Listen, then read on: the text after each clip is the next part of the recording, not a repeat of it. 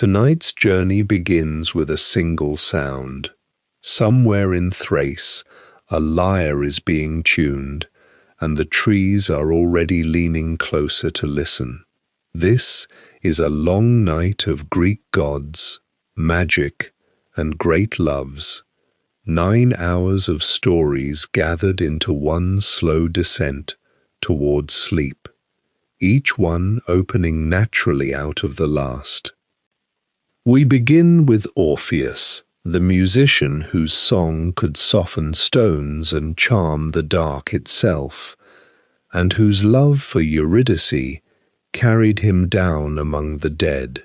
When his music fades, it fades into the wild woods of Artemis, the goddess of the moonlit hunt, who keeps the untouched places of the world. From her forests we cross to her twin, Apollo, god of light and prophecy, of healing and of song, whose oracle at Delphi spoke in riddles that shaped kingdoms. From Apollo's inspired voice, we turn to a cooler, steadier flame, Athena, born in full armor from the mind of Zeus, the goddess of wisdom, weaving and patient strategy, guardian of her shining city. And when the ordered streets of Athens grow quiet, we follow older torchlight to the crossroads, where Hecate waits, the goddess of thresholds and quiet magic, keeper of keys and companion of the night. Her torches lead us at last to the story of Psyche and Eros, a mortal girl and the god of love himself, a love tested by suspicion, impossible tasks, and a long night journey, and a love that endures all of it. You do not need to remember any of this. The stories will carry themselves. Let your breathing settle. Let the room grow dim around the words, and follow the song of Orpheus as far as it takes you. If you drift away before the end, that is exactly as it should be. The gods will still be here, unhurried, when you return another night. Good evening and welcome back. Settle now into the quiet and imagine that the night has lowered itself gently around you, not like a curtain falling, but like a dark river widening in silence. You do not have to follow quickly. There is nowhere in this story that asks you to hurry. Let the room become still. Let the edges of the day loosen. Somewhere beyond the ordinary walls, beyond the small lamps and familiar sounds, there is an older darkness, a darkness that belonged to caves, cypress trees, deep valleys, and the spaces between the stars. In that darkness, a single sound begins. It is not loud. It does not command. It simply appears as if a hand has brushed a string in the dark, and the string has remembered the shape of longing. This is the sound of a lyre. It is wood and gut, shell and craft. But in myth it becomes more than an instrument. It becomes a bridge. It becomes a lamp. It becomes a voice for all the things a human heart cannot say directly. Tonight, we follow that sound downward into one of the tenderest and most sorrowful stories the ancient Greeks left behind. It is the story of Orpheus, whose song could soften stone, calm beasts, and move the rulers of the dead. It is the story of Eurydice, whose name is often spoken only as loss, though before she was lost, she was a living presence, a beloved woman, a quiet brightness in the breathing world. It is the story of a descent into the underworld, of a promise almost fulfilled, and of one backward glance that has troubled listeners for centuries. But we will not enter it harshly. We will enter as one enters a dream by moonlight, with care, with patience, and with the understanding that myths are not puzzles to be solved once and for all. They are deep rooms. They echo differently each time we step inside. In the oldest myth of the tale, Orpheus belongs to Thrace, that northern region which Greek imagination filled with mountains, wild winds, horses, forests, and strange sacred songs. Thrace was not the gentle center of the Greek world. It was a borderland, a place both familiar and distant, close enough to name and far enough to dream about. There the hills rose dark against the sky and rivers moved through valleys where winter seemed to remember itself longer than in the southern islands. It is fitting that Orpheus should come from such a place. He's never only a court musician or a pleasant singer at feasts. He is a border figure. He stands between human and divine, between wilderness and order, between the living and the dead. His music is beautiful, but it carries the chill of thresholds. The ancients told different things about his birth, as they often did with figures too bright to belong to a single family line. Many said that his mother was Calliope, the muse whose name means beautiful voice, the muse of epic song, the keeper of high poetry and memory. To be born of Calliope is to be born from the very breath of story. It means that before Orpheus learned words, song had already leaned over his cradle. Some traditions named his father as Oeagrus, a Thracian king or river god, giving him the blood of the northern land, the pulse of water and earth.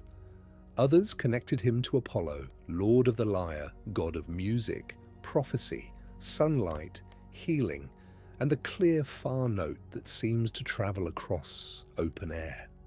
Whether Apollo was called his father, his teacher, or his divine source, the connection matters.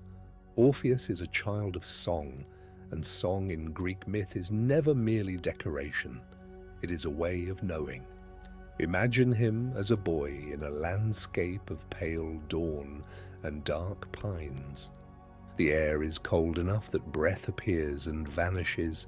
Sheep move like dim clouds over the slopes. Somewhere, a river speaks over stones. He listens more than other children listen. He hears not only the bird, but the pause before the bird. He hears not only the water, but the little grief of water, leaving each stone behind. When he is given the lyre, or when he finds it, or when Apollo places it in his hands, depending on which old singer you trust, he does not treat it like an object. He treats it like a creature that has been waiting for him. The first notes are simple. They tremble, then they settle, and the world seems to tilt slightly toward them. The lyre itself was already a wonder in Greek imagination. Hermes, clever and quick, was said to have made the first one from a tortoise shell, stretching strings across emptiness so that emptiness could sing. Apollo took it into his own radiant order and made music part of divine measure. In Orpheus's hands, the instrument becomes more intimate and more dangerous. It does not only praise the gods, it persuades existence. It asks the world to remember that all things vibrate, all things answer, all things are touched by rhythm, even when they seem mute. When Orpheus plays, birds descend from high branches and forget to be afraid. Deer come near and lower their heads. Wolves pause at the edge of the clearing, their yellow eyes dimming into peace. Trees lean, or so the story says, drawing their roots through the soil as if the earth itself were willing to be moved. Do not imagine this too literally if it troubles you. Myth often speaks in the language of impossible images because ordinary speech is too small. When we are told that stones followed Orpheus, perhaps we are being told that even hardness listened. When rivers slowed for him, perhaps we are being told that the endless rush of time paused for a moment, just long enough for longing to be heard. When animals gathered, predator beside prey, perhaps we are being shown a dream of harmony, a world briefly released from hunger. This is what his music does. It does not erase sorrow. It gathers it into pattern. It does not conquer nature. It allows nature to breathe in one rhythm. And when a human being hears such music, the heart may feel, for a little while, less alone inside the body. Orpheus grows into fame, though fame is not the right word for what surrounds him. Fame is noisy, and Orpheus's power is often quiet. Kings call for him, sailors speak of him, women and men remember where they stood when they first heard him. The Argonauts, those voyagers of another great Greek story, are sometimes said to have taken him with them on the Argo, not because he could lift a spear better than another hero, but because there are dangers that strength cannot answer. When the sea is angry, when oarsmen lose heart, when strange voices rise from beyond the foam, a song may hold people together more surely than bronze. Orpheus belongs among heroes, but not as a fighter of battles. He is a mender of attention. He gathers frightened souls back into one breath, and yet, for all this wonder, the story that keeps his name alive is not a story of triumph. It is a love story, and more than a love story, a grief story. Into his life comes Eurydice. Her name has been interpreted in different ways, sometimes connected with wide justice or far-reaching right, though names in myth often shine through several veils. She's called a nymph in many tellings, one of those beings who belong to groves, springs, meadows, and the green, breathing places of the world. But let us not make her only a symbol. Imagine her first as someone alive in sunlight.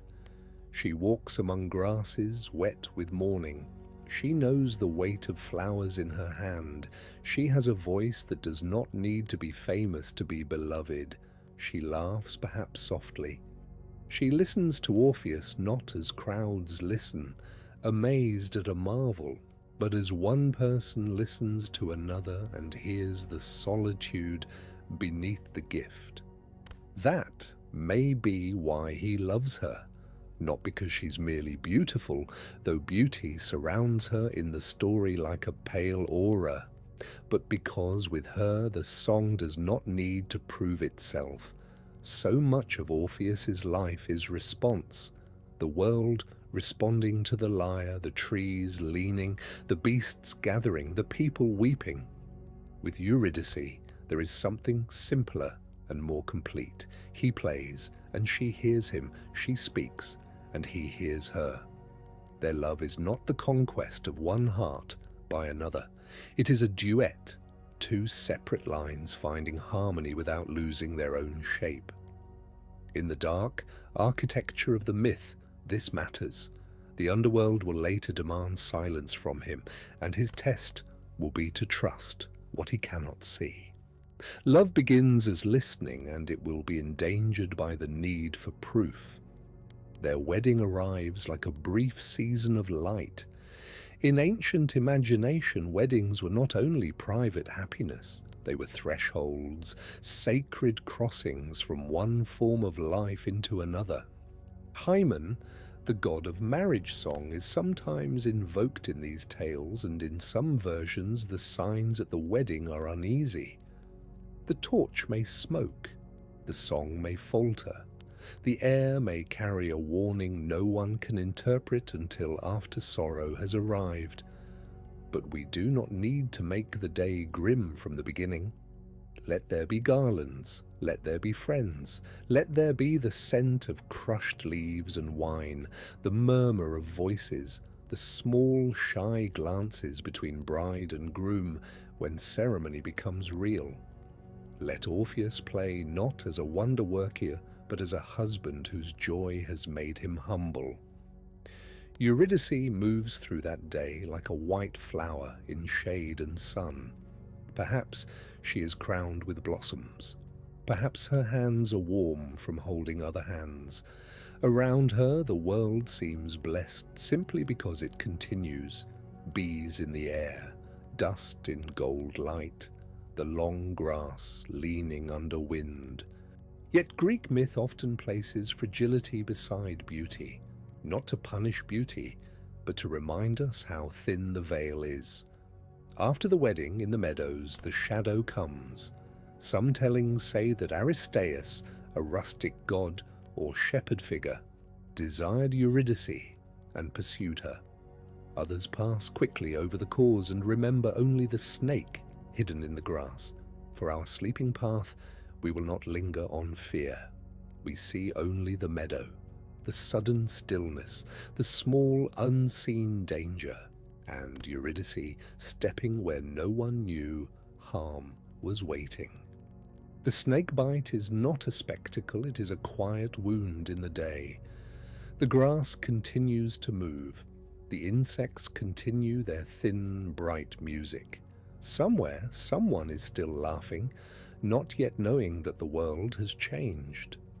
Eurydice feels the pain, then the strange distance that comes when life begins to loosen its hold. Those who love her gather, but love cannot always command the body to stay. Orpheus comes, or perhaps he is already near, and the myth gives us one of its cruelest silences. The greatest musician in the world has no note that can close this opening. He may sing her name. He may call to Apollo, to Calliope, to every god who ever touched a string. But the meadow does not answer as the trees once did. The breath leaves gently, and Eurydice passes from the upper air. There is a kind of grief that makes the world appear false. The sun rises, and the grieving heart thinks, how can it rise? People speak, and the words seem to come from behind glass. Food is placed before the mourner. Water is offered. Hands touch his shoulder. All of it is kind, and none of it reaches the place where the loss has gone. Orpheus, who once made others feel understood, now discovers the loneliness that even music cannot immediately cross. He sits with the lyre in his lap, and it is no longer a wonder. It is wood. It is strings. It is a thing that failed. The same instrument that could draw trees from their roots could not keep one beloved soul from slipping downward. He sings anyway. What else can he do? He sings to the hills of Thrace until the hills return his voice in broken echoes. He sings beside rivers, and the rivers seem to darken as they carry the sound away. He sings at night beneath constellations that look cold and ancient, and perhaps for the first time he understands why mortals have always feared the distance between earth and stars. His songs are no longer made to charm. They are questions. They are refusals. They are hands pressed against a door. In them he remembers Eurydice walking, Eurydice turning her head, Eurydice asleep, Eurydice listening. Memory does what memory does in grief. It gives and wounds at the same time. In many stories, mourning eventually bends toward acceptance. The bereaved remain among the living. They learn the altered shape of the world. They carry love as a hidden flame. But Orpheus is not an ordinary mourner, and myth is not ordinary time. His gift has always been to cross boundaries by song.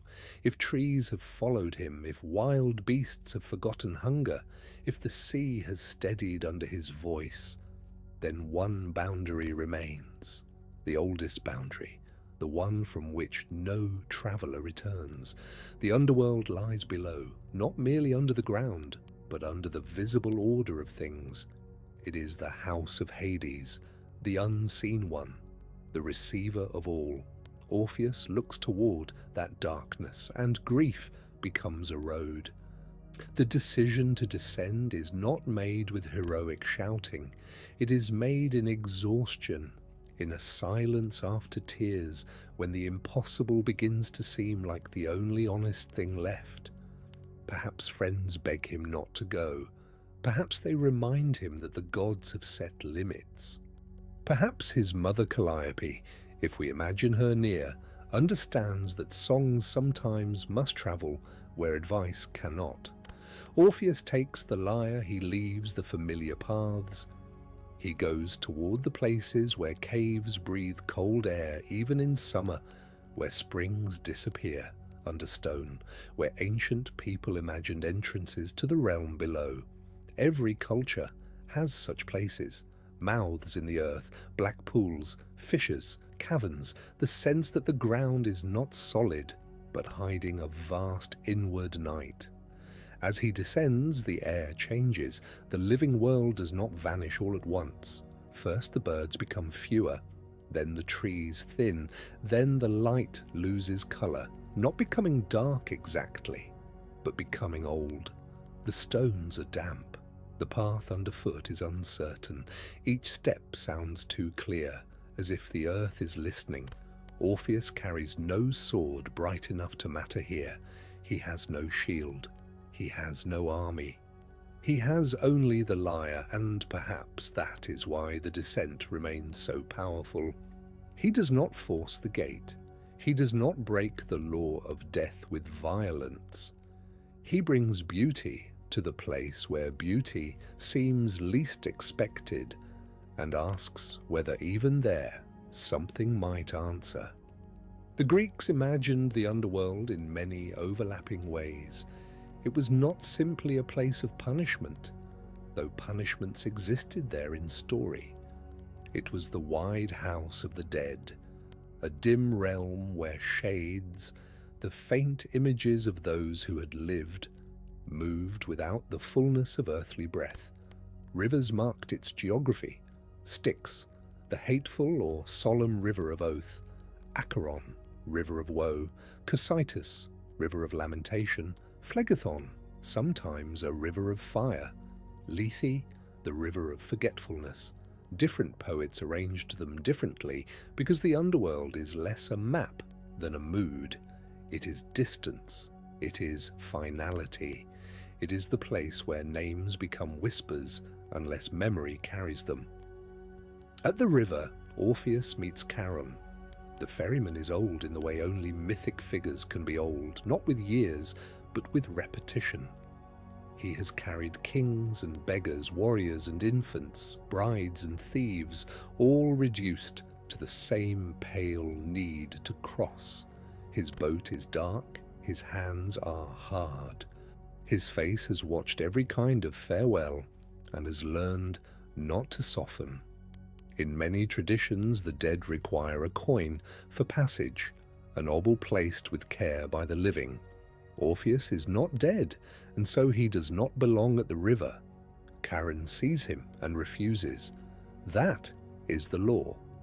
The living do not cross in that direction by desire alone. Orpheus does not argue like a lawyer. He does not threaten. He sits or stands near the black water and lifts the lyre. The first notes fall lightly, like drops into a still pool. Charon has heard weeping for ages. He has heard pleading, bargaining, denial, curses thrown backward at the world of light. But this is different. Orpheus does not sing only of his own pain. He sings of every hand that has released another hand at the riverbank. He sings of mothers who placed coins under cold tongues. He sings of old men who felt the sun for the last time on their faces. He sings of children whose names were spoken until the speakers themselves came down to join them. The ferryman listens, and something within his ancient duty grows quiet. The boat receives Orpheus. It does not welcome him exactly, but it holds his weight.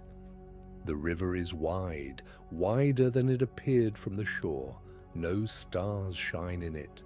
The oar makes almost no sound. As they cross, Orpheus looks into the water and perhaps sees nothing, or perhaps sees memories drifting beneath the surface like pale leaves. Karen says little. Ferrymen in myths do not need many words. The passage itself is the speech.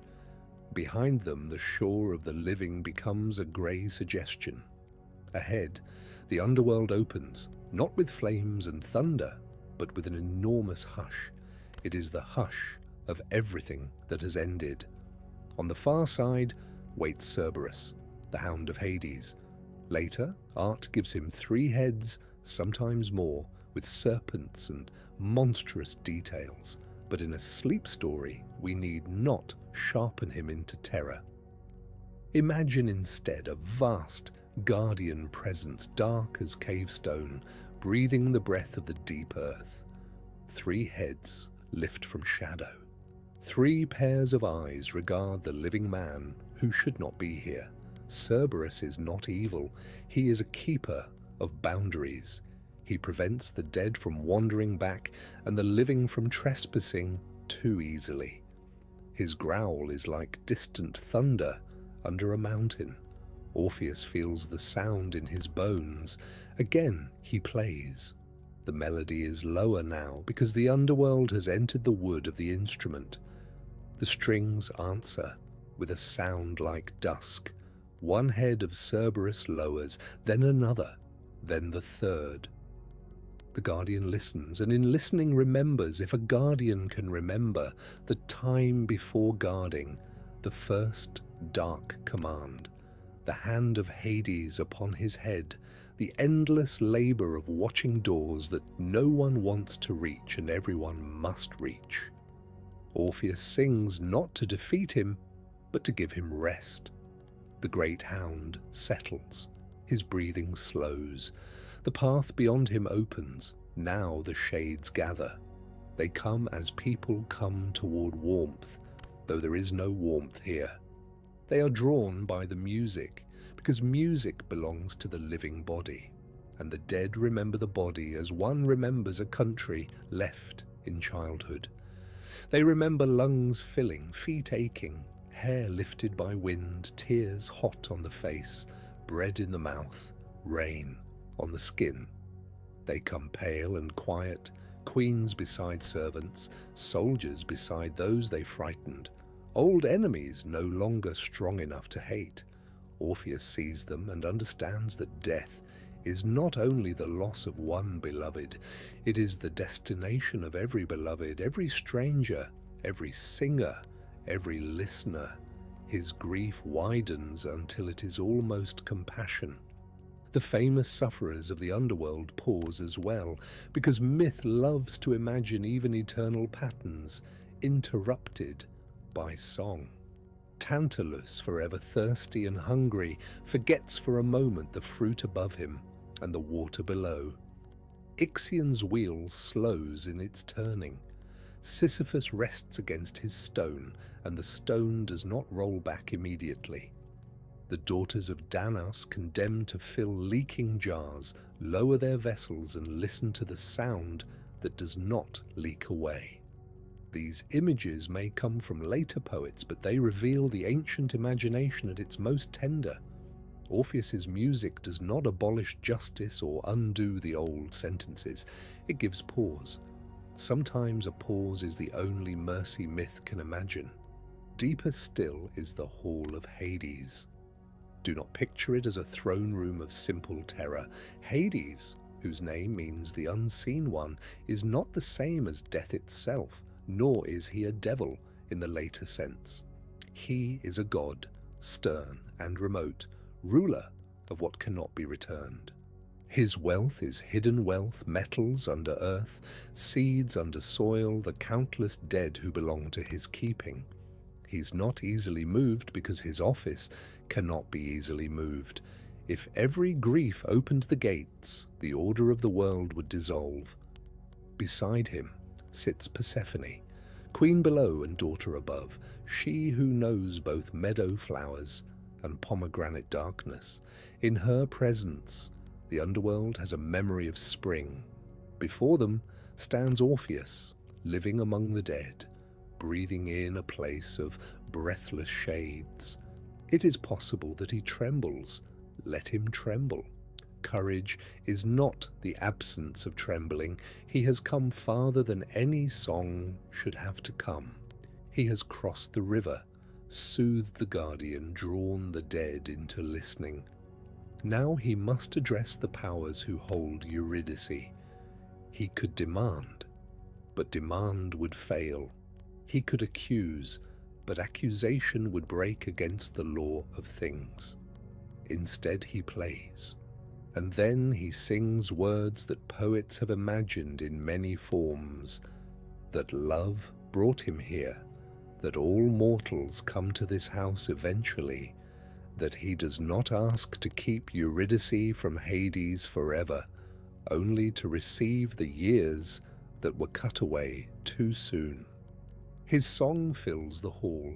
It does not brighten it. The underworld is not changed into daylight. Rather, the darkness becomes articulate. It becomes capable of hearing itself. Orpheus sings of the meadow and the wedding, of a torch that should have burned longer, of a bride taken before the song of marriage had faded. He sings of how the living try to accept the law of death, and how sometimes the heart cannot move at the speed of law. He sings of Persephone's own descent, though softly, not as accusation but as recognition. She too knows the tier between above and below. She too has been missed by a mother under a grieving sky. The queen listens, and perhaps her face changes first. Hades listens also. His stillness is not emptiness. It is the stillness of a judge who knows that pity can be dangerous if it becomes disorder, and cruelty can be disguised as firmness if it never bends. Around him the shades weep without tears. The Furies, if they are near, lower their solemn attention. The iron laws of the underworld do not vanish, but they seem, for one suspended moment, to remember why laws exist at all. Not to mock love, not to make grief meaningless, but to hold a world in which even love must learn limits. Orpheus's song presses against that limit. It does not shatter it, it makes it transparent. Then comes the gift, if gift is the right word for something so fragile. Eurydice may return. The dead bride may follow her living husband upward. But there is a condition. Orpheus must walk ahead. Eurydice will come behind him. He must not look back until they have both reached the light of the upper world. Not until both are fully beyond the threshold. Not when he feels the first breath of living air. Not when he sees the first grey brightening of the cave mouth. Both must be free before his eyes seek her. The rule is simple. That is part of its cruelty. It is so simple that anyone hearing the tale thinks, I would obey. I would keep walking. I would not turn. But myths endure because they know us better than our confident thoughts know us. To walk forward while the beloved follows unseen is not simple. It is a test made from the deepest materials of grief. Grief wants evidence, love wants the face. Fear invents silence and then believes in it. The mind asks, is she truly there? Did the gods deceive me? Did she stumble? Did I move too quickly? Is she fading? Is the sound behind me her footstep, or only my own echo returning from stone? The condition asks Orpheus to trust precisely where he has been wounded. It asks a singer whose life is response to accept no response. It asks the lover to love without looking.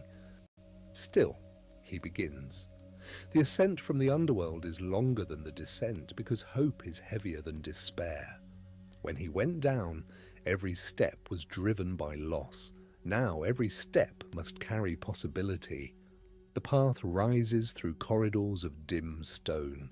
The air is cold, then less cold. Behind him, perhaps, there is the faintest sound, a footfall, a breath. Or perhaps Eurydice is still shade enough that she makes no sound at all. Orpheus holds the lyre close but does not play, because perhaps he is afraid that if he plays, he will not hear her. Or perhaps the rule forbids any attempt to call her forward. The silence becomes another instrument, and it plays upon his nerves. Imagine Eurydice behind him. She has been given back, but not fully. The underworld still clings to her like mist. She sees Orpheus ahead, the shape of his shoulders, the careful placement of his feet. She may want to speak. Some versions make her silent because the dead cannot speak until restored. Some make the command fall on both of them. Some leave her in a world unrecorded, which is its own sorrow. But we can imagine her tenderness. She sees how hard he is trying. She knows the strain in him. She knows, perhaps, that love can fail not from lack of love, but from too much fear within love. She follows. They pass the shades who watch without, calling out. Cerberus remains still. Charon waits beside his river and does not speak. The boat carries them back across, or perhaps the upward path passes by another way. In myth, geography bends around meaning. What matters is that Orpheus moves from depth toward light, and that every boundary crossed below must now be crossed again in reverse. The river, the gate, the dim fields, the cave road. Each is a layer between death and life. Each layer tests his trust. The farther he climbs, the more possible the return becomes, and the more possible it becomes, the more unbearable the uncertainty. This is one of the quiet truths of the myth. When hope is distant, we can sometimes endure distance. But when hope is close, almost within reach, the heart becomes frantic.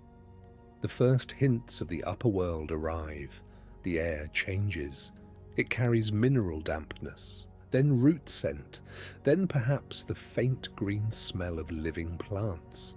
Orpheus sees a paler darkness ahead, not daylight yet, but the promise of it.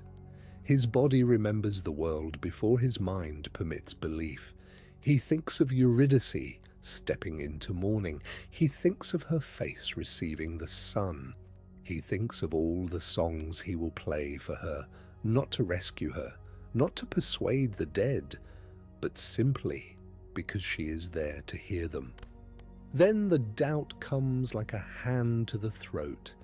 Why is she so quiet? Why has she not touched him?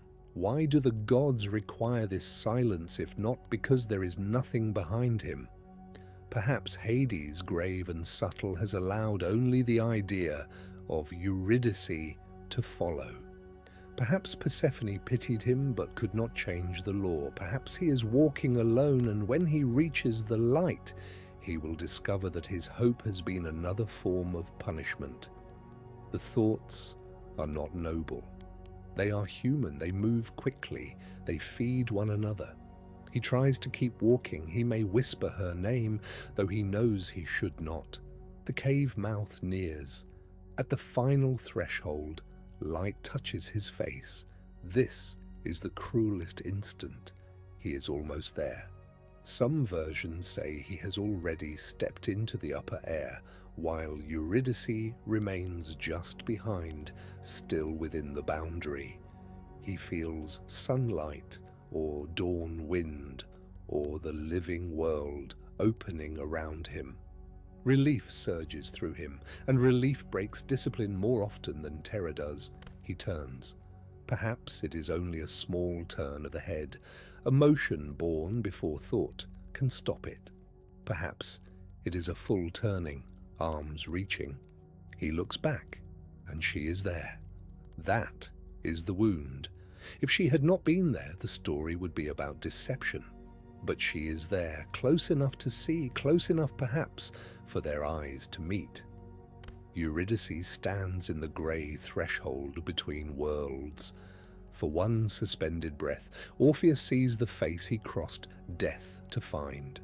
She is not an illusion, she is not a trick. She has followed all the way from the halls of Hades. The gift was real. The condition was real. His failure is real. Her loss is real. Everything is real, and there is no mercy in choosing which part to deny. She begins to fade, or rather the underworld begins to reclaim what has not fully crossed. The old poets give her a farewell, sometimes gentle, sometimes wordless. Ovid imagines that she does not complain. What could she complain of except that she was loved? This is not to excuse the turning, but to deepen it. Eurydice understands, perhaps in that final vanishing, that Orpheus looked because he loved and feared in the same breath.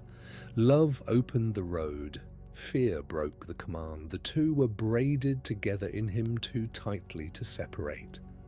She slips backward, down into the dark, not violently, not with spectacle, but like a reflection leaving water when the lamp is moved. Orpheus reaches for her. His hands close on air. The light around him, which should have been triumph, becomes unbearable. He tries to follow again. He runs back toward the opening, but the way is closed. Charon will not ferry him a second time while he lives. The laws that bent once will not bend again. This is another hard mercy of the myth. Even the greatest song cannot make grief repeat its bargain until it gets the answer it wants. Orpheus remains above, and Eurydice remains below. The world is restored to order, but order now feels like a locked door. Here, many listeners become angry with Orpheus. Why did he turn? Why could he not wait a few more steps? The question is natural. It is also part of the myth's design.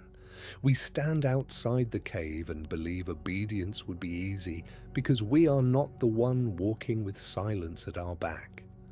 We know she is there because the story tells us.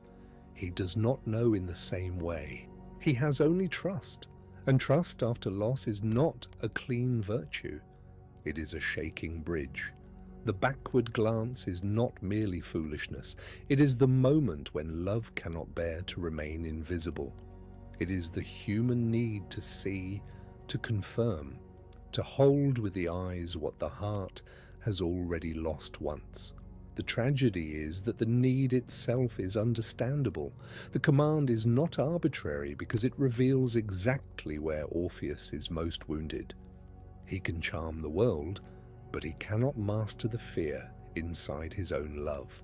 He can move Hades, but he cannot quiet the small, desperate voice that says, "Look now," before it is too late.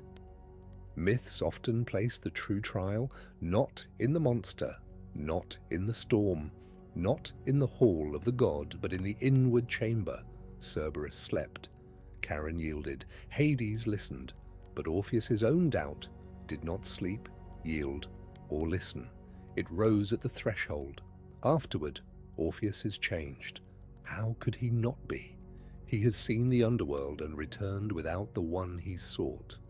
He has won and lost in the same motion. He knows now that his music can reach farther than any mortal music should, and also that even this reach has limits. This knowledge is not peaceful. Some stories say he withdrew from the company of women or from ordinary love, unable or unwilling to replace Eurydice. Some say he taught men sacred rites. Some say he wandered in Thrace, singing to rocks and rivers, but the songs were different now.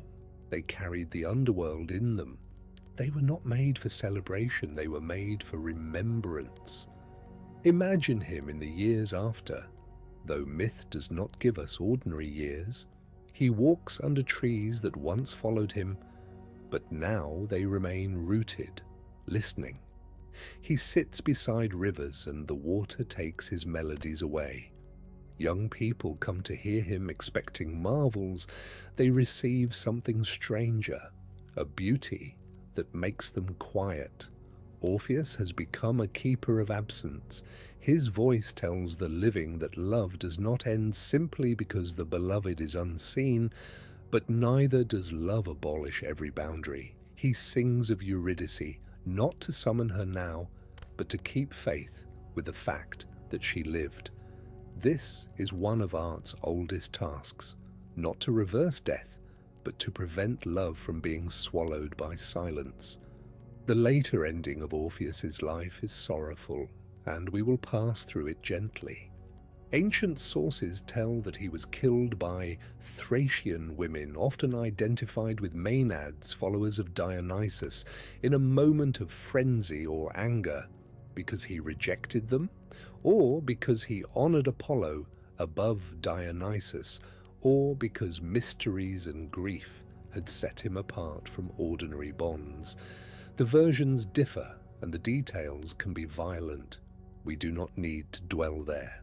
What matters for this night is the image that survives the violence, his head and lyre floating down the river Hebrus, still singing.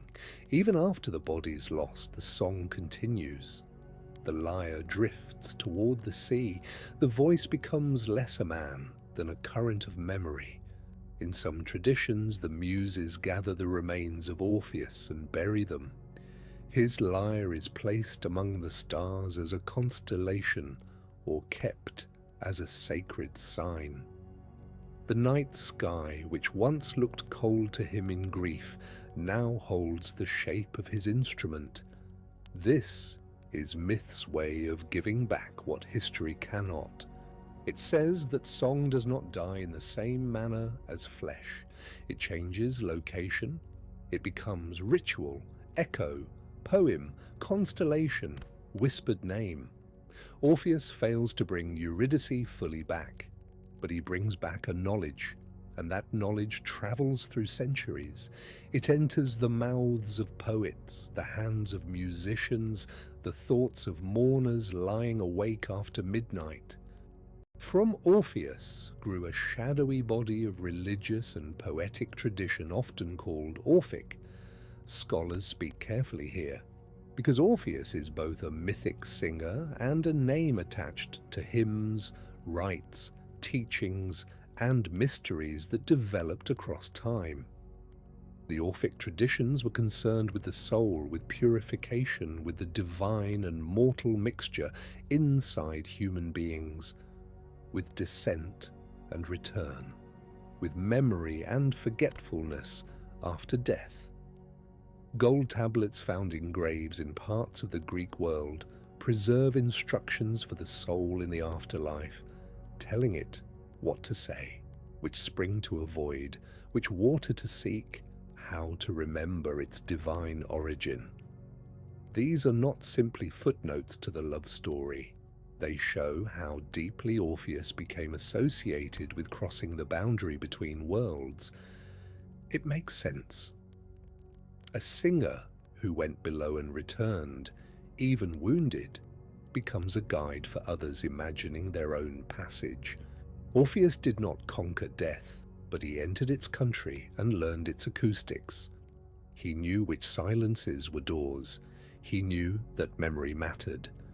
In some Orphic imagination, the soul must avoid Lethe, the water of forgetfulness, and seek instead the lake of memory, Mnemosyne. This is beautiful and strange. To be saved is not only to be forgiven or released, it is to remember who you are. Orpheus's own tragedy turns on memory and sight. He cannot stop remembering Eurydice, and he cannot bear not seeing her. Later, seekers turned his name into a hope that the soul might remember its way home. The myth also asks what art can do. It is tempting to answer grandly. Art can move gods, soften death, charm beasts, suspend punishment, and make the universe listen. The story says yes for a while, but it also says art cannot do everything. Orpheus's song wins the impossible condition, but it does not give him the inward steadiness to fulfill it. Art can open doors that the artist may still be too human to pass through unchanged. This is not an insult to art. It is what makes art truthful. A song may carry grief, shape grief, make grief shareable, and give grief a chamber where it can echo without destroying the one who hears it. But a song does not make the singer immortal. A poem does not exempt the poet from fear. Perhaps that is why the story lasts. If Orpheus had simply descended, played, and returned with Eurydice, we would have a marvel, but not the same mirror. If he had been refused from the beginning, we would have a warning about limits, but not the same ache. Instead, the myth gives us almost. The song almost brought Eurydice back. Almost is one of the most haunting words in human life. Almost healed, almost held, almost forgiven, almost home. In that almost, listeners recognize the fragile border between what love intends and what human beings can bear. Orpheus does not fail because he lacks love. He fails because he is made of love and fear, memory and desire, hope and doubt. In other words, because he is mortal. Eurydice, too, must be restored to the center of our attention. Too often she becomes only the object of Orpheus's quest, the silent measure of his loss. But the story is hers as well. She is the one taken from daylight, the one asked to follow unseen, the one who nearly returns, the one who loses the upper world twice. Her silence in the ancient versions can feel like erasure, but it can also invite a reverent listening. What would it mean to follow someone who must not look at you? What trust would be required of her? What patience, what tenderness in that final moment when she sees him turn and understands everything at once.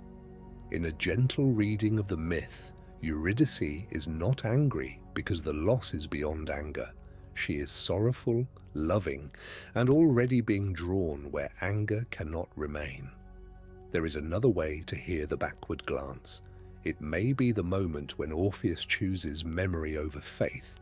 Faith here does not mean belief in doctrine. It means walking toward the light while trusting the unseen beloved. Memory says, I know her by her face. I cannot go on without the face. Both are forms of love. One belongs to the future, one to the past. Orpheus, who is the great singer of memory, turns toward what he knows. He cannot yet love the unseen future more than the remembered face. So, the myth asks us, with great softness and severity, whether love sometimes must release the need to look back, not forget, never forget, but walk. For those who grieve, this question can be tender and difficult. Grief often feels like loyalty to the vanished. To move forward can feel like betrayal.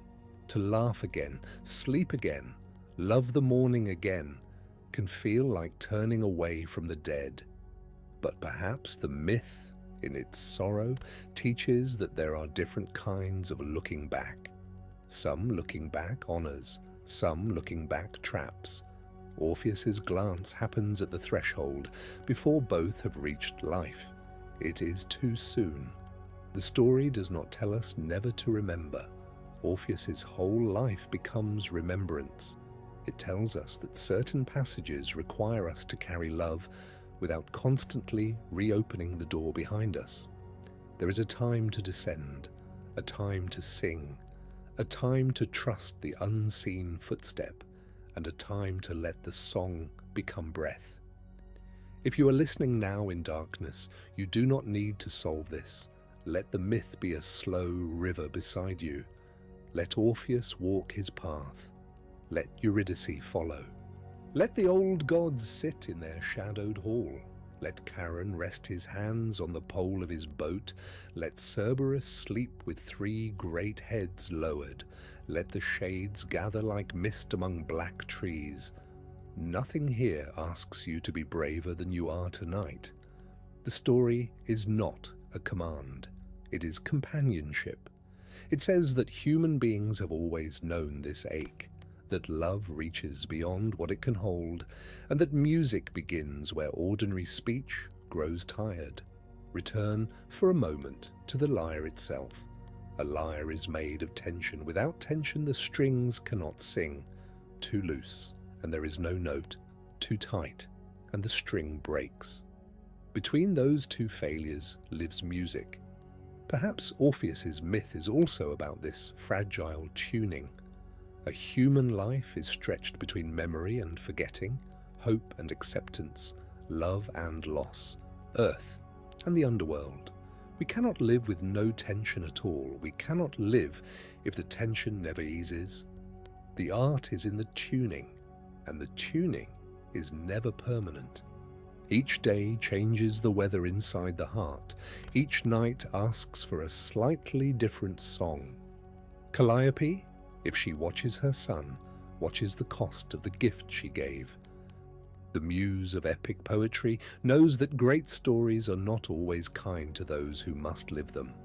Apollo, bright god of music, may hear in Orpheus's song both devotion and wound.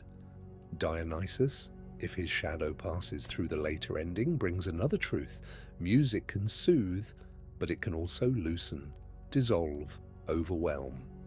The Greek gods are not simple moral lessons. They are powers, each with beauty and danger.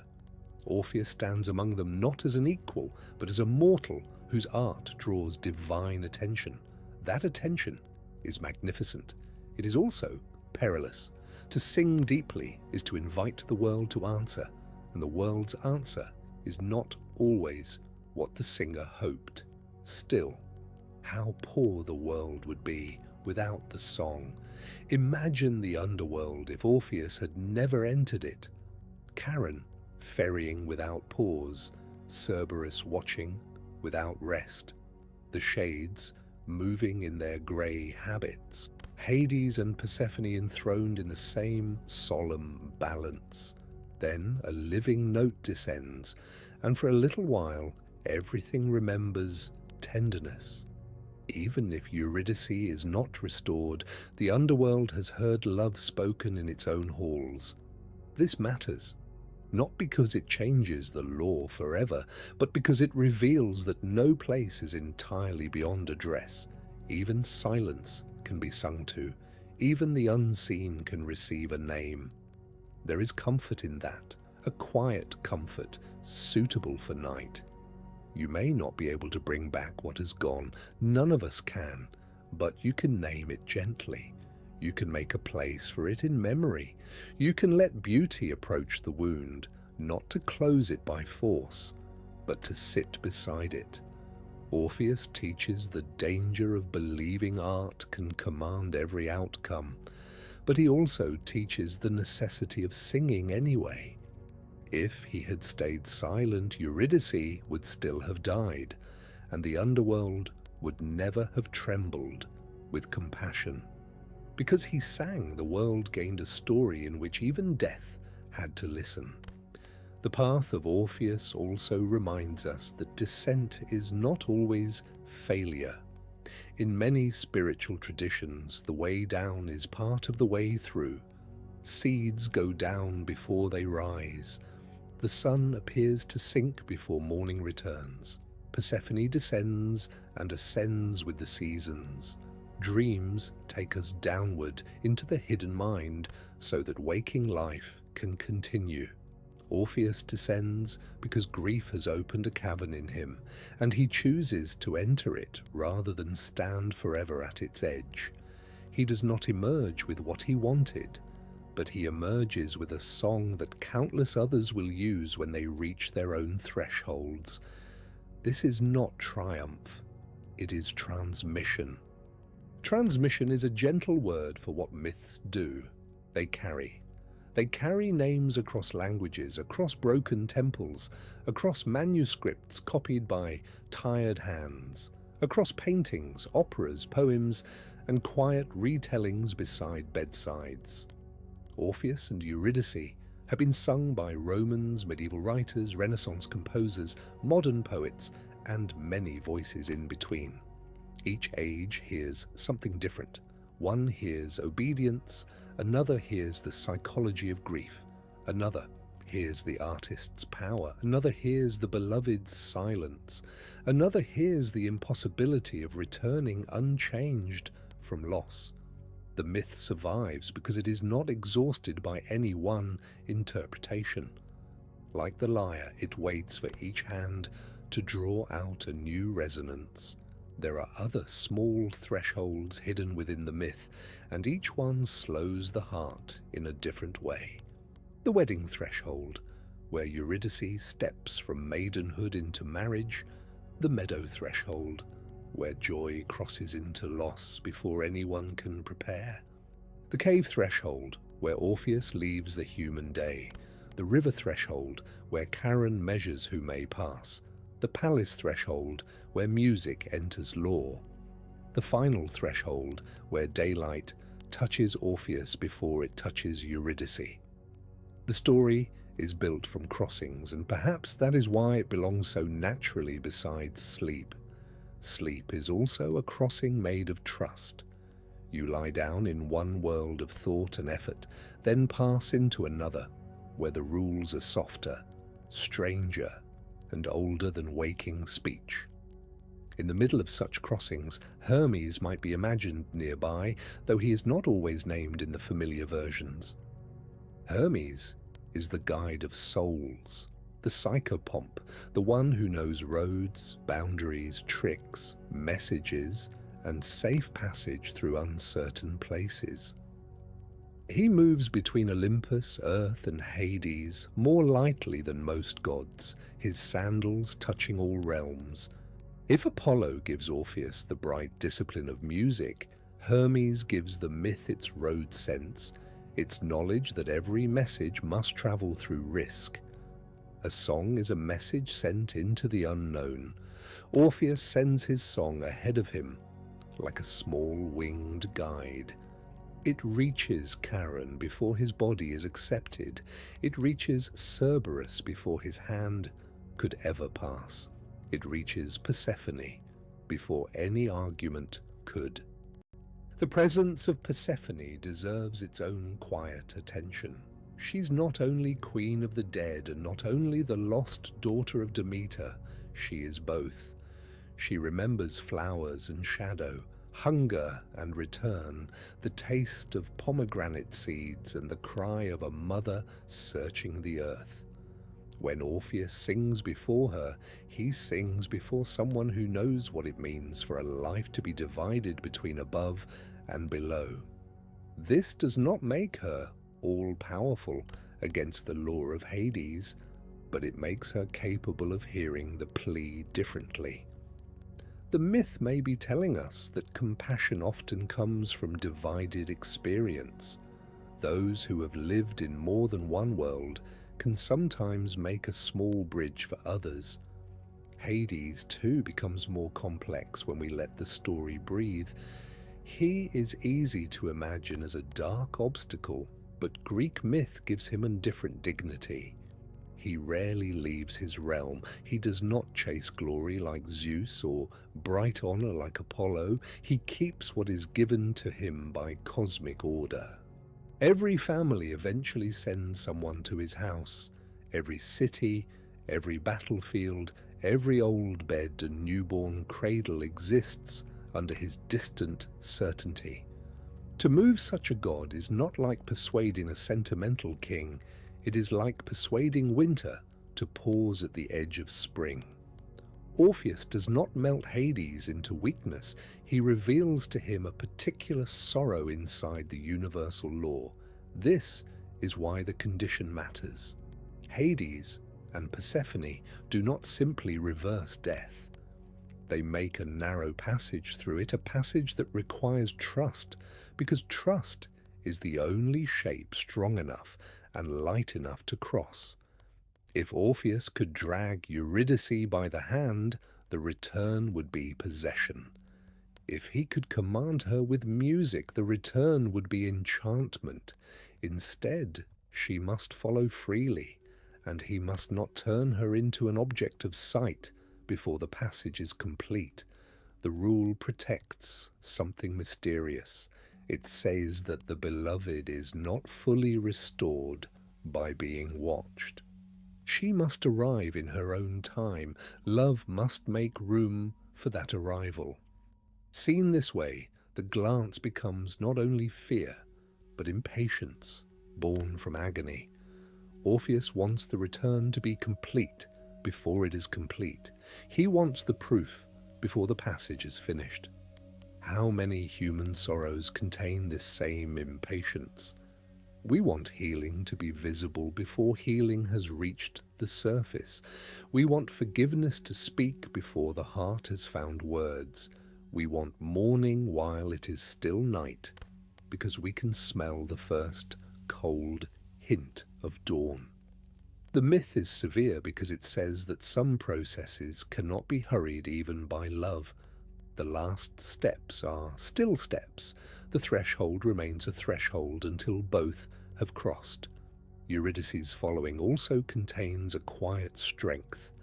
She does not lead the story by action in the old texts, but following through darkness can be an action of extraordinary courage. She has already died. She has already entered the realm from which mortals do not return. Then, by the grace of a song and the pity or judgment of the gods, she is asked to walk upward, behind the man who loves her, unable to receive his gaze, perhaps unable to reassure him. She must trust that he will keep the command. She must trust the path. She must trust that the light ahead is truly meant for her. Her silence is not emptiness, it is endurance. When Orpheus turns, the loss that follows is also the loss of that shared endurance. For a moment, both had been participating in one fragile act of faith. He walked without seeing. She followed without being seen. The act required both of them, and it breaks in the space between them. That is why the moment feels so intimate. It is not a public catastrophe. There is no battlefield, no crashing palace, no god-hurling thunder. There is only a man, a woman, a threshold, and one motion of the head. Myth understands that the smallest gestures can carry the greatest weight. A glance can undo what a journey achieved. A whisper can open a wound. A pause can become mercy. Yet even undone things leave traces. The path from Hades to daylight has been walked by Eurydice, almost to the end. The underworld has known the footsteps of return. Orpheus has seen that the dead are not beyond the reach of song, even if they remain beyond possession. The gods have shown that law can bend into condition, if not into reversal. These traces matter in the symbolic life of the myth. They become openings for later imagination, for mysteries, for prayers, for poems in which the soul seeks guidance after death. An almost completed journey is still a journey. A failed rescue can still become a map. The Orphic tablets, those small leaves of gold placed with the dead, speak in a voice very different from a love story, yet they seem to shimmer with related concerns. They instruct the soul to say that it is a child of earth and starry heaven, that it is parched with thirst, that it seeks cool water from the lake of memory. Whether every tablet belongs directly to what we call Orphic belief is a question for careful scholars, but the mood is close to Orpheus. The soul travelling, the need to remember, the danger of forgetting, the hope that the right words can guide one through the unseen. The singer becomes, across time, a keeper of passwords for darkness. This connection between song and right speech is ancient. In many cultures, words do not merely describe reality, they help open or close it. A blessing is not just information, a lament is not just sadness, a hymn is not just praise. The correct name, spoken with reverence, can place the speaker in relationship with powers too large for ordinary handling. Orpheus's music has this sacred quality. He does not win the underworld by cleverness. He speaks the right grief in the right place with the right humility. His song is a ritual action, a shaped offering. It gives sorrow form, and form allows sorrow to stand before the gods. For a sleep story, form matters as well. The mind resting at night does not want a jagged account full of shocks and sharp corners. It wants a path of repeated images: lyre, river, cave, footstep, breath, star.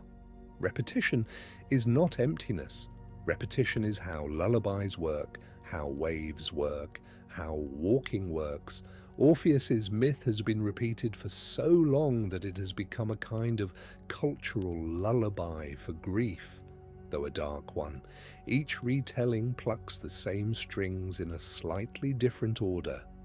Each listener knows or senses that the glance will come. The sorrow is expected, and because it is expected, it can be held. There is a mercy in known sorrow. A sudden grief in life can feel chaotic, meaningless, beyond language. A sorrow in myth has shape. It begins, descends, turns, and fades. We can enter it and leave it. We can cry for Orpheus and Eurydice without being destroyed by them, because the story holds the edges.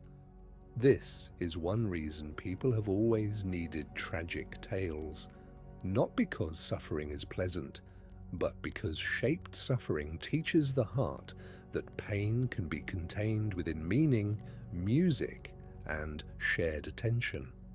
The myth does not make loss good, it makes loss speakable. The landscape of the story also teaches slowness. Nothing important happens at modern speed. The lyre is tuned by hand. The wedding gathers by foot and voice. The snake hides in grass, part of the old, patient earth. Orpheus mourns through days and nights. The descent is walked, not rushed. Charon rows, Cerberus lowers his heads one by one. Hades listens before judging. The ascent is step after step after step. Even the fatal glance has power because it comes after so much waiting. In a hurried mind, the myth becomes a summary. In a slow mind, it becomes a chamber where every image has time to glow. So let the slow mind have the story now. Let the details stretch out like shadows at evening. Orpheus's fingers on strings, Eurydice's feet in meadow grass, the cold lip of the cave, the dark river without stars, the old ferryman's listening face, the great hound soothed into sleep, the shades remembering rain, Persephone's eyes carrying spring and winter together, Hades' hand resting on the arm of his throne, the upward path narrowing toward light, Eurydice close behind, Orpheus almost faithful to the end, the turn, the farewell, the echo. If there is wisdom here, it is not bright wisdom, it is underworld wisdom, the kind learned in dimness. It says that love is powerful, but not controlling. It says that art is sacred, but not omnipotent. It says that grief can become a road, but the road may not lead where we ask. It says that the dead are gone, and also that memory keeps a living relation with them.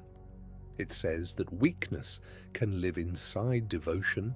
It says that almost is painful, but not meaningless. It says that a song which fails to save one life may still save many hearts from wordless loneliness. And perhaps, most gently, it says that no human being is only the worst moment of their fear. Orpheus is not only the man who looked back, he is also the man who loved deeply enough to descend, the singer who gave rest to the restless dead, the mourner who turned private anguish into a music the world could inherit. Eurydice is not only the woman lost twice, she is also the beloved who listened, the bride who walked the dark path upward, the quiet presence whose name still summons tenderness. The myth does not erase the fatal instant. It surrounds it with enough beauty and sorrow that judgment softens into understanding. Tonight, the story draws out the sleep note, the slow note, the one that does not argue. We let Orpheus be gifted and broken. We let Eurydice be loved and lost, and more than lost. We let Hades be stern without making him cruel. We let Persephone be compassionate without making her lawless. We let the backward glance remain both mistake and revelation. Above all, we let the story breathe. There is no need to tighten it into a lesson too quickly. A myth held gently can be more healing than a myth explained completely. The ancient world around this story was full of ritual sound. Hymns rose at altars, flutes sounded at processions, women sang laments for the dead, shaping grief into repeated phrases so the community could bear it. Work songs measured labor. Wedding songs carried people over thresholds. Lullabies guarded infants at the edge of sleep. Orpheus gathers all of these functions into one impossible figure. He is wedding singer, mourner, traveler, priest, lover, and guide. His lyre accompanies joy, then grief, then descent, then memory. This is why his story belongs so naturally to nighttime. Night is also a threshold. We leave the bright world of tasks and enter a region where images speak more freely than arguments. One more quiet strand belongs here, the strand of the listener. Orpheus is famous because the world listens to him, but the myth has survived because we listen to the world through him. We become, for a while, like the stones and trees, drawn closer by a sound we cannot fully explain. We listen to grief without turning away. We listen to love without demanding that it end neatly. We listen to the underworld not as a place of spectacle, but as the deep background against which mortal tenderness becomes visible. This listening is active even when the body is still. It is a kind of inward hospitality. The story arrives tired from centuries of travel, and we give it a place by the fire of attention. In return, the story asks very little. It does not ask us to become heroes. It does not ask us to descend tonight into our own deepest chambers and return with perfect answers. It only asks us to notice the music hidden inside longing. It asks us to be careful with the names of the lost. It asks us to understand that the heart may turn back sometimes, and that even then, the song need not be over. Orpheus's later music is wounded, but it is still music. There are days when that is enough, not healing completed, not wisdom mastered, only the continued ability to make or receive one honest note after another. And when the ancient poets say that trees followed him, perhaps they also mean that the rooted parts of us can move. The parts we think are fixed in sorrow, fixed in fear, fixed in old memory, may lean a little toward beauty. They may not uproot themselves all at once, they may not cross the whole forest, but they can incline, they can listen, they can admit that something gentle has entered the clearing. This is enough for night, a small inward leaning toward rest, a loosening in the roots, a sense that even after the darkest tale, the breath can continue its slow work. There is no hurry in this leaning. The old song has waited through many nights, and it can wait through this one too. Let it be patient with you, as darkness is patient with the stars. As you listen, perhaps your own breath has slowed a little. Perhaps the room has become less sharp. The mind may still wander, as minds do. Let it wander through Thrace, over dark hills and quiet rivers. Let it stand at the wedding among flowers. Let it rest beside Orpheus when he first understands that loss has no immediate remedy. Let it drift with Charon's boat. Let it rest in imagination beside the heavy, sleeping heads of Cerberus, no longer fearful, only tired from guarding. Let it sit at the edge of the hall where Hades and Persephone listen. Let it climb the long path upward without needing to know whether it would turn. There is a tenderness in admitting that we might turn. Many people hear the myth and insist they would not. But perhaps sleep comes more easily when we do not need to be better than Orpheus. Perhaps we can say, yes, I understand the glance. I understand the sudden fear, the ache for the face, the terrible closeness of hope. Understanding is not the same as approval. It is simply a loosening of judgment. Myths do not ask us to stand above their characters like judges in daylight. They invite us to sit beside them in the half-dark and recognize the human shape of their mistakes. And Eurydice, fading, can be held not as punishment, but as sorrow. She returns to the underworld, but not to oblivion. Orpheus remembers her. The poets remember her. We remember her now. Her name continues to move through the living air. In that sense, the song does bring something back, though not the body, not the years, not the daily presence Orpheus begged for. It brings back the fact of love. It brings back the meadow, the wedding, the nearly completed ascent. It brings back the image of a woman at the threshold, seen and lost, and asks us to treat her with reverence rather than use her only as a symbol of failure. The underworld too changes in our imagination because of her. It is not only a storage place for shades, it becomes the place where Eurydice waits, where Persephone understands, where Hades can be moved once, where music can travel. Ancient people feared the dead, honored the dead, fed the dead with offerings, spoke to them at tombs, remembered them in rituals. The boundary was firm, but not loveless. Orpheus's descent dramatizes that relationship. The living cannot simply retrieve the dead, but they can address them, they can honor them, they can carry their names upward like small lamps. Small lamps are enough for night. We do not need the sun yet. The story itself is a lamp, not blazing, but steady. It shows a man walking into darkness with an instrument. It shows that beauty is not naive just because it is gentle. The lyre does not deny the underworld. It enters it. It does not pretend Cerberus is harmless.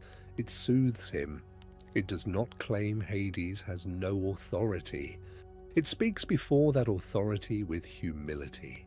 This is a mature kind of beauty, one that knows shadow and still chooses music. For sleep, such beauty is safer than brightness. It does not dazzle, it accompanies. If the myth were a piece of music, its opening would be a single plucked string, then a second string answering, then a low drone beneath, the sound of fate. Eurydice's theme would enter lightly, perhaps in a mode that sounds like morning. The wedding would rise, then falter. The descent would move into lower tones, slow and resonant. Charon's oar would mark a rhythm. Cerberus would be a deep chord, resolving into rest. Hades and Persephone would be two solemn notes held together, one dark, one pale. The ascent would be almost silent, only a heartbeat. The backward glance would not be a crash, it would be one note stopping before it should. Then the remainder would be echo. Echo is central to grief. After loss, The mind hears echoes everywhere. A phrase the beloved used, a place they stood, a song they liked, a habit of turning to tell them something before remembering. Orpheus lives in echo after Eurydice. His music becomes the art of echo, calling into spaces where no full answer returns. But echo is not nothing. It means the world still has surfaces that can carry sound back. It means the call mattered enough to return changed. Myths themselves are echoes. We do not hear the first singer of Orpheus. We hear the returning sound through time, altered by each valley it has crossed. In the Orphic imagination, memory is sacred because forgetting is a second death. Yet sleep asks for a kind of forgetting, a gentle, temporary release. This may seem like a contradiction, but it is not. There is a harsh forgetting that erases what should be honored, and there is a healing forgetting that lets the body rest. Tonight, you can allow the second kind. You do not have to hold every detail. You can let the names become soft. Orpheus, Eurydice, Calliope, Apollo, Hades, Persephone. You can let them arrange themselves like stars present even when your eyes close. The story will remain. It does not need your effort to keep existing. Perhaps somewhere in the old imagined Thrace, after all the sorrow, a traveller passes at dusk and hears a sound among reeds. It might be wind, it might be water, it might be the remembered lyre. The traveller stops, not frightened, only stilled. For a moment, the ordinary world opens into depth. The path, the river, the trees, the first evening star all seem to listen to one another. Then the sound fades, and the traveller continues, carrying a quiet they cannot explain. This is how Orpheus remains in the world, not always as a grand performance, but as a sudden attentiveness, a hush before sleep, a tenderness toward what is gone. Let us imagine, too, that Eurydice has her own peace beyond the reach of Orpheus's anguish. Ancient myth does not always give comfort in the way modern hearts request it, but we may hold a gentle image. In the fields below, where asphodel grows pale in the dimness, she is not in pain. She is among the dead, but the dead are not always tormented in Greek imagination. Many simply dwell, shadowed and quiet. Perhaps Persephone remembers her. Perhaps the song that almost freed her remains like warmth in that cool realm. Perhaps when Orpheus's own time finally comes, no backward glance is needed, because both are already on the same side of the threshold. Some traditions suggest reunion, others are silent. Let the silence be kind. Silence can be kind when it is not empty. The silence after music is part of music. The silence after a name is spoken can hold the name tenderly. The silence before sleep can hold the day without demanding more from it. Orpheus's story is full of silences. Eurydice behind him, the dead listening, Hades considering, the closed gate after the second loss. Each silence has a different weight. Some are terrible, some are holy. Some are simply waiting. As you rest, you may let the silences separate and soften. Not every silence is abandonment. Some silences are the room in which the next breath arrives. The breath is important. Orpheus's art depends on breath, even when the lyre carries the melody. Singing is breath shaped by longing. Grief changes breath. It catches, shortens, stops, returns. Sleep also changes breath, lengthening it, smoothing it, teaching the body that for now it is safe enough to let go. So perhaps the closing gift of this myth for the night is not an answer, but a rhythm. Inhale the living world, Exhale the underworld, inhale memory, exhale, release. Inhale the face beloved, exhale the trust to walk without seeing for a little while. Do not force this rhythm. Let it find you if it wants. The story has travelled far enough. Orpheus has set down his lyre for a moment. Eurydice has become a soft brightness in the mind. Charon's boat is tied to its dark post. Cerberus sleeps. The shades return to their wandering, perhaps a little less lonely for having heard a living song. Hades and Persephone sit in their deep hall, not unkind, not simple, keeping the balance that even gods must keep. Above, in the world of grass and moonlight, the cave mouth is quiet. Night covers it with dew. The lyre begins again, but more softly now, almost too softly to hear. One note, then another. The sound is not asking you to follow into sorrow anymore. It is guiding you away from the sharp edge of the tale toward rest. It says that love has been named. It says that loss has been honored. It says that the old story can keep watch while you sleep. You do not need to hold the whole myth in your waking mind. Let the details drift. Let Thrace become a dark hillside. Let the underworld become a cool cave of dreams. Let Eurydice's footsteps become the faint pulse of your own heart. Let Orpheus's song become the sound of breathing in a quiet room. And if, somewhere near the edge of sleep, you feel the wish to look back over the day, do it gently. Look without judgment, see what was bright, see what was difficult, see what you could not change. Then turn again toward the dark ahead, not as a place of fear, but as a place of rest. The night does not require you to solve your griefs before entering it. It asks only that you loosen your grip a little. Orpheus held too tightly at the threshold, and we love him for it, because we understand. But now, for sleep, you may practice the other movement. You may let the unseen be unseen. You may trust the quiet behind you. The last note of the lyre fades. It does not end suddenly. It thins into the air until the air itself seems to remember it. This is how music leaves, not by vanishing, but by becoming indistinguishable from silence. The story of Orpheus and Eurydice remains there in that tender silence, neither fully happy nor without comfort. It is a night story, a threshold story, a story for anyone who has ever loved what could not be kept. Let it rest now. Let the strings grow still.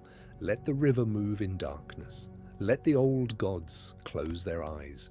Let the beloved names be safe in memory. And let yourself, slowly and without effort, drift towards sleep. Good evening and welcome back, one last time, to the slow, gentle work of letting the story rest.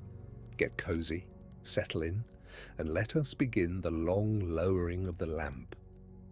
The tale of Orpheus and Eurydice has been carried by many tongues across the ages, by lovers and mourners, by musicians who could not quite say what their song was for, by old singers who knew that grief and beauty often share a single string.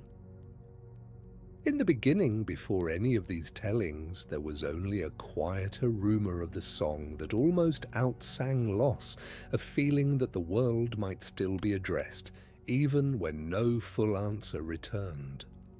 The old poets later gave it names. They gave it Orpheus, Eurydice, Hades, and Persephone in their deep hall. They gave it the long stillness in which it now rests. But that is a story for another day. For now, remember this. Tonight, the work of the tale is done. It simply was, like all old stories, the carrying of love passing through silence through the long inheritance of nights. Let the names settle. Let the room settle. Let the night gather you up. Imagine the river of shades far behind you. The lyre's last fading note no longer pressing on your thoughts. In your mind, reach back and close an invisible door to the underworld, feeling it move on silent hinges, sealing the song, the lost glance, and the long ache of almost in calm and order. The lyre falls silent at last. The song that made rivers pause and stones lean in has done all that a song can do, and Orpheus leaves the world quieter than he found it. But the trees that listened to him still stand, and beyond them the forest deepens into places no road has ever reached. This is the country of Artemis. The moon is her lamp, the deer move unafraid under her protection, and the silence Orpheus leaves behind belongs to her. Follow the fading echo of his music in among the pines, where the goddess of the wild hunt keeps her ancient, unhurried watch. Good evening and welcome back. The hour has grown still, and the room around you has begun the slow practice of letting go of the day. The lamps are low, the corners have softened. Whatever the morning brought, whatever the afternoon asked, whatever the evening still holds in its small busy hands, you may begin, now, little by little, to set it down. There is no urgency here. The story we are about to enter is older than urgency. It has waited a long time already. It will wait, patient as a moonlit clearing in an old forest, for as much of your attention as you can give before sleep takes you. Let your shoulders settle. Let your jaw rest. Let your hands lie wherever they have come to rest, open or folded, whichever feels more natural to the body that has carried you this far. There is no pose to maintain tonight. There is no question to answer before the morning. The day, with all its rough edges, may now begin its slow folding away into memory, and the night, kind and old, may begin to gather you up. Tonight we enter the story of Artemis, the silver huntress, the moonlit goddess of the wild places, the twin sister of Apollo, the protector of young animals and young women, the swift one with the bow, the lady of the woods and the streams and the high mountain meadows.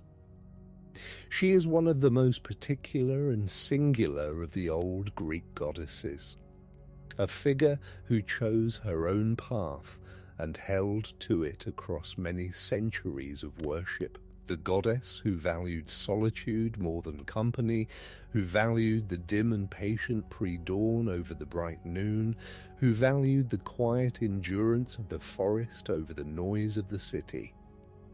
Her story is full of dim and lovely detail, a labor shared with her mother, a sacred deer, a circle of nymphs in a forest pool, a hunter who saw what he should not have seen, a young woman turned into a bear, a girl saved from a sacrifice by a doe, and a temple at Ephesus that became one of the 7 wonders of the ancient world. We will move through these images slowly. We will not press them. We will let them rise and fade like figures painted faintly on the bark of an old tree.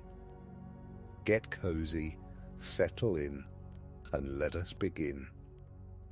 You may close your eyes, if your eyes wish to close. The story will keep its shape without you watching it. The Greeks who first told it would have understood. They told their stories often around fires, in the dark hours when the work of the day had ended and the bodies of the listeners had begun their own quiet slumber. The teller continued.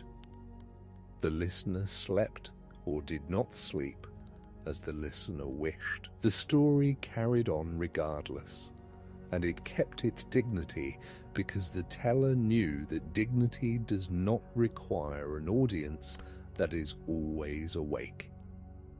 In the beginning of this telling, we must step back, before Artemis was born, into the older household of Olympus, where her father Zeus had recently become king, and where her mother Leto, daughter of the Titans Koios and Phoebe, had recently become pregnant by him. The story of Leto's pregnancy, of Hera's anger, of the long wandering search for a piece of land that would receive the labouring goddess, is the same story that begins her brother Apollo's mythology. We will tell it again here, but briefly, because Artemis was born into it before Apollo was. Leto wandered. The land refused her. No solid ground would receive the goddess whose labour was approaching, because Hera, the queen of Olympus, had forbidden it in her jealous anger. The pregnant Leto crossed mainland and island, coast and outpost, finding no place that would receive her. Her body grew heavier. Her time grew nearer. She wept, the old singers say, with the slow tears of a woman who had been driven from every hearth she had tried to approach. At last she came to Delos, the small wandering island that floated freely on the surface of the Aegean Sea. Delos was not anchored. Delos was not technically solid ground. The prohibition did not quite apply to it. Delos hesitated, fearing Hera's anger, but at last agreed to receive Leto in exchange for the promise that her children, once born, would honour the small island forever. Leto came ashore. She lay down beneath a palm tree at the edge of a small pool. Her labour began. It was long. Hera had detained Eileithyia, the goddess of childbirth, on Olympus, refusing to let her descend to assist. Without Eileithyia, no birth could be completed easily. Leto laboured for 9 days and 9 nights.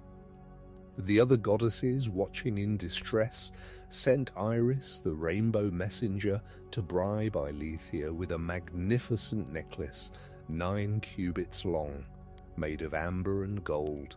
Eileithyia, persuaded by the gift and perhaps also by her own pity for the labouring mother, slipped away from Hera and came to Delos. Then Leto gave birth. First came Artemis, the elder twin.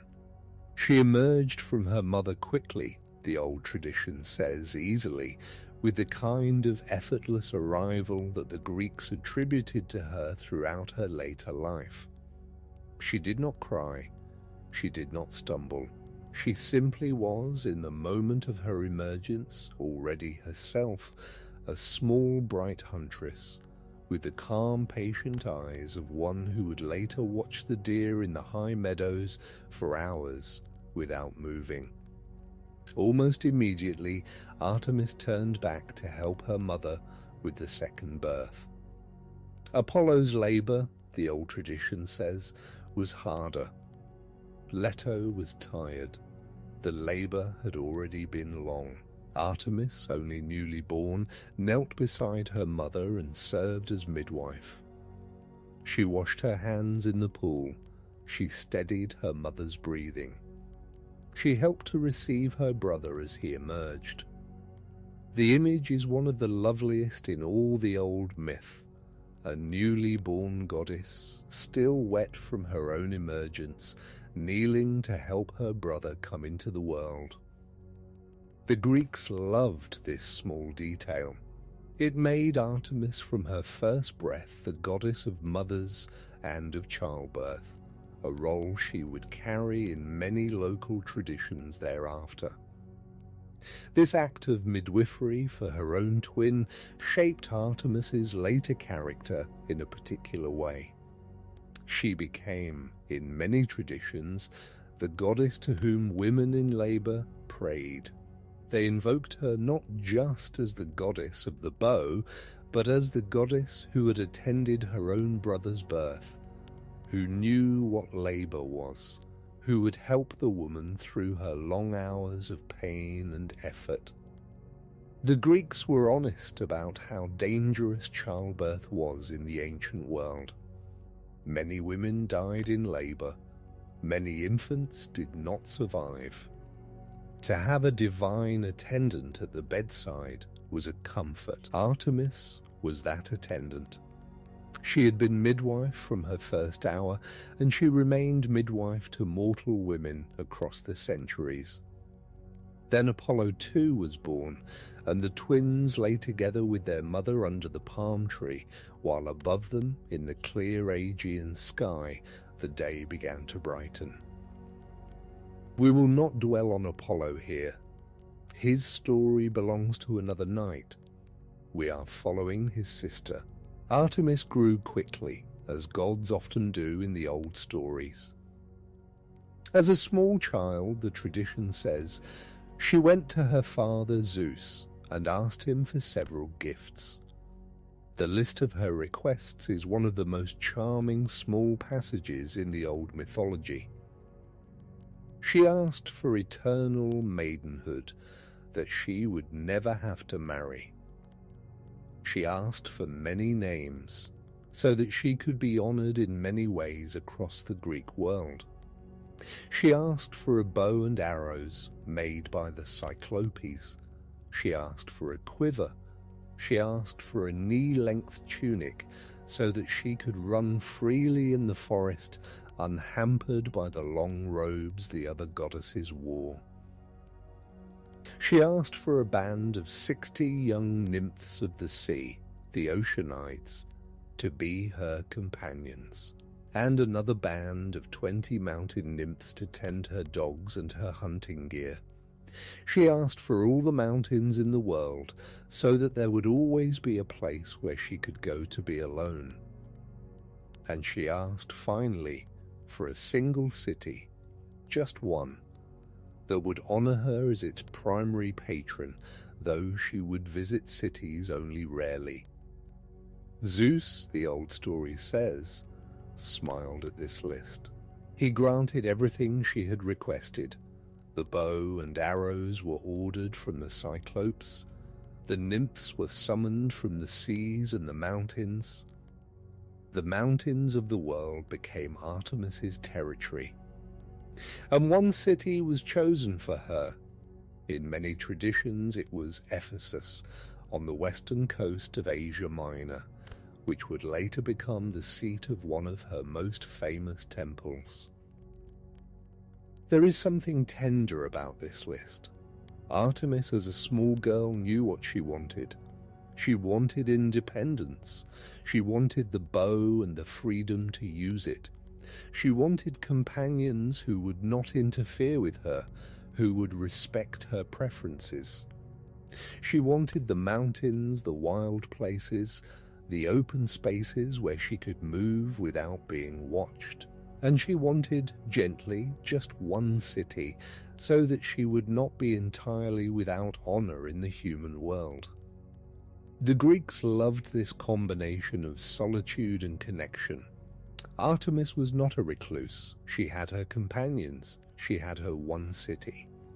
But mostly she had the wild, and the wild was where she belonged. Her bow, made by the Cyclopes, was silver. Her arrows were silver-tipped. They were said to make a faint silver whistle in flight, audible only to those with refined hearing, similar to her brother's arrows, but with a different quality, a softer one. Where Apollo's arrows brought sudden bright illness or swift justice, Artemis's arrows were more often the arrows of mercy, the arrows that ended the suffering of an animal that had been wounded, the arrows that brought a peaceful death to women whose lives had grown unbearable. Death by Artemis's arrows in the old Greek imagination was a death without pain, a death like falling asleep in a clean, cool place. Her companions, the nymphs of the sea and the mountains, formed her household. They were all young, all virgin, all bound by the same oath that Artemis herself had taken to remain unmarried, to live in the wild, to honor the goddess by following her example. They wore the same short tunics. They carried the same bows. They moved through the forests behind her in a loose, silent band, 60 or 80 figures, the dogs running between them, the morning mist rising from the streams as they passed. The image of Artemis and her band has been one of the lasting images of the old Greek mythology. Painters and sculptors for centuries depicted this scene, the silver-clad goddess striding through a forest clearing, her nymphs behind her, the dogs at her heels, the moonlight on her shoulders, or the dawnlight brightening the trees behind her. The image carried a particular feeling of freedom, of solitude shared with a few, of the wild as a kind of home that the cities could not quite offer. Artemis's dogs were given to her in some traditions by the great god Pan, the goat-footed god of the wild. Pan had a pack of 7 dogs, swift and strong, and he gave them to Artemis as a gift. The dogs ran with her on her hunts. They knew her voice. They followed her commands without ever being trained in any formal way. They were, the old tradition says, the most loyal animals in the old mythology. The dogs whose devotion was so complete that they would not eat or sleep when their mistress was absent. Good evening and welcome back. If your mind has wandered through the early portion of the story, the figures have begun to gather. The labor on Delos, the newborn goddess as her brother's midwife, the list of childhood requests, the silver bow, the nymphs, the dogs, the mountains given as her territory. You may keep one image. Any one of these is enough to carry the shape of the story forward. Artemis was the goddess of the hunt, but her hunting was not simply about killing animals for sport. The Greeks understood her relationship with the wild creatures as a complicated one. She protected them most of the time. She allowed them to be hunted by herself and by the human hunters who honored her properly. But she was strict about the rules of the hunt. A hunter who killed too many. A hunter who killed pregnant animals. A hunter who boasted of his kills. A hunter who failed to honor the killed animal with the proper rituals. All of these incurred Artemis's anger. There is a famous story of the hunter Agamemnon who killed a sacred deer in a grove of Artemis and then boasted that he was a better hunter than the goddess herself. Artemis, hearing the boast, became angry. When Agamemnon and the Greek fleet later assembled at Aulis to sail for Troy, the winds refused to fill their sails. The seer Calchas, consulted, said that Artemis was demanding a particular sacrifice in exchange for the wind. Agamemnon's own daughter, Iphigenia, Agamemnon, after long anguish, agreed. Iphigenia was brought to Aulis. She was led to the altar. She knelt before the priest with the sacrificial knife. But Artemis was not, in all traditions, a goddess who demanded that the sacrifice be completed.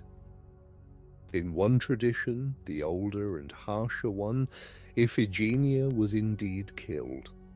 and Agamemnon paid for her death with his own life when he returned home from the war. In another tradition, the gentler one that the Greeks themselves preferred to tell, Artemis substituted a doe for the young woman at the last moment. The knife came down on the doe's neck.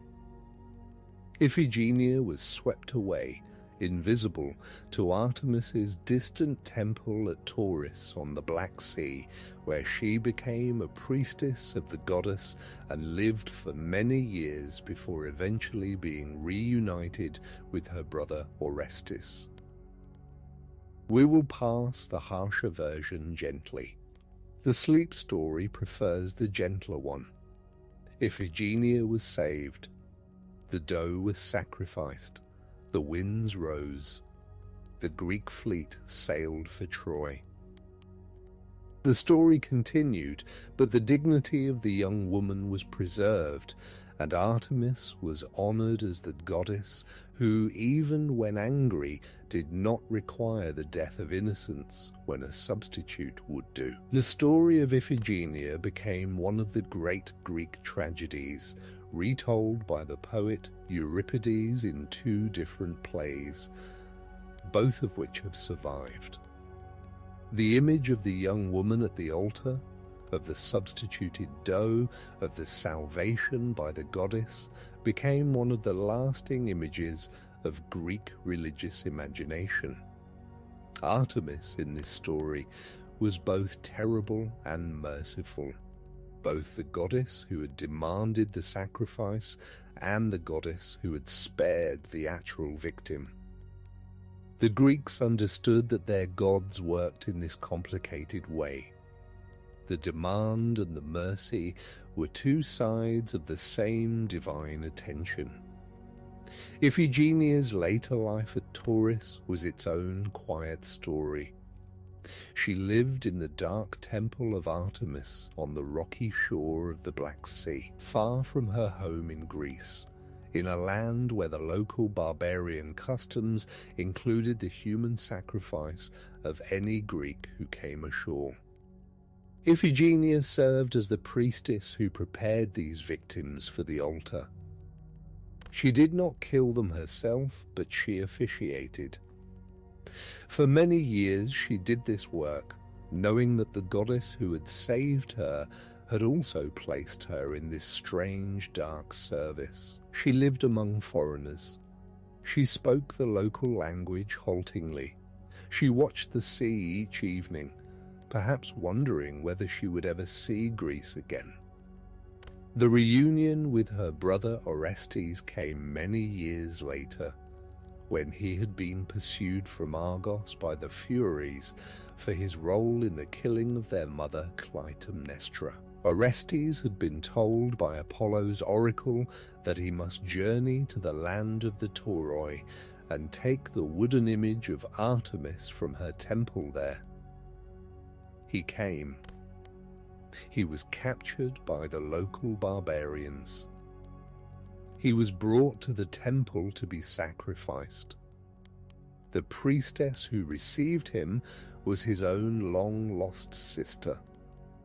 They recognized each other only slowly, through a chain of careful questions about their family in Argos.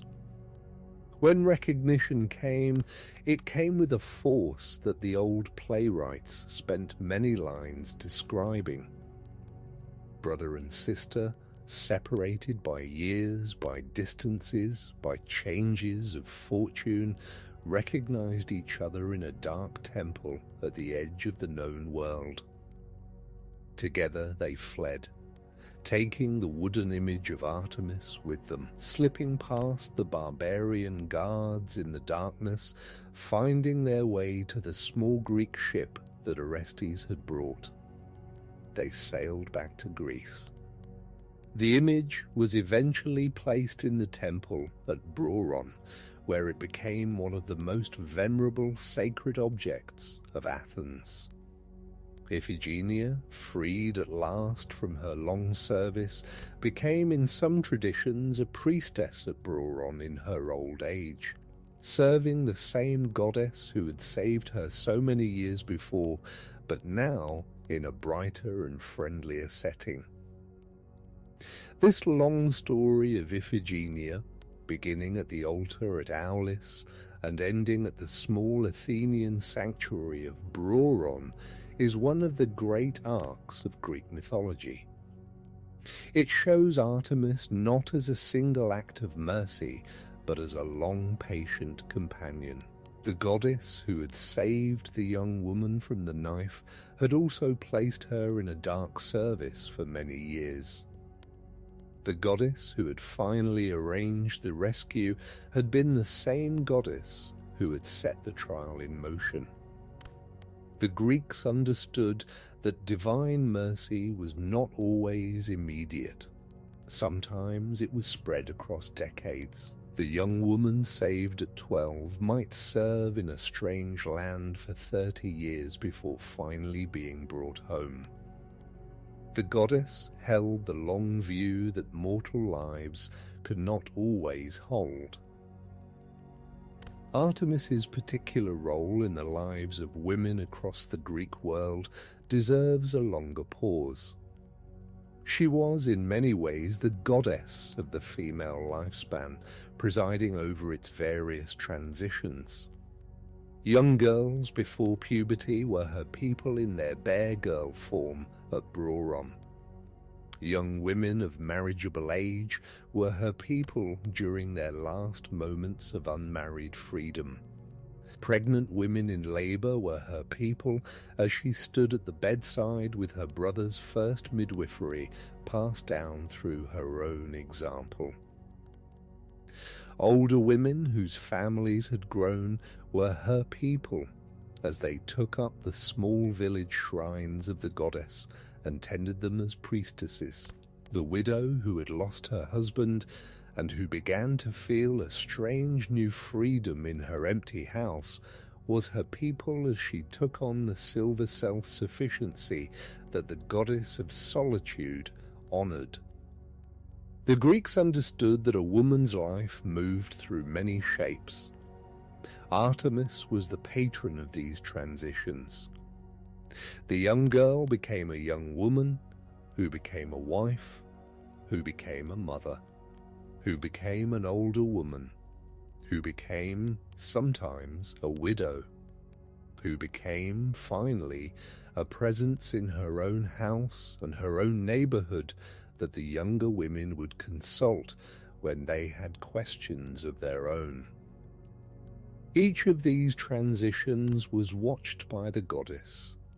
The small rituals that marked them, the cutting of a lock of hair at first menstruation, the dedication of childhood toys before marriage, the offering of birth blood after a successful delivery, the small offerings at the small altars in the houses of older women, all of these belonged to Artemis. She was not the only goddess involved in any of these moments. Hera presided over marriage. Demeter presided over the mothering of children. Aphrodite presided over the body's beauty. But Artemis was the connecting thread, the one who watched the woman as she passed from one state to another, regardless of which other goddess was momentarily central. This was a generous and inclusive role. Artemis was not only the goddess of those who chose to remain unmarried, she was the goddess of those who married too. She was the goddess of those who had many children and those who had none. She was the goddess of those who were happy in their marriages and those who were not. The Greeks were honest about the difficulty of women's lives in their society.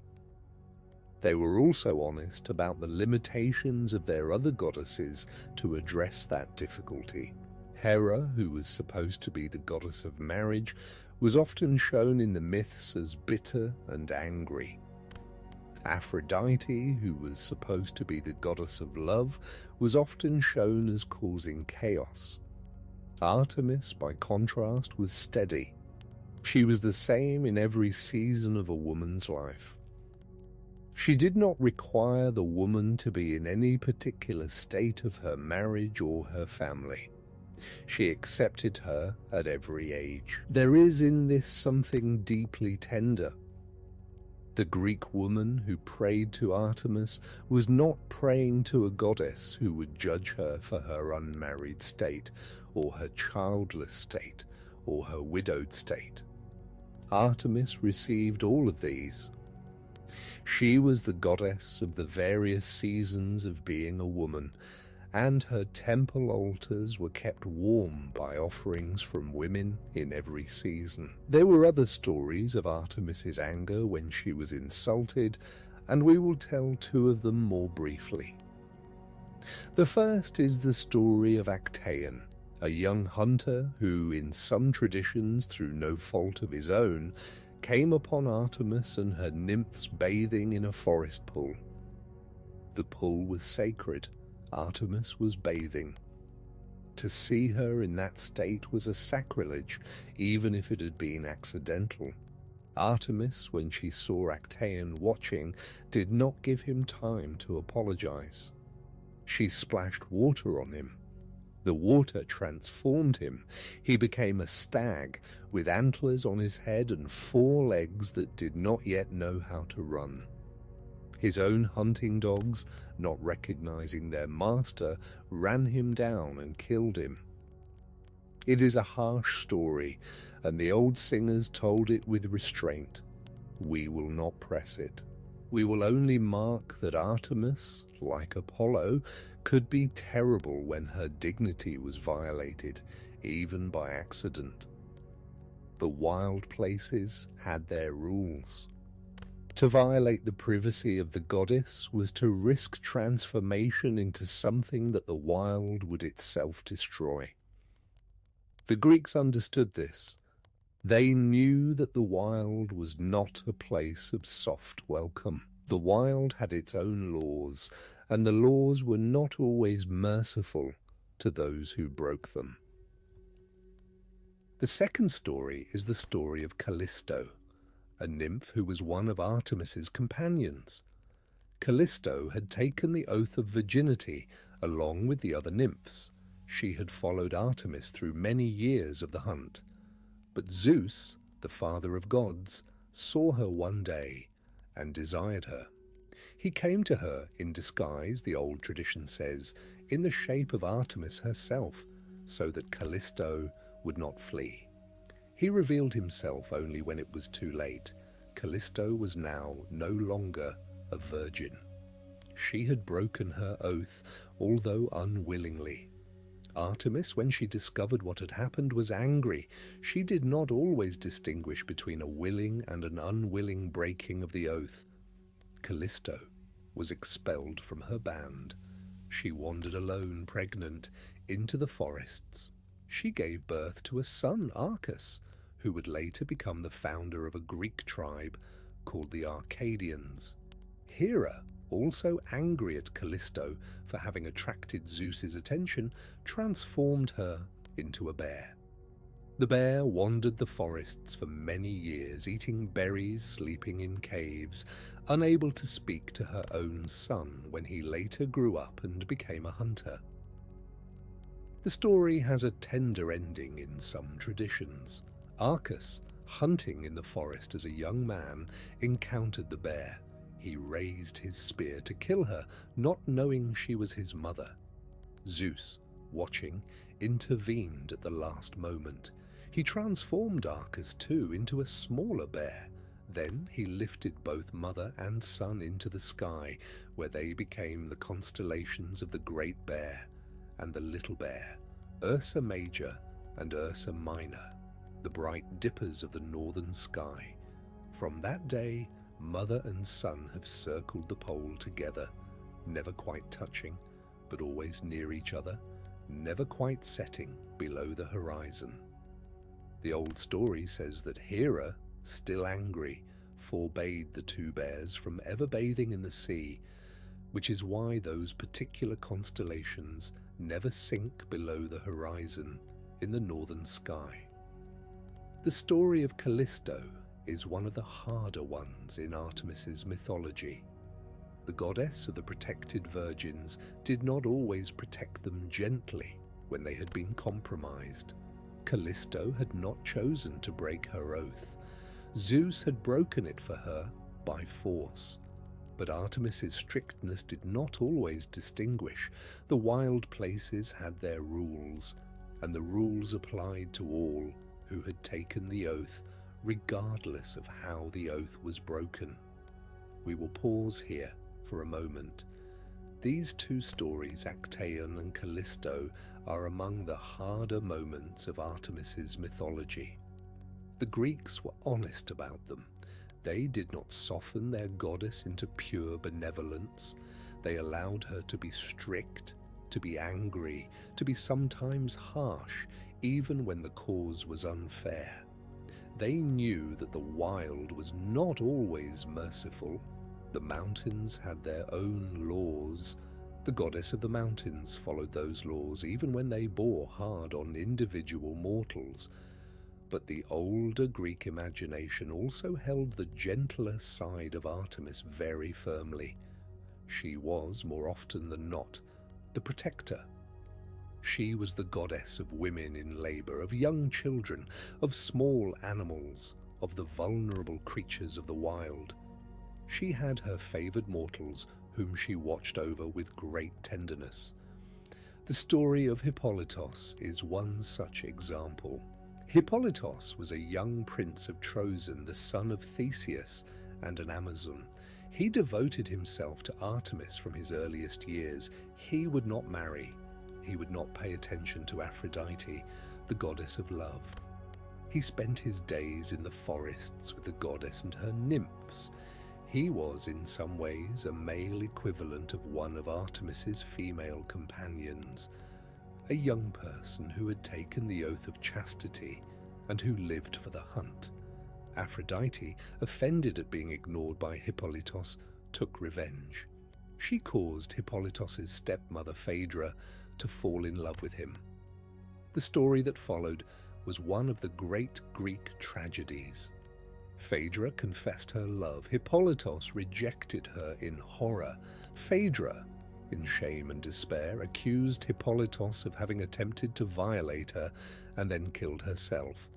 Theseus, believing the false accusation, cursed his son. Hippolytos, riding away from Troezen in exile, was thrown from his chariot and killed when a sea monster sent by Poseidon at Theseus's plea frightened his horses. It is a painful story, and the old singers told it carefully. Artemis, when she learned what had happened, was furious. She came to the dying Hippolytos and held him in his last moments. She told him that he was not at fault. She told him that his stepmother had been the victim of Aphrodite, that his father had been the victim of his own grief, that the whole disaster had unfolded because Aphrodite was offended at being slighted. She promised Hippolytos that he would be honored at her temple at Troezen forever. Every young woman before her marriage would offer a lock of her hair to him. His name would not be forgotten. The tradition tells that Artemis kept her promise. The shrine of Hippolytos at Troezen received offerings of hair from young brides for many centuries. The young prince who had devoted himself to Artemis was honored in his death by the small ritual gifts of girls who were about to enter the very state he had refused to enter. There is something tender about this. The goddess could not save him from his death, but she could keep his memory bright among those who came after. Artemis also defended Iphigenia, as we have already seen, when the substituted doe took her place on the altar at Aulis.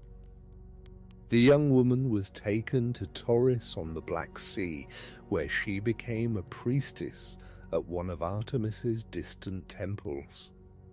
Many years later, her brother Orestes, fleeing from the Furies after his own complicated story of family revenge, came to Tauris. He too was seized by the people of that wild coast. He was about to be sacrificed at Artemis's altar when he and Iphigenia recognized one another. With Artemis's silent help, they fled together, taking with them a small, sacred wooden statue of the goddess.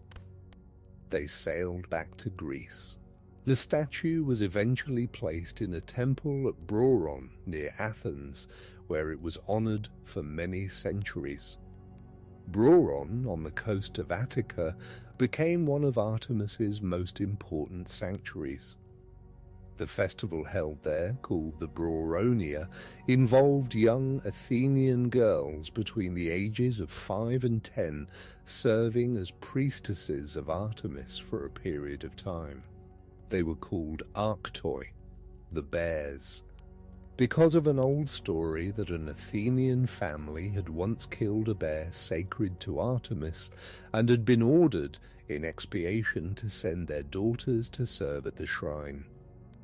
The bears wore yellow tunics. They lived at the sanctuary. They learned the rituals of the goddess.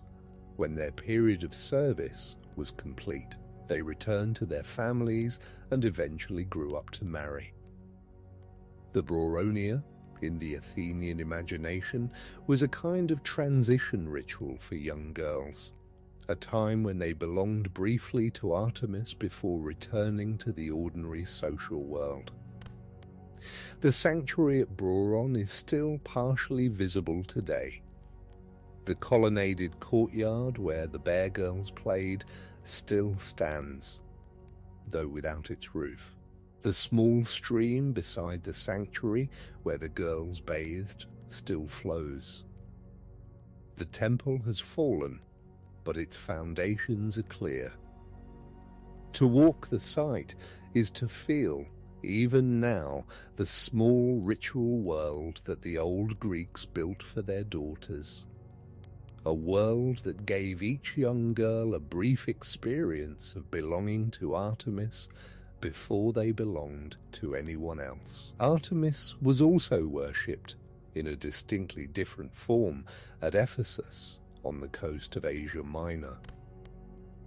The Ephesian Artemis was an older figure, partly Greek and partly drawn from Anatolian goddess traditions that predated the Greek colonization of the region.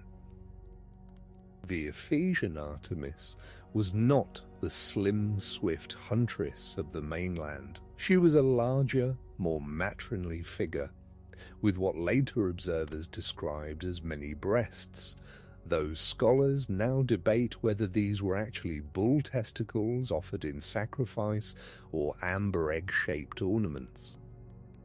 Whatever they were, the Ephesian Artemis had a particular iconography. She stood upright, her arms outstretched, her chest covered with these many round objects, her dress decorated with images of animals. The Temple of Artemis at Ephesus, called the Artemision, was one of the 7 wonders of the ancient world. It was built and rebuilt several times across many centuries. The earliest temple on the site dated to the Bronze Age. The grandest version, built in the 6th century before our era, was destroyed by fire in the 4th century before our era on the very night, the old tradition says, that Alexander the Great was born. The temple was rebuilt even larger after that destruction. It was 425 feet long, with 127 marble columns, each 60 feet tall. The roof was made of cedar. The interior held the great statue of the Ephesian Artemis, with its many round objects surrounded by smaller statues of nymphs and animals. The temple was destroyed for the final time by Goths in the 3rd century of our era, and the city of Ephesus declined thereafter. The columns were eventually quarried for building stone in the nearby city of Seleuc. Today, only one column stands of the great temple, in a field beside the small modern town that grew up on the site. Birds nest in its capital. Visitors walk past it. The 7th wonder of the ancient world has become a single lonely column, with sheep grazing around its base. The slow patience of time takes everything, even the greatest temples. But the Ephesian Artemis was, while she stood, one of the most important religious centers of the ancient Mediterranean. Pilgrims came from across the known world. The festival held at Ephesus in her honor, the Artemisia, drew thousands of worshippers. The priests of the temple were eunuchs, in a tradition that connected the Ephesian Artemis to older Anatolian goddesses like Cybele. The priestesses were young women drawn from the noble families of Ephesus.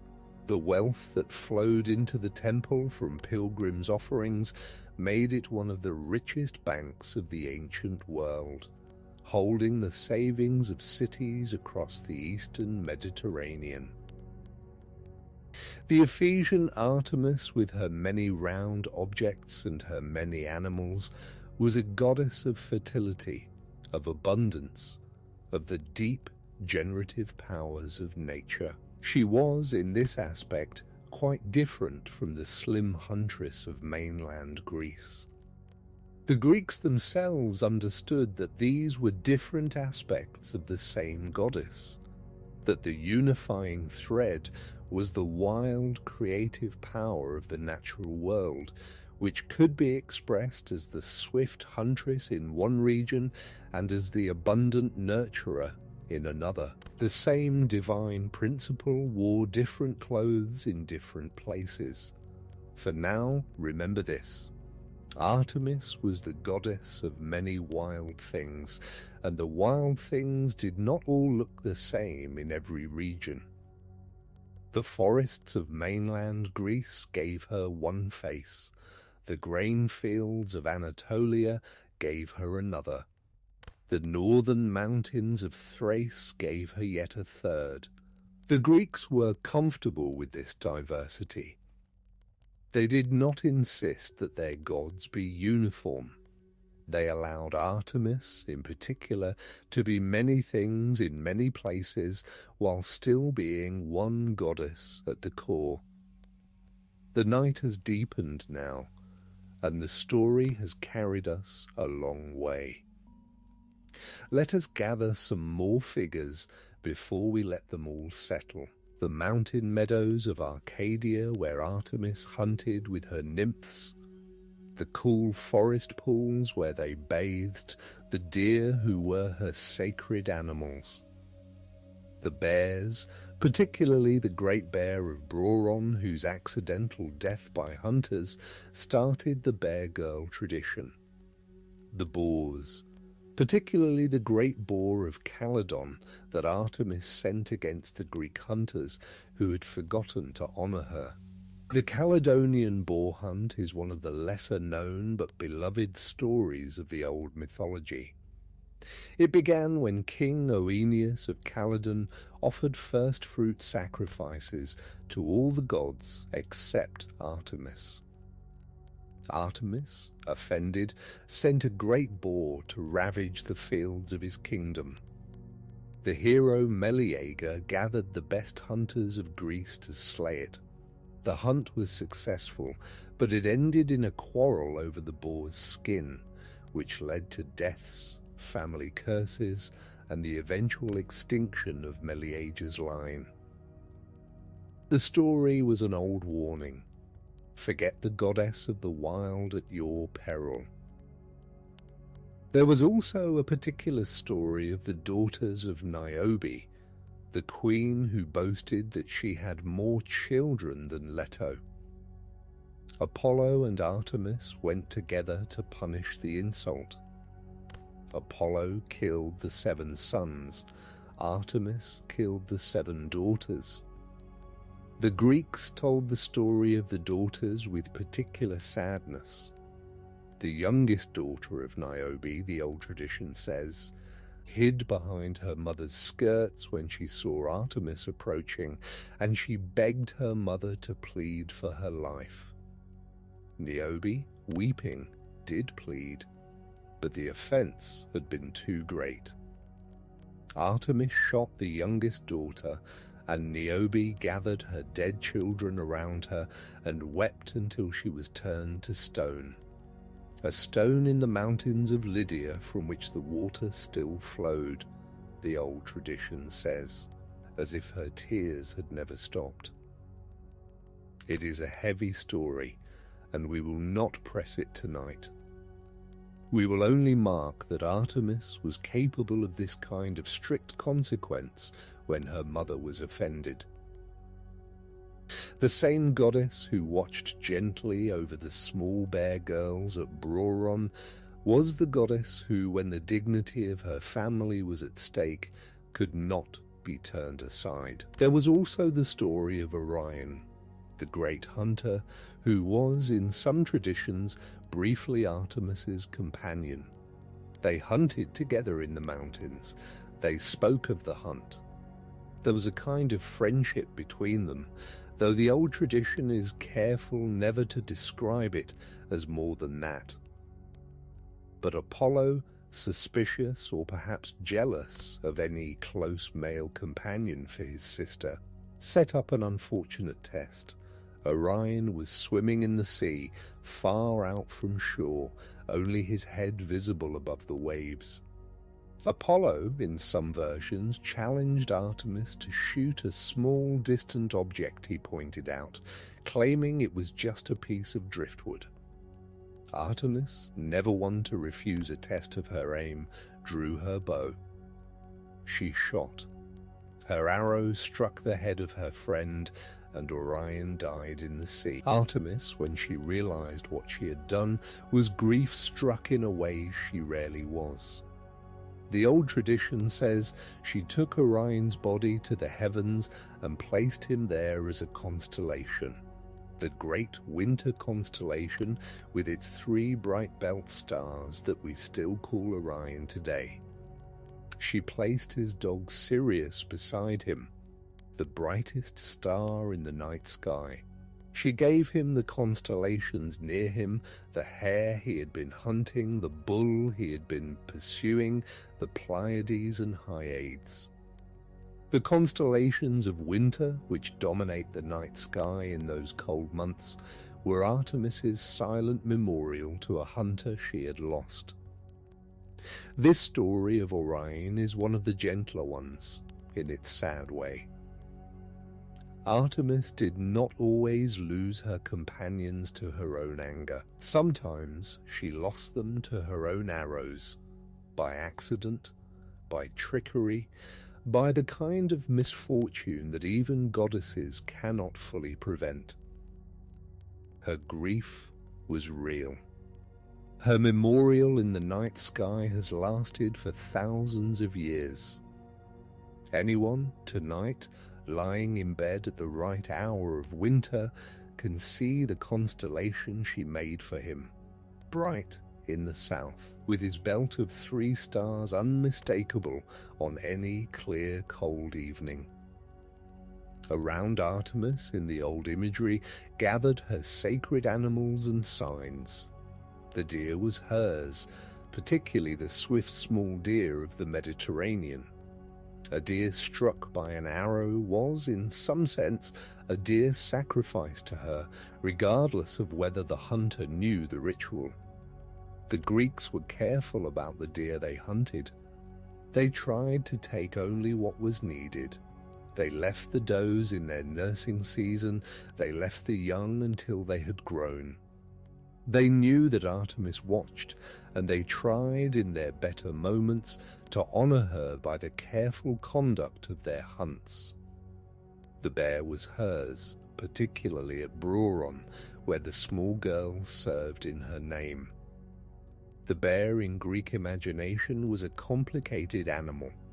It was strong, dangerous when threatened, but also gentle in its way, particularly in the great mother bears of the Greek mountains, who raised their cubs through the long winters in the caves of the high places. Artemis's association with the bear linked her to this strength and gentleness combination. She was both the dangerous wild and the protective wild. She could harm what was insulting and shelter what was vulnerable, sometimes in the same hour. The boar was hers in her angrier aspect, as the punishment animal sent against those who had forgotten her. The Caledonian boar was the most famous example, but smaller boars were sent in many local traditions against villages that had failed to honor her properly. The wild boar in Greek imagination was a terrifying creature, much more dangerous than the deer or the bear, capable of killing a man with a single sweep of its tusks. To have the goddess of the wild send such an animal against your village was a serious matter. The Greeks took the warning seriously. The dog was hers, particularly the swift hunting dogs of Sparta and Crete.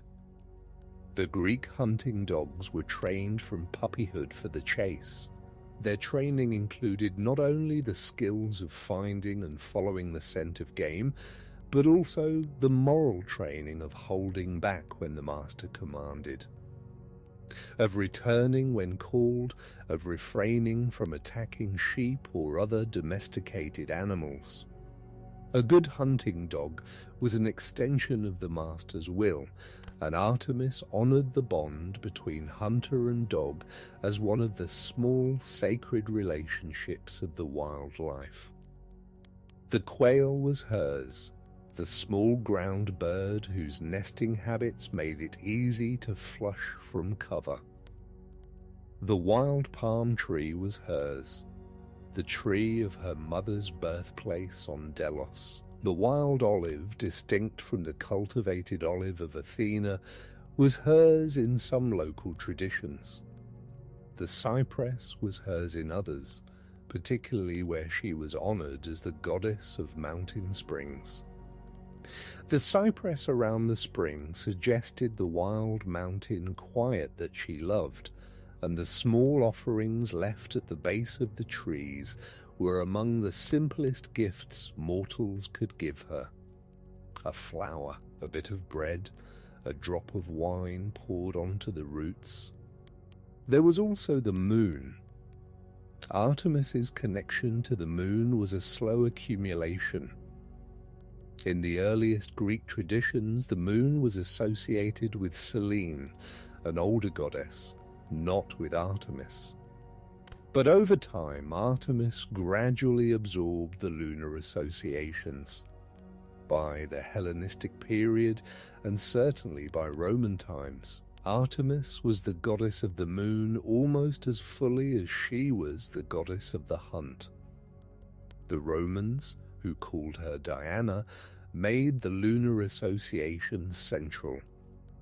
The moon, with its silver light and its association with the night and the wild, became one of her great signs. The reasons for this absorption are complex.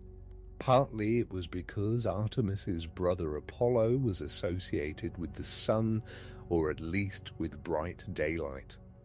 And the Greeks liked symmetries. The twin gods could be the day and the night, the sun and the moon. Partly it was because the moon had its own connections to childbirth, women's bodies, and the lunar cycles of fertility, which fit Artemis's older role as protector of women. Partly it was because the cold silver light of the moon falling on a forest clearing was simply a fitting image for the cold silver figure of Artemis with her bow.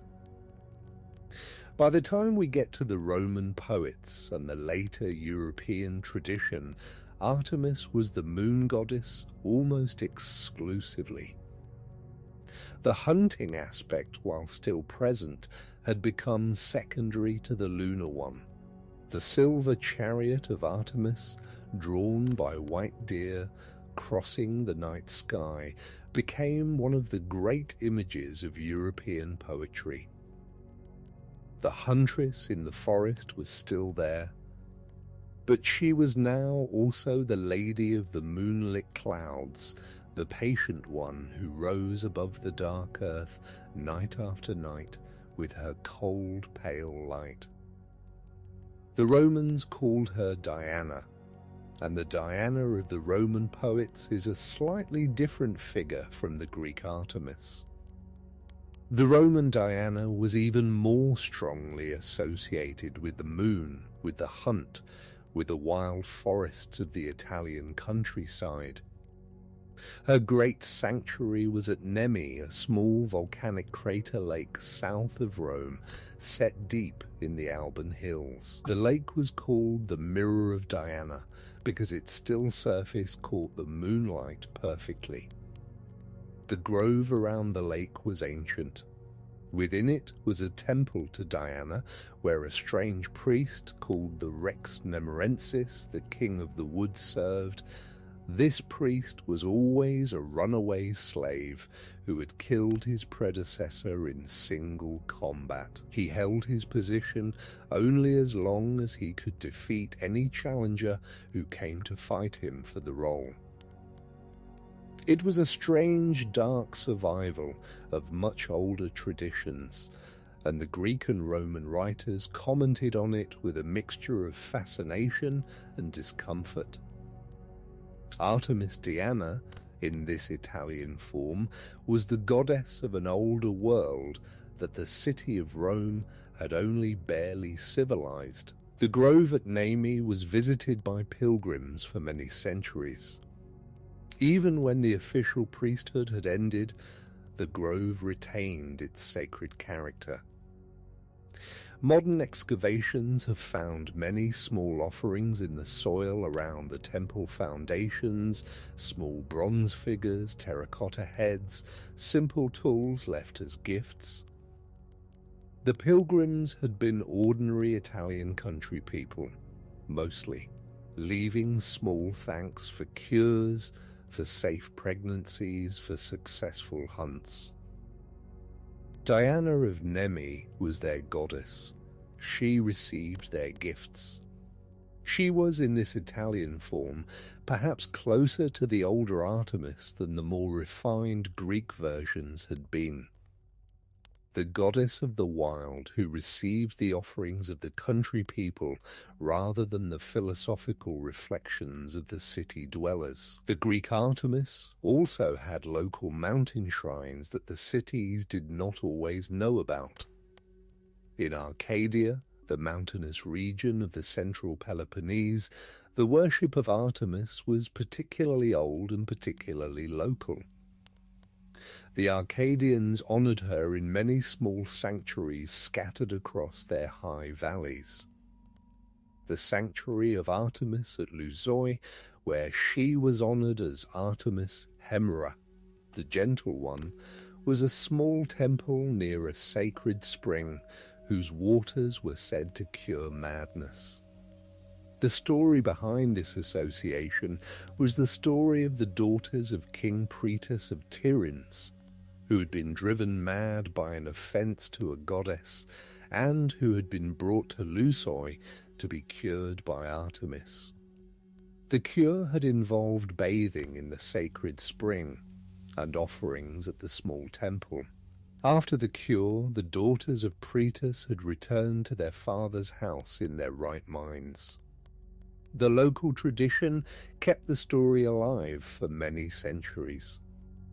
In other Arcadian shrines, Artemis was honored as Artemis Stymphalia, after a lake near which she had once helped Heracles drive away the dangerous birds of his sixth labor.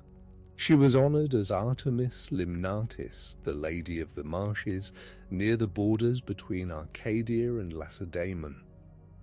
She was honored as Artemis Orthia, the Upright One, at a sanctuary near Sparta where young Spartan boys underwent a harsh ritual at her altar as part of their training. The Spartan boys had to steal cheeses from the altar while being whipped by older men. The boy who endured the most blows without crying out was honored by the goddess. The ritual was, to modern sensibilities, harsh, but the Spartans understood it as a test of endurance, and Artemis as the goddess who watched young people through their tests. The ritual was held for many centuries. The altar of Artemis Orthia has been excavated in modern times, and the small offerings left by the boys, dolls of clay and small carved figures, have been recovered. The diversity of Artemis's local worship was one of the rich features of the old Greek religion. Each region had its own particular version of her. Each version told a slightly different story about who she was and what she required. The goddess was not uniform across the Greek-speaking world. She was instead a kind of long convocation of related goddesses, all honored under the same name, all overlapping in their attributes, but each shaped by the particular landscape and history of the region that honored her. The huntress of the high mountain meadow was not exactly the same as the marsh lady of the lowlands, who was not exactly the same as the matronly Ephesian Artemis with her many round objects. But they were all Artemis, in the long generous Greek sense that allowed one divine name to gather many particular faces.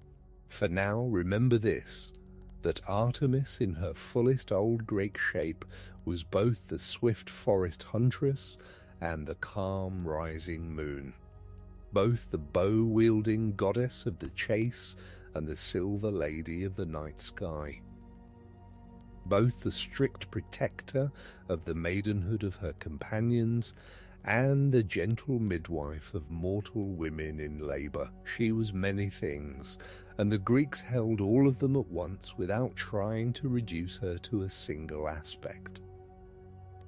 The wild was various, and the goddess of the wild was various with it. It simply was in the old Greek imagination that some goddesses chose solitude and were honoured for it. Artemis chose solitude. She kept her companions, yes, but they shared her preferences. They did not interrupt her hunts. They did not chatter when she preferred silence. They moved through the forests at her pace. They were, in their way, an extension of her solitude rather than a contradiction of it. The Greeks understood that this was a valid life. Not every goddess had to be a wife. Not every woman had to be a mother. The mountains were full enough for those who needed mountains. There is, in the figure of Artemis, a particular kind of strength that the Greeks valued and that later traditions sometimes lost sight of. It is the strength of self-sufficiency without coldness. Artemis was not warm in the way Demeter was warm. She was not seductive in the way Aphrodite was seductive. She was not regal in the way Hera was regal. She was instead calm. She was at home in her own life. She did not need others to confirm who she was. She moved through the forests at her own pace, hunted when she wished, rested when she wished, watched the stars when she wished, attended to the births of mortal women when they called her, and returned afterwards to her own solitude. There is something deeply restful about this image. It tells us that a full life, need not be a crowded one. The Greek philosophers, who often had ambivalent feelings about the older Olympian gods, sometimes took up Artemis with particular affection. The Stoics, in their teachings about the calm, self-sufficient sage, found in her a model.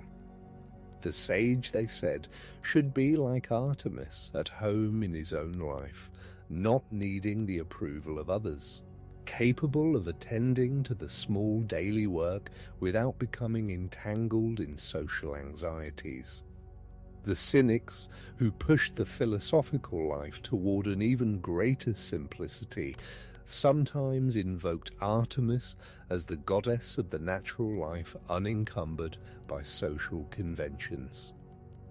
To live like Artemis was, in the cynic imagination, to live close to the wild, to ask little, to need little, to find one's wealth in the silver light of the moon rather than in the gold of the city's treasuries.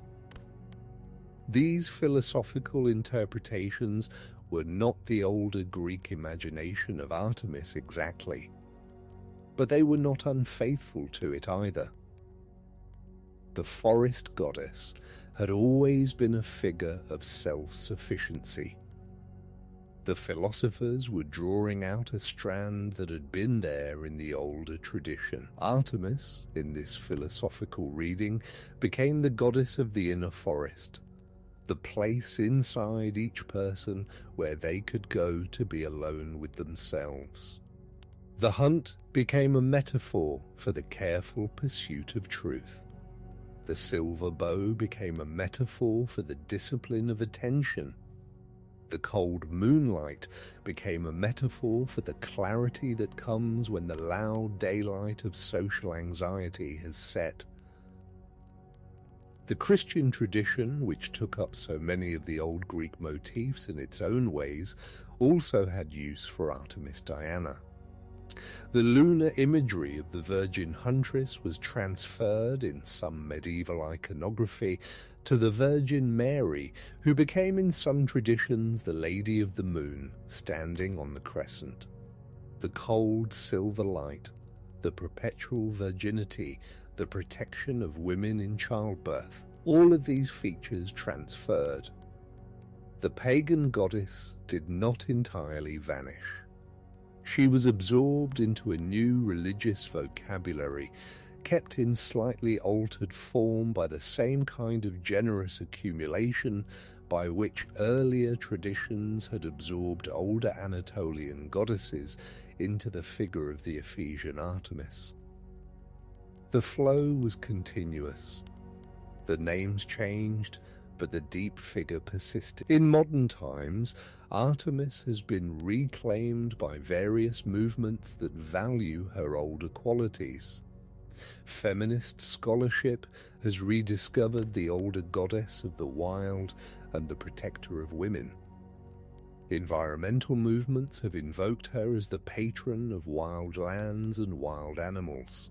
Hunters, in some local European traditions, still honor her as the patron of the ethical hunt.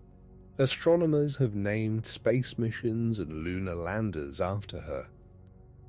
The various aspects of her, scattered across the centuries, have continued to draw the attention of those who needed a particular kind of presence in their lives. She remains, in all these later forms, recognizable, the slim silver figure with the bow, moving through the forest at her own pace, attended by her nymphs and her dogs. Watching the deer in the high meadow without disturbing them is still there in the imagination of anyone who knows the old myths. The goddess of solitude shared with a few has not faded. The patron of those who live outside the central social patterns has not faded. The cold silver light of the moon falls, tonight as on every other night, across the world she watches, and somewhere in the imagination of a tired listener her image returns, calm and patient, reminding the listener that a full life need not be a crowded one. But that is a story for another day, the way Artemis's image shaped centuries of later thinking about solitary lives. Tonight we will only mark it. We will only note that the silver huntress, in her quietest aspect, was the goddess of those who lived alone well. She honored the hermit on the mountain. She honored the solitary scholar in the small house. She honored the older widow who had grown to like her empty house. She honored the unmarried woman who had found her own life sufficient. The Greeks, who were not always kind to those who lived outside the normal social patterns, at least had a goddess who honored them. There were also the Amazons, the legendary tribe of warrior women who lived in the Greek imagination somewhere in the far north or east, in the regions beyond the known world. The Amazons were said to be devoted to Artemis above all other gods. They rode horses, they drew bows, they fought beside their queens. They did not marry men of their own tribe, but met with men of other tribes only briefly to conceive children, keeping the daughters and sending the sons back to their fathers. The Greeks were both fascinated and unsettled by the Amazons. The Amazons appeared in many of the great myths, often as opponents of the Greek heroes. They had fought against Heracles, who had stolen the girdle of their queen Hippolyta. They had fought against Theseus, who had carried off Antiope. They had even fought, in some late traditions, in the Trojan War on the side of Troy under their queen Penthesilea, who was killed by Achilles in single combat. What the Amazons represented in the old Greek imagination was a possibility that the regular social world had rejected: women who lived as warriors, who did not marry into the patriarchal structure of Greek city life, who organized themselves around their own queens rather than around men. The Greeks were ambivalent about this possibility. They told stories of Amazon defeats. They imagined the Amazons being conquered, killed, or married off. But they also acknowledged in their own way that the Amazons were honorable. Their bravery in battle was always praised. Their devotion to Artemis was always taken seriously. The Greeks could not quite imagine the Amazons as a permanent neighbor tribe, but they could imagine them as a respected adversary. Artemis was the goddess these warriors honored. She was their patron in the way that no goddess of marriage or hearth could be. She gave them, in the Greek imagination, the divine sanction for a life that the Greeks themselves did not quite allow their own women to lead. There is something interesting in this contradiction. The Greeks, who restricted their own women to the household, told stories of warrior women in distant lands who were honorable and brave. The restriction at home and the admiration at distance were two sides of the same imagination. The Amazons were a thought experiment, perhaps, about what women might be if the rules were different. Artemis was the goddess who presided over that thought experiment. The famous battles between Greek heroes and Amazons became one of the great themes of Greek art. The carved friezes of the Parthenon include an Amazonomachy, a depiction of the battle between Greeks and Amazons. The mausoleum at Halicarnassus, another of the Seven Wonders, also had Amazonomachy panels. The image of the Greek warrior locked in combat with a mounted female warrior, both of them dignified, both of them visibly skilled, was one that the Greek sculptors loved. They could show in marble the same kind of respect that the old poets gave to their Amazon characters in words. The Amazon was an enemy worthy of the highest warriors. She was not a comic figure. She was, in her brave dignity, almost a Greek heroine in different clothes. The legendary queens of the Amazons had their own particular stories. Hippolyta, whose girdle was taken by Heracles, was said to have given the girdle willingly at first, before a misunderstanding caused by Hera led to the battle in which she was killed. Antiope was carried off by Theseus and became the mother of his son Hippolytus, the same young man we have already discussed who devoted himself to Artemis.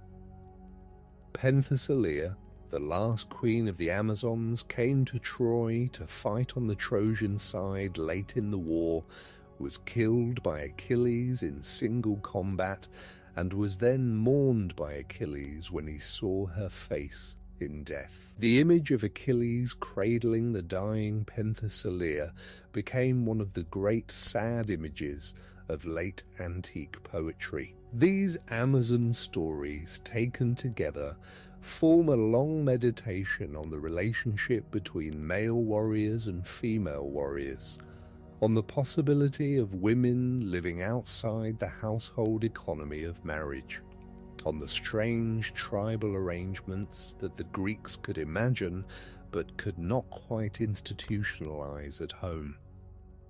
Artemis presided over all of it.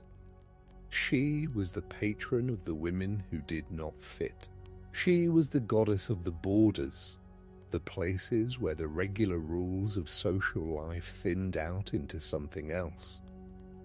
It is worth pausing on this thought. The Greeks honored many goddesses, but Artemis was particularly the goddess of the marginal. The young girls before marriage were her people. The pregnant women in labor were her people. The widows in their last years were her people. The unmarried women who had chosen against marriage were her people. The legendary warrior women in their distant lands were her people. She watched over the various moments and lives that did not fit the central family and household pattern that the Greek city took for granted. The goddess of the wild was also the goddess of the wild margins of social life. The two went together. The forest was the place that was not the city, and the unmarried life was the life that was not the household, and Artemis was the patron of both. The night is older now, and the story has carried us far. Let us gather all the figures and let them settle.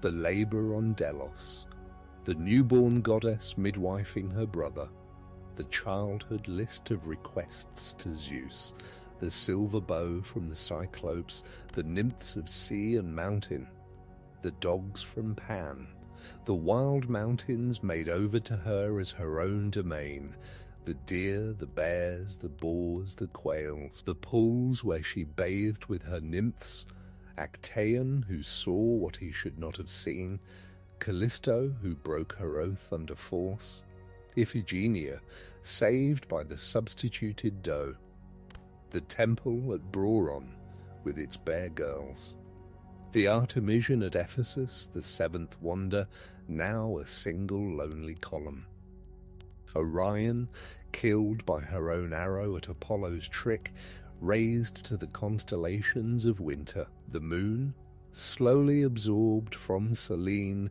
into Artemis's own domain.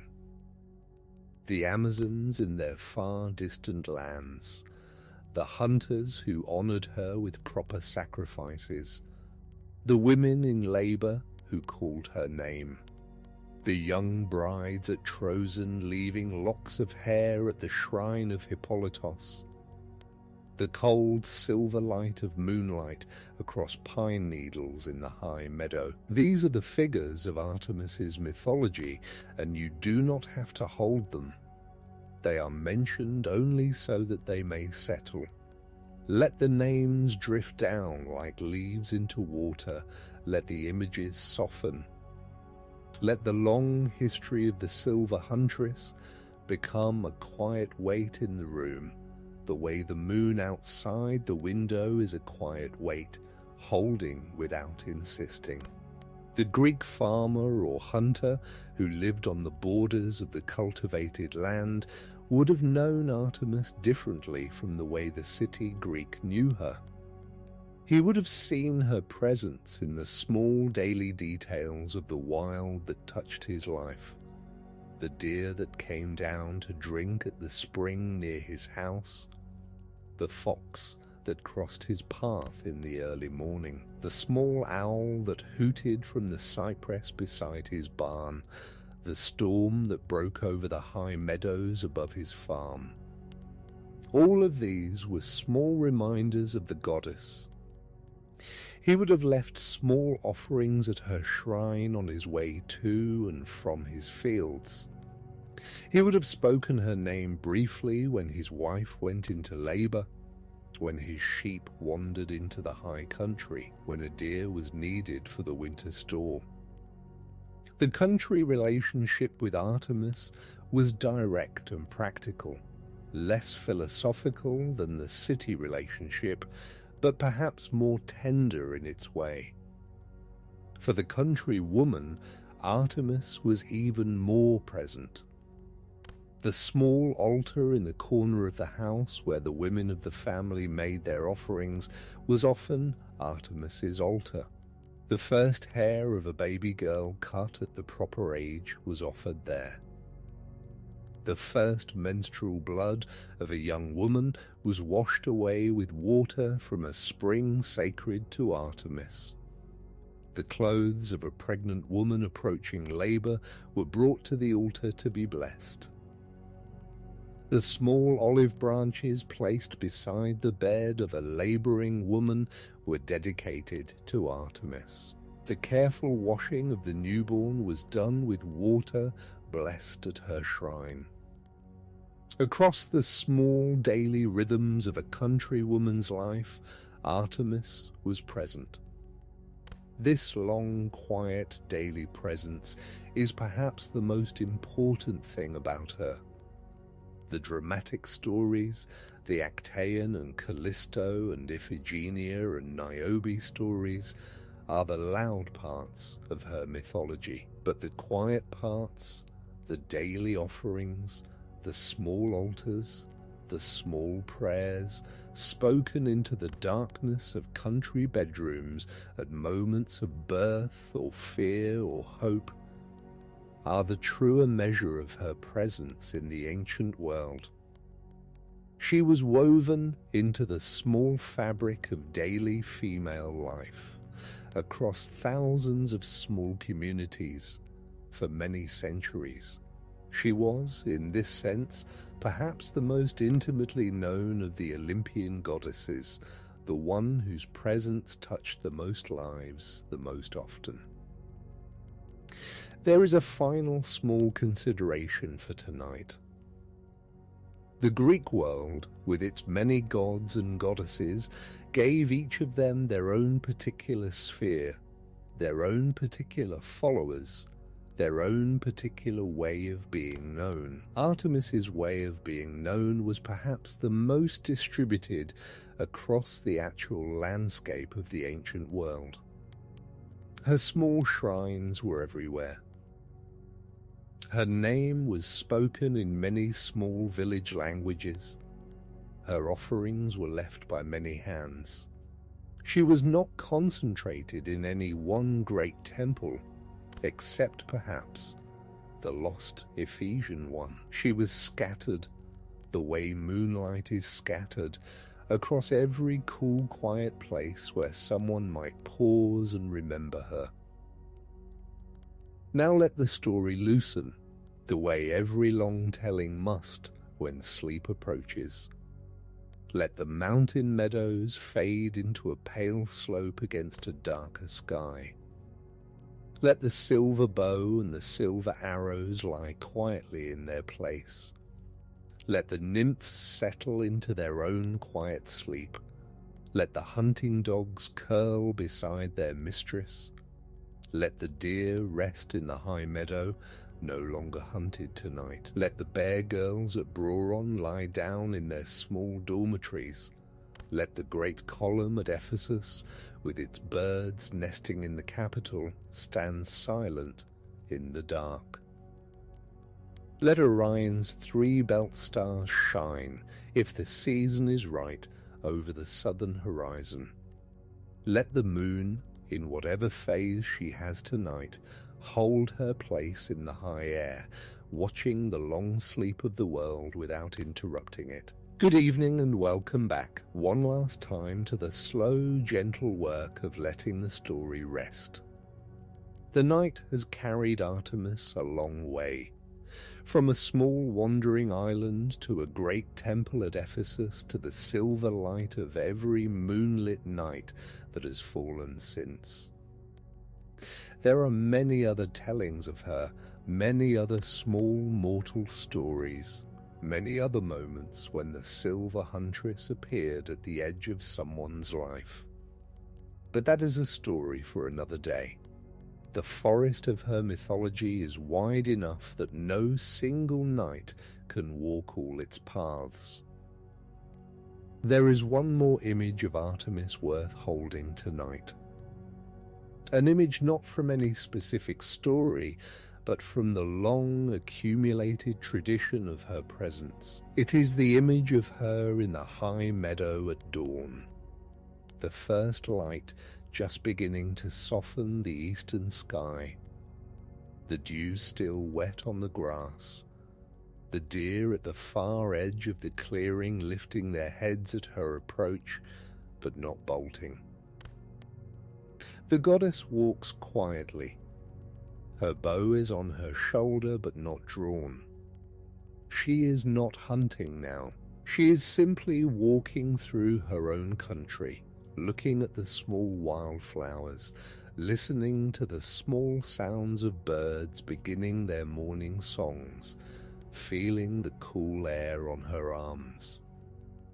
Behind her, somewhere out of sight, her nymphs are still asleep in their small camp. Her dogs are sleeping with them, curled in a heap near the embers of the night's fire.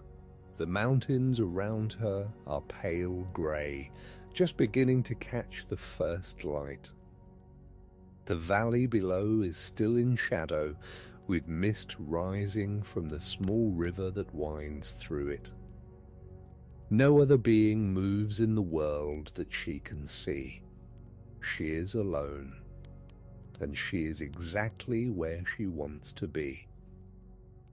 This image, the goddess alone in her morning meadow, is perhaps the truest portrait of her in all the old tradition. The stories of anger and grief, of Actaeon and Callisto and Niobe's daughters, are real but partial. The morning solitude is closer to the center. Artemis loved this. She loved being alone in the first light. She loved being able to walk without anyone needing her attention. She loved the small, simple pleasures of the wild, the smell of the dew, the sound of her own footsteps on the soft grass, the feeling of the cool morning air on her bare arms. It is a quiet image.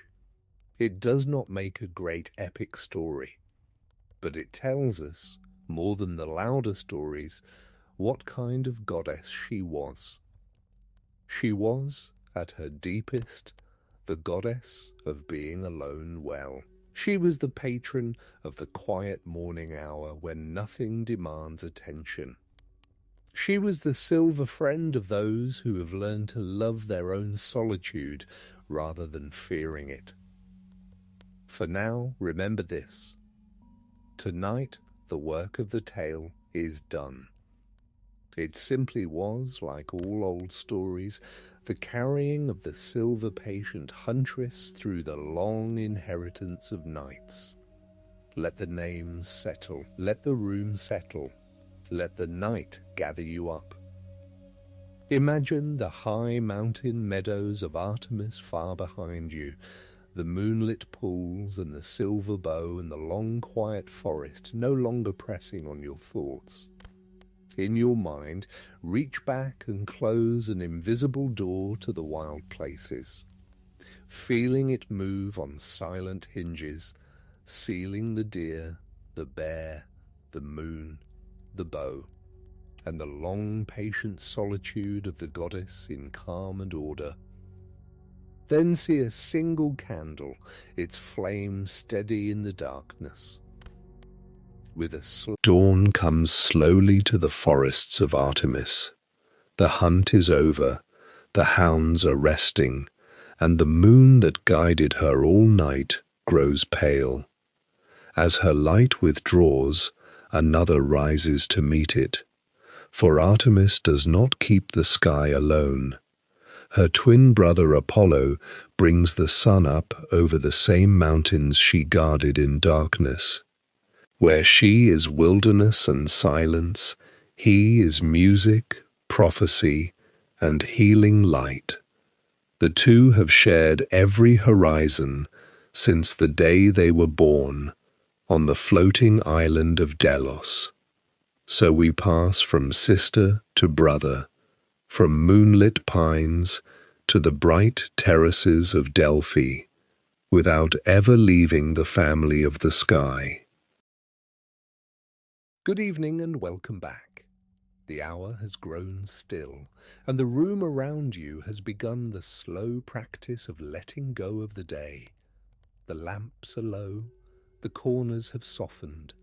Whatever the morning brought, whatever the afternoon asked, whatever the evening still holds in its small, busy hands, you may begin now, little by little, to set it down. There is no urgency here. The story we are about to enter is older than urgency. It has waited a long time already. It will wait, patient as a sun-warmed stone, for as much of your attention as you can give before sleep takes you. Let your shoulders settle. Let your jaw rest. Let your hands lie wherever they have come to rest, open or folded, whichever feels more natural to the body that has carried you this far. There is no pose to maintain tonight. There is no question to answer before the morning. The day, with all its rough edges, may now begin its slow folding away into memory, and the night, kind and old, may begin to gather you up. Tonight, we enter the story of Apollo, the bright son of Zeus and Leto, the twin brother of Artemis, the god of light and music and prophecy and healing, the lord of the lyre and the bow, the patron of the great oracle at Delphi, and the master of the 9 muses. He is one of the most luminous of the Olympian gods, the figure the Greeks turn to for clarity in a confused world, for music in a silent one, for prophecy in a moment of difficult decision.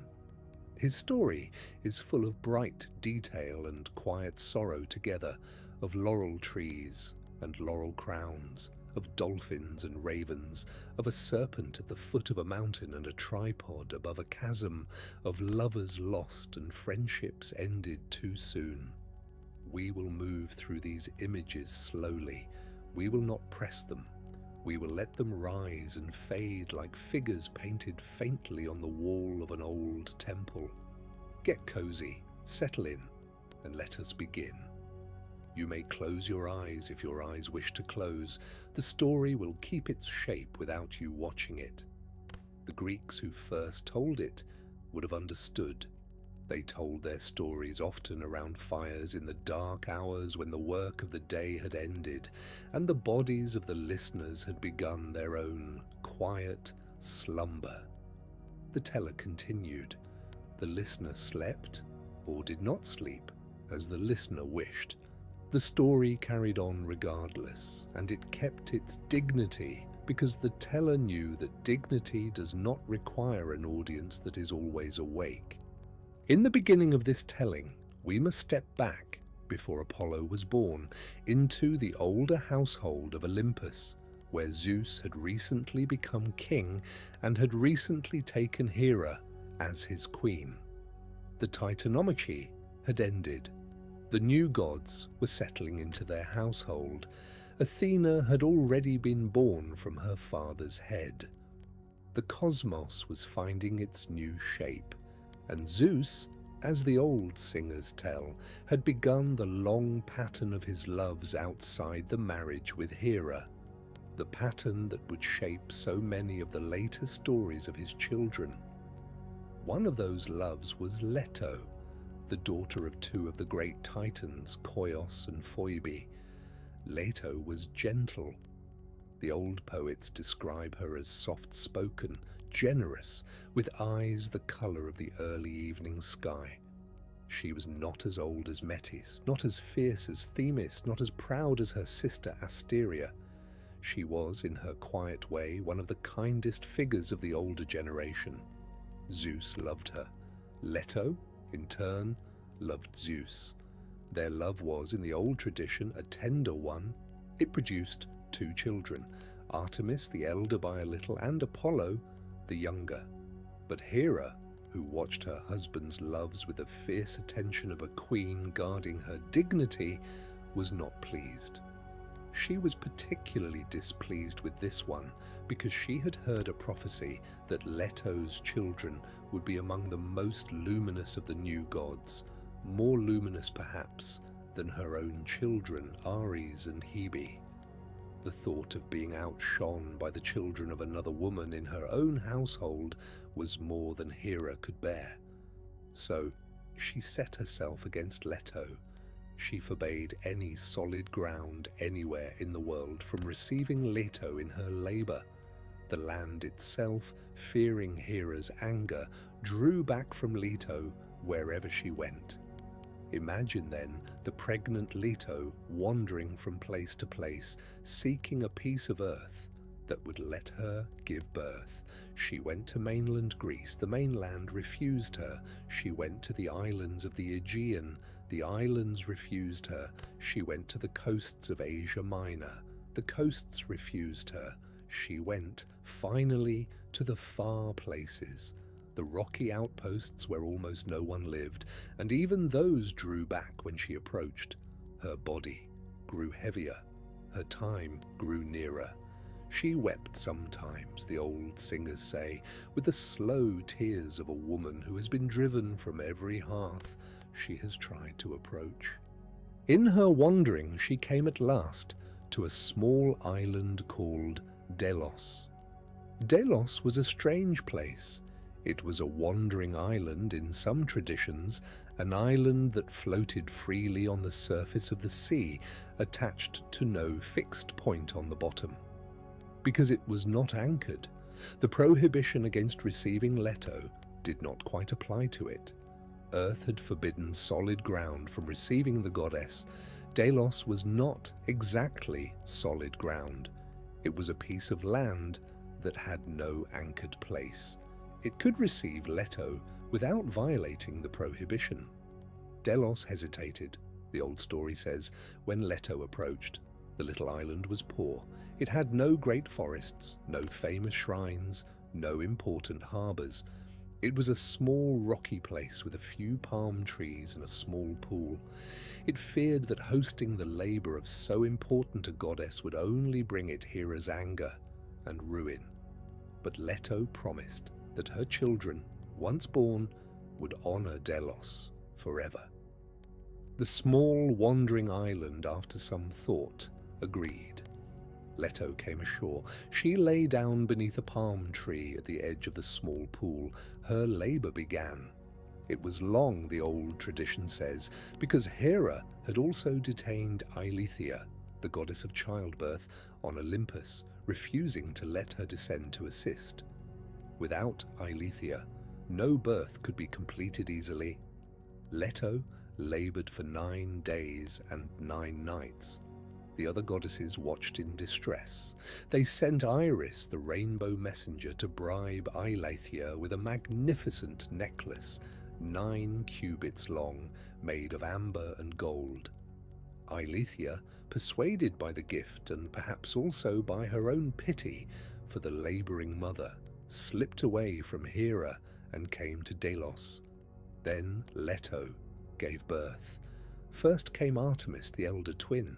The old tradition says that Artemis, born first and able to stand almost at once, served as midwife for her own brother's birth. The image is strange and lovely. A newly born goddess, still wet from her own emergence, kneeling to help her brother come into the world. The Greeks loved this small detail. It made Artemis, from her first breath, the goddess of mothers and of childbirth, a role she would carry in many local traditions thereafter. Then came Apollo. The old singers say that when he was born, swans circled the island 7 times. The palm tree on Delos bent slightly toward the newborn. A small wind moved across the pool. The whole island, which had been poor and forgotten, suddenly felt rich. Leto rested. The twins lay in the small shelter their mother and Eileithyia had made. Above, in the clear Aegean sky, the day began to brighten. Delos itself, the old tradition continues, was fastened in place from that moment on. The 4 pillars of the world were planted around it, and it became one of the fixed points of the Mediterranean, a sacred island honoured by the Greeks for centuries to come as the birthplace of the bright twins. The little wandering island had become the centre of a particular sacred geography. Pilgrims came to it from across the Greek world. Its small palm tree was preserved with great care for generations. Even when no one lived there permanently, the sanctuaries on Delos were kept clean and functional, the lamps lit, the offerings received. Apollo grew quickly, as gods often do in the old stories. His first food, the old tradition says, was nectar and ambrosia given to him by Themis, the upright Titan who had sided with the new gods. With each sip, Apollo grew. By the time he had been fed for a few days, he was already a young man, his shoulders broad, his eyes bright, his voice clear. He picked up a bow, the old story says, and tested the bowstring against his finger. He picked up a lyre and ran his thumb across the strings. He was ready, in the manner of mythic children, almost immediately for the work he had been born to do. What was that work? Apollo was, as the Greeks understood him, several things at once. He was the god of light, particularly the bright, clarifying light of the sun. Though the sun itself was associated with the older Titan Helios, he was the god of music, the master of the lyre, the leader of the muses. He was the god of prophecy, the keeper of the great oracle at Delphi. He was the god of healing, the father of Asclepius, the patron of the long human art of medicine. He was the god of archery, the bowman whose arrows brought either swift, just death or sudden plague. He was the god of poetry, the source of the inspiration that the Greeks called the gift of the muses. He was, in some local traditions, the god of shepherds and of flocks, the keeper of the long, quiet, pastoral life. All these aspects gathered around the single bright figure of Apollo. He was, more than any other Olympian, the god of multiple bright domains all at once. Athena had her wisdom, Artemis had her hunt, Aphrodite had her love. Apollo had everything that the bright, clear light of the world could touch. The Greeks did not always know what to do with so much brightness in a single figure. They sometimes split him into local aspects, with different cities honouring different sides of him, Apollo the healer at Epidaurus, Apollo the musician at Delos, Apollo the prophet at Delphi, Apollo the herdsman in the small mountain shrines. But they always understood that these aspects belonged to one god, and that the clarity of his presence was the thread that joined them. The list of his domains is full, and the events of his life will multiply. But you do not need to hold them all. You may keep one image: the palm tree on Delos, the swans circling, the young god with his lyre and his bow, the 7 days of music as Themis fed him with nectar. Any one of these is enough to carry the shape of the story forward. The first great deed of Apollo's youth was the killing of Python, the great serpent of Delphi.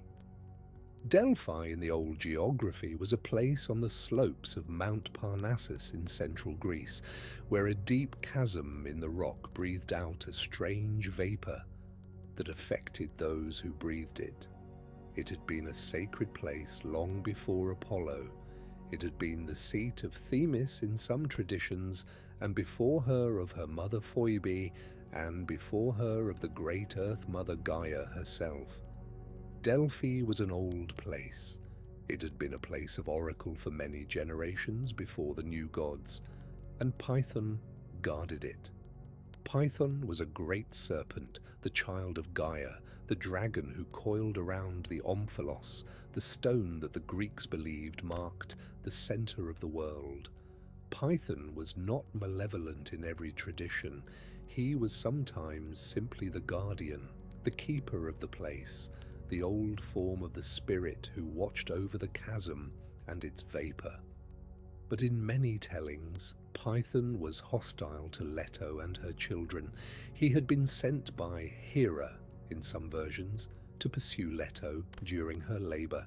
He had not caught her, but he remained, an ancient threat coiled around the navel of the world, a danger to the new bright god who would one day claim the oracle. Apollo went to Delphi. He was young still, only days or weeks past his birth. He carried a great bow that had been made for him in some traditions by Hephaestus, in others by his own divine craft. He approached the chasm. Python rose to meet him. The fight was not long in the old tradition. The bright young god, with his sure aim and his swift movement, was more than the ancient serpent could match.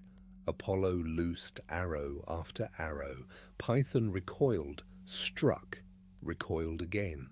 The blood of the serpent fell on the rocks of Parnassus. The serpent finally died, coiled around the omphalos, its great body softening into the limestone slope. We will pass this moment gently. The sleep story does not need its sharp metals. We will only mark that Apollo, in killing Python, took the oracle of Delphi for himself. From that day on, Delphi was his place. The chasm was his chasm. The vapor that rose from the chasm became the source of his oracular speech. The omphalos, the stone marking the center of the world, became his sacred stone.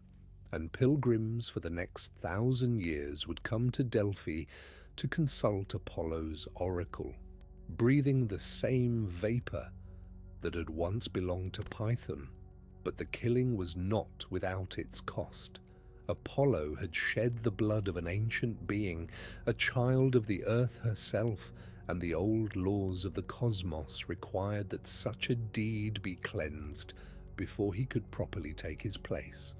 So, Apollo went into exile. He went, the tradition says, to the valley of Tempe in northern Greece, where he spent a long time, perhaps 9 years, in one tradition, performing the slow rituals of purification. He bathed in the streams, he fasted. He cut a branch of laurel from the trees of Tempe and made of it the laurel crown that would become his sacred plant. When his purification was complete, he returned to Delphi, this time as the cleansed lord of the oracle, ready to begin his long work as the speaker of bright clarities. The Delphic oracle was one of the most important religious institutions of the ancient Greek world. For more than 1,000 years, pilgrims came to consult it. They came from cities all over the Mediterranean. They came with questions of war and peace, of marriage and burial, of plague and prosperity. They climbed the long zigzag path up the steep slope to the small precinct where the oracle stood. They paid the priests their offerings. They were purified at the sacred spring of Castalia. They entered the small inner chamber of the temple, where the omphalos stood and where the chasm breathed. The oracle herself was a woman called the Pythia, named for the dead serpent over which she now presided. She sat on a three-legged tripod above the chasm. She breathed the vapor. She entered a trance state. She spoke, often in disconnected phrases that the priests then interpreted into formal verse and delivered to the pilgrim. The phrases were not always clear. The old Greeks said that Apollo never lied, but he also never said anything simply. His prophecies were riddles. They required listening. They required interpretation. They sometimes required the pilgrim to live for many years before understanding what had been said. The most famous example of this kind of riddling truth is the prophecy delivered to King Croesus of Lydia, who came to Delphi to ask whether he should make war against the Persian king Cyrus. The oracle told him that if he made the war, he would destroy a great kingdom. Croesus, hearing this, was reassured. He made the war. The great kingdom he destroyed turned out to be his own. The oracle had not lied. Croesus had not listened carefully enough. This was Apollo's particular kind of truth. He did not give comfortable answers. He gave true ones, in language that the listener had to work to understand. The Greeks honored this quality.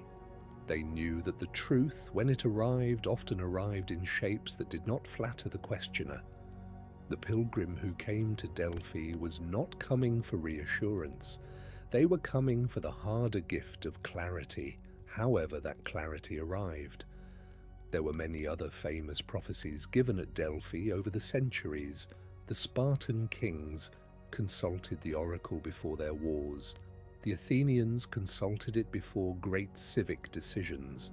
The Romans in later periods sent their own embassies. Even rulers far beyond the Greek world, in the kingdoms of Lydia and Phrygia and the cities of Italy, sent emissaries to climb the mountain and to hear what Apollo would say. The prestige of the oracle was such that no question of great moment in the ancient Mediterranean world felt complete until the god at Parnassus had been consulted. The priests who served the oracle were as important in their own way as the Pythia herself. They were the interpreters. They worked the trance speech of the Pythia into the verse forms that pilgrims received. They knew the political situations of the cities that sent embassies. They knew, with the diplomatic instincts of long-serving advisors, how to phrase Apollo's answers in ways that would be useful without committing the god to anything too specific. The oracle was, in some sense, a long-running institution staffed by careful, intelligent men and women who took their work seriously and who shaped the Greek political world for 1,000 years through their interpretations. Apollo's lyre is another of his great signs. The lyre, that small stringed instrument played by plucking, became the instrument of song and poetry for the Greeks. Apollo had received his lyre in the old tradition from his half-brother Hermes. Hermes, on the very day of his birth, had stolen the cattle of Apollo, hidden them carefully, and then made the first lyre by stretching strings across the shell of a tortoise.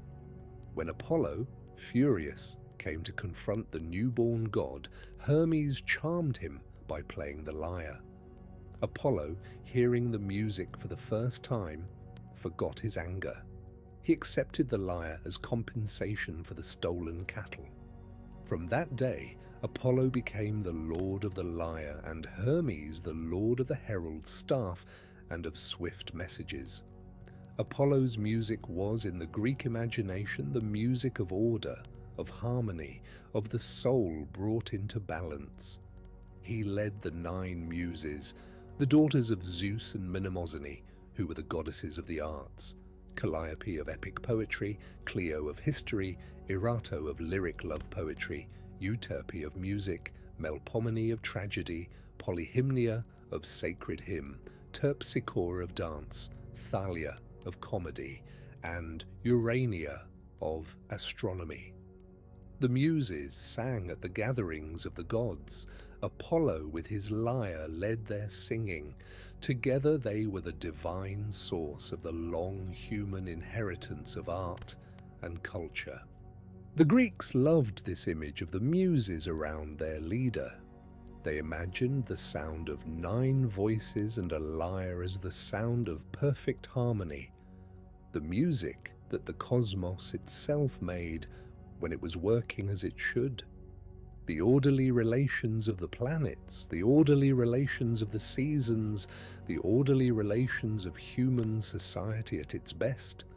All of these were, in the Greek imagination, kinds of music that Apollo and his muses presided over. This is part of why he was called the god of harmony, in a sense larger than musical harmony alone. He was the god of things being in their right relations, the body in healthy balance, the mind in clear thought, the community in peaceful order, the soul in the right relation to itself. All these forms of right relation were Apollo's. To be out of harmony with any of them was to be out of harmony with him, and the old Greeks believed that this kind of disharmony could be cured by music, by purification, by listening to the oracle, by the slow, patient practices that brought the soul back into its right shape. There is, in the figure of Apollo as the leader of the muses, an old Greek thought about the relationship between work and inspiration. The muses, in the old tradition, did not simply hand poetry to the poet. They visited those who had prepared themselves by long study, by discipline, by careful attention to the techniques of their art. The poet who had not learned his craft would not be visited. The musician who had not practiced her scales would not be inspired. Inspiration came, but it came to those who had made themselves ready to receive it. Apollo, as the leader of the muses, was the god of this kind of inspired discipline. He honored the work that preceded the gift. The Greeks honored many small forms of this preparation. The poet would purify himself before composing. The musician would tune her instrument with care. The sculptor would prepare his stone with the proper invocations. The historian would walk the ground where the events had happened. None of these preparations guaranteed that the muses would visit, but all of them honored the relationship between human effort and divine gift. Apollo presided over this relationship. He was the god of those who worked hard and waited patiently for the moment when the work was joined by something beyond the work. But Apollo's life was not only triumphs. The old myths give him his sorrows as well, and tonight we will speak of 3 of them quietly. The first is the story of Daphne. Daphne was a nymph, the daughter of the river god Peneus. She was beautiful, with long hair and bright eyes, but she had vowed to remain unmarried, to follow the path of Artemis rather than of Aphrodite, to spend her life in the forests and the streams rather than in the houses of any husband. Apollo saw her and Apollo loved her. The old story tells of how Apollo's love came to him. He had, in some traditions, mocked the small love god Eros, telling him that the bow was not for children. Eros, offended, shot 2 arrows. The golden arrow that causes love struck Apollo. The leaden arrow that causes the rejection of love struck Daphne. From that moment, Apollo loved Daphne, and Daphne fled from Apollo. He chased her through the forests. She ran. She was swift, but he was swifter. As she felt him gaining on her, she cried out to her father Peneus, the river god, for help.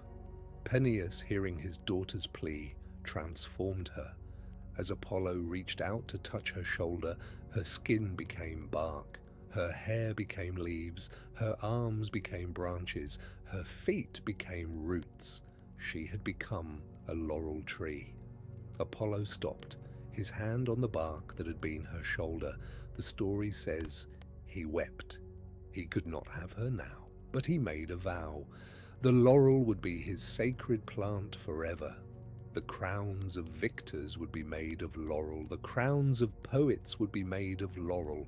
The branches of laurel would be hung over the doors of his temples. Wherever the laurel grew, he would honor the memory of Daphne, the nymph who had become a tree rather than be taken by a god she did not love. It is a strange and difficult story, and the old singers told it with care. It honors the laurel. It also honors the freedom of Daphne, who chose transformation over surrender. Apollo, for all his brightness, did not get what he wanted. The god of clarities had to accept the clarity of a refusal.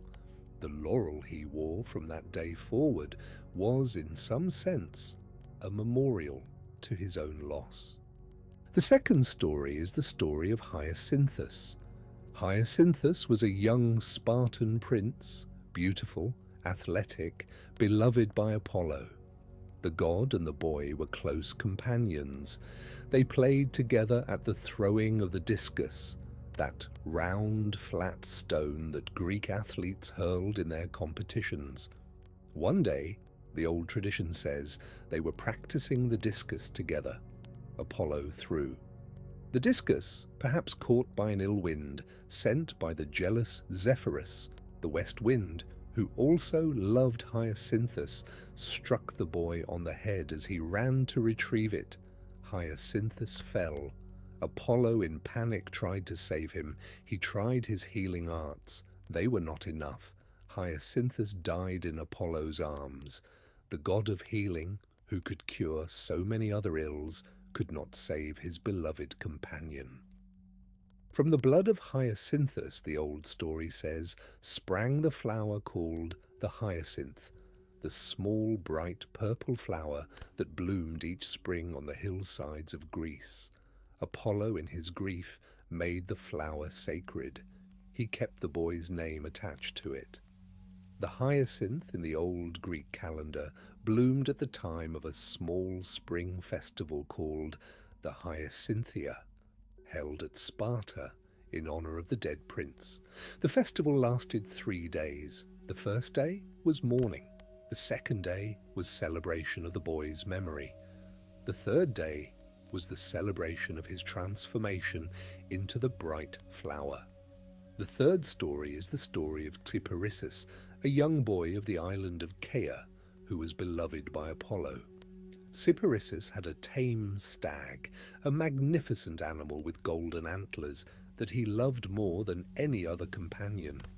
One day, by accident, Cyparissus killed the stag with a hunting javelin he had not seen the stag step into. His grief was so great that he prayed to be allowed to mourn forever. Apollo, hearing the prayer, transformed Cyparissus into the cypress tree, the tall, dark tree that was associated with mourning in the Greek world. From that day, the cypress was planted in graveyards. To pass a row of cypresses in the Greek landscape was, in the old imagination, to walk past the long mourning of a boy and a god who had loved each other and who had been parted by accident. 3 stories of loss, 3 living memorials: the laurel, the hyacinth, and the cypress. The Greeks who walked among these plants in their gardens and on their hillsides walked among the small, slow griefs of the bright god, kept in the leaves and the petals. The plants themselves were a kind of map of Apollo's heart, marked on the landscape, available to any walker who would look. The Greeks did not always remember the stories behind these plants, but they grew up among them. They saw the laurel at every victor's brow. They picked the hyacinths in spring. They planted the cypresses at the tombs of their dead. The shape of Apollo's sorrows became part of the texture of their ordinary lives. These 2 stories, Daphne and Hyacinthus and Kyparissus, give Apollo his shadow. He was not only the bright god, he was also the god who lost what he loved, who chased what would not stay, who held the dying in his arms and could not heal them. The laurel and the hyacinth and the cypress, the tree and the flower and the tree were the small living memorials of his griefs, growing on every Greek hillside, reminding the listener that even the bright god had known what it was to lose. Apollo also had a son, Asclepius, who became the greatest of the human healers and eventually a god of healing in his own right. Asclepius was the son of Apollo and Coronis, a mortal woman of Thessaly. The story of his birth is one of the difficult ones in the old myth. Coronis had been unfaithful to Apollo in some traditions. Apollo, learning of this, struck her down, but as she was burning on her funeral pyre, Apollo took the unborn child from her body and gave him to the wise centaur Chiron to raise. Chiron taught Asclepius the arts of medicine.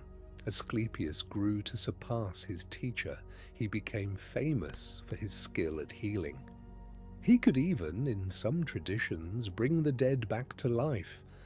This last skill brought him into conflict with Hades, who complained to Zeus that the underworld was losing its just share of the dead. Zeus, agreeing with Hades, struck Asclepius down with a thunderbolt.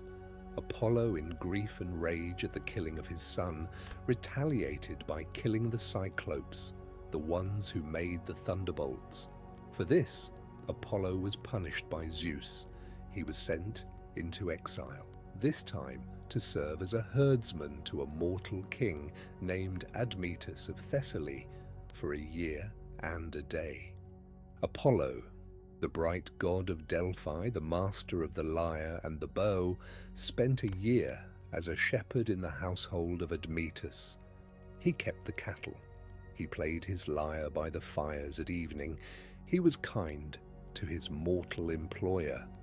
When his service was done, he made sure that Admetus's herds prospered in his absence.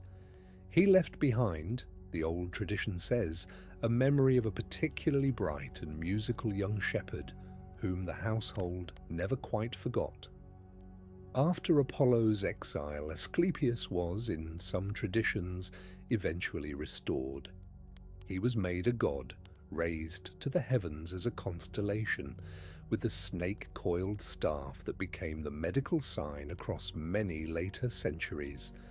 His shrines became major centers of healing in the ancient world. The most famous of them, at Epidaurus, was a sanctuary where the sick came to sleep in the temple, hoping to be visited by Asclepius or one of his sacred snakes in a healing dream. The shrine had a theatre, a stadium, baths, dormitories and gardens. It was a kind of ancient healing resort where the body and the soul together were tended for many days. The traditions of the shrines of Asclepius shaped many later ideas of medicine, including some that survive in modern medical symbols. The healing arts of Apollo and his son were not only the arts of curing the body, they were also the arts of curing the soul. The Greeks understood that many illnesses had no purely physical cause. A grief unspoken could become a fever. A guilt uncleansed could become a wasting illness. The shrines of Apollo and Asclepius were places where these soul illnesses too were treated. Pilgrims would tell their dreams, priests would interpret them, purification rituals would be performed, music would be played. The patient would gradually feel the unspoken parts of themselves coming into the light, into the careful attention of the god of clarity, and would feel, day by day, the lifting of the weight they had been carrying without knowing. This was one of the gentlest aspects of Apollo. He was the god who watched the unseen places of the soul. He saw what the patient could not yet see. He helped the patient see it slowly, at the speed they could bear. The shrines of healing were places of long stays, not of quick cures. A patient might remain for weeks. The cure, when it came as a gradual recognition rather than a sudden event. This was Apollo's way. He did not heal by force. He healed by clarity. Apollo was also the god of the Hyperboreans, the people who lived in the old Greek imagination in the far north, beyond the cold mountains, in a land of perpetual spring. The Hyperboreans were Apollo's particular people. They worshipped him at temples built of swans' feathers. They sent offerings of grain, wrapped in straw, that travelled from one Greek shrine to another by hand until they finally reached Delos, the god's birthplace. Apollo himself, the old tradition said, spent the winter months among the Hyperboreans, leaving Delphi quiet during those months when the oracle was less active. He returned in the spring, riding in a chariot drawn by swans, bringing with him the warmer light that broke the cold of winter. This pattern of Apollo's annual departure and return was honoured in the Delphic calendar. The winter months were the months when Dionysus, the god of wine and ecstasy, presided over the sanctuary in Apollo's absence. The summer months were when Apollo returned and the great festivals were held. The Greeks, who liked their cosmos to be ordered, found in this annual rhythm of departure and return a satisfying pattern. Even the bright god needed his rest. Even the great oracle needed its quieter months. The image of Apollo, travelling north each winter, returning south each spring, became a way for the Greeks to understand the rhythm of the year itself. The cold months were when the bright god was away. The warm months were when he had returned. The first leaves of spring were the small signs that he was coming.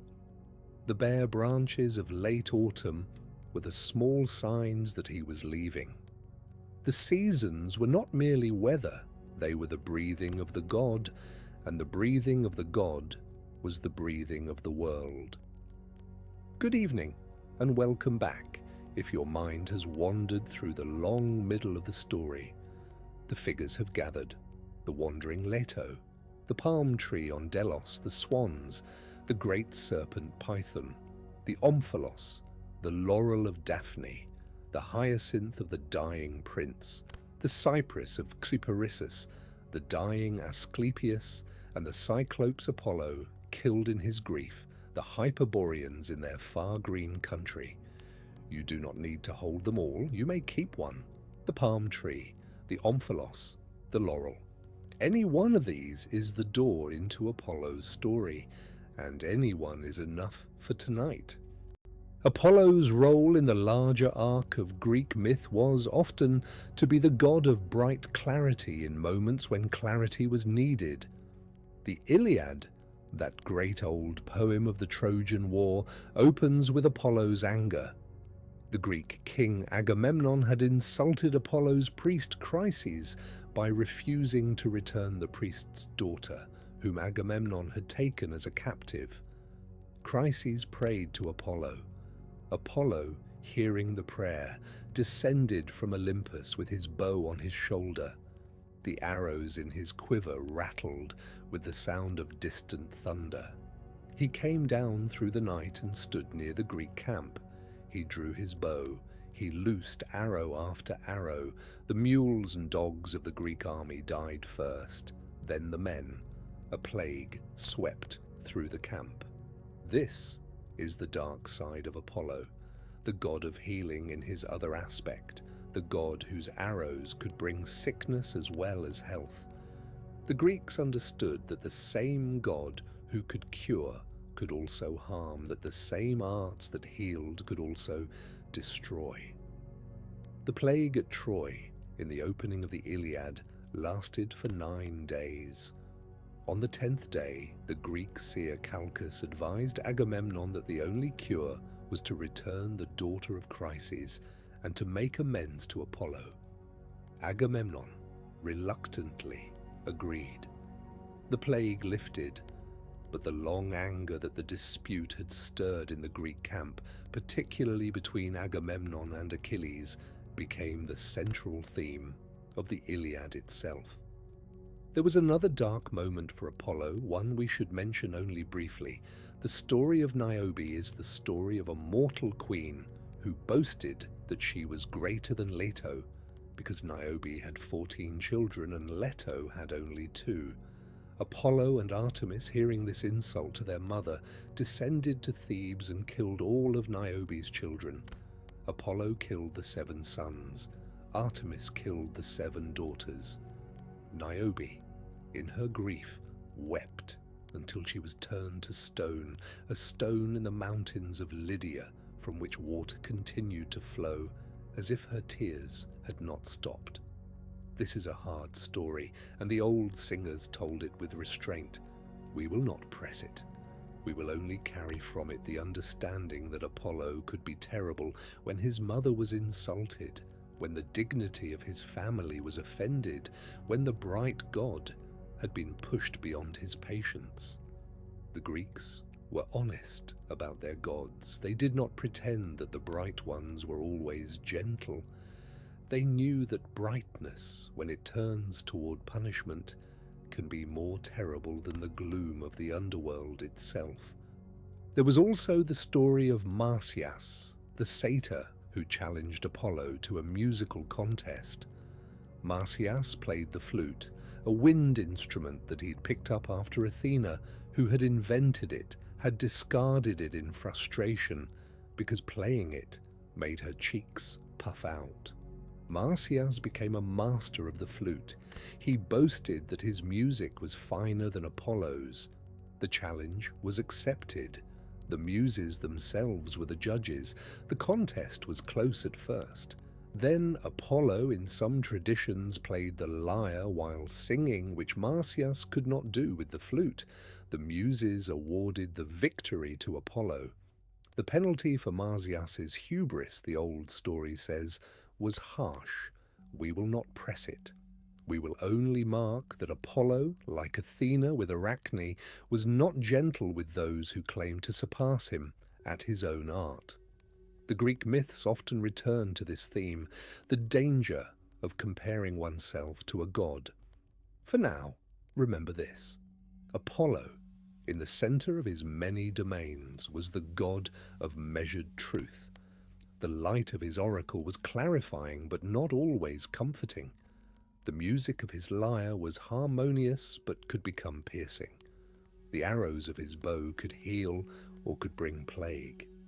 The Greeks understood that the bright god was not simply benevolent, he was, more truly, exact.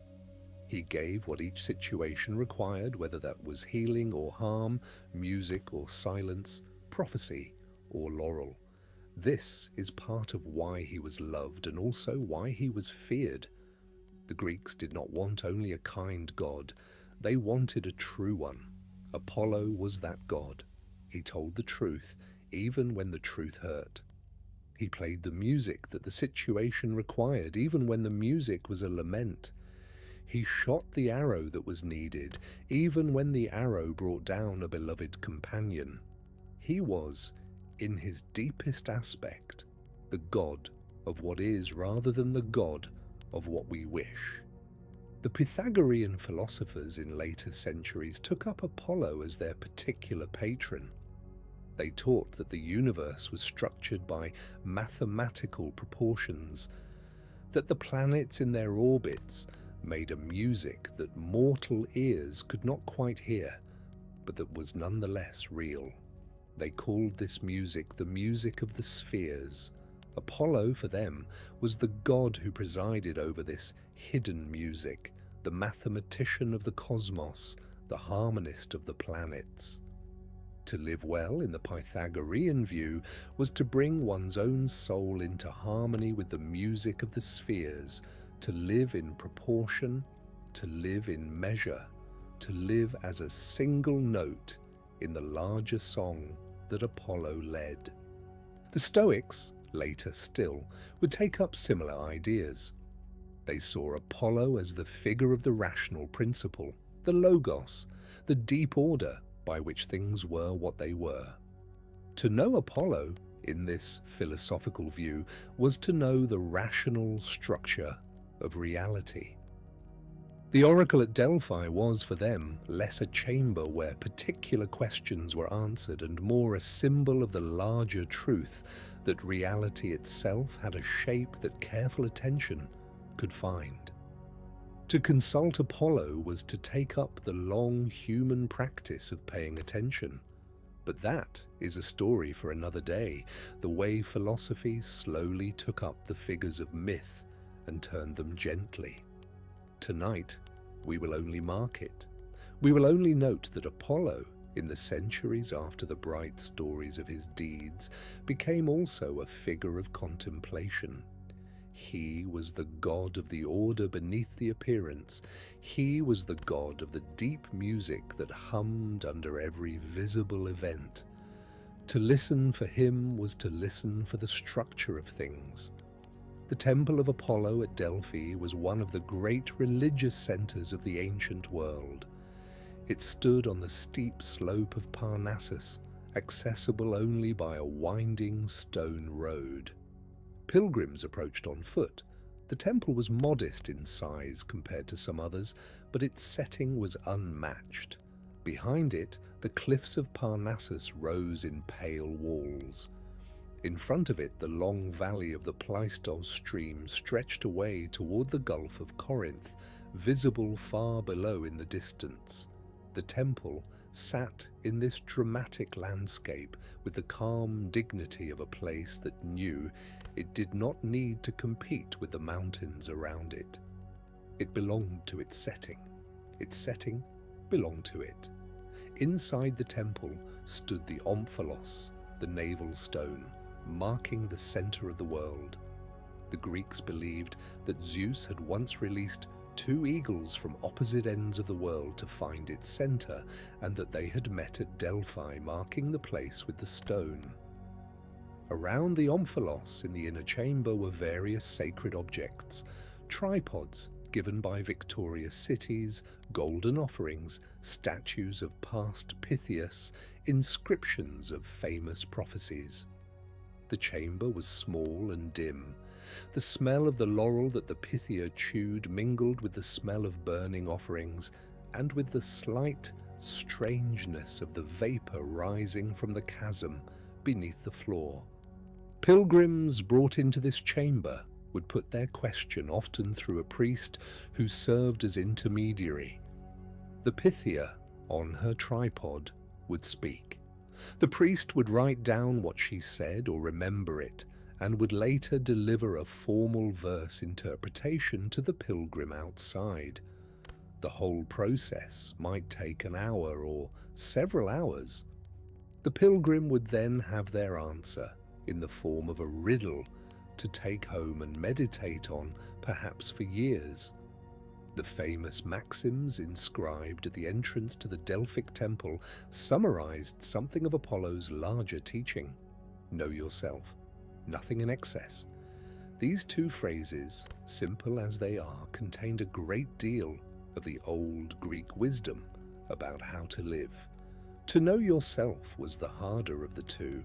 It meant the long, slow work of examining your own thoughts, your own feelings, your own habits, your own assumptions, so that the truth about you was not hidden from you.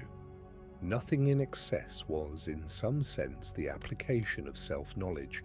Once you knew yourself, you would know also your own limits, and you would not push beyond them.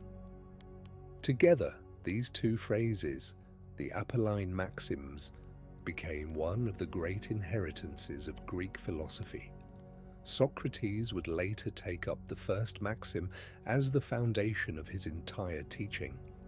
Know yourself. The unexamined life is not worth living. The philosophy of self-examination that runs through so much of Western thought has its roots in the small inscription above the door of Apollo's temple at Delphi. It simply was, in the old Greek imagination, that Apollo was the god of the examined life. The light of his oracle was the light of self-knowledge. The arrows of his bow were the arrows that struck through illusion. The lyre of his music was the lyre that tuned the soul to its right shape. To honor Apollo was to take up the long practice of clarity, of measure, of the willingness to know what was true, even when knowing was not easy. There is something restful in this thought, even for a sleep story. The bright god of clarity is not asking at this hour that you examine yourself. The hour for that work is the day. The hour for sleep is the hour of letting the examination set itself aside. But it is good to know, lying in the dark, that the examined life is what the bright God honors. The day will come. The questions will return. The work of self-knowing will resume. For now, you may simply rest. The Greeks who carved the temples of Apollo did so with a particular kind of care. The marble was selected from the best quarries, Pentelic marble for the Athenian temples, Parian marble from the island of Paros for many of the great statues. The marble was transported, often across great distances by ship and ox cart, to the building site. The blocks were dressed by stonecutters using bronze chisels and wooden mallets. The columns were carved in segments called drums, each drum perfectly fitted to the next so that the seam between them was almost invisible. The fluting was cut down the length of each column with patient strokes. The capitals at the top were carved in the Doric or Ionic or Corinthian style, depending on the order chosen for the temple. The roof beams were laid. The pediments at the gable ends were filled with sculpted figures. This long, careful work could take a generation or more. The builders who began the temple often did not live to see it completed. Their sons and grandsons continued the work. The patience of stone, the patience of craft, the patience of cities that thought across generations, all of these were honored by the temple. Apollo, the patron of patience and clarity, was honored most clearly by buildings that took 50 or 100 years to complete, and that were built to stand for many thousands of years more.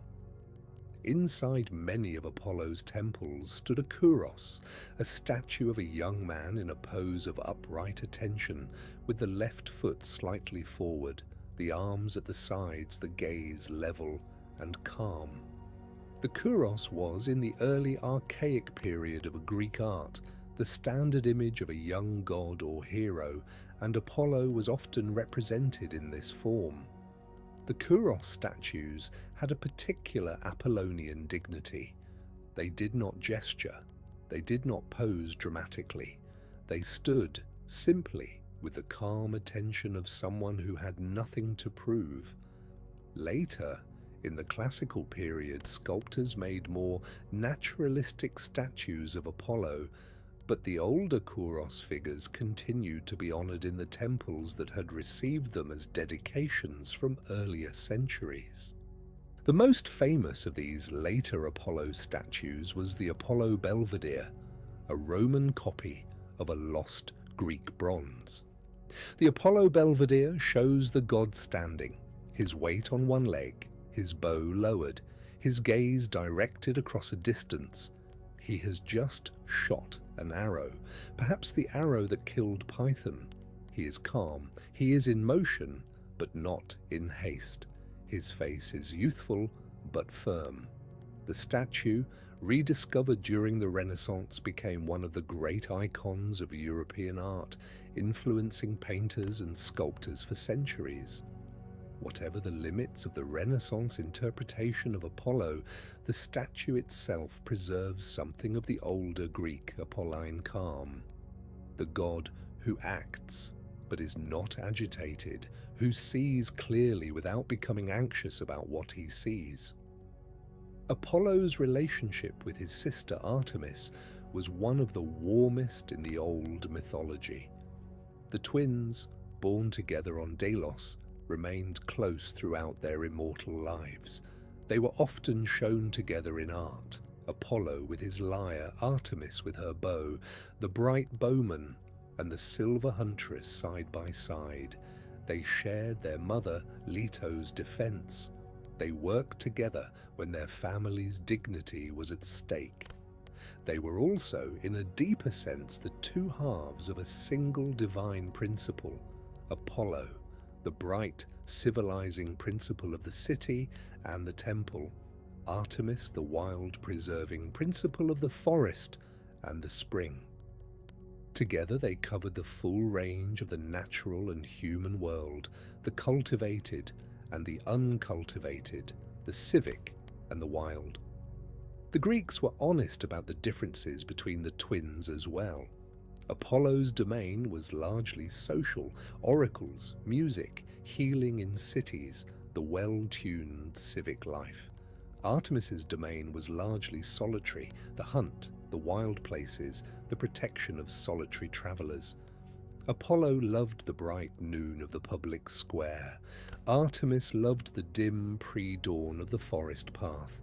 Apollo's temples stood at the centers of cities. Artemis's temples often stood at the edges, at the borders between the cultivated land and the wild. Together, they framed the Greek world from the center to the edges. In moments of crisis, the twins acted together. When their mother Leto was insulted, they came together to defend her. When their priests were threatened, they came together to retaliate. The Niobe's story, where the twins killed all of Niobe's children, was one such moment of joint action. The story is not pleasant to dwell on, but it shows the twins functioning as a single unit when family honor was at stake. For now, remember this, that the bright god lived in a household of relations. He had a mother who had wandered to give him birth. He had a sister who had served as his midwife. He had a father who had elevated him among the new gods. He had a half-brother who had given him his lyre. He had a son whom he had grieved when Zeus had struck him down. He had loves whom he had lost, Daphne, Hyacinthus, Cyparissus, Coronis. He had servants and worshippers in every city of the Greek world. He was not an isolated figure. He was a god embedded in a web of relations, and the web included grief as well as joy, exile as well as triumph, and the slow weather of long affections that does not always result in tidy endings. The Greek calendar, in many places, gave Apollo particular months.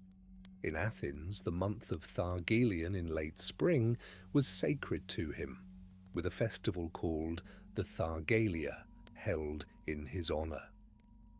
The festival involved processions, offerings of the first fruits of the harvest, and certain purification rituals that cleansed the city of any accumulated pollution from the previous year. In Sparta, the festival of the Carnia was held in honor of Apollo Carnios, the patron of the Spartan army. In Boeotia, the festival of the Daphne-phoria honored Apollo with a procession in which young women carried laurel branches through the streets of Thebes.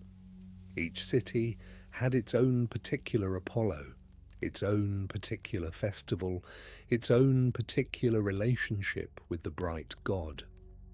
This local diversity was one of the strengths of Greek religion. The Greeks did not insist on a single uniform worship.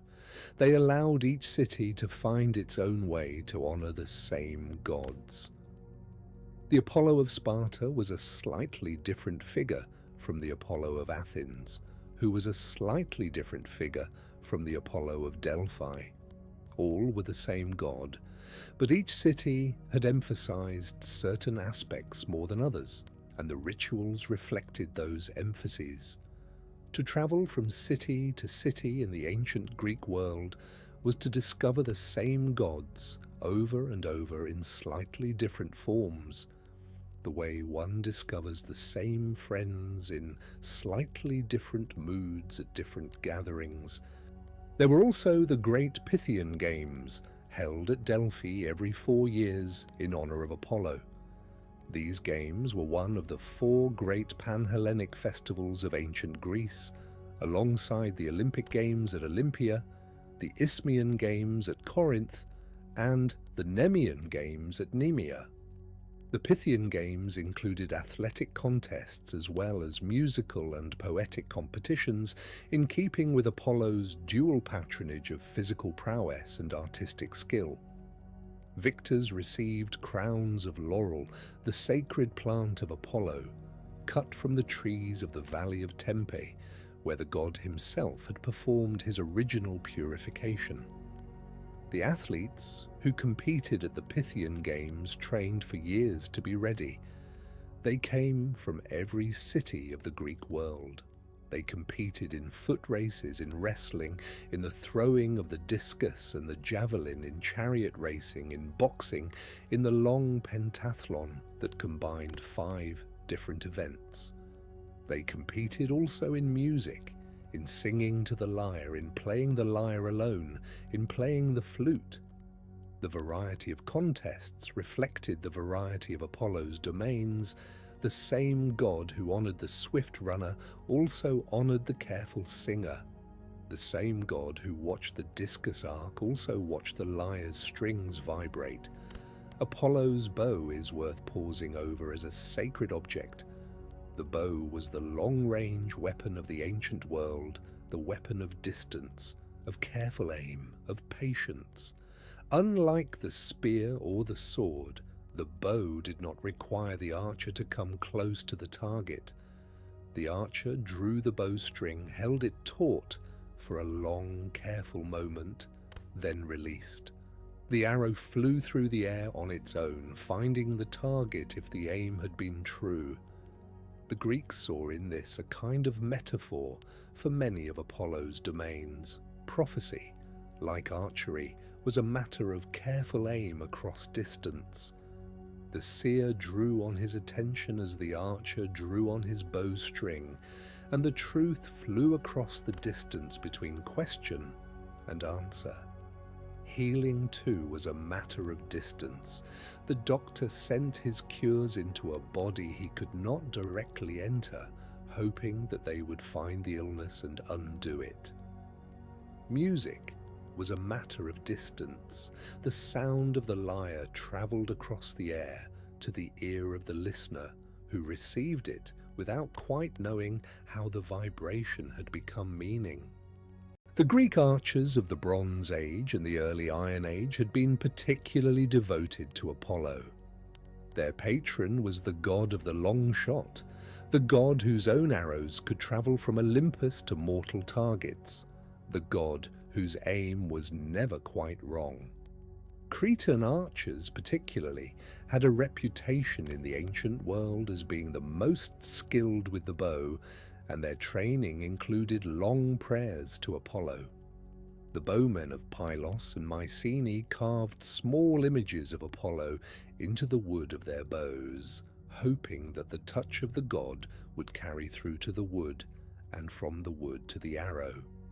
The arrows of Apollo themselves in the old imagery had a particular character. They were silver-tipped.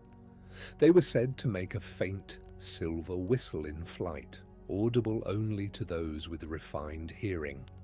They struck swiftly and decisively. The Greeks who died of sudden illness were sometimes said to have been struck by Apollo's arrows. The Greeks who died of slow illness were not.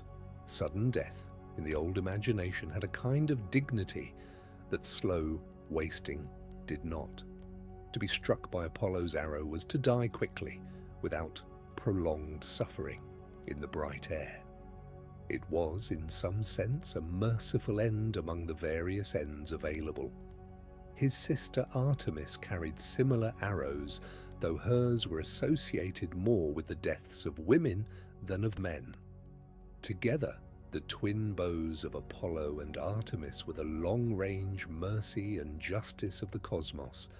Where they fell, the old Greeks said, they fell decisively. There was no slow suffering, no lingering. The arrows were swift. The arrows were sure. The arrows were the mark of the bright twins. Beyond Delphi and Delos, there were many other oracles in the ancient world that were not directly Apollo's, but that were related to him in various ways. There was the oracle of Trophonius at Lebedaia in Boeotia, a dark cave oracle that involved descending into the earth. There was the oracle of Zeus at Dodona with its rustling oak. There was the oracle of Ammon in the Egyptian desert. There were the various sibyls, prophetic women associated with Apollo who spoke from caves and cliffsides across the Mediterranean. The most famous sibyl was at Cumae in Italy, near what is now Naples, where the Cumaean sibyl uttered her prophecies from a cave with 100 mouths. The Romans considered her one of the great oracles of the world. Her prophecies, written on palm leaves and gathered into books, were preserved in the temple of Jupiter Capitolinus in Rome for centuries. Apollo was, in many of these traditions, the god behind the various forms of oracular speech.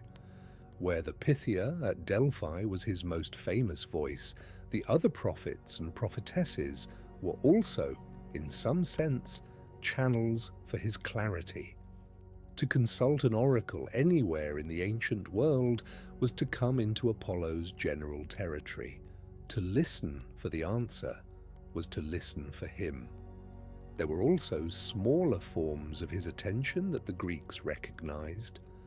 The flight of birds was, in many traditions, a form of divine speech, and Apollo was the god most often invoked when augurs read the patterns of bird flight. A flight of eagles to the right was a good sign. A flight of crows to the left was a bad sign. The crow was, in some traditions, one of Apollo's birds, but a dark grey one, the bird of bad news. The white raven, once Apollo's sacred bird, had been turned dark by the god himself when it brought him the news of Coronis's unfaithfulness. The raven's blackness in the old imagination was the colour of bad news, permanently affixed to the messenger. The swan was Apollo's brighter bird, the bird of music, of song, of beauty. Swans were said to sing most beautifully just before their deaths, and this image, the swan song, became one of the great Greek metaphors for the artist whose finest work comes at the end of life. Apollo was the god of this final song. He honoured those who, knowing they were near the end of their long work, found new clarity and new beauty in their last efforts. The dolphin was another of Apollo's animals, particularly in his role as the god who had come to Delphi by sea. One of his names was Apollo Delphinios, Apollo of the dolphin. The old story said that Apollo had once transformed himself into a dolphin to lead a Cretan ship across the Mediterranean to the harbour below Delphi, where the sailors of the ship became the first priests of his oracle. The dolphin in this tradition was the mediator between sea and land, between the ordinary world and the sacred precinct, between the daily voyage and the moment of arriving at the temple. These small animals, the swan and the dolphin and the raven, gave Apollo's mythology a presence in the natural world. The Greek, who saw a swan flying overhead or a dolphin leaping beside a ship or a raven cawing from a high branch, was reminded of his god. The presence of the bright Lord of Clarities was not confined to the temple at Delphi. It was scattered across the landscape, into the flight of birds and the movement of sea creatures and the sound of distant music carried on the wind. In Roman times, after the conquest of Greece, Apollo continued to be worshipped under his Greek name. The Romans did not always rename the Greek gods. With Apollo, they kept the name. He was Apollo for both peoples. The Emperor Augustus claimed Apollo as his particular patron, building a great temple to him on the Palatine Hill in Rome. The Augustan Apollo was associated with a new piece of the empire, with the order brought by Augustus after the long civil wars of the late Republic. Apollo, for Augustus, was the god of imperial measure, of the bright stability that the new emperor wanted to embody. The temple on the Palatine was decorated with images of Apollo's victories over Python and over the Niobids, the symbols of the bright order subduing the older chaos. This Augustan use of Apollo shaped the later European imagination of the bright god in ways that were not always faithful to the older Greek tradition. The Roman Apollo became increasingly the god of empire, the god of order in the imperial sense. The Greek Apollo had been a more troubled figure with his sorrows and his griefs and his sudden anger. The Roman Apollo was smoother, more dignified, more useful as a state god. The later Renaissance and Enlightenment versions of Apollo in European painting and poetry drew more from the Roman Apollo than from the Greek. Apollo became, in those later traditions, the god of pure light, of reason, of artistic perfection, with the shadows somewhat erased. The older Greek Apollo, with his griefs and his exiles and his uncomfortable truths, is the one we have been telling tonight. He is the more interesting god, perhaps, because he is the less simplified one. He loves and loses. He acts and regrets. He kills and is exiled. He returns from exile cleansed, but marked. He gives prophecies that wound the questioner. He is, in his full Greek shape, both the bright god of clarity and the god who has known the cost of clarity.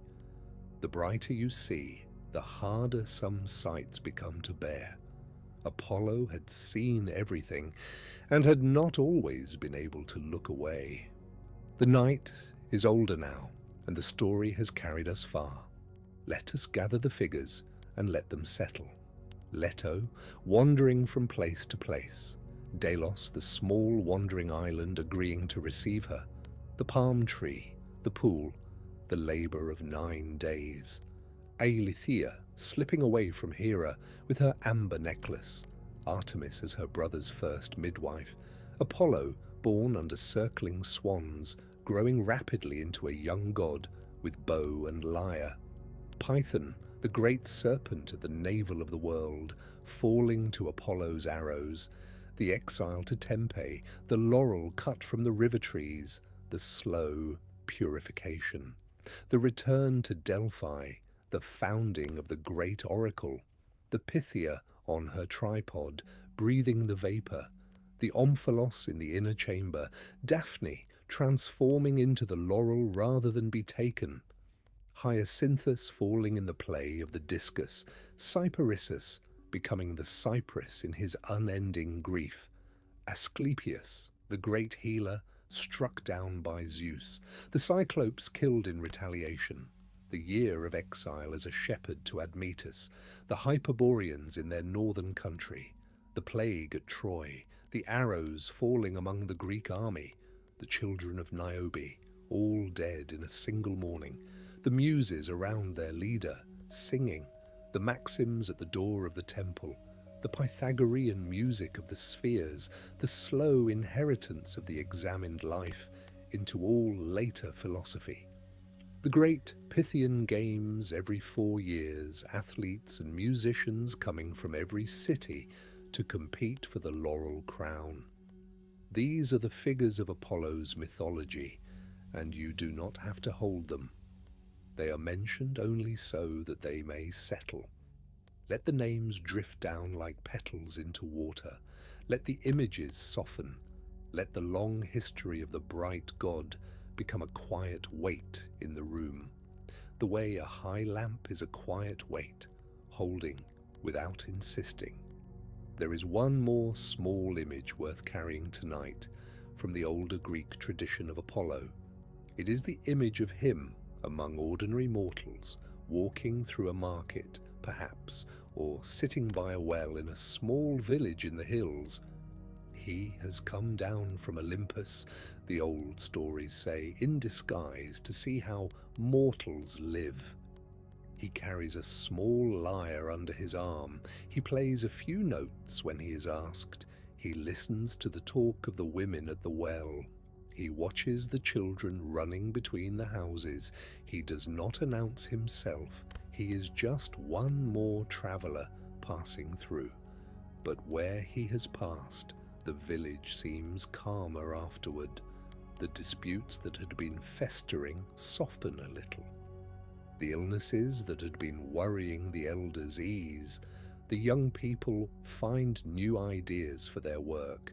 The bright god has been there. He has done his quiet work. He has moved on. The village does not know what has happened, but it knows that something has shifted, and that the shift was good. Now let the story loosen, the way every long telling must when sleep approaches.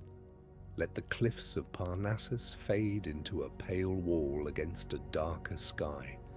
Let the omphalos rest in its dim chamber, the laurel branches above it folding their leaves for the night. Let the Pythia descend from her tripod, the vapour growing thinner as the chasm cools. Let the laurel groves on every hillside settle into stillness. Let the hyacinth and the cypress, the small living memorials, hold their colours quietly through the dark. Let Delos, the small island, rest beneath the stars, with its palm tree and its small pool unwatched. Let the muses lower their voices. Let the lyre rest on its hook beside the throne of the god. Let the bow be set down for the night. Good evening and welcome back, one last time, to the slow, gentle work of letting the story rest. The night has carried Apollo a long way, from a small wandering island to a great oracle on a mountainside to a long history of philosophical inheritance. There are many other tellings of him, many other moments, many other lovers and friends and enemies and worshippers, but that is a story for another day. The grove of his mythology is wide enough that no single knight can walk all its paths. There is a final image of Apollo that the old Greek tradition liked to leave with its listeners. It is the image of the god at the end of a long day at Delphi, when the last pilgrim has descended the winding path, when the priests have closed the inner doors of the temple, when the Pythia has gone to her own quarters to rest. The sun is setting over the long valley of the Pleistos. The mountains across the valley have begun to glow in the late light. The cliffs of Parnassus behind the temple have turned the colour of old rose. The laurel trees in the small grove beside the spring of Castalia are dark against the brightening sky. and Apollo stands, perhaps on the roof of his own temple, looking out over the long valley of his sanctuary. He is not impatient. He is not eager. He is simply where he belongs. The old singers like to imagine him at this moment as the still center of the bright day, the patient figure who had been there since dawn and would be there until dawn again. The pilgrims had come. The pilgrims had gone. Their questions had been answered in whatever form the oracle had spoken them. Their lives would continue, shaped by what they had heard. The god remained. The next day would bring more pilgrims. The next day would bring more questions. The same patient, bright god would receive them. The cycle would continue year after year, century after century, while the empires rose and fell below the mountain, and the cities of Greece reshaped themselves in their various ways. Apollo would be there. The oracle would be there. The bright god of clarities would continue to give his careful answers to those who climbed the long path to find him. For now, remember this. Tonight, the work of the tale is done. It simply was, like all old stories, the carrying of the bright, clarifying god through the long inheritance of nights. Let the names settle. Let the rooms settle. Let the night gather you up. Imagine the great oracle at Delphi far behind you, the bronze tripod and the vapor and the long stone road of pilgrims no longer pressing on your thoughts. In your mind, reach back and close an invisible door to the temple on the slope, feeling it move on silent hinges, sealing the omphalos, the laurel, the lyre, the bow, the maxims, and the long, patient, bright presence of the god in calm and order. Then see a single... The oracle's voice grows faint, and the last hymn settles over Delphi like evening dust. Apollo's gifts, prophecy, music, sudden inspiration, all arrive like light, brilliant and beyond asking. But there is another kind of wisdom among the gods, one that is built slowly rather than revealed. Athena was born from the mind of Zeus himself, and everything she touches carries the mark of thought.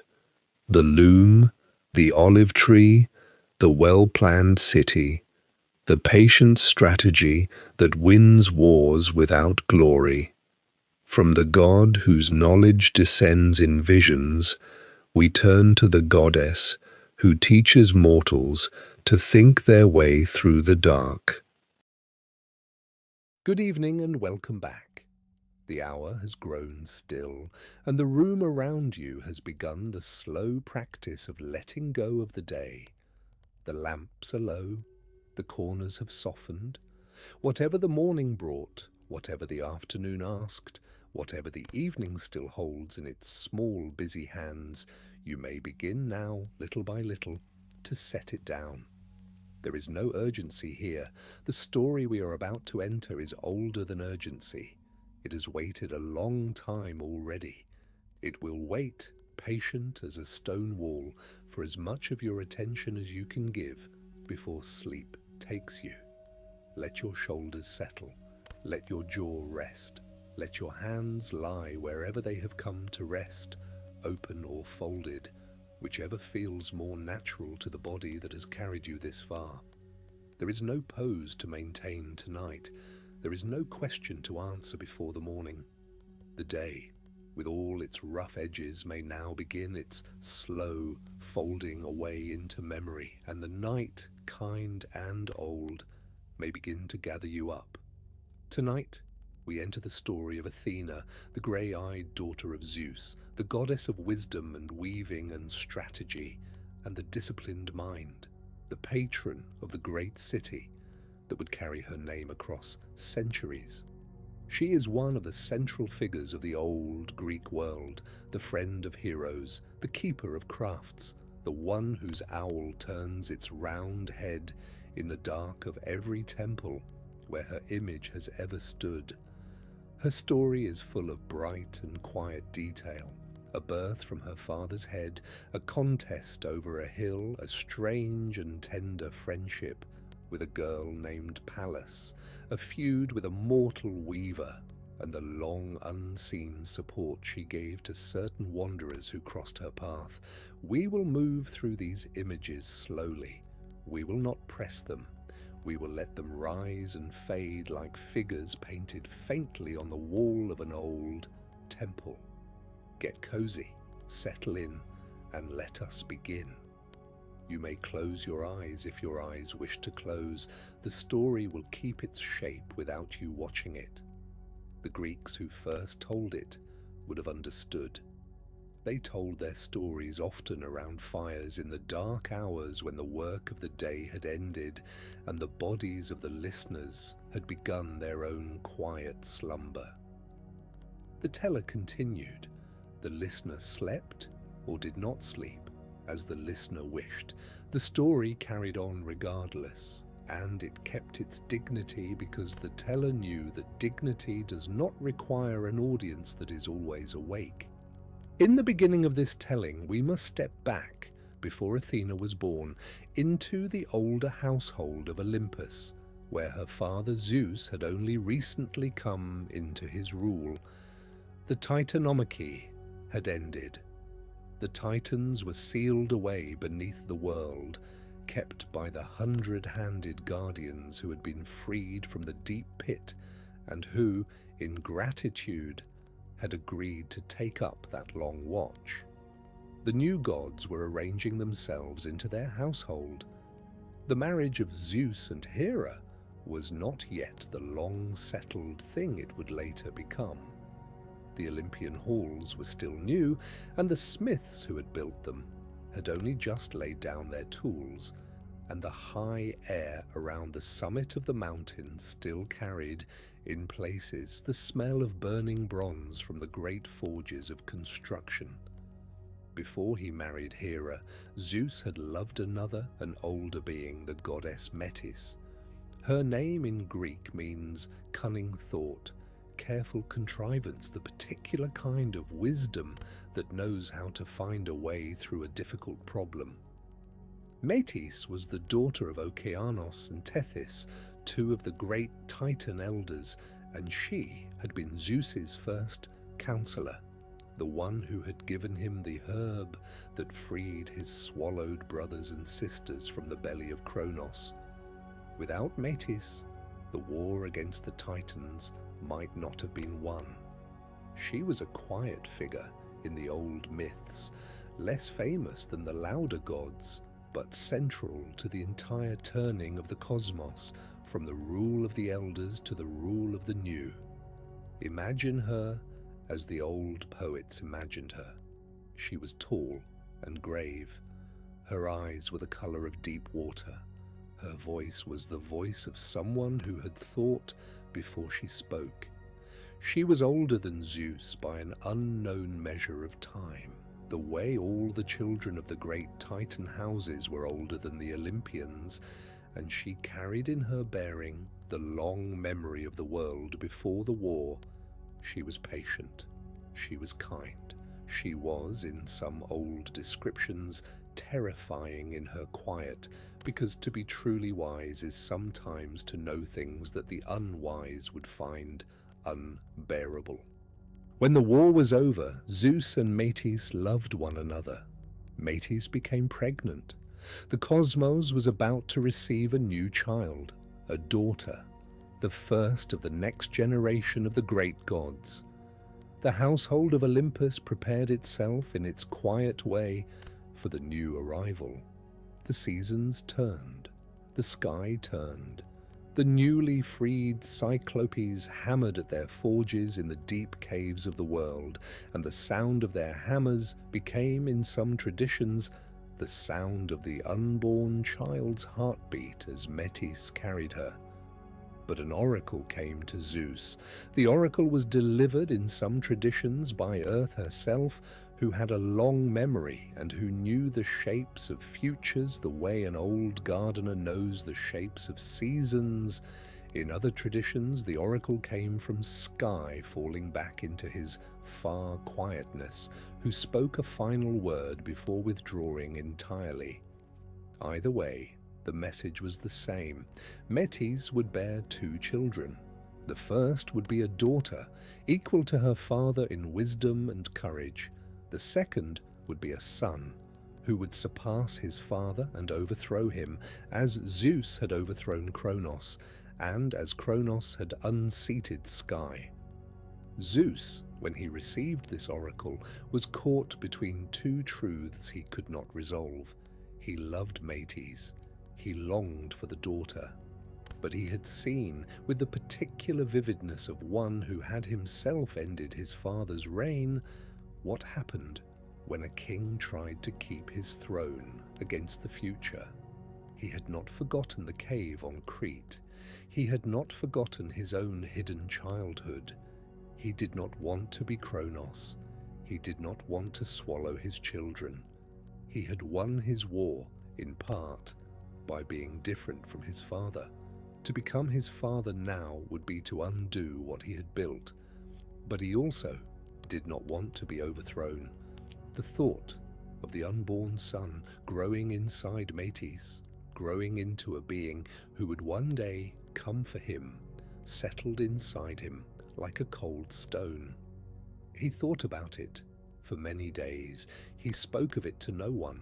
The oracles do not always tell their recipients what to do about what they have learned. They tell only the future. The decision is left to the one who has heard. So he found another way. He went to Metis, the wise one, and he spoke with her gently.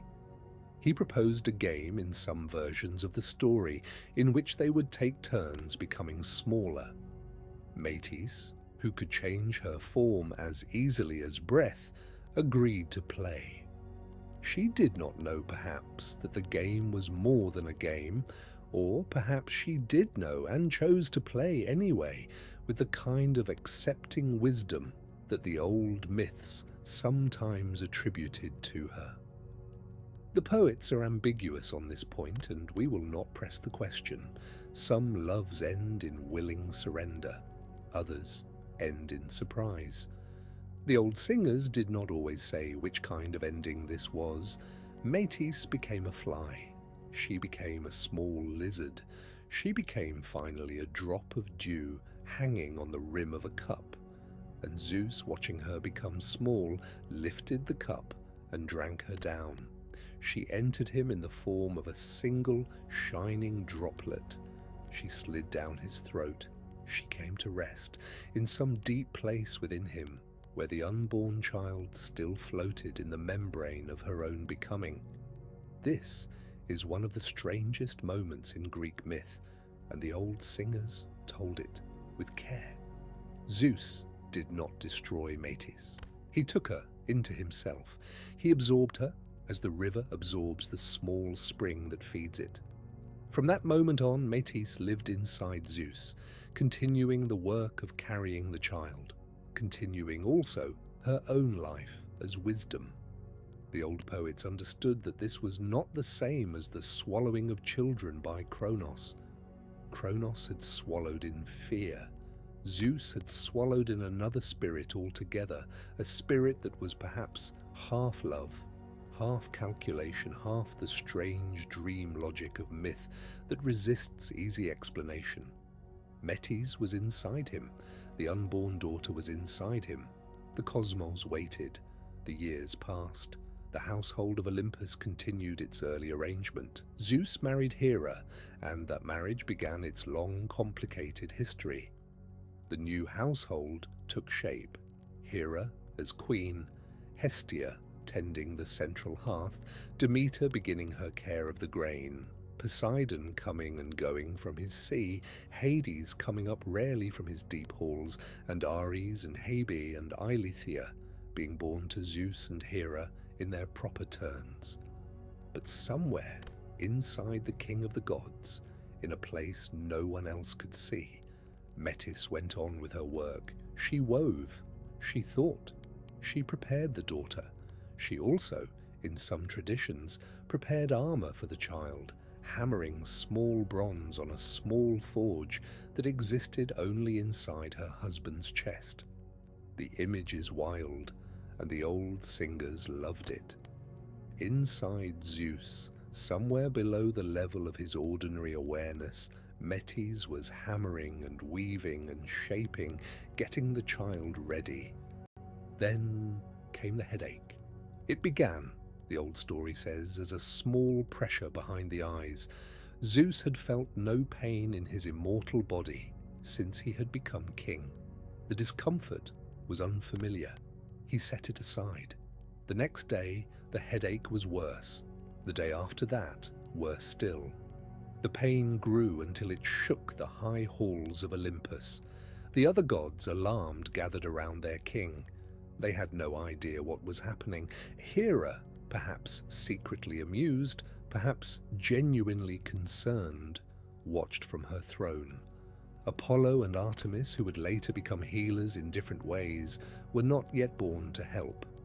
Hermes, the future messenger, had not yet arrived. Olympus had no doctor. Zeus, in his agony, called for Hephaistos, the smith god, the master of metalwork. Hephaistos, who was already part of the household by various traditions, came carrying his great double-bitted axe. Zeus looked at his smith. He asked Hephaistos to split his head open to relieve whatever was inside that needed to come out. Hephaistos hesitated. To strike the head of the king of the gods was no light thing, but Zeus insisted. The pain had become unbearable. Hephaistos raised his axe. He brought it down on the crown of Zeus's head. The skull opened, not in the messy way a mortal skull would open, but with the careful precision of a divine instrument operating on a divine body. From the opened head of Zeus stepped a fully grown goddess, grey-eyed, armed in bronze, with helmet and spear, and a great round shield. And as she stepped forth, she gave a battle cry that shook the columns of Olympus and made the surrounding sea swell against its shores. Some old poets said the sun stood still for a moment. Some said the rivers, in their distant valleys, paused in their flowing. The cosmos noticed her arrival. This was Athena. She had been carried in her father's head, made ready by her mother inside her father's body, brought forth by an axe.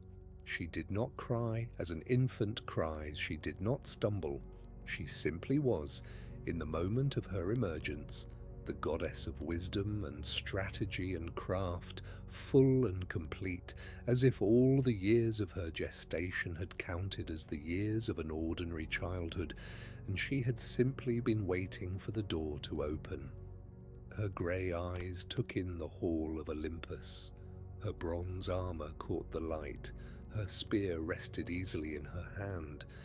The image is one of the loveliest and strangest in all the old myth, a goddess born from a head, wisdom carried in the mind rather than the womb. The mother absorbed but still present, hammering and weaving from a hidden place. The father releasing a daughter who would never quite be his to command. The Greeks turned this story over and over and never quite tired of it. It seemed to say something they could not say in any other way, that the deepest kinds of knowledge are not produced by ordinary processes, that wisdom sometimes arrives fully formed, that the relationship between teacher and pupil, parent and child, source and creation, is not always a tidy lineage. There are kinds of birth that are not from the body alone. The old singers, when they reached this moment, often paused. They would let the image hang in the listener's mind. A daughter, armed, standing in the bright hall of Olympus, lifting her grey gaze to her father. Her father, with his head healed by some divine art, looking back at her. Hephaistos, lowering his axe, perhaps a little astonished at what he had just helped to bring forth. The other gods, silent. the world having just received a new presence, and the new presence not needing anything from anyone, not crying, not asking, not stumbling, only standing. Athena, in those first moments, surveyed the household into which she had been born. She saw her father and recognized him, though they had never spoken before. She saw Hera, who looked at her with the mixed feelings that Hera tended to have toward Zeus's children by other mothers, though in this case the mother was less than ordinary, the mother being inside the father, the mother being part of the goddess herself. She saw the other gods. She saw the high halls. She saw, perhaps, in her grey gaze, the whole long future stretching ahead of her. The city she would one day name, the heroes she would one day support, the contest she would one day win against her uncle Poseidon, the long centuries of being honoured in temples and small altars across the Greek-speaking world. She did not, however, immediately step into her role as a great goddess. She had a youth of her own in some traditions, though it was not exactly the childhood of an ordinary girl. She was raised, the old stories say, by the river god Triton in the far reaches of Libya, near a lake or river that bore his name. Why she went to Triton is not always explained. Perhaps Zeus sent her there, knowing that a goddess born from his head would need a quieter place to grow accustomed to being a person before taking up her duties. Perhaps Athena herself chose to go. Perhaps the old poet simply needed a place to put her between her birth and her later deeds. The Greek tradition was honest about gaps in its own knowledge, and where the stories did not quite agree, the singers allowed several possibilities to remain in the air at once. At Triton's river, Athena was raised alongside Triton's own daughter, a girl named Pallas. The two of them were close companions, almost sisters. They played together, they learned together. They practiced in particular the arts of strategy and battle that Athena had inherited from her birth. Pallas, though mortal, was a strong young woman, quick with weapons, fierce in her mind. The two of them sparred often, sometimes in friendly contest, sometimes more seriously. They competed at running. They competed at swimming in the cool river. They competed at the careful weaving of small pieces of cloth on the loom that Triton had built for them. It is one of the few moments in the old mythology where Athena is allowed a childhood at all. Most goddesses come into their stories already fully realized, as Athena herself had at her emergence from Zeus's head. But the river of Triton gave her, for a little while, an experience of growing up alongside someone she loved. The Greeks treasured this small detail. They saw in it a small extra dimension of their goddess. She had known, however briefly, what it was to have a near sister, to share quiet hours with a friend, to lean against a riverbank in the evening and talk about nothing important. One day, the old story says, their sparring went wrong. They were practicing with spears, perhaps with shields, perhaps simply in a hand-to-hand exercise. Zeus, watching from above, saw that Pallas might wound his daughter. He did not want that, even in friendly play. He held up his aegis, the great storm shield between the two of them, to protect Athena. The flash of the aegis startled Pallas. She lowered her guard. Athena, in the middle of a strike she could not pull back, struck her friend. Pallas fell. It was an accident. The old poets are careful to make this clear. Athena had not meant to harm her friend. The interference of Zeus had caused the wound. But Pallas died of the blow, and Athena was inconsolable.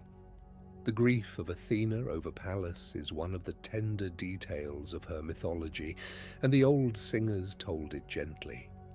Athena, who had been born without needing anything from anyone, who had emerged fully grown and fully wise, did not know how to bear this loss. She had loved Pallas. She had not expected to lose her, certainly not by her own hand. She knelt beside her friend's body and wept, with the particular grief of someone who had thought herself beyond such things and was now learning suddenly that even goddesses can grieve. The river of Triton flowed on, indifferent. The reeds at the bank moved in their slow rhythm. Pallas lay still. In honor of her friend, Athena took the name Pallas as part of her own. From that day forward, she was often called Pallas Athena. The mortal girl's name lived on, attached to the goddess's name, carried into temple inscriptions and prayers across the Greek world for centuries to come. It is a small act of remembering, and it tells us something quiet about Athena's character. She did not let the death of her friend disappear. She wore the name. She carried it. She also, the old stories say, carved a wooden image in the likeness of Pallas, an image that came to be called the Palladium. The Palladium became a sacred object, a small statue of a young woman with shield and spear, the protector of cities. Wherever the Palladium stood, the old belief held, the city would not fall. Troy was said to have a Palladium. Rome, in later legend, was said to have inherited the Trojan Palladium and kept it safely in the Temple of Vesta. The wooden image of a mortal girl killed by accident had become a talisman of civic safety. Old myth makes its small dignities in this way. A friendship that ended badly became a sacred object that kept other friendships, other households, other cities intact. It is worth pausing here for a moment before we move into the larger arc of Athena's later deeds to feel the weight of this small loss. The Greeks were not the kind of myth-makers who shielded their gods from sorrow. They allowed their immortals to grieve, to love, to be foolish, to be wise, to be kind and cruel by turns. Athena's grief over Pallas was real to them, and the small wooden image she carved was an act of mourning before it became a civic talisman. She made it, the way mortals carve small wooden figures of those they have lost. The Palladium began as a private grief and only later became a public protection. The Greeks understood that the deepest civic gifts often have private origins of this kind. Good evening and welcome back, if your mind has wandered into the soft middle of the story. The household is full of figures now, and the events have multiplied, but you do not need to hold them all. You may keep one image, the axe of Hephaestus, the grey eyes opening for the first time, the river of Triton, the girl named Pallas falling, the wooden image being carved with patient hands. Any one of these is enough to carry the shape of the story forward. Let us turn now to the contest that defined Athena most clearly in the old Greek imagination. It is the contest between Athena and Poseidon over the city that would become Athens. The Greeks loved this story. They told it many times with many variations. It explained, in their imagination, why their greatest city carried the name of the goddess of wisdom rather than the name of the god of the sea, and why the city's economy and culture were shaped the way they were. The story begins in the early days of the city, before it had a name, when it was only a settlement of small houses gathered around a high rock that would later be called the Acropolis. The people of the settlement had begun to need a patron god, a divine protector, who would watch over their growing community and whose temple would stand at the center of their civic life. They could not, in the Greek imagination, simply choose. The choice was a matter of divine interest, and two gods stepped forward to claim the city. Poseidon, lord of the sea, came first. He saw the high rock. He saw the small harbour below. He saw the potential for a great maritime city. He climbed to the top of the Acropolis. He struck the bare stone with his trident. From the place where the trident struck, a spring of water burst forth. Some traditions say the water was salt water, marking the spring as a sign of his dominion over the sea. Others say a horse leaped forth from the rock, his other great gift to the world. Either way, Poseidon's offering was made. He stood beside it, waiting. Athena came next. She also climbed the rock. She also made her offering, but she did not strike the ground with a weapon. She knelt instead, and from her hand she planted a small olive tree. The tree grew. Its silver-grey leaves opened. Its first small fruit appeared, the round, dark olives that would one day feed the city through good harvests and bad. She stood beside the tree, waiting. The people of the city, called upon to choose, considered the two gifts. Poseidon's water, or his horse, was magnificent. It offered the promise of maritime power, of swift travel, of conquest by sea. Athena's olive tree was smaller. It did not promise glory, but the olive tree offered something else: food, oil for lamps, oil for cooking, oil for anointing the body, wood for fire, and for building, a slow, steady gift that would last for centuries and that would never run out as long as the trees were tended. The people, with the wisdom of those who must plan for many seasons rather than for one bright moment, chose the olive tree. Athena was given the city. The city was named for her. The Acropolis was dedicated to her temple. The olive tree she had planted stood for centuries on the Acropolis, and even when later wars burned the city and the tree itself was burned down, it grew again from the stump, and the people of Athens took the regrowth as a sign that their goddess had not abandoned them. The story is famous in part because it is so quiet. There is no battle. There is no thunderbolt.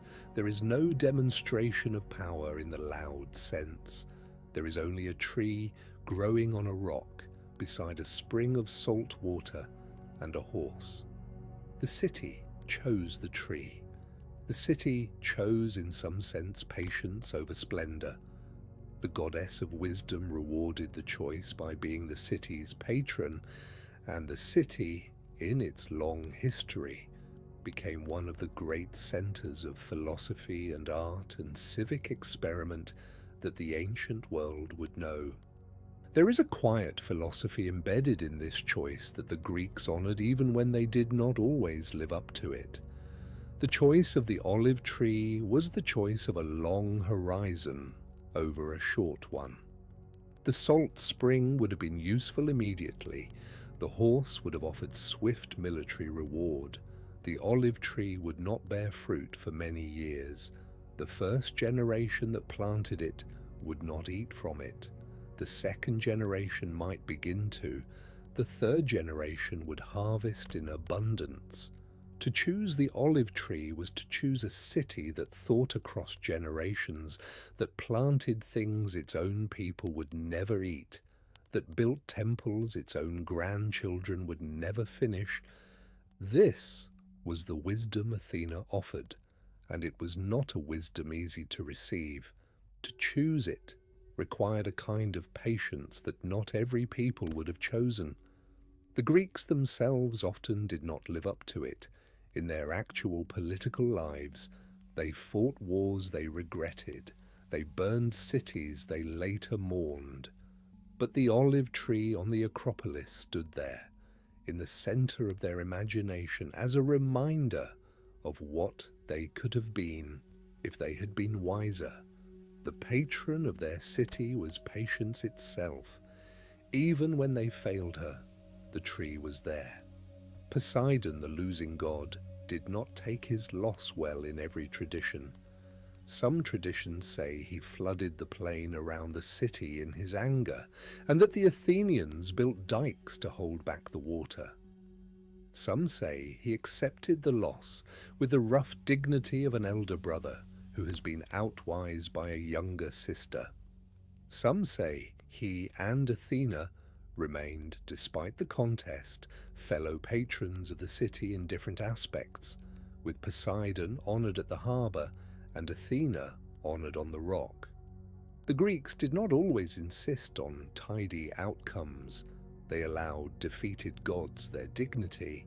They allowed lost contests to leave traces in the landscape. There is more to Athena than this contest, of course.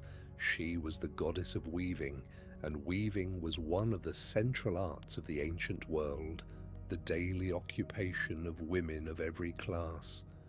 To weave well was to perform an art that was both practical and sacred. The cloth that came from the loom would clothe the family, would adorn the temple, would be exchanged in trade, would be wrapped around the dead before burial. Athena watched over this work. A weaver invoking her at the beginning of a new cloth was asking for steady hands, for patience, for the slow accumulating sense of pattern that turns 1,000 small choices into a coherent garment. The most famous weaving story of Athena is the one about Arachne. We will tell it gently. Arachne was a mortal woman of Lydia, a kingdom in what is now Western Turkey. She was an exceptionally skilled weaver. The cloth that came from her loom was admired across her region. People came from far away to watch her work. She was, by all accounts, the best weaver of her generation. Her colours were exceptional. Her patterns were inventive. Her speed was startling. She had been weaving since she was a small child, and the loom was as natural to her hands as breathing. But she boasted. She said that her weaving was finer than Athena's. She said that the goddess of weaving could not match her. The boast travelled, as boasts do in old myth, until it reached Olympus. Athena came down to Arachne in the form of an old woman. She warned Arachne to soften her claims, to honour the goddess. Arachne was scornful. She told the old woman to mind her own business and to leave the loom to those who knew it. Athena revealed herself.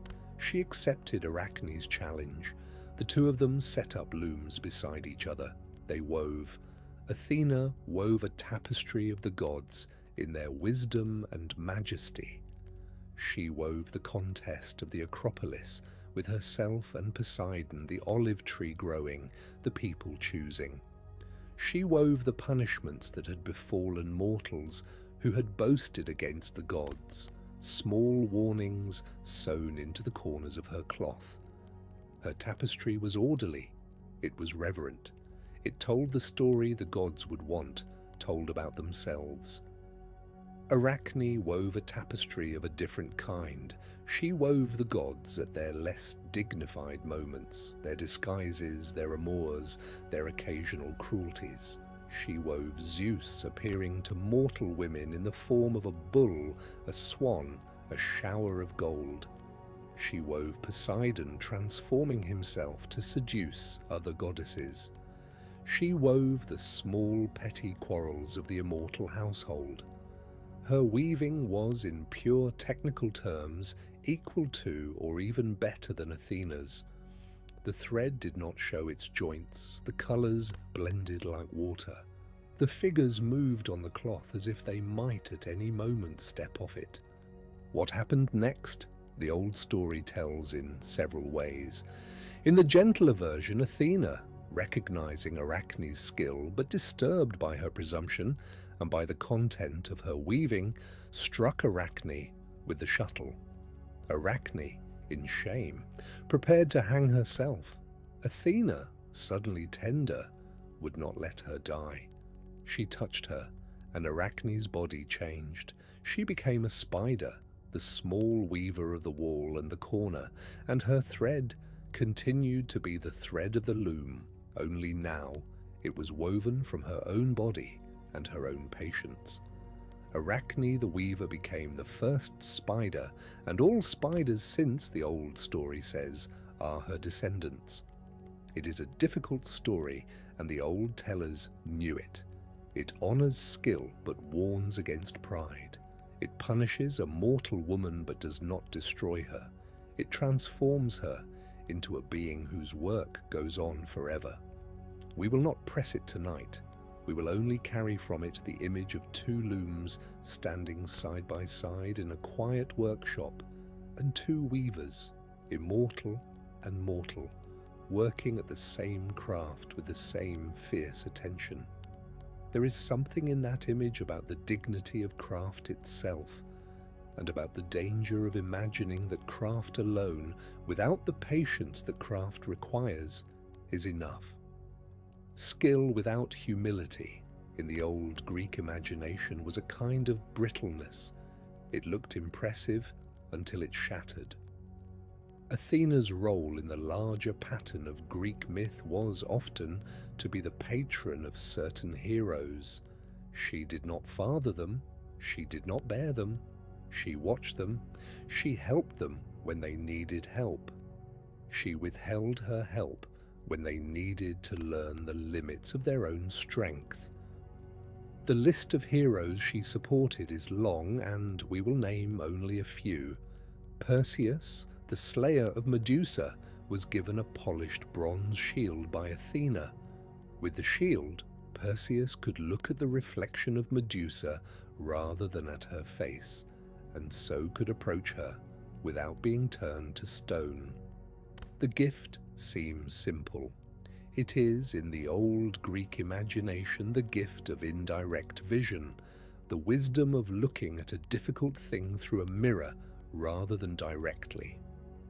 Athena gave Perseus the means to do his work without being undone by what he had to do. After he succeeded, he gave her, in return, the head of Medusa, which Athena set in the center of her aegis. The head became part of her great storm shield, and any who looked at the shield in battle felt the cold quiet of stone enter their bones. Heracles, the great hero, was helped by Athena at several points in his 12 labors. When he had to drive the birds out of the Stymphalian marshes, Athena gave him a bronze rattle made by Hephaestos, with which he frightened the birds into flight. When he had to capture the Cretan bull, Athena stood by him, invisibly. When he had to descend into the underworld to bring up the great hound Cerberus, Athena was there at the threshold, calm and grey-eyed. Heracles was a hero of strength, but his strength was often complemented by Athena's quieter intelligence, and the partnership between them is one of the warm threads in the old mythology. When Heracles finally died and ascended to Olympus to become an immortal himself, Athena was among the first to welcome him into the high household. Odysseus, the wanderer of the Odyssey, was Athena's particular favorite. She loved his cleverness. She loved the way his mind worked, the way her own mind worked. She helped him at countless moments in his long 10-year voyage home from Troy. She came to him in disguise, sometimes as a young shepherd, sometimes as an old beggar, sometimes as his own herald, and she counseled him. She protected his son Telemachus. She arranged the final return to Ithaca. The Odyssey, in some sense, is as much Athena's story as it is Odysseus's. Without her, the long voyage would have ended badly. With her, it became one of the great old stories of homecoming. The closing scenes of the Odyssey, where Odysseus reveals himself to Penelope and to his old father Laertes, are watched over by Athena standing just outside the frame, the quiet author of the happy ending. What Athena gave to her heroes was, in each case, the same thing. Not strength, not magical power, not invulnerability, but a certain quality of mind. Indirect vision, strategy, the willingness to wait when waiting was wiser than acting, the willingness to disguise oneself, to choose patience over splendor, to listen for the small sounds that meant the situation was about to change. She was the goddess of the prepared mind. She was, in her quietest aspect, the protector of those who thought before they acted. There was also her larger role in the Trojan War itself, that immense old conflict that the Greeks remembered as the foundational event of their heroic age. The war had been set in motion long before the first ship sailed, when the goddess Eris Discord threw a golden apple inscribed for the fairest among a wedding feast of the gods. 3 goddesses claimed it: Hera, Aphrodite, and Athena. They argued. Zeus, wise enough not to choose between his wife, his daughter, and the goddess of love, sent them down to a mortal shepherd named Paris on the slopes of Mount Ida, near Troy. Paris was to judge. Each goddess offered him a bribe. Hera offered him rulership over kingdoms. Athena offered him wisdom and victory in war. Aphrodite offered him the most beautiful woman in the world. Paris, being young and not particularly wise, chose Aphrodite's gift. The most beautiful woman in the world was Helen, already married to Menelaus of Sparta. The choice set in motion the abduction of Helen, the gathering of the Greek ships, and the 10-year war that would end with the fall of Troy. Athena, having been rejected by Paris, took the Greek side in the war. She supported Odysseus, as we have seen. She supported Diomedes, the bold warrior who, with her direct help, even wounded Aphrodite and Ares on the field of battle. She supported the Greek strategy more broadly, advising the commanders, sometimes appearing on the battlefield, sometimes working through dreams sent to the chief generals. The fall of Troy, when it finally came, was achieved through the wooden horse, that famous deception attributed to Odysseus and built, in some traditions, with Athena's direct counsel. The horse stood inside the walls of Troy. The Trojans, deceived by Greek soldiers pretending to be deserters, brought it within their gates. At night, the Greeks hidden inside the horse emerged. The gates were opened. The city fell. Athena's role in the fall of Troy was complicated, however, and the old poets were honest about this. The fall of any city brings with it a darkness, and the sack of Troy was particularly cruel. There were sacrilegious acts, there were violations of the temples. Cassandra, the prophetess, was dragged from Athena's own sanctuary by Ajax the Lesser, a Greek warrior who paid no respect to the goddess's protection. Athena was furious. The desecration of her temple was an injury to her dignity. In a way she would not let pass, she turned against many of the Greeks on their voyages home, sending storms, sending shipwrecks, ensuring that the war did not end as cleanly as the victors had hoped. The hardest journeys of the homecoming heroes, including Odysseus's own 10-year voyage, were in part shaped by her anger at the Greek behavior at Troy. This was one of her sterner aspects. Athena was not always the gentle protector. She was also the goddess of just consequence. To violate her temples was to bring upon yourself a long, slow undoing that no later piety could fully cure. Ajax the Lesser would drown on the voyage home, his ship broken on a rock, his last cry an unanswered prayer. The Greek fleet would be scattered across the Mediterranean for years. Agamemnon, the chief commander, would return home only to be killed by his own wife. The price of the cruel sack of Troy was paid out, ship by ship, over the long years that followed. The old singers did not flinch from this part of the story. They knew that Athena, for all her wisdom, could be hard. The same grey eyes that watched over the careful weaving of cloth could also watch the slow turning of consequence as it caught up with men who had thought their victory was the end of the matter. Around this larger arc of the Trojan War, Athena's relationships with the other Olympian gods came into clearer view. She and Ares, the harsh god of war, were opposed in temperament. Ares loved battle for its own sake, for the noise and the blood, and the demonstration of strength. Athena loved the strategy of war, the careful arrangement of forces, the considered choice of when to fight and when to wait. Ares charged. Athena planned. When they appeared on the same battlefield, often on opposite sides, the contrast between them was sharp. In one famous moment in the Iliad, Athena, fighting alongside Diomedes, actually struck Ares with a spear and drove him from the field. The god of war shouted in pain, the old poet says, with the voice of 9,000 or 10,000 men. He fled to Olympus to complain to Zeus. Zeus, who had little patience for Ares's bluster, told him to be quiet and to heal. This was Athena's relationship with her brother of war. She did not respect him. She tolerated him as a member of the same household, but she was not above striking him with a spear when the situation required it. The Greeks loved this contrast.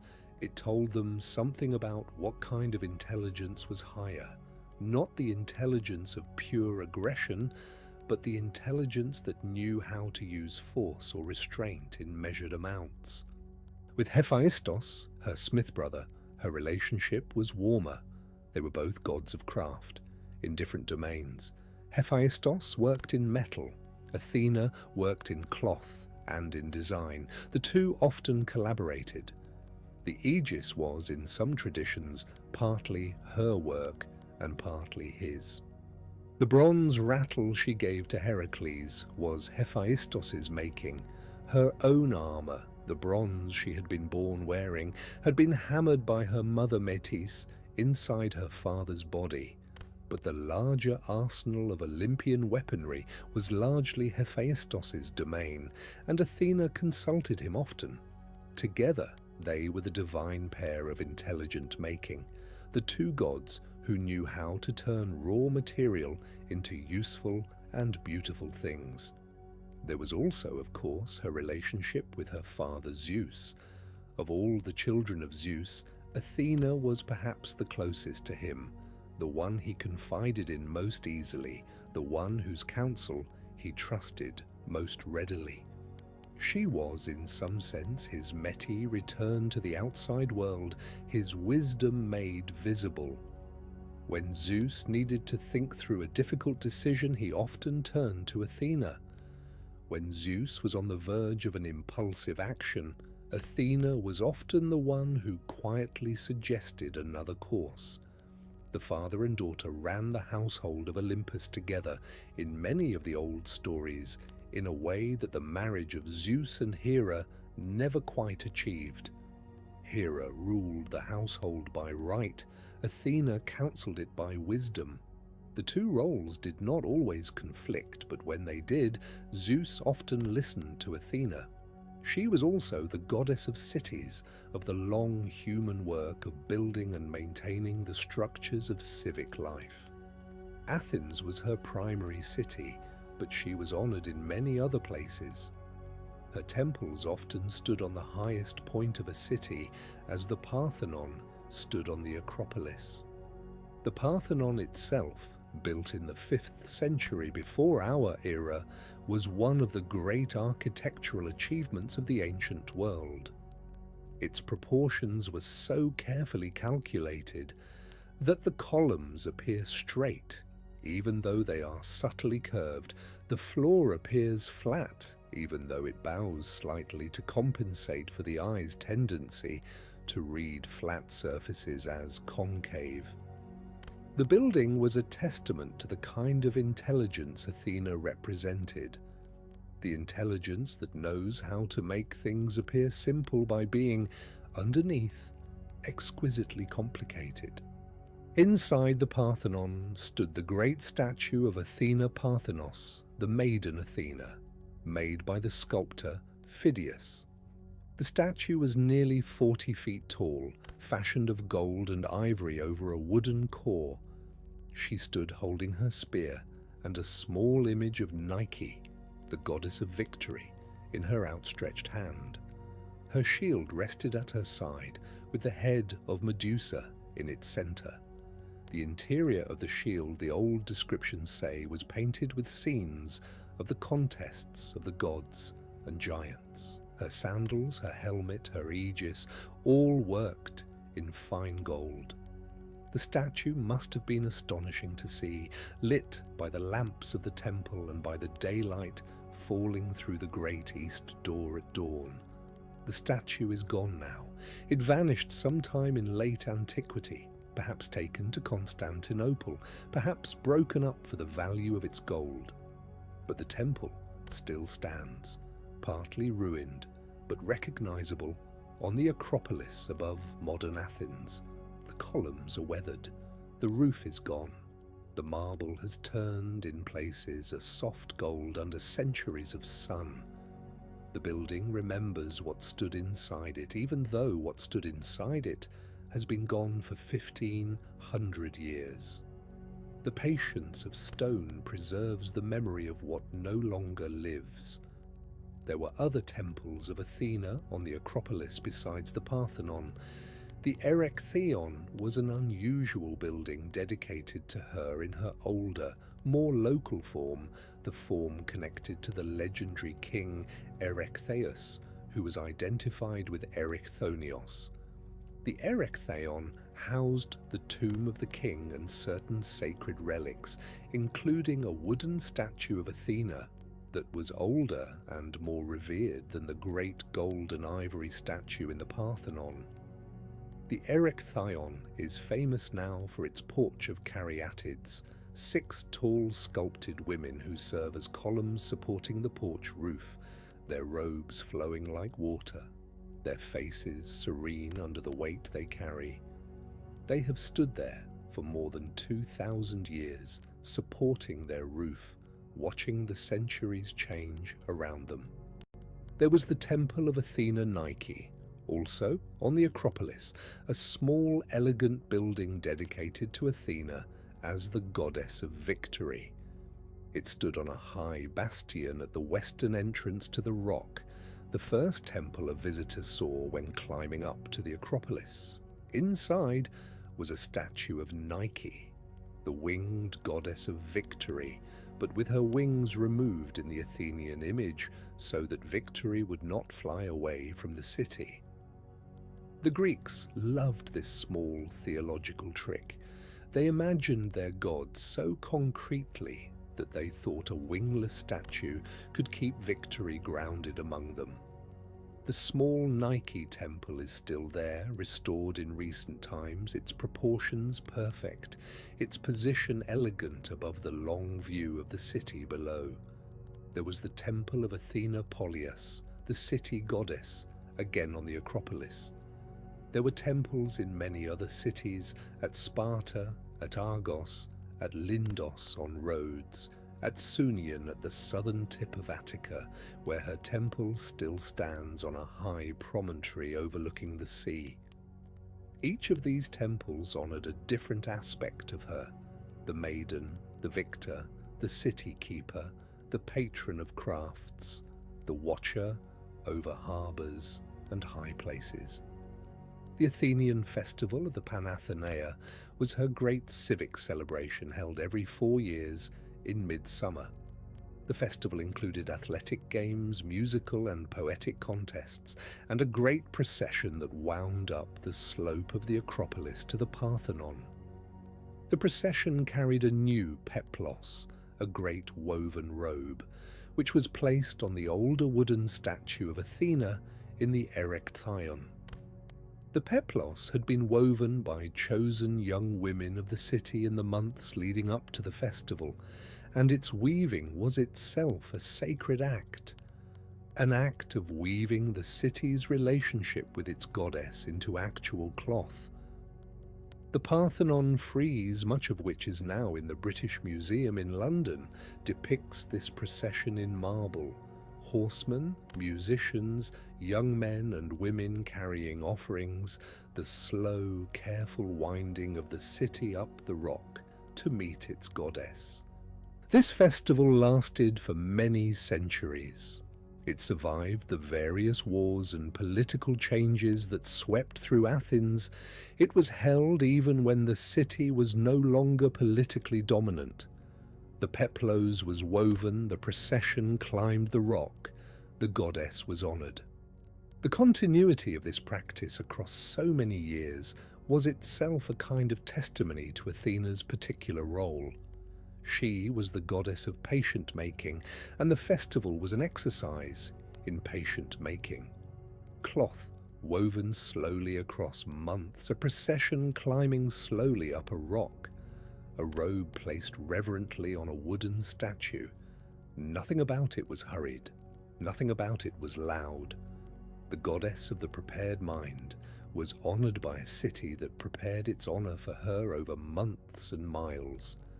There were also smaller mortal stories of Athena, ones less famous than the heroic epics that the old Greeks preserved in local traditions and small inscriptions. There was Aglaros, one of the daughters of Erichthonios's foster line, who threw herself from the Acropolis when the city was threatened by invasion in a sacrifice that was said to please Athena and to ensure the city's safety. Her tomb on the Acropolis was honoured for centuries. There was Tritogenia, an epithet of Athena that connected her to the river Triton where she had been raised, and that some local traditions in Boeotia and elsewhere used to claim a particular closeness to her. There was the small story of a girl named Myrmex who claimed to have invented the plough that Athena had taught her, and who was turned into an ant in punishment, becoming the ancestor of the Myrmidons, the ant people who would later fight under Achilles in the Trojan War. These small stories give Athena a presence in the daily lives of the ancient Greeks that the great temple statues do not quite convey. She was not only the goddess of the Parthenon, she was the goddess of the small workshop, the small loom, the small farm tool, the small mortal life that needed careful attention to its small work. Pottery painters in the workshops of the Athenian quarter, called kerameikos, signed their best pieces with prayers to Athena. Shipbuilders at the harbour of Piraeus invoked her before laying the first keel of a new vessel. Olive farmers at the borders of Attica left small offerings at her altars before the first picking of the autumn. The goddess of the great rock was also the goddess of every small daily skill the city depended on. The Greeks understood that the truest gods were not those who showed up only at grand moments. The truest gods were the ones whose presence ran through ordinary life like a thread through cloth. Athena was such a god. The farmer at the plough, the woman at the loom, the smith at the forge, the sailor at the rope, the scribe at the wax tablet, the philosopher in the agora, the magistrate in the council chamber, the young woman lighting the morning lamp in her father's house. All of these moved under her quiet patronage. To call her the goddess of wisdom is correct but incomplete. She was the goddess of attentive action, of the work that knows what it is doing.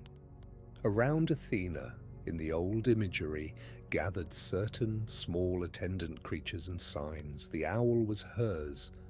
The owl who sees in the dark, who hunts by silence, whose round eyes face forward and whose head can turn nearly all the way around, became the bird most closely associated with her. To see an owl was, in the old Athenian sensibility, to feel that Athena was near. The owl appeared on the coins of Athens, which became known across the Mediterranean as the owls, the most reliable currency of the ancient world. The owl perched on her shoulder in many paintings. The owl was the small daily reminder of the goddess of patient seeing. The olive tree, of course, was also hers. The branch of olive became the symbol of peace as well as of her city, and the laurel of poetry and the olive of wisdom together formed two of the most enduring plant images of Greek myth. To be crowned with olive in an athletic victory at Olympia or in a civic honor at Athens was to be marked as one favored by Athena, even in fields she did not directly preside over. The aegis, her great storm shield, was another of her signs. It was made, in some traditions, from the skin of the goat Amalthea, who had fed the infant Zeus on Crete. Zeus wore the aegis at certain moments, and so did Athena. To carry the aegis was to carry a piece of the divine weather, the storm, and the brightness together. The head of Medusa, set in its centre, gave the aegis its particular paralyzing effect on those who saw it raised against them. To stand before Athena's aegis in battle was to feel the world go still around you. There were other small details that the Greeks attached to her, each adding to the texture of her presence. She did not marry, the old tradition insisted. She had chosen to remain a maiden, which is what Parthenos means. The choice was a particular kind of independence in the old world, where most goddesses were paired with husbands or lovers.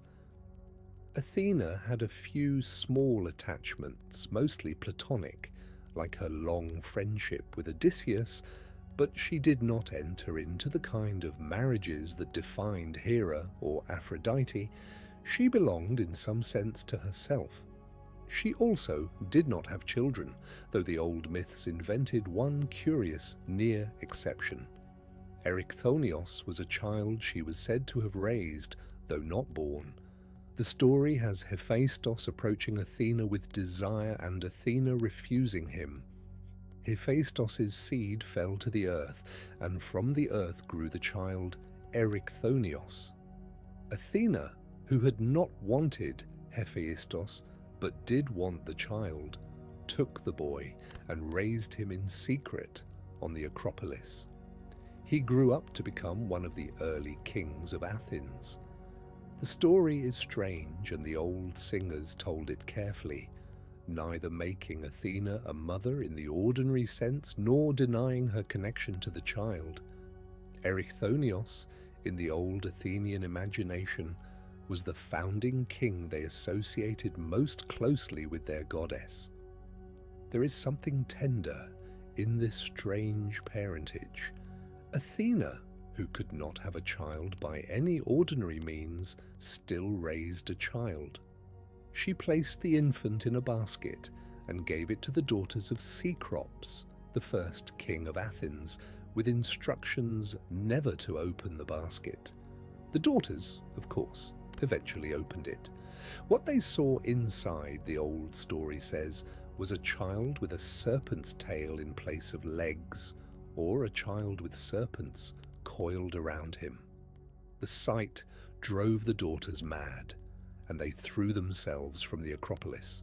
Athena, sorrowful, took the child back and raised him herself. Erycthonios grew up. He became king. He instituted the festival of the Panathenaea in honor of his foster mother. The The cycle of the city's relationship with its goddess began with this strange, small story of an earthborn child raised in secret. It is moving to think about the goddess of wisdom, who had never been a mother in the ordinary sense, became a mother in a stranger sense. The child she raised was not of her body, but of her care. The city she founded was not of her body, but of her choosing. The relationships of Athena were almost all of this kind, chosen, not inherited, built, not born, tended slowly across long years of attention, rather than produced in any single moment of biological event. The goddess of patient making made her household the same way she made her cloth, by careful attention, thread by thread, choice by choice. For now, remember this. Athena's wisdom was not the wisdom of speaking much. The Greeks noticed that she was, in many of her stories, quiet. She listened, she watched, she acted only when action would be effective. The owl, with its silent flight, was perhaps a truer emblem of her than the spear. She did not need to perform, she did not need to convince, she was already prepared. There is in her a model of a particular kind of strength that the old Greeks valued and that later traditions sometimes lost sight of. It is the strength of the prepared mind, the patient eye, the indirect approach. It is the strength of choosing the olive tree over the salt spring, the long, slow nourishment over the bright, dramatic gesture. It is the strength of supporting a wandering man for 10 years without ever quite saving him outright, because the saving had to be done by his own choices, with her quiet help moving in the background. It simply was, in the old Greek imagination, that wisdom and craft and patience were one thing. The same goddess who taught the women of the household to weave was the same goddess who taught the strategists of the city to plan a campaign.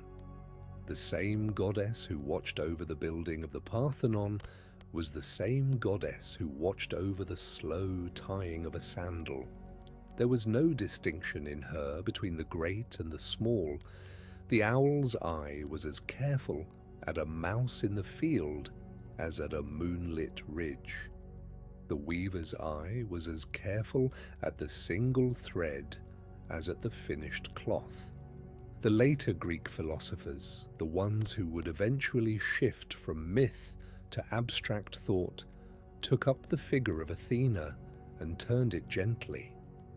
The Stoics, the Platonists, the various schools of thought that flourished in Athens and across the Hellenistic world all found something to honor in her. She was, for them, the goddess of the examined life.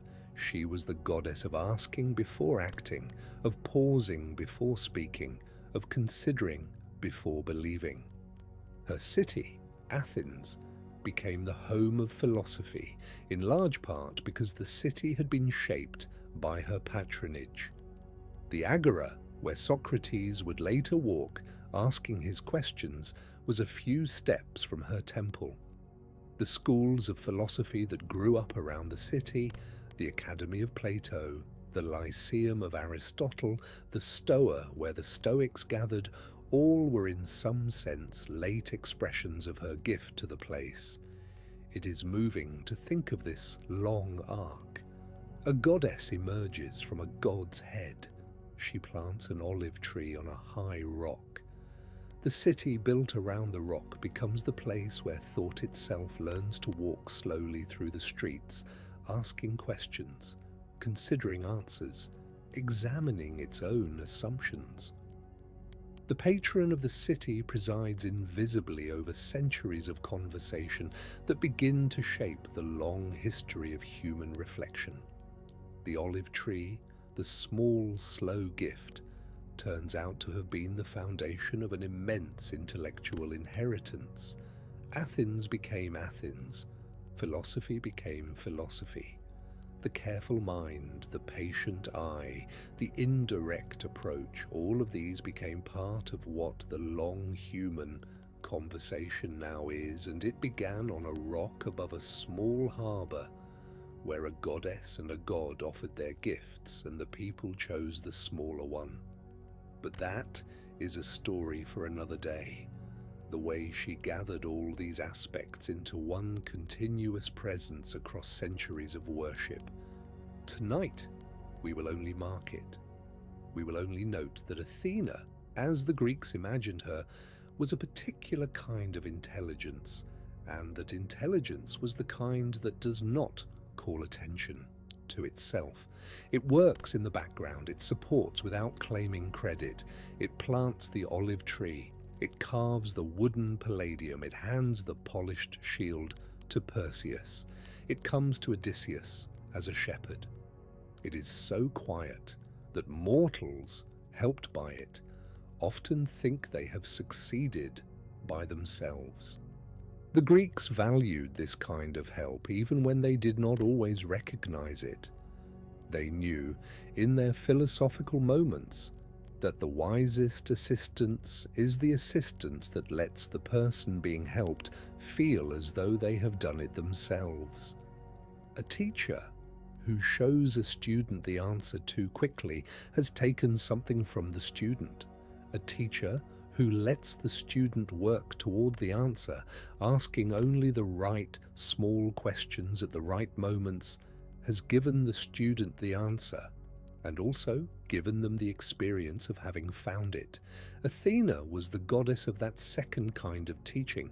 She was the goddess of careful, indirect support. She was the goddess of teachers, of advisors, of the older mentor who waits patiently while the younger student tries and fails and tries again. There is, in the figure of Athena, taken as a whole, a quality the old Greeks valued highly, but did not always name. It is something like dignified attention. She is always there, in the rooms of her temples, in the lamps of her city, in the eyes of her owl, in the silver of her olive leaves. She does not press herself upon you, she does not demand your constant gaze, but when you look toward her, she is present and she is calm, and she has been there long before you, and she will be there long after. The Greeks who slept under her watch felt, even when they were not thinking about her, that someone wise was awake somewhere in the city. There is in her a particular gift for the listener tonight. The day has been full of small, attentive actions, whatever else it was.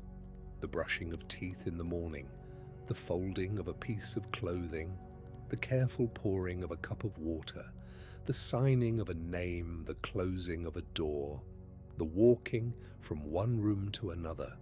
Each of these small things was, in an old Greek way of thinking, also work done under Athena's quiet eye. There is no need for grandeur. There is no need for spectacle. The small, attentive actions of an ordinary day are what the goddess of the prepared mind has always loved best. The Greeks who lived under Athena's quiet patronage understood that the world's continuance depended less on heroic acts than on the slow accumulation of careful daily work. The wall that kept the city safe had been built one stone at a time by patient masons. The cloth that warmed the family had been woven one thread at a time by patient women. The bread that fed the household had been kneaded one batch at a time by patient hands. The harvest that filled the granaries had been picked one olive at a time by patient farmers. None of this was glorious in the way the heroic stories were glorious. None of it would have made a song, but all of it was Athena's. The bright, loud stories of Perseus and Heracles and Odysseus drew the ear of the audience, but the quiet, long stories of stone-laying and cloth-weaving and olive-picking were where the goddess of wisdom actually lived, day after day. in the lives of the people she watched over. This is one of the gentle lessons the old myth offers for a sleep story. The hero gets the song, but the goddess of wisdom belongs more truly to the patient labor that has no song. The listener who lies in bed at the end of an ordinary day with no great deeds to count has not been outside Athena's notice. She has been watching the careful, small work of the hours. She has been there at the small, attentive actions, at the considered choices, at the moments of patience that the day asked of you and that you gave. She knows what it took. She honors it in her quiet way, even when no one else would think to. There is something quietly comforting in this idea. The goddess of wisdom is not only the patron of the great deeds, she is the patron of the small, carefully done ones. She is at the loom when no one is praising the weaver. She is at the forge when no one is praising the smith. She is at the table when no one is praising the cook. She is at the bedside when no one is praising the parent. The long daily work of attentive living happens under her eye, and it is enough. It does not need to be heroic to be honored. The night is older now, and the story has carried us far. Let us gather the figures and let them settle. Metis, who became a drop of dew and was drunk down. Hephaestus, with his axe, doing the strange medical work of opening a divine skull.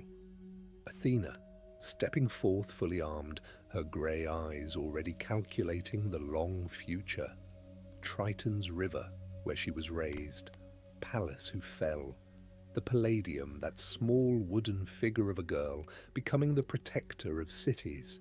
The Acropolis, the olive tree, the salt spring, the people choosing patience over power. Arachne at her loom, becoming a spider in her grief and her pride. Perseus with his shield, Heracles with his bronze rattle, Odysseus on his long voyage attended by an unseen friend, the Parthenon, the Erechtheion, the little temple of Athena Nike at the entrance to the rock, the owl, the aegis, the great statue, gold and ivory, lifted up in lamplight, Erichthonios, the earthborn child, raised in secret on the Acropolis, the slow centuries of philosophers walking in the agora below the temple, the Panathenaea procession winding up the rock with its woven robe, Aglauros, who threw herself from the rock for the city, the small workshops of the Keramakos where potters signed their names, the shipyards of Piraeus where shipwrights laid keels, the olive groves of Attica where farmers picked the slow fruit of their goddess's gift. These are the figures of Athena's mythology, and you do not have to hold them. They are mentioned only so that they may settle. Let the names drift down like leaves into water. Let the images soften. Let the long history of the goddess of wisdom become a quiet weight in the room, the way a high ceiling is a quiet weight, holding without insisting. Now, let the story loosen, the way every long telling must when sleep approaches. Let the Acropolis fade into a pale ridge against a darker sky. Let the olive tree on its high rock fold its silver leaves for the night. Let the great statue lower its golden spear. Let the owl, which has been listening from somewhere in the dark, close its round eyes. Let Triton's river run quietly in a place we do not need to visit tonight. Let Pallas, in whatever afterlife the old myths assign to her, sleep beside her friend. Let the small wooden Palladium rest in its hidden chamber. Let the caryatids of the Erechtheion continue their patient holding, without us needing to watch them. Let the small temple of Athena Nike stand on its bastion, the wingless victory inside it staying with the city. Let the workshops below the rock grow quiet for the night, the looms covered, the wheels stilled, the hammers laid down beside their forges. Good evening and welcome back, one last time, to the slow, gentle work of letting the story rest. The night has carried Athena a long way, from a goddess in her father's head to a patient watcher of heroes, to a great statue in a great temple.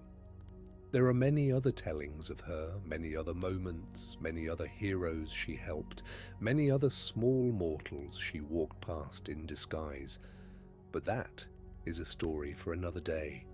The grove of her mythology is wide enough that no single knight can walk all its paths.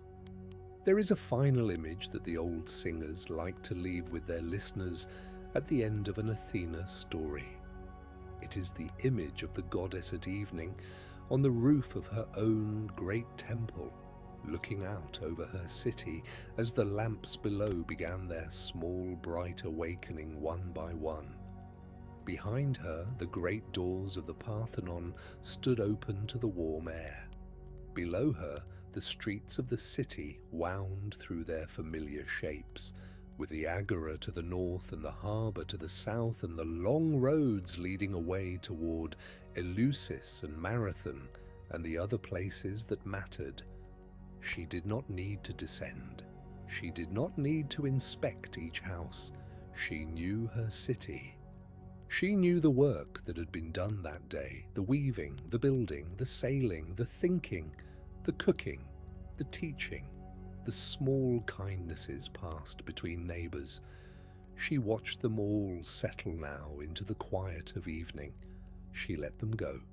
Then she turned, the old image says, and went back into her temple, and the night took the city. And the city slept under the dark wing of its goddess, and somewhere in the streets a lamp was lit, and somewhere a child was put to bed, and somewhere a long thought was finished, and the philosopher rolled up his scroll for the night, and somewhere a weaver covered the loom with cloth, and the long human work of attentive living paused for a few hours before resuming with the dawn. For now, remember this: tonight, the work of the tale is done. It simply was, like all old stories, the carrying of the patient, grey-eyed mind through the long inheritance of nights. Let the names settle, let the room settle, let the night gather you up. Imagine the high Acropolis far behind you, the olive tree and the salt spring and the great temple no longer pressing on your thoughts. In your mind, reach back and close an invisible door to the rock of Athens, feeling it move on silent hinges, sealing the aegis, the owl, the loom, the grey eye, and the long patient watching of the goddess in calm and order. Then night falls over Athena's city, and even the goddess of wisdom lets her shining streets grow quiet. Lamps go out one by one, the owls take the watch, and the roads that leave the city walls run on into darkness. Where three of those roads meet, an older power is waiting. Hecate belongs to the threshold hours, to gates and doorways, to the soft, uncertain time between one thing and the next. She carries twin torches and walks with dogs at her heel, unafraid of the dark she governs. Leave the ordered city behind, then, and follow her torchlight into the gentle mysteries of the crossroads. Good evening and welcome back. Tonight, let the room grow quiet around you, and let the long, patient story of Hecate come forward without hurry. She is one of the oldest of the Greek powers, a goddess of the crossroads, of thresholds, of the moon, and of the soft border between the seen world and the unseen. There is no need to follow every name or hold every road in mind. Let the story move at the pace of a slow tide, and let it carry you gently towards sleep.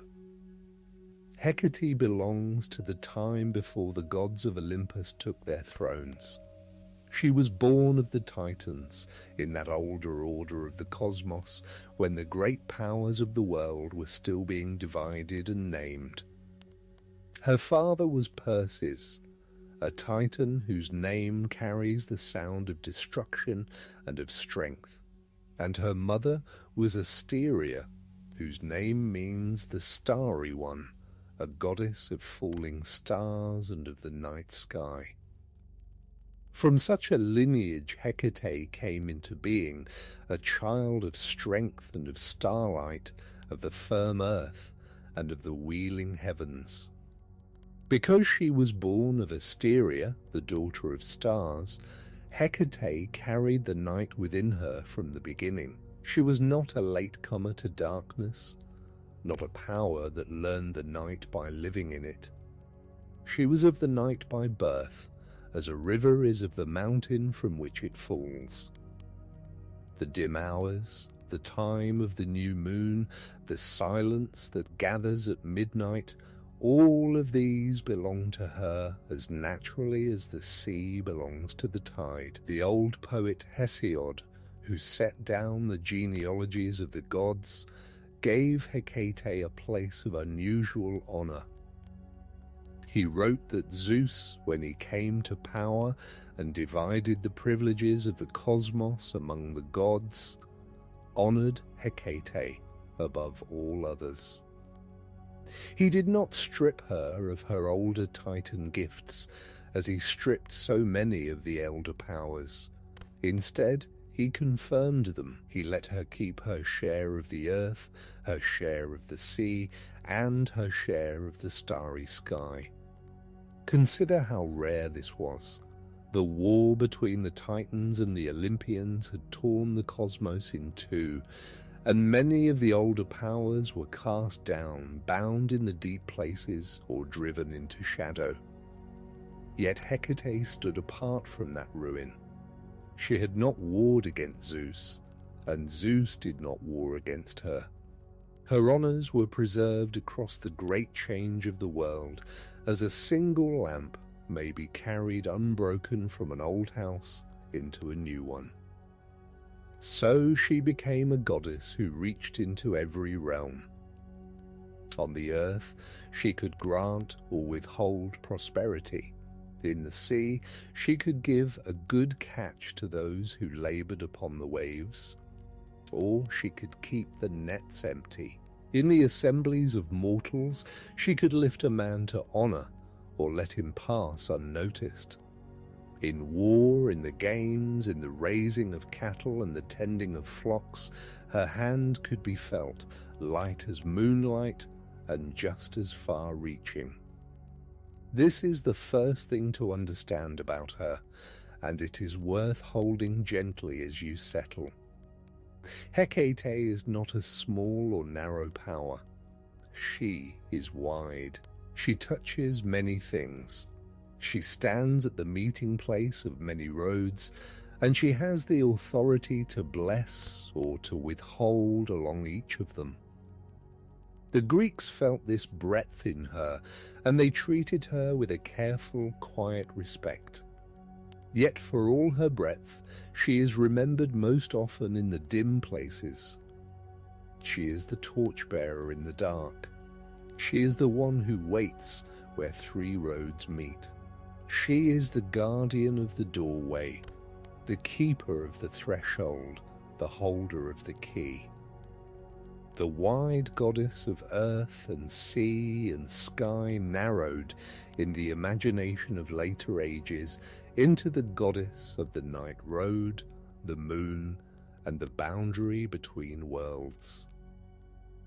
Picture, then, a place where three roads come together under the moon. It is the kind of place that exists in every old land, where a traveller must choose, where one path bends toward the town and another toward the hills and a third toward the dark line of the forest. In the daylight, such a place is ordinary. At night, under a thin moon, it becomes something else. It becomes a place of decision, a place of meeting, a place where the world feels thin. This is the place that belonged to Hecate. The Greeks honored such a three-way crossing as one of her proper places, and later names remembered her as the goddess of the three ways. They carved her image in triple form and placed it at the crossing, so that she could look down each of the three roads at once. Wherever a traveller stood, she was facing him. Wherever he turned, one of her faces met his eyes. She was the goddess who could see every direction at the same time. There is a deep comfort in that image, if you let it settle. To stand at the crossroads at night is to feel uncertain, to feel the weight of choice and the nearness of the dark. But the goddess of that place is not a trickster waiting to mislead. She is a guide. She holds two torches, one in each hand, and she lifts them so that the roads are not wholly dark. She does not walk the road for you. She lights it so that you may walk it yourself. The two torches are among her oldest signs. In the old images she carries them raised, their flames steady, casting a small circle of warm light into the surrounding night. They are not great fires. They are not beacons meant to be seen from far away. They are close lights, intimate lights, the kind that show only the next few steps. This is the kind of guidance Hecate gives. She does not reveal the whole journey. She shows what is near, what is next, what may be safely stepped upon now. Beside her, in the old descriptions, there are often dogs. The dog was sacred to Hecate, and her approach was said to be announced by the howling of dogs in the dark. To the ancient ear, the sudden barking of dogs at night, with no visible cause, meant that the goddess was passing near, walking her roads, moving between the houses of the living and the gates of the dead. The dogs were not a threat. They were heralds. They marked the nearness of a power that most eyes could not see. So gather these images and let them rest in the quiet of your mind. Three roads under the moon. A goddess in triple form at their meeting. Two torches lifted against the dark. The soft, distant sound of dogs in the shadow. Each of these is a doorway into her story, and each is gentle enough to carry into sleep. There is nothing here that needs to frighten. There is only the old goddess of the night road, keeping her patient watch. Now let the story move toward the doorway. For Hecate is not only the goddess of the open crossroads, but also of the threshold of the home. In the old Greek houses, her image was set at the door, just outside, where the street met the household. A small shrine, a carved pillar, a niche in the wall, these marked her presence at the boundary of the home. She stood where the outside world ended and the inner life of the family began. The threshold was a sacred and uneasy place in the ancient mind. To cross a doorway was to pass from one kind of space into another, from the public into the private, from the known into the kept. Such crossings needed protection. Such boundaries needed a guardian. And so Hecate, the goddess of all boundaries, took her place at the door, watching the line that no one could see but everyone could feel. She was called Hecate Propylaea, which means Hecate before the gate, and Hecate Protheria, which means Hecate before the door. In these names, she is the one who stands just outside, between the household and the wide night. She kept watch against whatever might come from the dark and seek to enter. She let the family pass freely in and out, but she watched the boundary itself, so that the home remained a home and the night remained outside. For this reason, she was also a keeper of keys. The key is one of her oldest signs, carried at the belt, hung at the waist, held in one of her hands in the old images. A key is the tool of the threshold. It locks and it opens. It keeps the unwanted out and lets the welcome in. To call Hecate the key bearer was to say that she held authority over what may cross and what may not, over the opening and the sealing of doors both seen and unseen. There is something tender in this household role, set beside her vast cosmic honors. The same goddess who held a share of the earth and the sea and the sky also stood, small and faithful, at the door of an ordinary house. She watched over the family as they slept. She guarded the line between their warm inner world and the cold of the night. The greatest of the old night powers was also the most domestic, the most near, the most willing to keep a humble watch. So when you imagine her now, you may imagine her in two ways at once, and let the two images rest together without strain. She is the wide goddess of the three realms, vast and ancient and free. And she is also the quiet guardian at the doorway of a sleeping house. Her torch is lowered, her key at her belt, keeping the threshold safe through the long hours of the night. Both are true. Both belong to her. The myth has room for both. Good evening and welcome back, gently to the deeper turn of the story. For now, the tale moves toward the part of the myth in which Hecate is best remembered, the great story of the lost daughter and the searching mother, in which the goddess of the crossroads becomes one of the few divine witnesses to the cry in the dark. The story begins far from Hecate, in a bright meadow, where Persephone, the daughter of Demeter, was gathering flowers. Demeter was the goddess of the grain, of the harvest, of the green and growing earth, and her daughter Persephone was the bright spring of the year made into a maiden. She wandered among the flowers, gathering them in the warm light, far from any sense of danger, as a child wanders who has never yet known loss. Then the earth opened. Hades, the lord of the underworld, the brother of Zeus, who ruled the realm of the dead, rose up in his dark chariot and seized Persephone.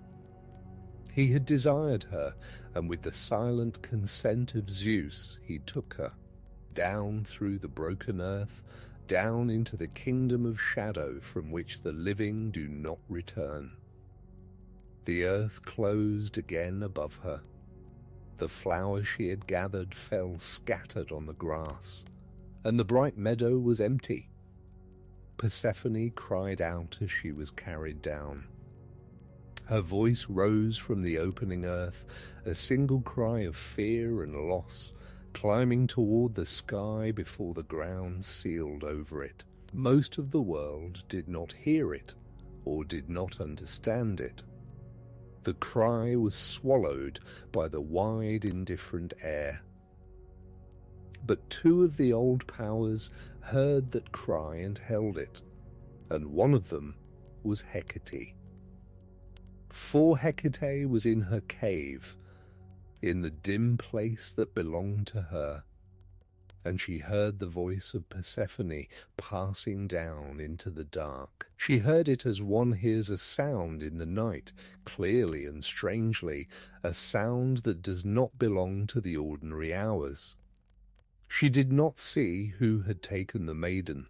She did not know the whole of what had happened. But she heard the cry, and she held it, and she did not let it fall away unremembered. Meanwhile, Demeter, the mother, came to the empty meadow and found her daughter gone. No flower could tell her where Persephone had gone. No friend had seen the taking. The bright child had simply vanished from the face of the earth as if the world itself had swallowed her. And so began the great grief of Demeter, the searching that became one of the central sorrows of the old religion. Demeter searched for 9 days and 9 nights. She did not eat. She did not drink. She did not rest or bathe or lay aside her grief. She carried 2 torches, lit from the fires of the mountain, and she wandered the whole wide earth with them, looking into every shadow, calling her daughter's name, finding nothing. The torches she carried are worth noting, for they are the same sign that belongs to Hecate, the lights lifted against the dark in a time of searching. On the 10th day, in the grey hour before the dawn, Hecate came to Demeter. She came carrying a light in her hands, as she always does, and she spoke to the grieving mother with a gentleness that the rest of the world had not offered. She told Demeter what she knew, which was not everything, but which was something. She had heard the cry. She knew that Persephone had been taken. She did not know by whom, but she knew that the maiden had been carried away against her will. This is a small thing, perhaps, in the great machinery of the myth. Hecate did not rescue Persephone. She did not name the taker or break open the underworld or undo the loss. She only came, and only spoke, and only shared what little she knew. But to a mother who had searched 9 days in silence, finding no answer anywhere, this small offering was precious beyond measure. Hecate gave Demeter the first true word she had received. She gave her a companion in the dark. Together, Demeter and Hecate went to Helios, the sun, who sees all things from his high place in the sky. And Helios, who had seen the taking, told them the truth. It was Hades who had seized Persephone with the consent of Zeus. Now the grief of Demeter had a shape and a name. Now she knew where her daughter had gone, and by whose hand and with whose silent permission. The knowing did not lessen the grief, but it gave the grief a direction. What followed is the long bargaining of the myth, the withering of the earth as Demeter mourned, the failing of the harvests, the threat of famine that finally moved even Zeus to act. A compromise was reached. Persephone would return to her mother for part of the year, and spend the other part in the underworld as the queen of Hades, because she had eaten of the food of the dead and could not be wholly freed. And so the seasons were born, the green return and the grey departure, the joy and the sorrow turning forever into one another. But the part of the story that belongs to Hecate comes after the bargain. When Persephone returned from the underworld to be reunited with her mother, Hecate came to her, and from that day she walked beside her. She became the companion of Persephone, her attendant and her guide, going before her and behind her on the road between the worlds. Each year, as Persephone descended into the dark and rose again into the light, Hecate went with her, torch in hand, lighting the long road down and the long road up. Think on what this means, for it is the heart of her gentleness. Hecate became the one who accompanies the soul on its hardest journeys. She is the companion on the road down into darkness, and she is the companion on the road back up into light. She does not prevent the descent, for some descents cannot be prevented. But she does not let the traveller go down alone. She lifts her torch, and she walks beside, and her presence turns a terror into a passage. This is why she was loved, and not only feared. A goddess of the night and the crossroads and the underworld road might easily have become a figure of dread alone. But the Greeks remembered that she was one of the few who heard the cry, the one who came to the grieving mother in the grey dawn, the one who walked beside the returning daughter year after year. She was the kindness in the dark. She was the light that does not abolish the night, but consents to share it. So let that image settle as you grow heavier with sleep. The grieving mother on the road, and beside her the goddess with the torch. The lost daughter rising from the dark, and beside her the same goddess lighting the way. Hecate does not stand apart from sorrow. She enters it. She carries her small, steady flame into the very places where light seems impossible, and she stays, patient and near, until the passage is done.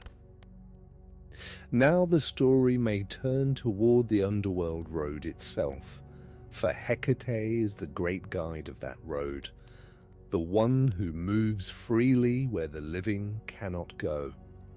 She is called the goddess of the way down, the keeper of the path between the world of the living and the realm of the dead. Where Hermes leads the souls in his bright, swift manner, Hecate keeps the slower watch, the watch of the threshold and the gate, the watch of the dim place where the two worlds touch. The Greeks did not imagine the underworld as a place of fire and torment in those older days, but as a place of shadow and stillness, a grey realm where the dead continued in a thin, quiet form. To go there was the fate of all who lived, and the road to that place needed a guardian, a power who knew the way, a torchbearer who could be trusted at the gate. Hecate was that power. She stood at the boundary, and she held the key, and she watched the passage of souls with her ancient, patient attention. Because she stood at this boundary, she was honored by those who wished the dead to rest in peace, and by those who feared the dead might not. Offerings were made to her on behalf of the departed. Her name was spoken at the graveside and at the tomb. She was asked to keep the boundary firm, so that the living and the dead each remained in their proper place, and the line between them held. The keeper of the household door was also the keeper of the greatest door of all, the door between life and death. It was at the new moon that her presence was felt most strongly, for the new moon is the dark of the month, the time when the moon shows no face at all. This was Hecate's hour. On the last day of the old month, when the moon had vanished and the night was deepest, the Greeks made offerings to her. These offerings were called the suppers of Hecate. and they were a quiet and careful custom performed at the crossroads and at the doorway in the dark. The supper was a meal set out for the goddess. It was simple food, the kind a household could spare, placed at the meeting of the roads or at the threshold of the home. There might be a small loaf, an egg, fish, cheese, or cakes shaped for the offering. The food was set down, and then the giver turned and walked away without looking back, leaving the meal for the goddess and for those who walked with her in the dark. There is something deeply human in this small rite, and worth dwelling on as the night deepens. The household, having eaten its own meal, set aside a portion for the unseen power at the door. It was a gesture of respect, of inclusion, of remembering that the home was not the whole of the world, that beyond the threshold lay a wider and stranger realm, and that it was wise and kind to leave a little for those who dwelt there. The supper was a way of keeping peace with the night.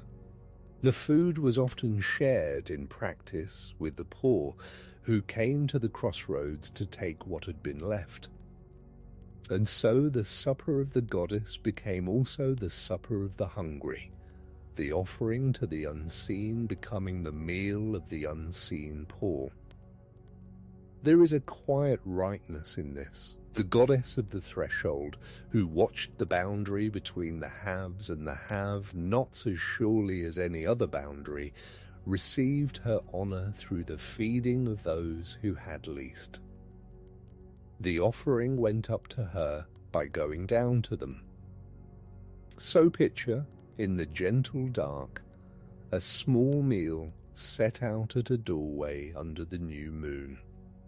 No bright light, no crowd, no noise, only a household keeping an old custom, leaving a little food for the goddess of the night, then turning back to their beds. And somewhere beyond the doorway, in the dark that the offering honored, the old power of the crossroads kept her watch, her torches dim, her dogs quiet, her presence as steady and undemanding as the night itself. Hecate was honored too as a goddess of the home in a more daily way, set within the house as well as at its door. She was thought to bless the household, to guard the children, to keep watch over the ordinary comings and goings of family life.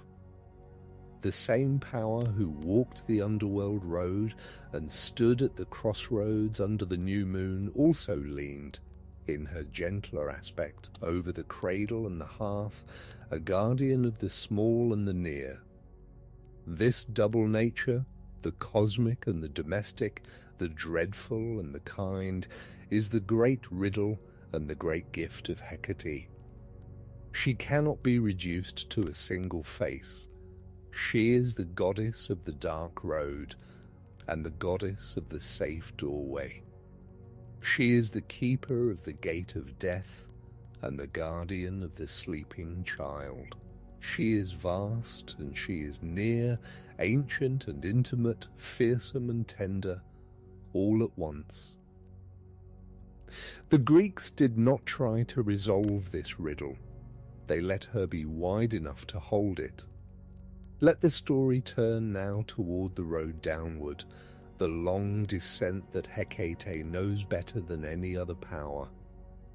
In the old imagination, the underworld was reached by a road, and that road sloped always down, through caves and clefts and dark places in the earth, toward the grey country of the dead. It was not an easy road, and it was not a road that the living were meant to walk. But it was a road, with a beginning and an end, and the one who knew its turnings was Hecate.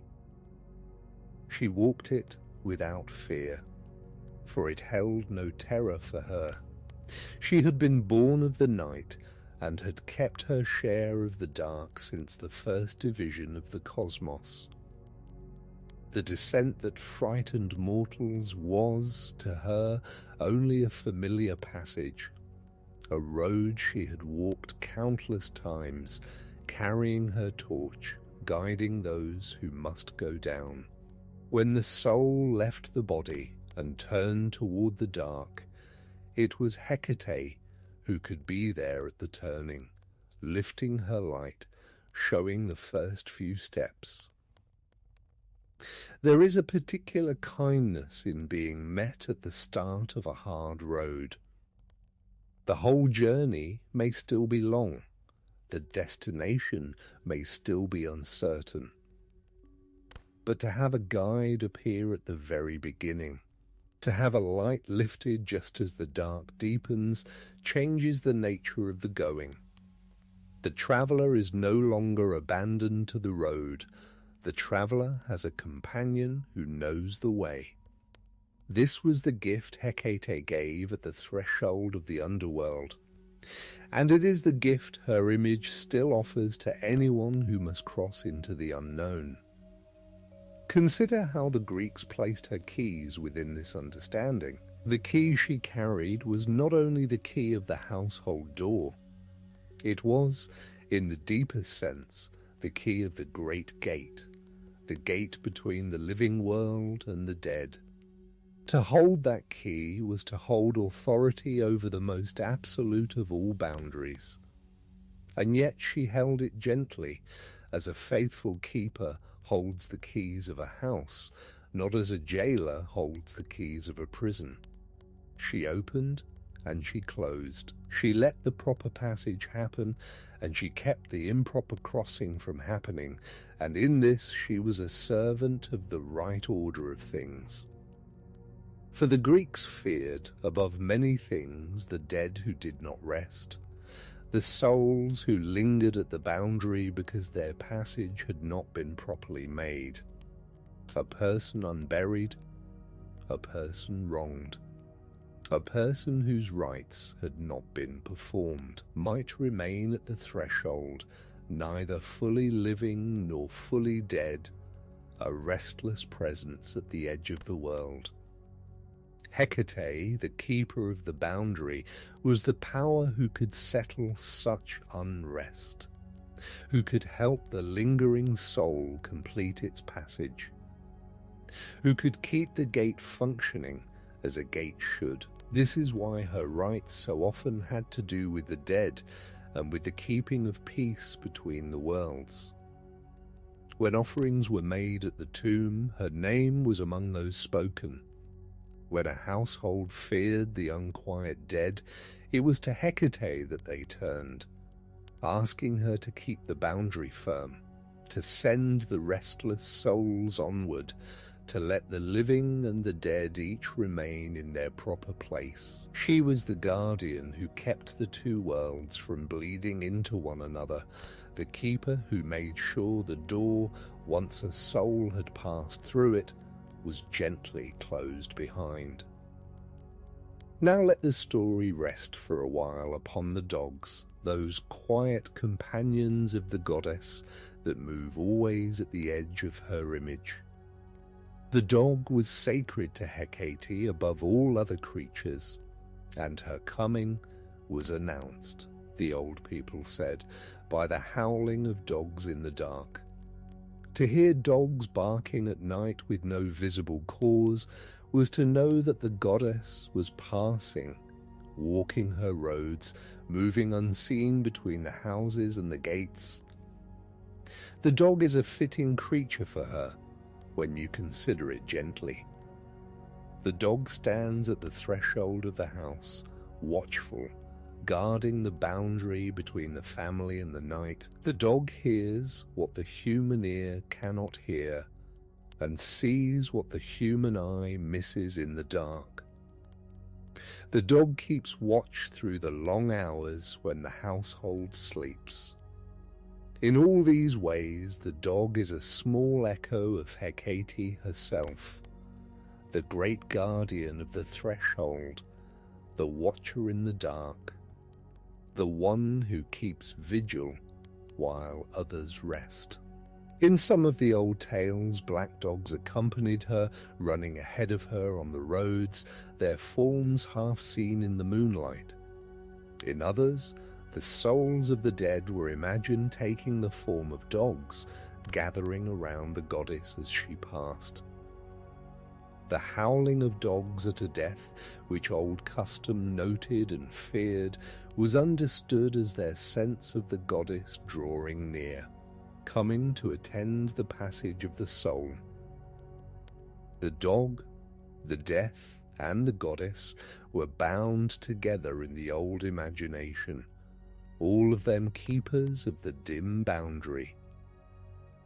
Yet there is nothing cruel in this. The dog that guards the threshold is a faithful creature, not a savage one. The goddess whose coming the dogs announce is a guardian, not a destroyer. When you hear, in the story, the soft barking of dogs in the shadow, you may hear it not as a warning of danger, but as the gentle announcement of a watchful presence, the sign that the keeper of the night is near and that the boundary is being kept.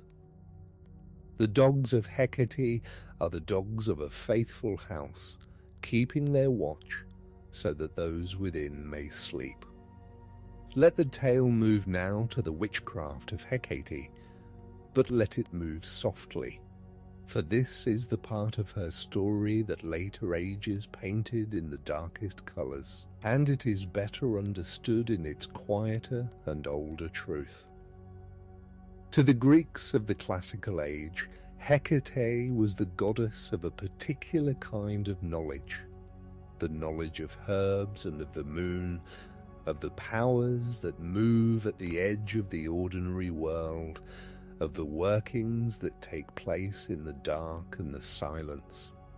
This knowledge was not, in its origin, a thing of harm. It was the knowledge of the boundary, of the thin places, of the moments and the materials where one kind of reality could touch another. The herbs that grow in the dark places, the roots gathered under the moon, the words spoken at the crossroads, the offerings left at the threshold, all of these belong to a craft of the in-between, and Hecate was its mistress. She was the goddess of the wise woman, of the healer who knew the secret virtues of plants, of the one who understood the quiet powers that the daylight world overlooked. The great enchantresses of myth, Circe and Medea, were remembered as her followers. Circe, who dwelt on her island and knew the deep arts of transformation, called upon Hecate in her workings.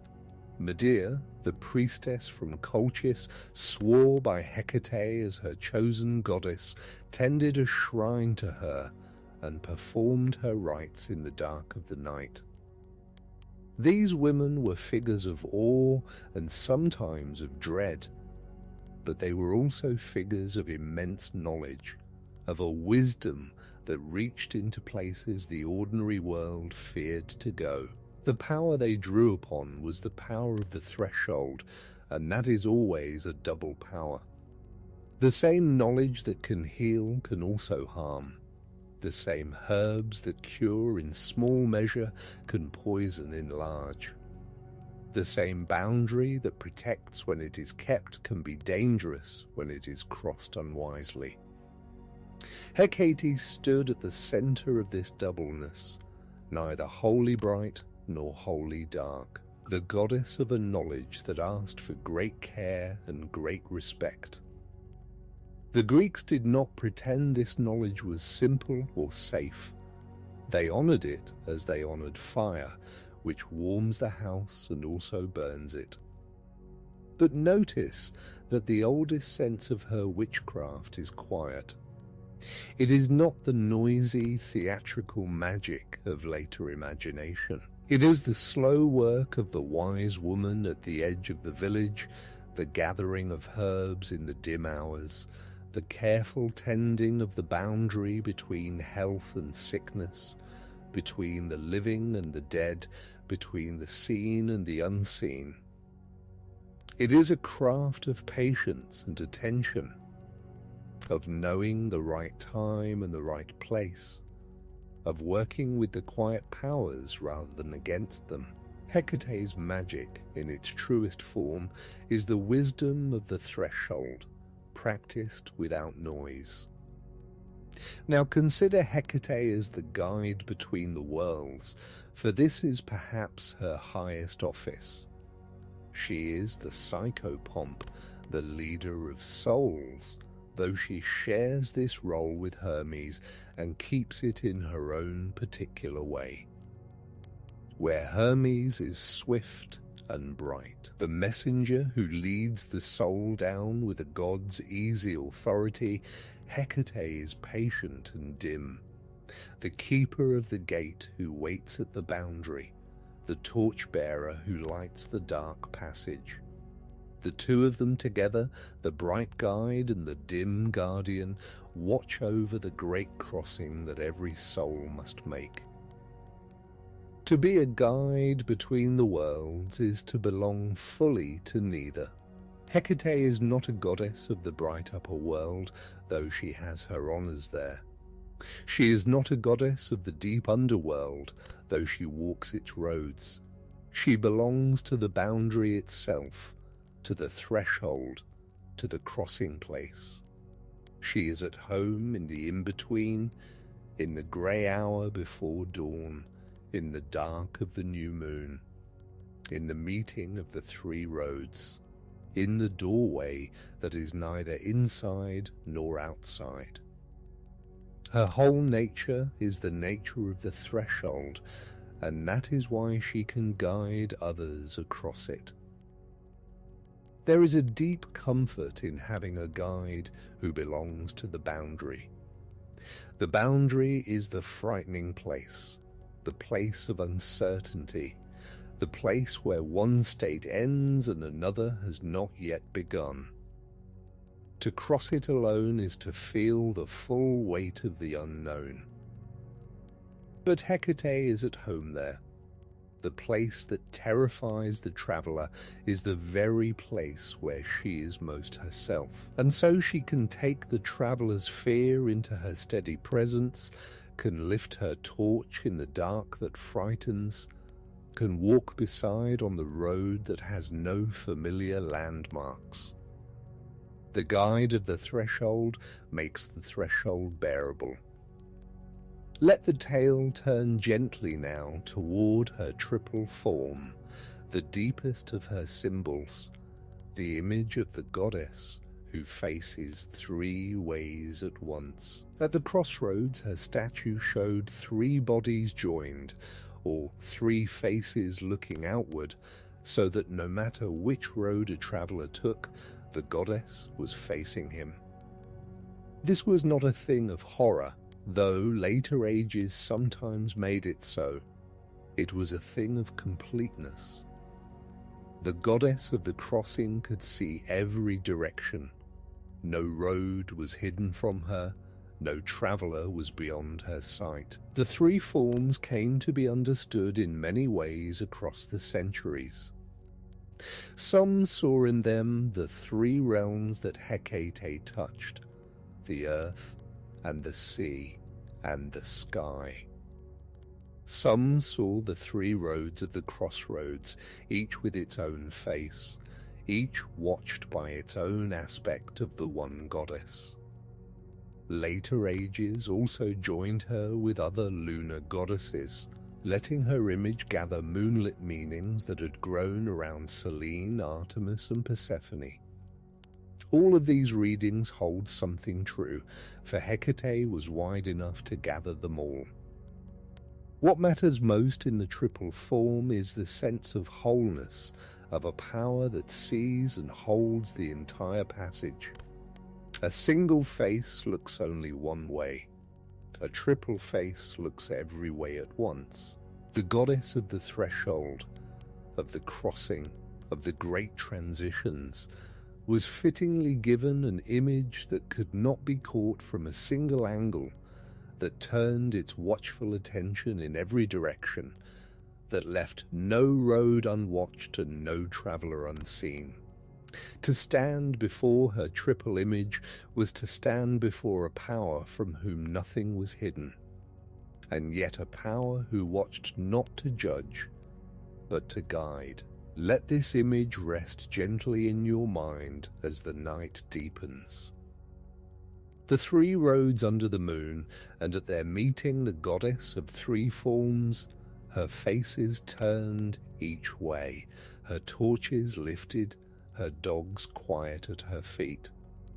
Whichever road you might take, she is facing you. Whichever way you might turn, her watchful presence is already there. There is no direction in which you are unseen, no path on which you are abandoned. The triple goddess holds the whole crossing in her steady, patient gaze. Now let the tale soften toward the mercy of a small flame, for this is the heart of Hecate's gentleness, and it is a fitting thing to carry towards sleep. Her torches were never great fires. They were close lights, intimate lights, the kind that show only the next few steps. And there is a particular mercy in a small flame, a mercy that a great fire does not have. The great fire reveals everything at once, the whole long road, the full distance still to travel, the entire weight of the journey. The small flame reveals only what is near, only what is next, only what can be safely stepped upon now. This is the mercy of how Hecate guides.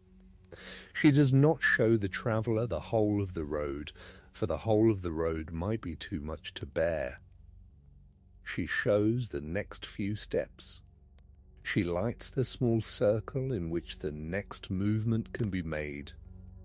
And when that movement is made, she lights the next small circle, and the next. And so the long road is walked not all at once, but step by step, each step lit just enough, each moment held just enough. The traveller who could not bear to see the whole journey can bear to see the next step, and the next step is always enough. There is wisdom here for every hard passage, and it is wisdom gentle enough for the edge of sleep. The whole of any difficult road, seen all at once, is overwhelming. But no one is asked to walk the whole road all at once. Each is asked only to take the next step, in the small light of the present moment, trusting that the next light will come when the next step is needed.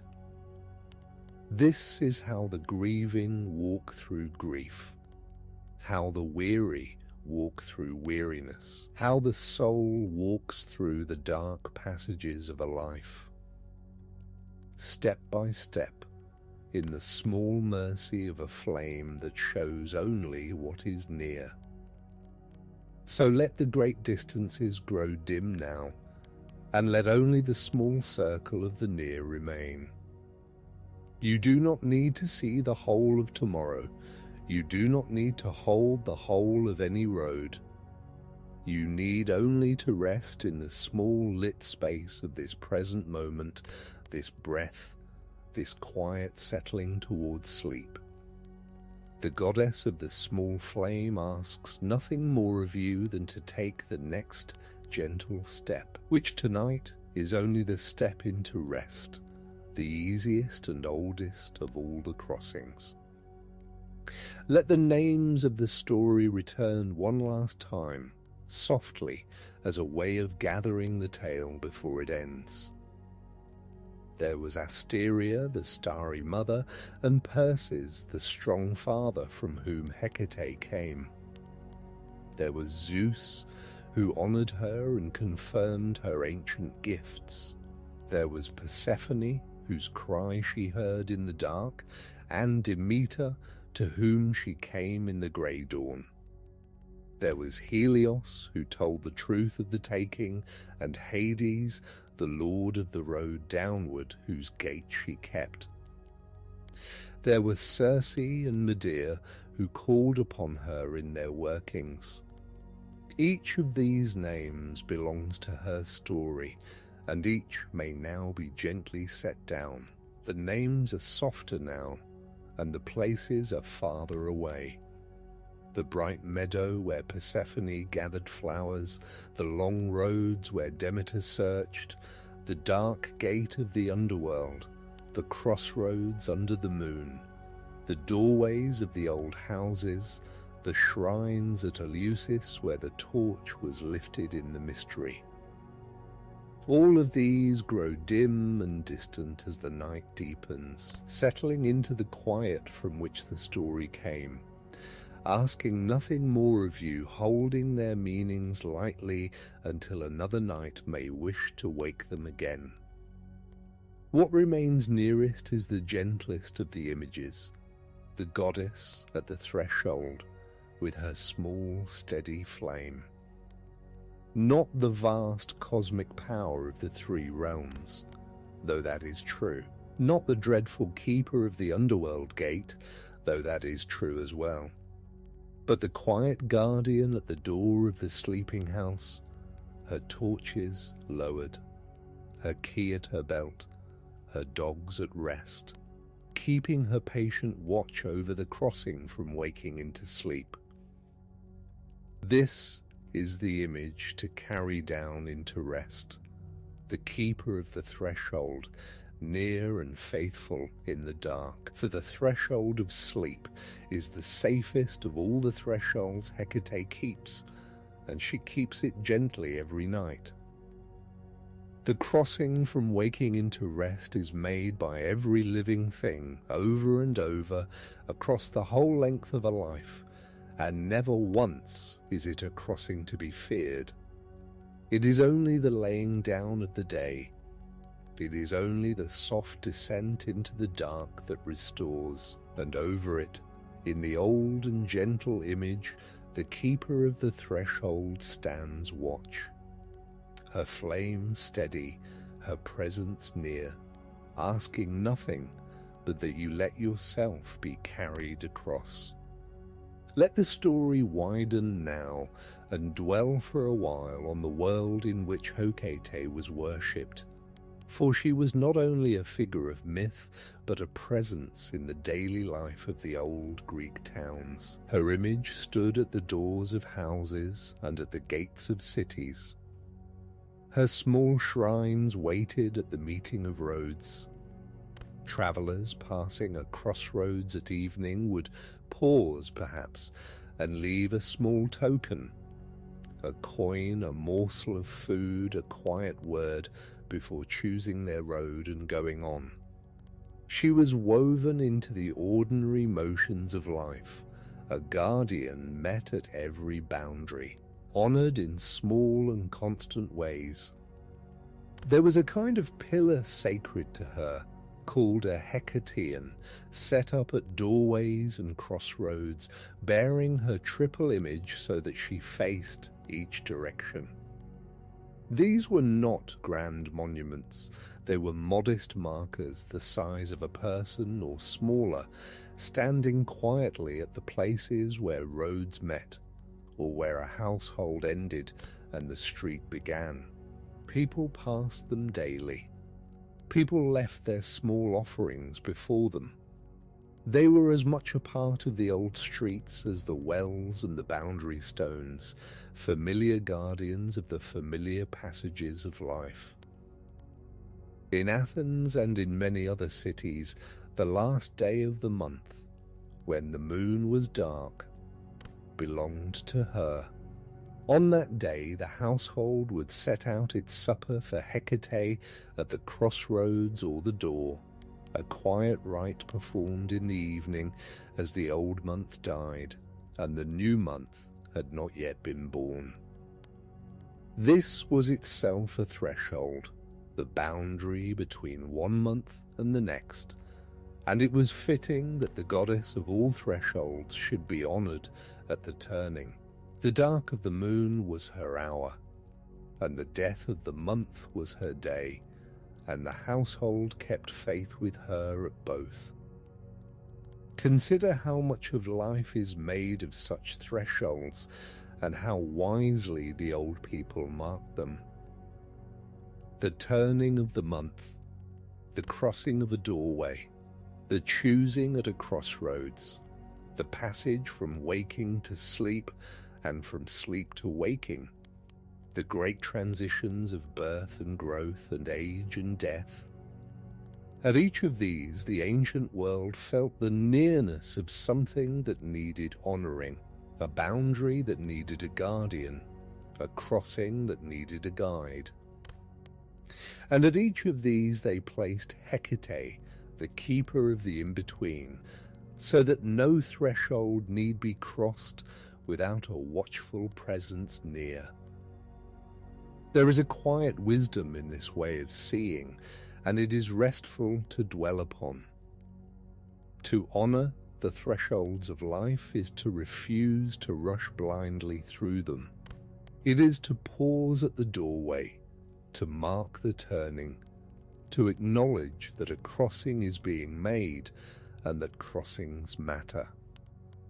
The household that set out its supper for Hecate at the dark of the moon was practicing a kind of attention, a way of noticing the passages of time, a refusal to let the boundaries of life slip by unremarked. And in that attention there was peace, the peace of a life lived in rhythm with its own turnings.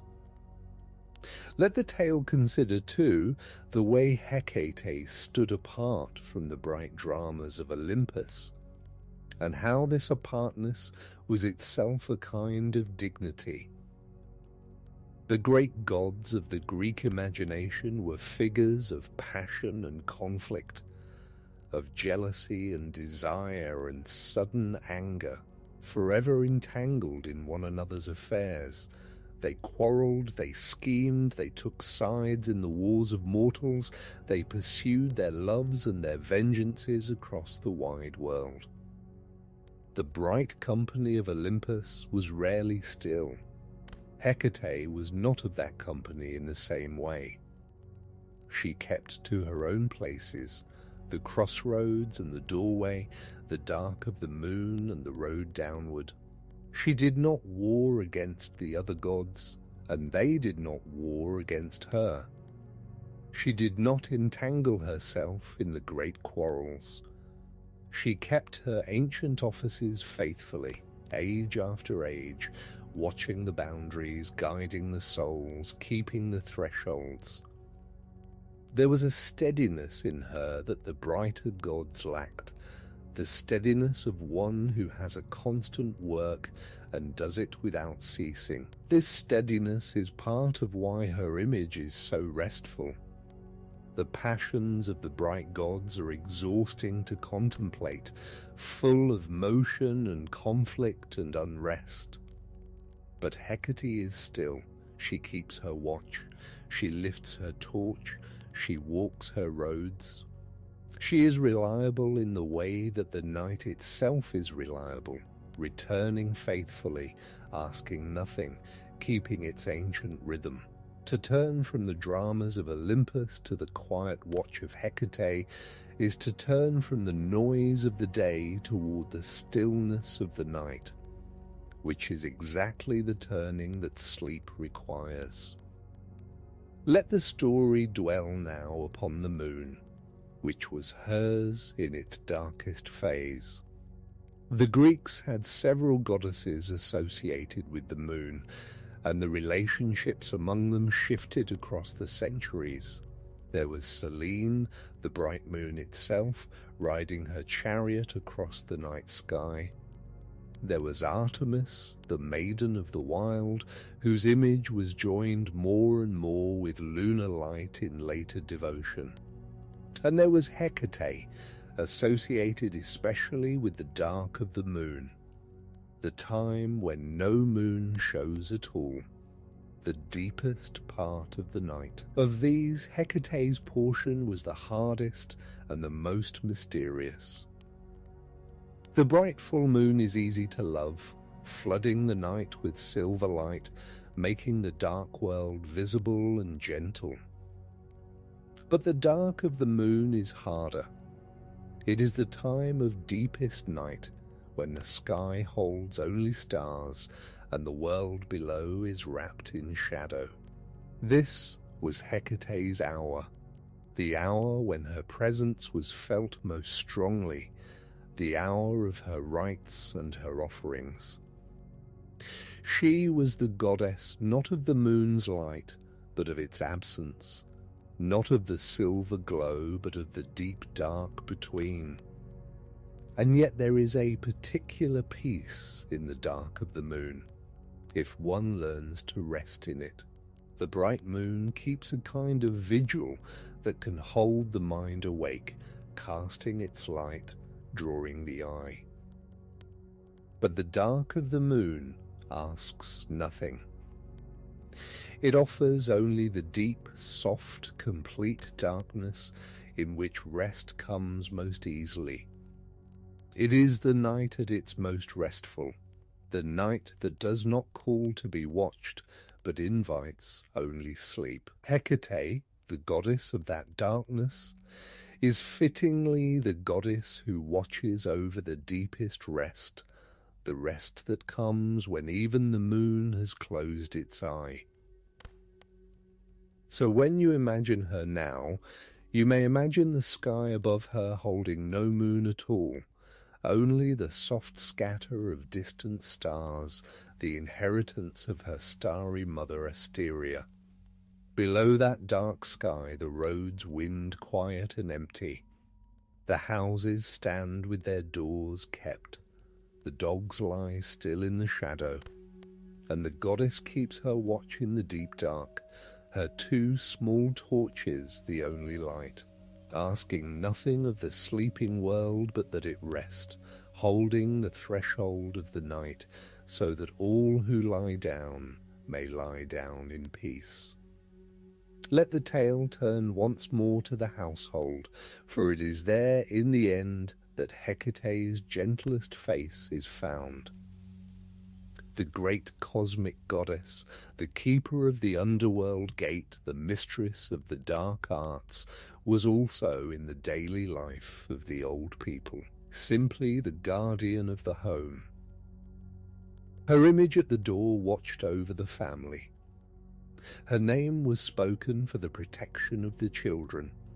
Her presence was felt as a quiet keeping, a watchful care over the small and ordinary life that went on within the walls.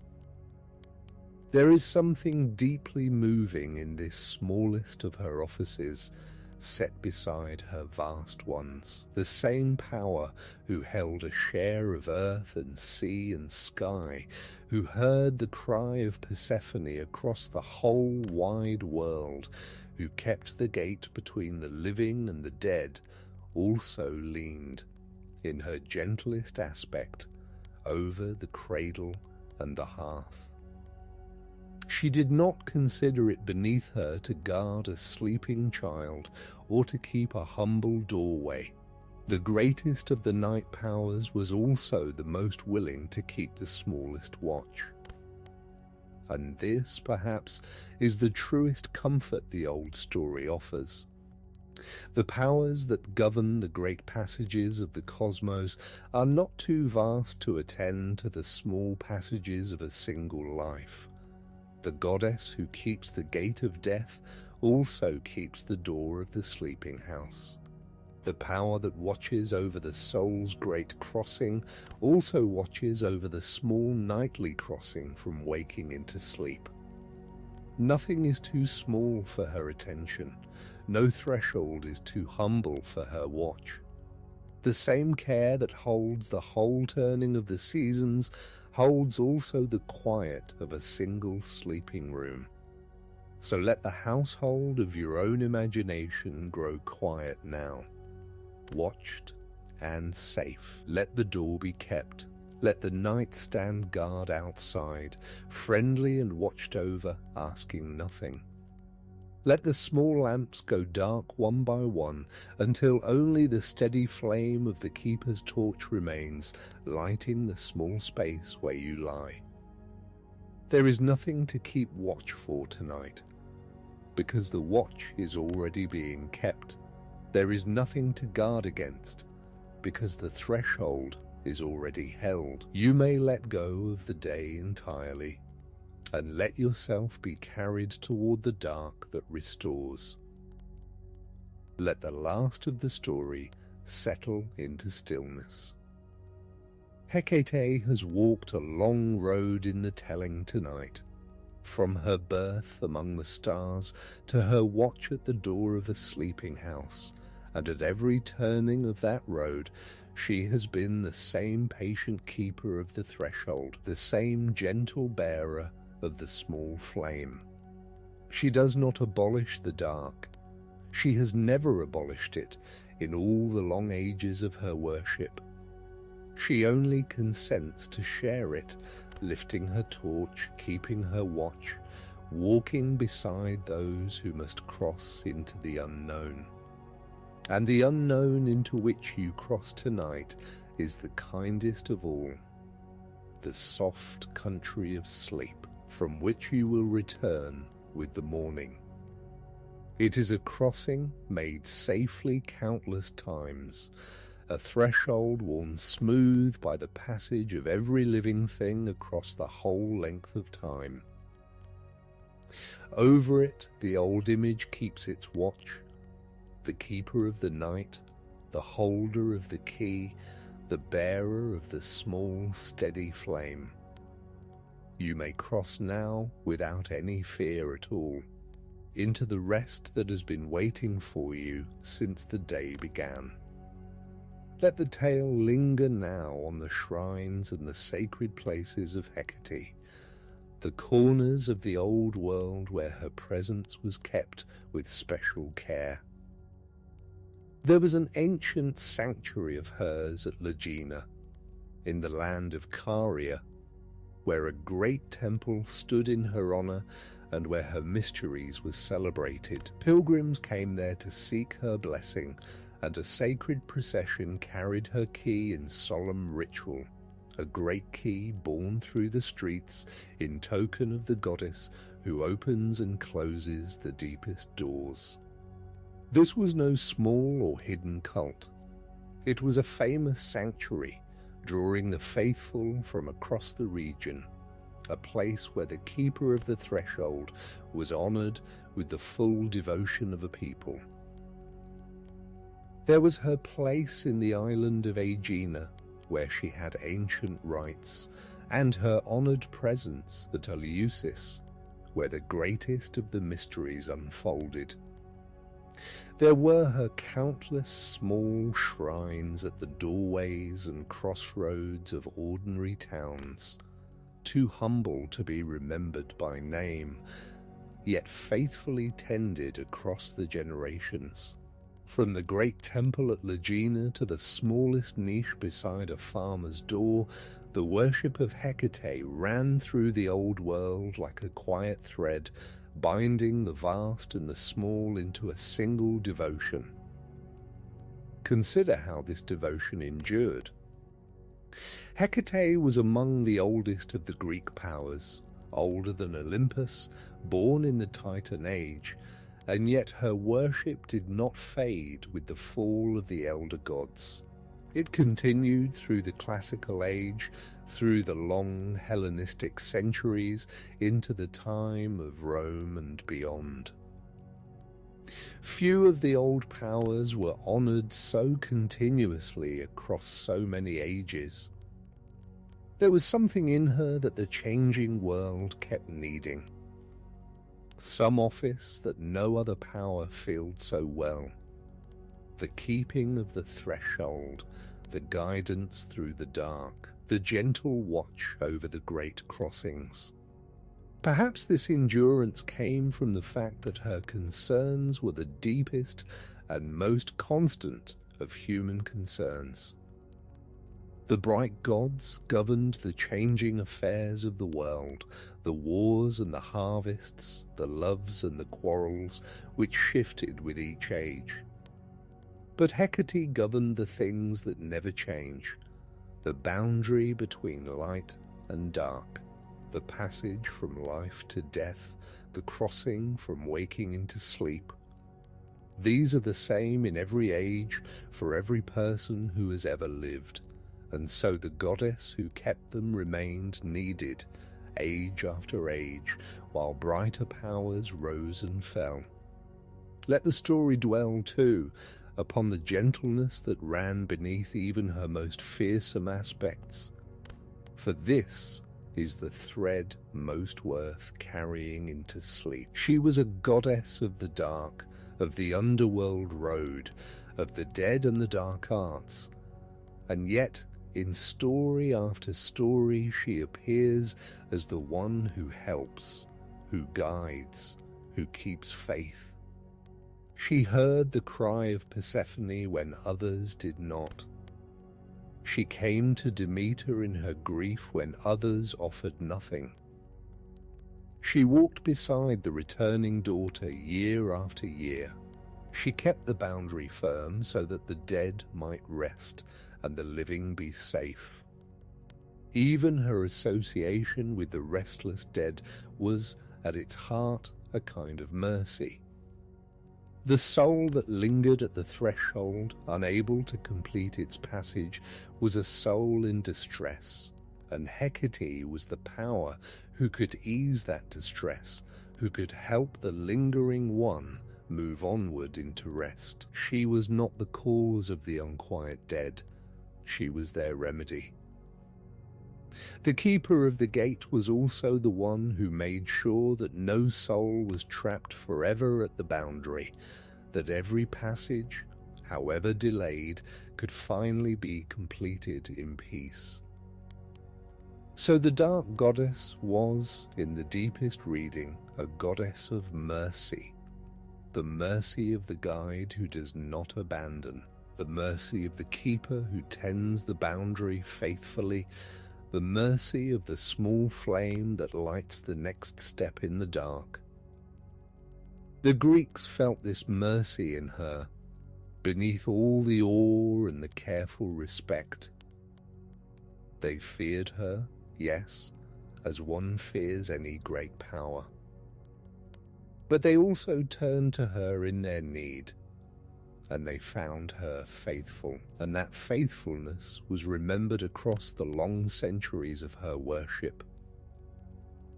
Let the names of her honor gather softly now, like the last embers of a fire banked for the night. Hecate of the crossroads, who faces every road at once. Hecate before the gate, who keeps the doorway of the home.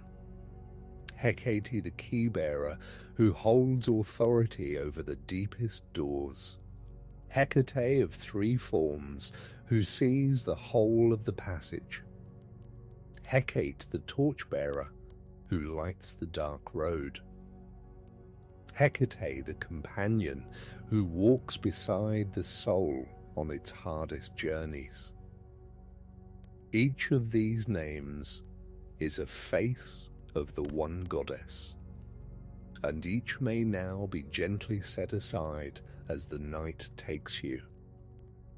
For the work of the story is nearly done, and there is nothing left to do but rest. The long tale of Hecate has carried you from the starry birth of a Titan's daughter, through her wide honors over earth and sea and sky, to the crossroads under the moon and the doorway of the sleeping house, through the great sorrow of Persephone and Demeter, along the underworld road and the suppers of the new moon, into the quiet mysteries of her worship and the deep mercy beneath her fearsome face. It is a wide story, and you have walked a little way along it, and that is enough for one night. There will be other nights, and other stories, and other roads to walk beside the old powers of the world. The mythology of Hecate alone holds far more than a single telling could hold. More shrines, more rites, more half-remembered tales from the old towns. But that is a story for another day. Tonight it is enough to have come this far, to have seen her torches lifted in the dark, to have felt the nearness of her quiet, faithful watch. For now, remember this as the last clear thought before sleep takes you. The keeper of the threshold is keeping the threshold of your sleep, gently, faithfully, as she has kept every threshold across the long ages of the world. There is nothing to fear in the crossing into rest, for it is the kindest of all the crossings, and it is watched over by the oldest and most patient of guardians. You have only to let go of the day, and let yourself be carried across into the soft dark that restores. Let the tale return once more to the image of the two torches, for of all her signs they are the most enduring, and they hold the gentlest meaning of all. In nearly every old image of Hecate she carries them, one in each hand, lifted against the dark. They are her constant companions, the marks by which she is known, the small lights that go before her on every road. To imagine Hecate is, almost always, to imagine the torches first. Why two and not one? The old people did not always say, but the image itself suggests an answer worth resting upon. One torch lights the way ahead, the road still to be travelled. The other lights the way behind, the road already walked. Between them stands the goddess, and between them stands the traveller, held in a small circle of light that includes both where one has come from and where one is going. The two torches make a complete small world of light in the surrounding dark, a place where the whole of the present moment can be safely held. Or perhaps the two torches are simply a doubling of mercy, a sign that her light is generous, that she does not guide with a single grudging flame, but with two, lifting them both, casting a wider and warmer circle. There is abundance in two lights where one would do. There is a kind of tenderness in it, the tenderness of a guide who gives more light than the bare minimum, who wishes the traveller not merely to survive the dark road, but to walk it in some measure of comfort. Whatever the old meaning, let the image rest gently now. The goddess in the dark, two small flames lifted in her hands, the warm light falling on the road before and the road behind. And in the middle of that light, a traveller held safe for the length of a single quiet moment. This is the picture to carry down into sleep, the picture of being held in a small circle of warmth while the great dark stretches away on every side, untroubling, kept at its distance by two faithful flames. Let the story consider, too, how Hecate teaches a particular patience, the patience of the night itself. She is never in a hurry.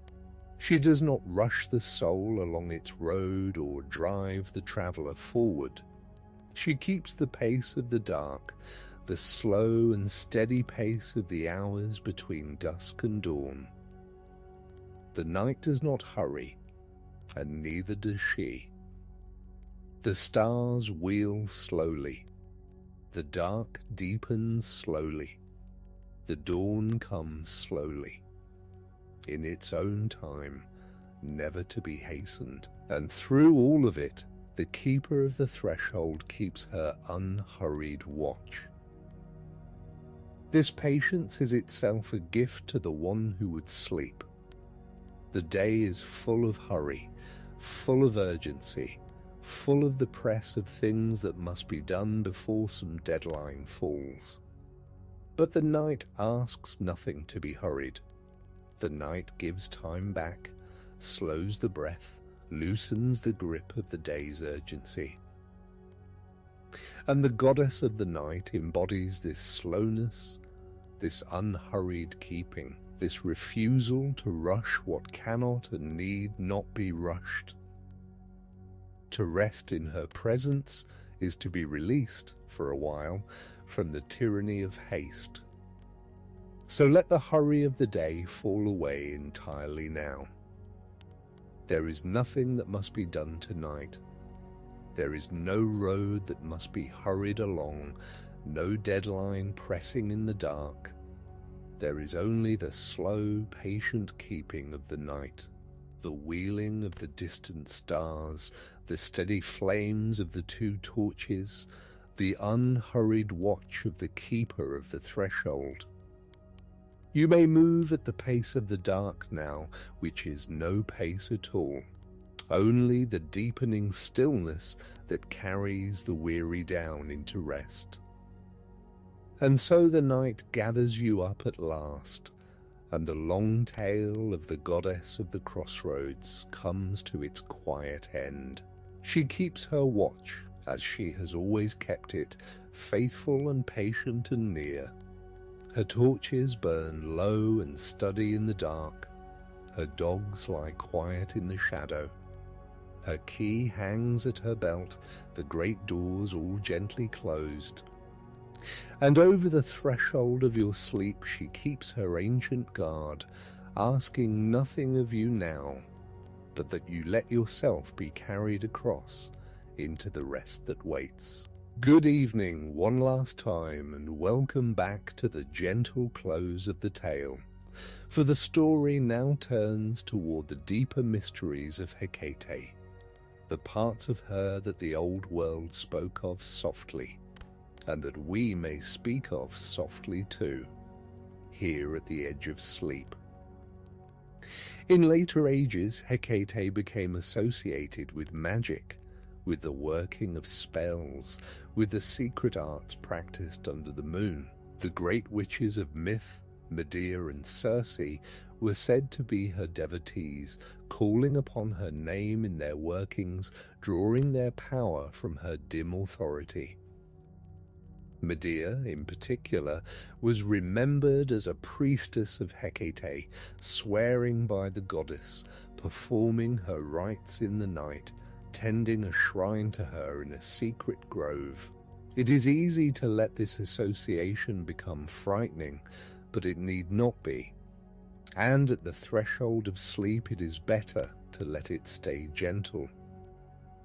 The magic of Hecate, in its oldest sense, was the knowledge of the boundary, the understanding of the thin places where one kind of reality touches another. To work with her was to work with thresholds, with the moon, with the herbs that grow in the dark, with the quiet powers that move at the edge of the scene.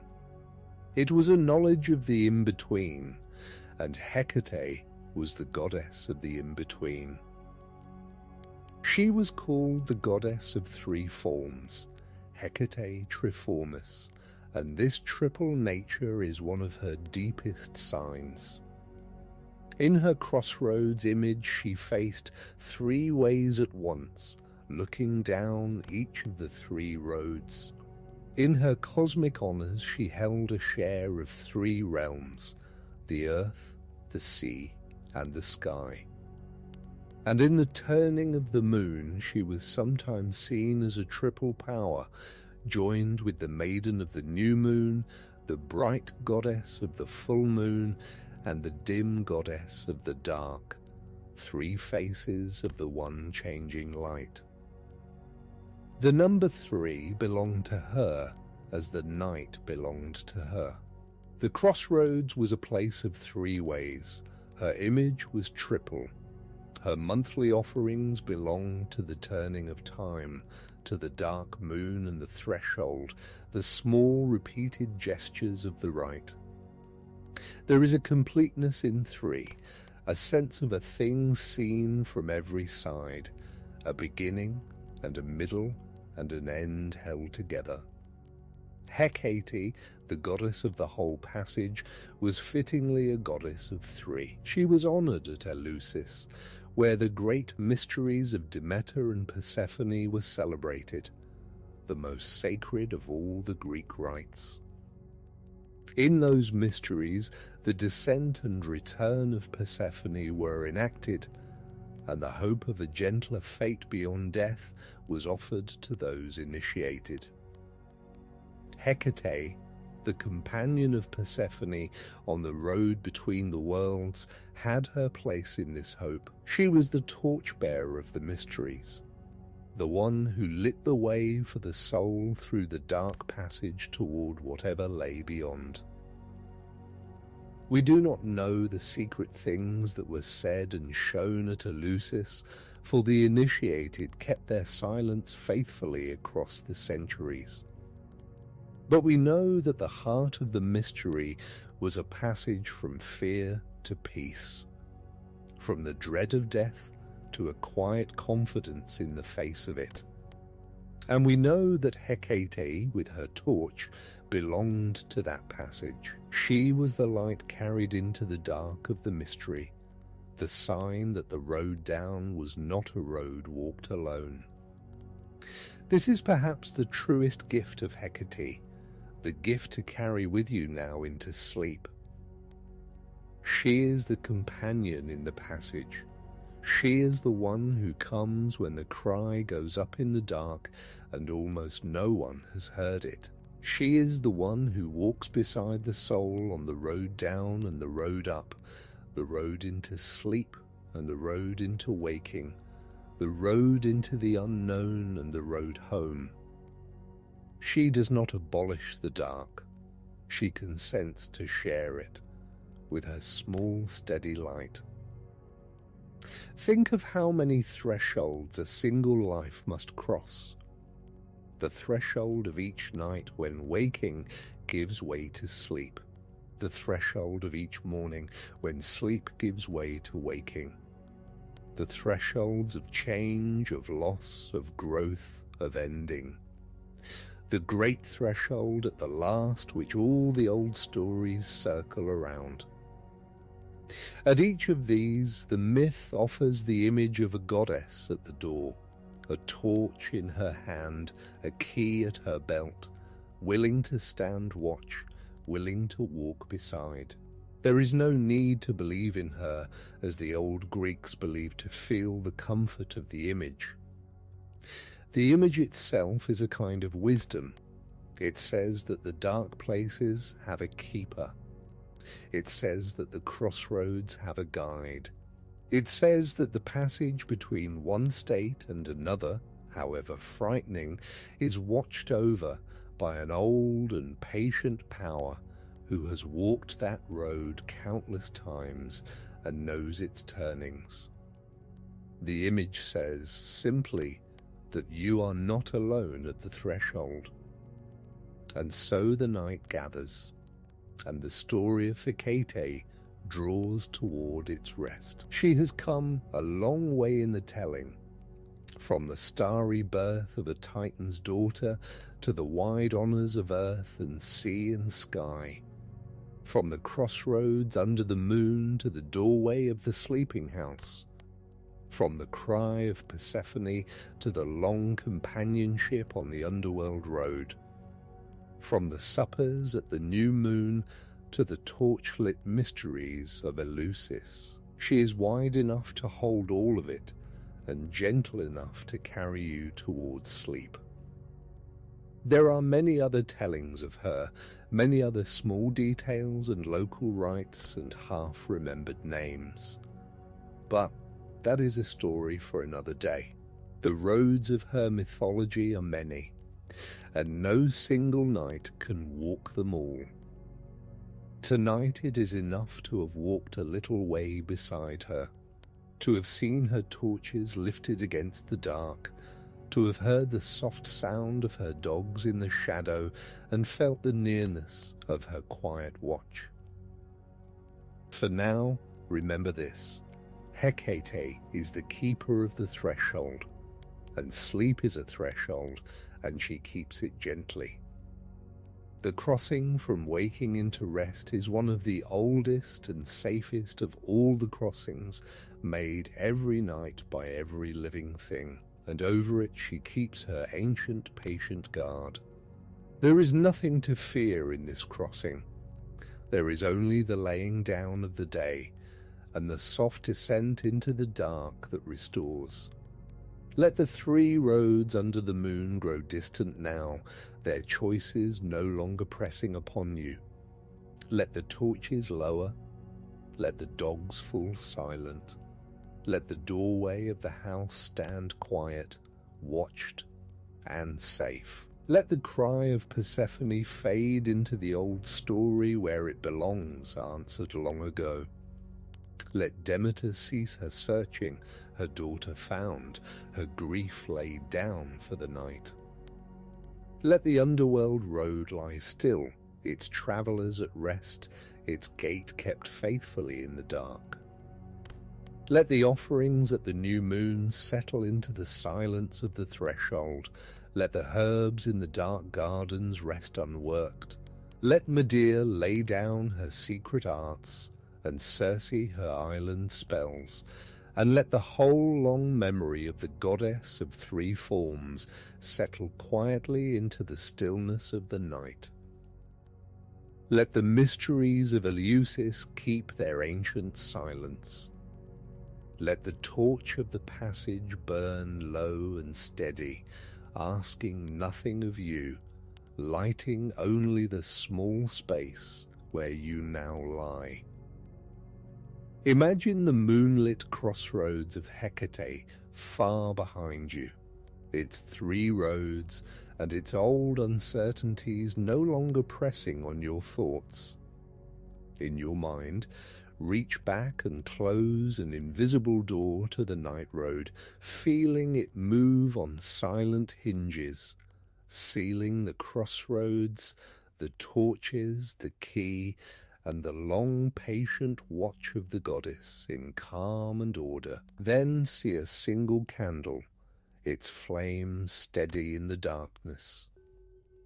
Hecate's torches do not only mark the crossroads, they light the way for travellers who must go farther than they ever intended, and no one in these stories travels farther for love than Psyche, a mortal girl so beautiful that Aphrodite herself grew jealous, married to a husband she was forbidden to see, sent down even among the dead to win him back. Her road passes through exactly the kind of night country Hecate keeps. So let the goddess of thresholds hand you on to the last and gentlest story of all, the long trial and quiet triumph of Psyche and Eros, where love itself is finally allowed to rest. Good evening and welcome back. Come closer to the quiet edge of the old story and let the night gather itself around you. Imagine that you are standing in a palace after midnight, when all the footsteps have faded from the halls and the fountains speak in whispers to the dark. The floors are cool beneath you. The pillars rise like pale trees in a moonless garden. Beyond the open curtains, the sky is deep and blue-black, and the first stars tremble over the sleeping roofs of an ancient city. Beside you, a little lamp burns in a bowl of bronze. Its flame is small, patient, and golden. It does not hurry. It leans when the air moves, then straightens again. It throws a soft circle of light over carved wood, over linen, over a hand resting at the edge of a bed. The flame is not bright enough to conquer the darkness. It only keeps company with it. This is the kind of light in which some stories wish to be told. Not in the hard glare of noon, not in the noise of markets or the triumph of trumpets, but here where the walls remember sighs, where the silks breathe with the wind, where the heart grows honest because there is no one left to impress. Tonight's story is about a girl who walked through the dark for love. Her name was Psyche. In the old Greek tongue, the name Psyche carries the feeling of soul, breath, and butterfly. It is a word that seems almost too delicate to hold a life, and yet it does. A breath can cross a threshold, a soul can descend into shadow and return. A butterfly can be made of light and still survive the long sleep of the chrysalis. The tale comes to us most fully through an ancient Roman writer named Apuleius, who told it in Latin as the story of Cupid and Psyche. But the gods in it are older than any single telling. Cupid is Eros, the winged power of desire. Venus is Aphrodite, the sea-born goddess of beauty, longing, and the dangerous sweetness that can unmake kings. Jupiter is Zeus, the lord of the bright sky. The names change as languages change, but the night behind the story remains the same. So rest now at the threshold of the palace. Let the little lamp burn, let the curtains move slowly, let the world outside become far away. We begin not with a battle, and not with a kingdom falling, but with beauty, which can be its own kind of loneliness. There was once a king and queen who had 3 daughters. The eldest was admired for her dignity, the second for her grace, and the youngest for a beauty that seemed to trouble the air around her. This youngest child was Psyche. When she was little, people smiled at her as people smile at morning. When she grew, they stopped smiling so easily. They stared.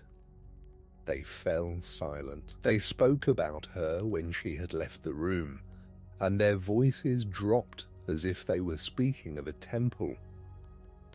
Her beauty was not merely pleasing, it was unsettling. Travelers who came to her father's city went home speaking of her. Sailors carried rumors of her face across the sea. Shepherds repeated the tale on hillsides. Merchants, who knew the value of purple cloth and cedar oil and hammered gold, shook their heads and said that no price could be named for such a sight. Soon the rumor became worship. Men and women came from neighboring lands not to bring petitions to the gods, but to stand below the palace balconies in hope that Psyche might pass. They scattered flowers where her feet had been. They burned incense in the streets. They lifted their hands as if she were not a mortal girl, but Aphrodite herself, risen from the foam and walking among them in human form. This was not Psyche's doing. She had not asked for altars, she had not asked for hymns, she had not stolen any offering from the sea-born goddess. Yet the world often wounds the innocent by loving them wrongly. The more the people adored her, the farther away she felt from them. They called her divine, and so they forgot that she could be lonely. They praised her face, and did not ask after her heart. Her 2 sisters, less adored and therefore more free, were married to princes from neighboring realms. Their weddings filled the palace with music, lamps, and laughter. Psyche watched them go in embroidered veils, surrounded by women singing blessings. She kissed them farewell and smiled, as she was expected to smile. But when the gates closed and the last procession disappeared down the road, she returned to her chamber and sat in the quiet. Suitors came for her, of course. At first they came in great number. They brought jewels, horses, carved ivory, promises of cities, promises of poems, promises of never-ending devotion. Yet when they stood before her, something failed in them. They were not warmed by her beauty, they were overwhelmed by it. They looked at her as men look at a statue in a shrine, too sacred to touch and too distant to love. One by one they departed. Some said she was beyond them. Some said no mortal marriage could contain her. Some simply bowed, pale and wordless, and backed away. Thus Psyche, who was praised by everyone, was chosen by no one. In the temple of Aphrodite, the incense grew thin. This is how a goddess may learn that mortals have turned their eyes elsewhere. The garlands fade first. Then the prayers come late. Then the sailors who once promised silver doves for safe passage forget the name they cried during the storm. Aphrodite was not a gentle power to neglect. She had been born from the sea's shining violence, and all creatures who desired, from gods to shepherds, moved somewhere within her dominion. When she heard that a mortal girl was receiving honors meant for her, Aphrodite's beauty darkened with anger. It was not simply vanity, though vanity was there. It was the outrage of a goddess whose ancient place had been confused by human folly. Mortals had looked at Psyche and mistaken the reflection for the source. They had seen a candle and forgotten the dawn. Aphrodite called her son. He came as Eros, whom the Romans would call Cupid. Not merely a laughing child with a toy bow, though later painters would make him small and sweet. Eros was older and stranger than that. He was desire with wings. He was the invisible wound that opens between one heart and another. He carried arrows that could make the wise foolish, the proud humble, and the guarded suddenly helpless before a face, a voice, a memory, a name. Aphrodite spoke to him of Psyche. "Punish this mortal girl," she said, or so the old tale tells us. "Make her fall in love with something low, something unworthy, something that will humiliate the worshippers who have raised her too high. Let her beauty become the door to her sorrow." Eros listened. Perhaps he smiled at first, thinking the task simple. He had troubled gods before. He had made queens restless, heroes reckless, old men young with longing, and young girls ancient with grief. What was one mortal princess to him? But when he came to Psyche, the night changed. We may imagine him entering unseen through a high window, while Psyche slept beneath pale covers, one hand near her cheek, her dark lashes resting like shadows. The lamp beside her burned low. The room was scented faintly with myrrh and rose leaves. Outside, the city praised her in dreams, but inside the chamber she looked very young, very human, and very alone. Eros bent near with his arrow. The flame moved. Perhaps his own hand trembled. Perhaps the point touched him. Perhaps the wound came not from metal, but from seeing at last the soul beneath the beauty, the solitude beneath the praise. In many tellings, he wounds himself with his own arrow and falls in love with Psyche. However we imagine it, the result is the same. The god who was sent to make her suffer found himself bound to her. Aphrodite had asked for punishment. Eros chose secrecy. Still, Psyche's sorrow did not lift at once. In her father's palace, the silence around her deepened. No wedding song came. No bridegroom stood beside her. The king watched his youngest daughter move through marble halls as if she were a lamp protected from every wind and yet slowly running out of oil. At last, with grief in his heart, he went to seek the oracle of Apollo. The oracle in the ancient world was not a comforting voice. It did not speak as a friend speaks across a table. It came through smoke, laurel, stone, and terror. It answered in words that seemed to open beneath the feet. The king asked why no husband came for Psyche, and what fate awaited her. The answer was cruel in shape, though destiny often wears masks that the heart cannot understand. Psyche was to be dressed as a bride, taken to the top of a lonely mountain and left there. Her husband, the oracle said, would not be a mortal man. He would be something feared by gods and men, a winged power before whom even Zeus might tremble. The king returned with the words like ashes in his mouth. When the palace learned the prophecy, the rooms filled not with wedding music but with mourning.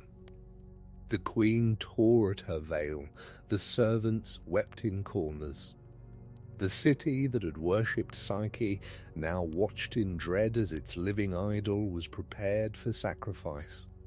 She was bathed and perfumed. Her hair was braided. A bridal veil was placed over her face. Bracelets circled her wrists. Flowers were woven for her, though they looked more like funeral flowers now. Psyche herself was calm in the way a person may become calm when fear has passed beyond crying. She comforted her parents, though she was the one being led away. She told them that the anger of Aphrodite had come because mortals had worshipped what should never have been worshipped. She did not accuse them. She did not accuse the city. She simply walked. The procession climbed toward the mountain. Below, the city receded into blue distance. The road narrowed. The songs became sobs. Torches bent in the wind, though it was day. At the summit they left her as the oracle commanded. Her family could not remain. That is one of the most painful laws in old stories. Those who love us sometimes must turn back before the path becomes ours alone. Psyche stood on the mountain in her bridal veil, abandoned to the sky. The wind moved around her. Far below, birds turned over the valleys. The light began to soften. She waited for the monster she had been promised. She waited for claws, for thunder, for the sound of wings large enough to darken the sun. But nothing came in violence. Instead, the west wind arrived. His name was Zephyrus, the gentlest of the winds, the breath of spring, the one who can move through blossoms without breaking them. He lifted Psyche as softly as a mother lifting a sleeping child. Her veil rose around her. The mountain fell away. She did not tumble. She did not fall. She was carried. Down through the evening air she drifted, over rocks and small trees, over ravines where shadows had begun to gather, until Zephyrus laid her in a valley hidden from the roads of men. There the grass was deep and cool, the air was sweet with flowers. A stream moved nearby, speaking to stones in a voice that had never learned fear. Before Psyche stood a palace. No mortal hand seemed to have made it. Its columns shone with ivory and gold. Its doors were carved with scenes so delicate they seemed ready to move. The floors reflected the sky. The walls held gems that gave back the last light of sunset in green, blue, and rose. Yet the palace did not feel proud. It felt waiting, as if it had been prepared for one guest only, and had held its breath until she arrived. Psyche crossed the threshold. A voice welcomed her, though no body appeared. "Do not be afraid," it said. "All this is yours." Invisible servants attended her. They brought water warm to the perfect kindness. They placed food before her, fruits bright as little moons, bread still fragrant from unseen ovens, wine dark and mild. Music came from nowhere and everywhere, strings touched by hands she could not see. When she entered a chamber, lamps lit themselves. When she grew tired, a bed received her with linen soft as cloud. All day she wandered the palace in wonder. She touched the carved doors, she listened at fountains, she looked out from balconies over a valley so hidden it might have belonged to a dream beneath the world. No face appeared, no footstep answered hers, yet she was not neglected. Every need was met before she spoke it. When night came, her husband came to her. He arrived in darkness.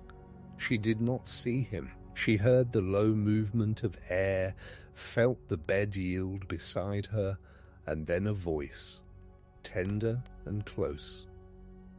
It was not the voice of a monster. It was not harsh, not triumphant, not hungry for her fear. It spoke as though it had known loneliness too. "Psyche," he said, "you are safe." He asked only one thing. She must never try to see his face. She might have all the palace, all the music, all the tenderness he could offer. But she must trust him in the dark. This request was strange, and it was heavy. But Psyche had been left on a mountain for a dreadful bridegroom, and had found instead a hidden house of mercy. The darkness around him did not feel empty. It felt like a veil over something sacred. So she agreed. Night after night he came. Night after night he spoke gently with her. In the darkness, where the eyes could not rule, Psyche began to know him by other things. The warmth of his hand, the patience in his silence, the way he listened when she spoke of her childhood, of her sisters, of the ache of being admired and never understood. He did not praise her face as the world had done. He asked what she feared. He asked what she remembered. He told her that she was not a statue, not an altar, not a rumor passing from mouth to mouth. She was Psyche.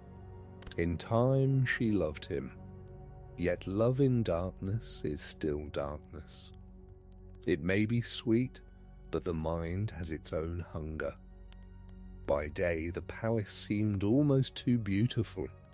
By night, The unseen husband seemed almost too kind. Between wonder and uncertainty, Psyche's heart moved like the little flame of a lamp when a door is opened far away.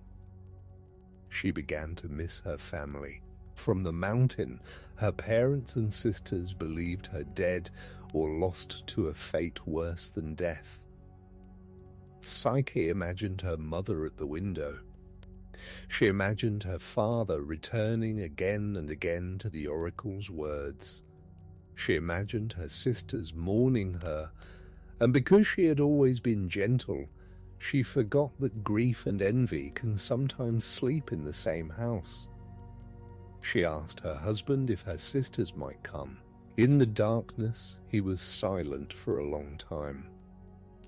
At last he said that she was asking for sorrow. He told her that her sisters would not understand. They would bring questions sharp as little knives. They would urge her to look where she had promised not to look. He did not forbid her with cruelty. He warned her with grief. But Psyche wept, and longing made her persistent. She had been worshipped by strangers, abandoned by prophecy, carried by wind, and hidden in a palace. She wished for one familiar voice, only one. So he consented. Zephyrus carried the sisters down from the mountain, as he had carried Psyche. They arrived expecting to find bones, ashes, or some sign of divine punishment. Instead, they found their youngest sister alive, clothed in beauty, standing before a palace more splendid than any royal house they had ever seen. At first they embraced her. They cried out in astonishment. They touched her arms to prove she was real. Psyche, innocent in her joy, led them through the palace. She showed them the shining floors, the golden ceilings, the rooms full of treasures, the tables that filled themselves, the invisible servants who answered every wish. She gave them jewels and rich garments. She told them she was happy, but happiness can be hard for the unhappy to forgive. The sisters looked and looked. Their eyes measured what they could not possess.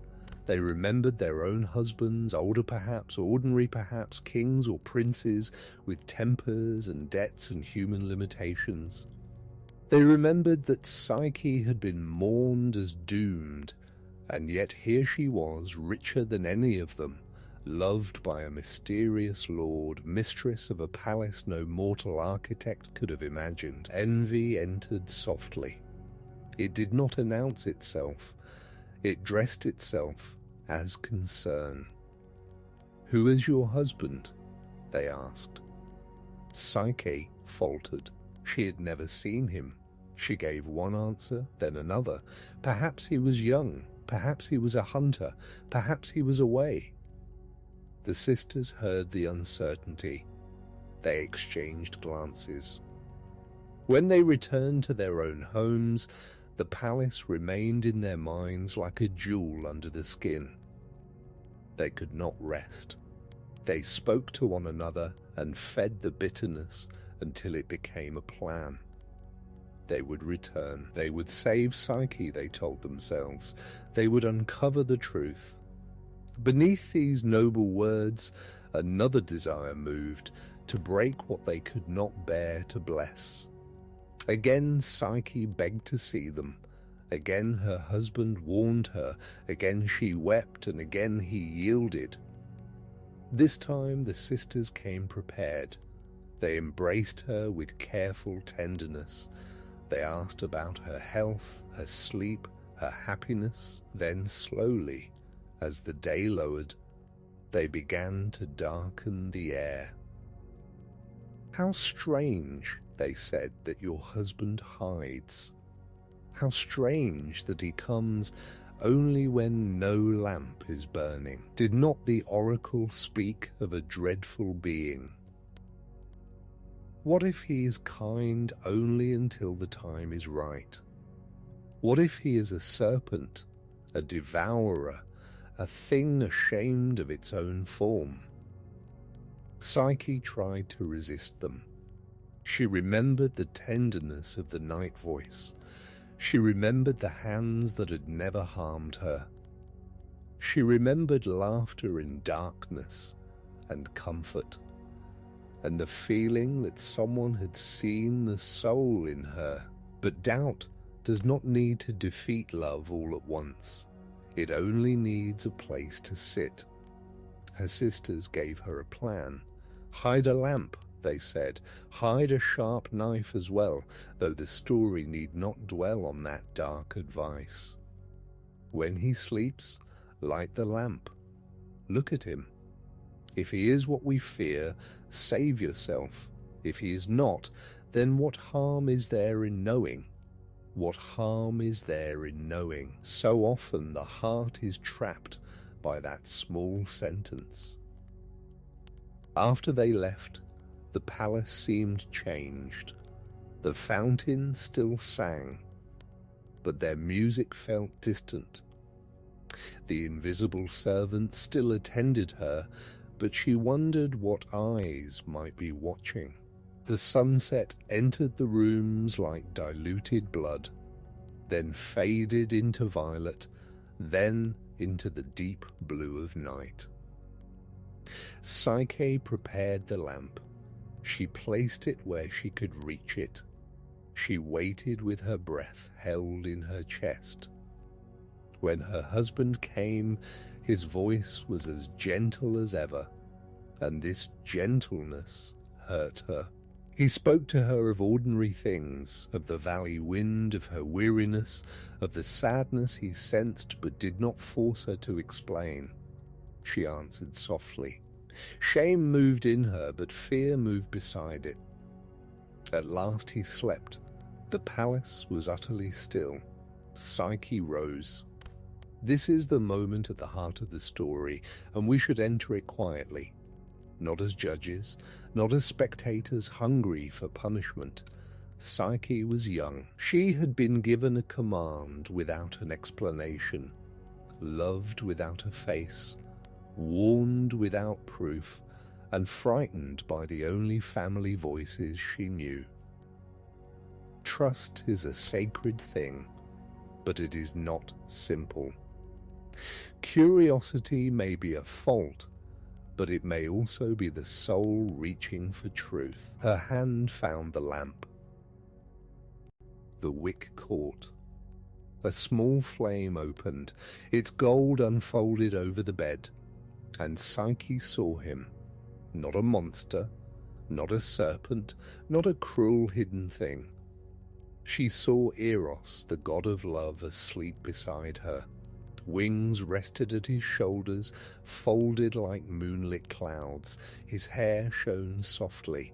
His bow and arrows lay near, the instruments by which gods and mortals were wounded into longing. His face was peaceful, and because he was asleep, he looked almost vulnerable.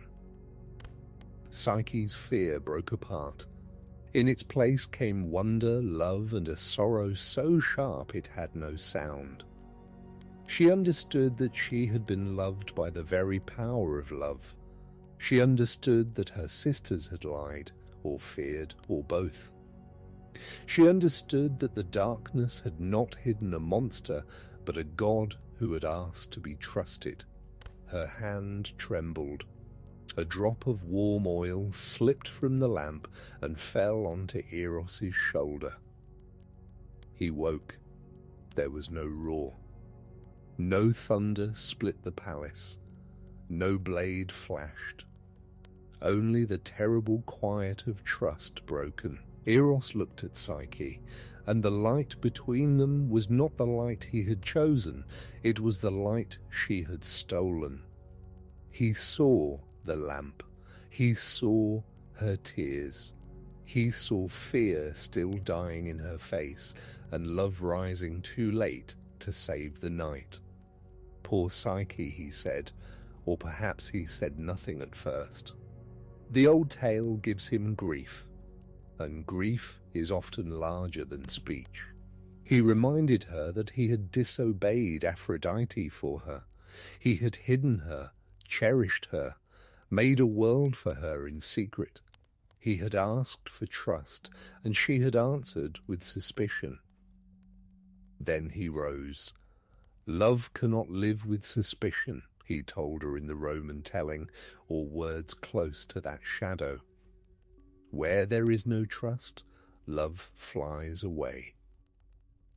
His wings opened. Psyche reached for him, but the lamp shook in her hand, and the room was already changing.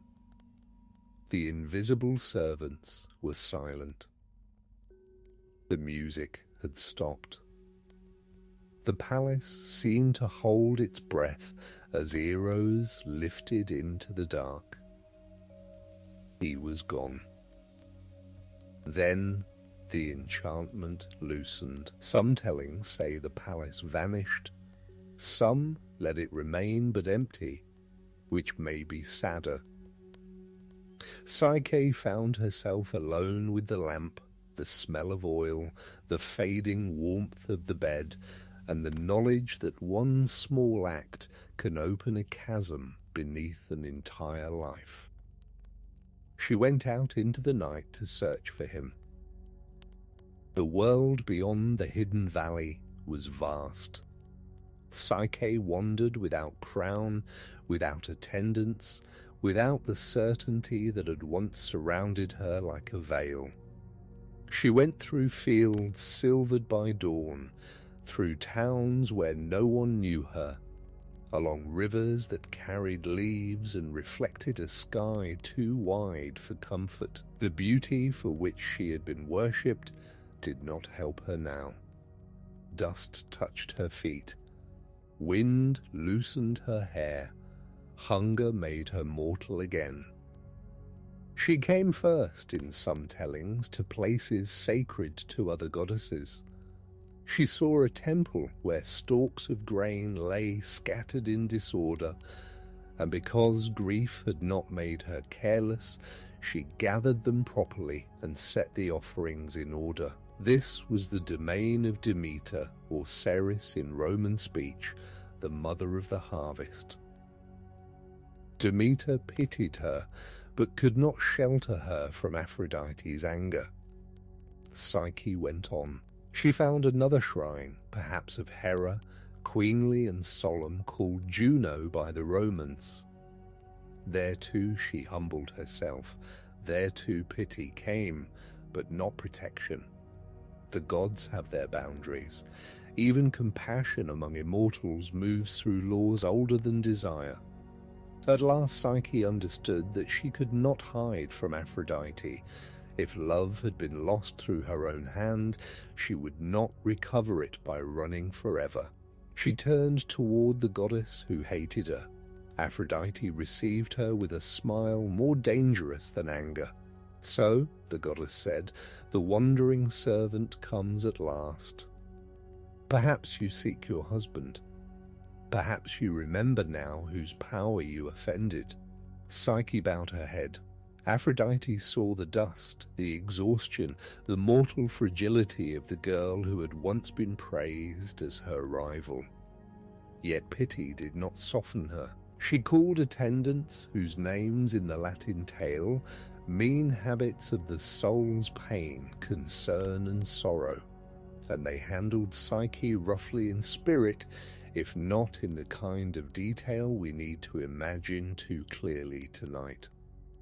Aphrodite mocked her, tested her, and spoke of Eros lying wounded from the lamp's oil, hidden away from his mother and from the world. If Psyche wanted him, Aphrodite said, she must prove herself useful. The first task was a mountain of seeds. Aphrodite poured before her a great confused heap: wheat, barley, millet, lentils, poppy seed, chickpeas, beans, and tiny grains mixed beyond counting. Before night, Psyche must sort each kind into its own pile. If she failed, the goddess would know what she was worth. Then Aphrodite left her. Psyche sat before the impossible heap. It is a humble image, and perhaps that is why it is so powerful. Not a monster, not a battlefield, not a riddle shouted from a cliff, only seeds. Thousands upon thousands of little lives all mixed together, each requiring patience, attention, and time no mortal hands could possess. Grief often feels like this, a heap of small things too numerous to order, memories, regrets, hopes, fears, apologies, each one tiny, each one necessary, all tangled before evening. Psyche bowed her head and wept. Then the ants came, small, dark, patient creatures of the earth. They emerged from cracks and roots. Perhaps they had seen her sorrow. Perhaps Eros, though wounded, still moved the world toward her in secret.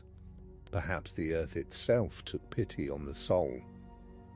In a whispering multitude, the ants began to work. Grain by grain, seed by seed, they separated the heap, wheat with wheat, barley with barley, lentils with lentils. Poppy seed like dark dust gathered in its place. By the time Aphrodite returned, the task was done. The goddess was not pleased. Those who demand the impossible are often angered when mercy answers. She gave Psyche coarse bread and a harder command. Beyond a river, Aphrodite said, there grazed rams with golden fleece. Their wool shone like the sun caught in thread. Psyche was to bring back some of that fleece. The task sounded beautiful, but beauty in myth often has teeth. The rams were fierce beneath the heat of noon, maddened by the sun, dangerous to approach.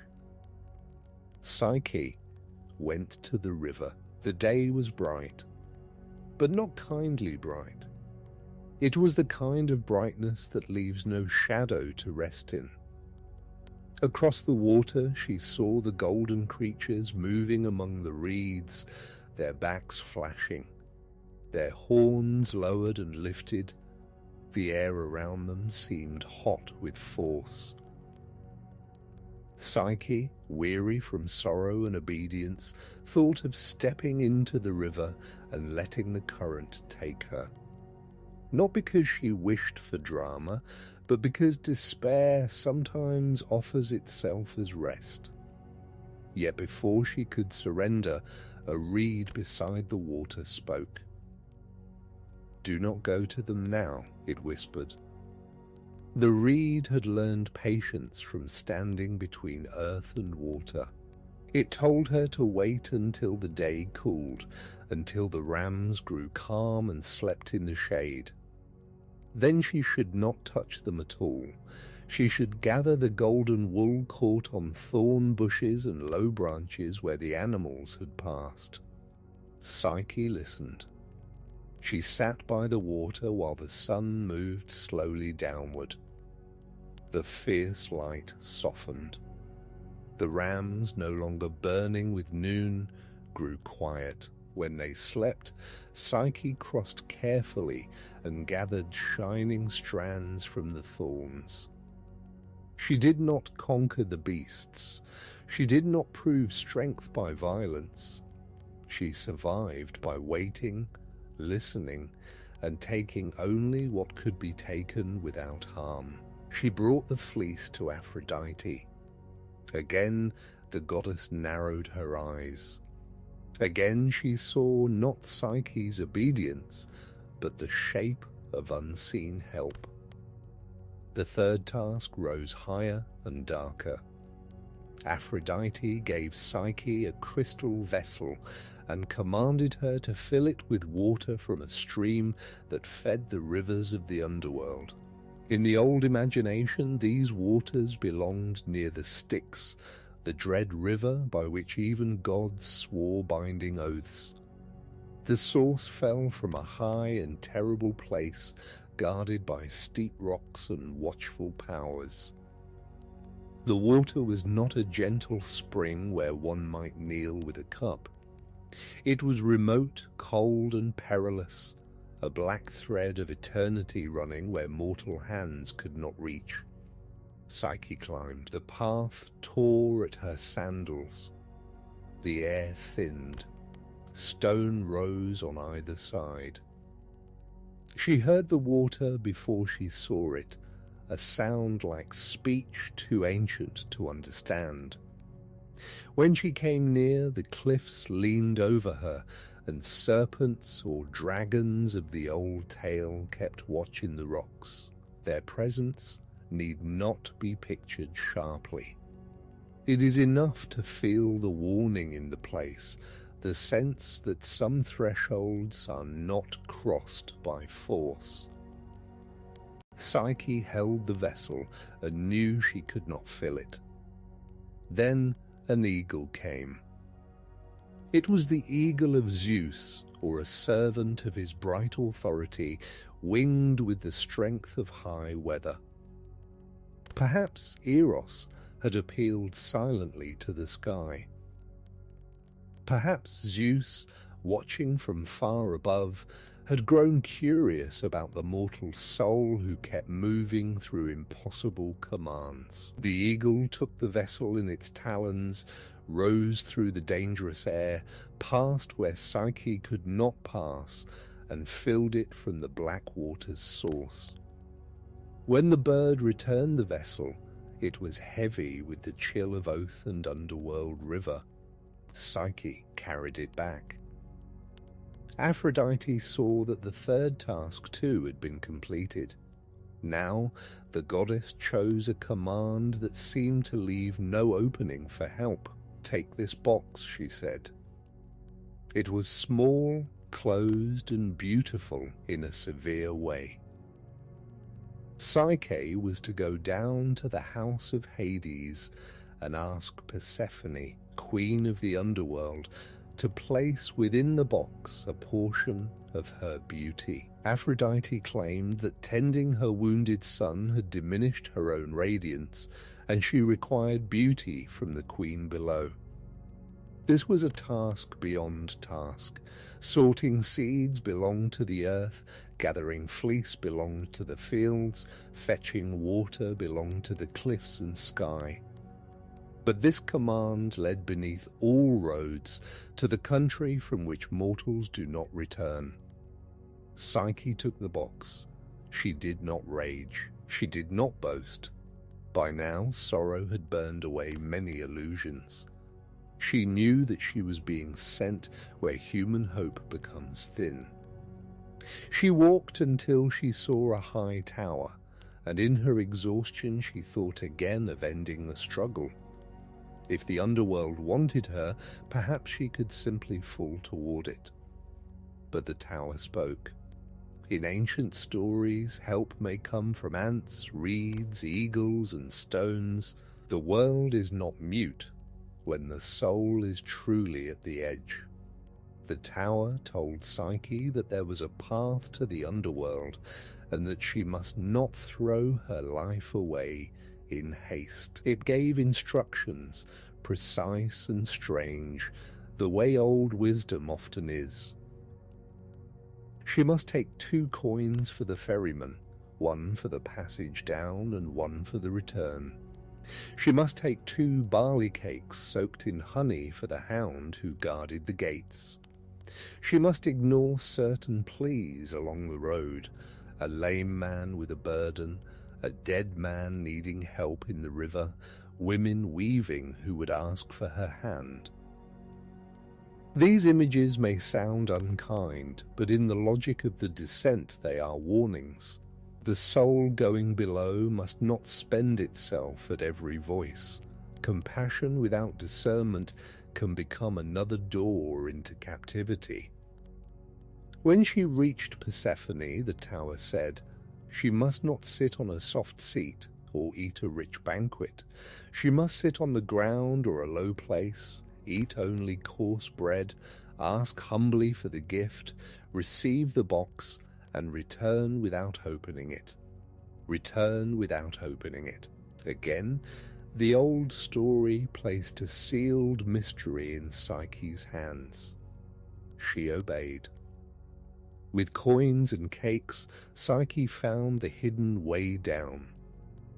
The road to the underworld was not like roads under the sun. It did not invite, it received. The air cooled, the colors thinned, sounds became careful. Above her, the world of birds and leaves withdrew.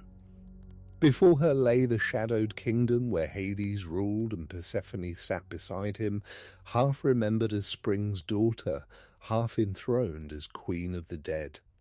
At the river, the ferryman took his coin. The boat moved over dark water. It did not splash like a lively stream, it slid. On the banks, shapes waited, not in horror, but in the hush of all things that have finished speaking. Psyche held the box close. She remembered the tower's warnings. When voices called to her, she did not answer. When need appeared before her in forms designed to delay her, she lowered her eyes and continued. This was not cruelty. It was obedience to a path narrow as breath. At the gate, the guardian hound received the honeyed cake and let her pass. So Psyche came before Persephone. Imagine the queen of the underworld, not as a terror, but as a deep winter kindness. She had been a maiden in a meadow once. She had known flowers, sunlight, and the cry of a mother searching. She had also learned the weight of a throne in the dark. Her beauty was not Aphrodite's sea-bright radiance. It was the beauty of pomegranate seeds, of snow over fields, of roots waiting unseen, of lamps burning for those who will not return by morning. Psyche did as she had been told. She refused the softness that might bind her. She ate the plain bread. She spoke humbly. Persephone placed something in the box, or allowed the box to be filled with the mystery requested. Psyche thanked her and turned back. The return was long. Again the ferryman, again the dark water, again the gate, the cake, the road rising toward the living air. Psyche did not stop for the voices. She did not let the underworld keep her by pity, fatigue, or forgetfulness.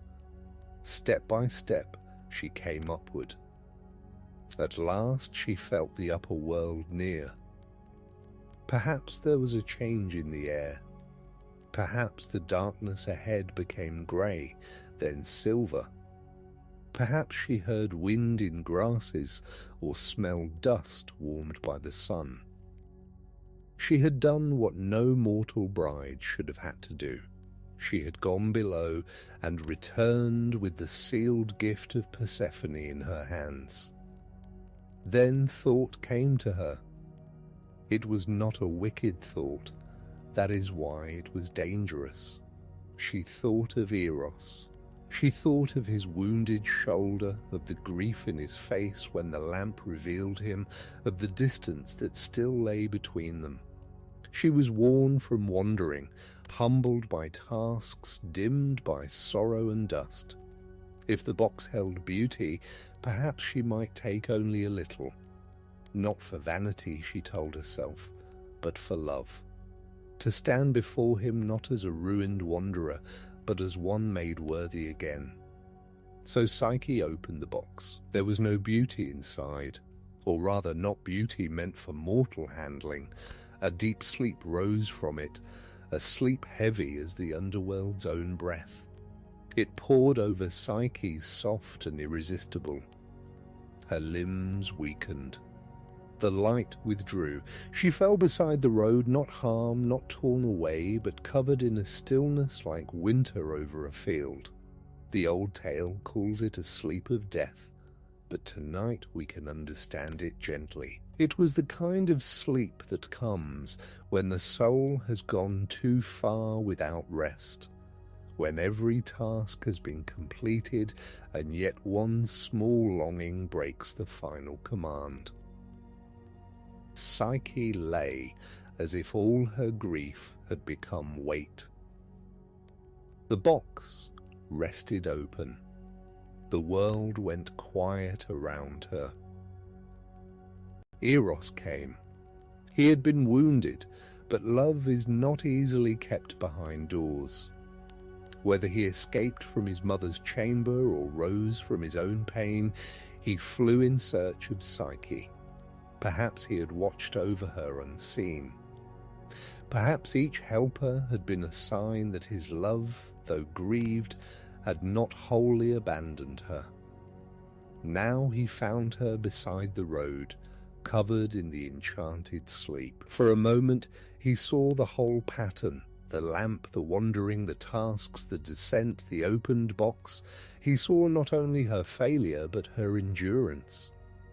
He saw the mortal girl who had crossed the world for him, who had sorted grief seed by seed, waited beside danger, climbed toward black water, and walked the road of the dead.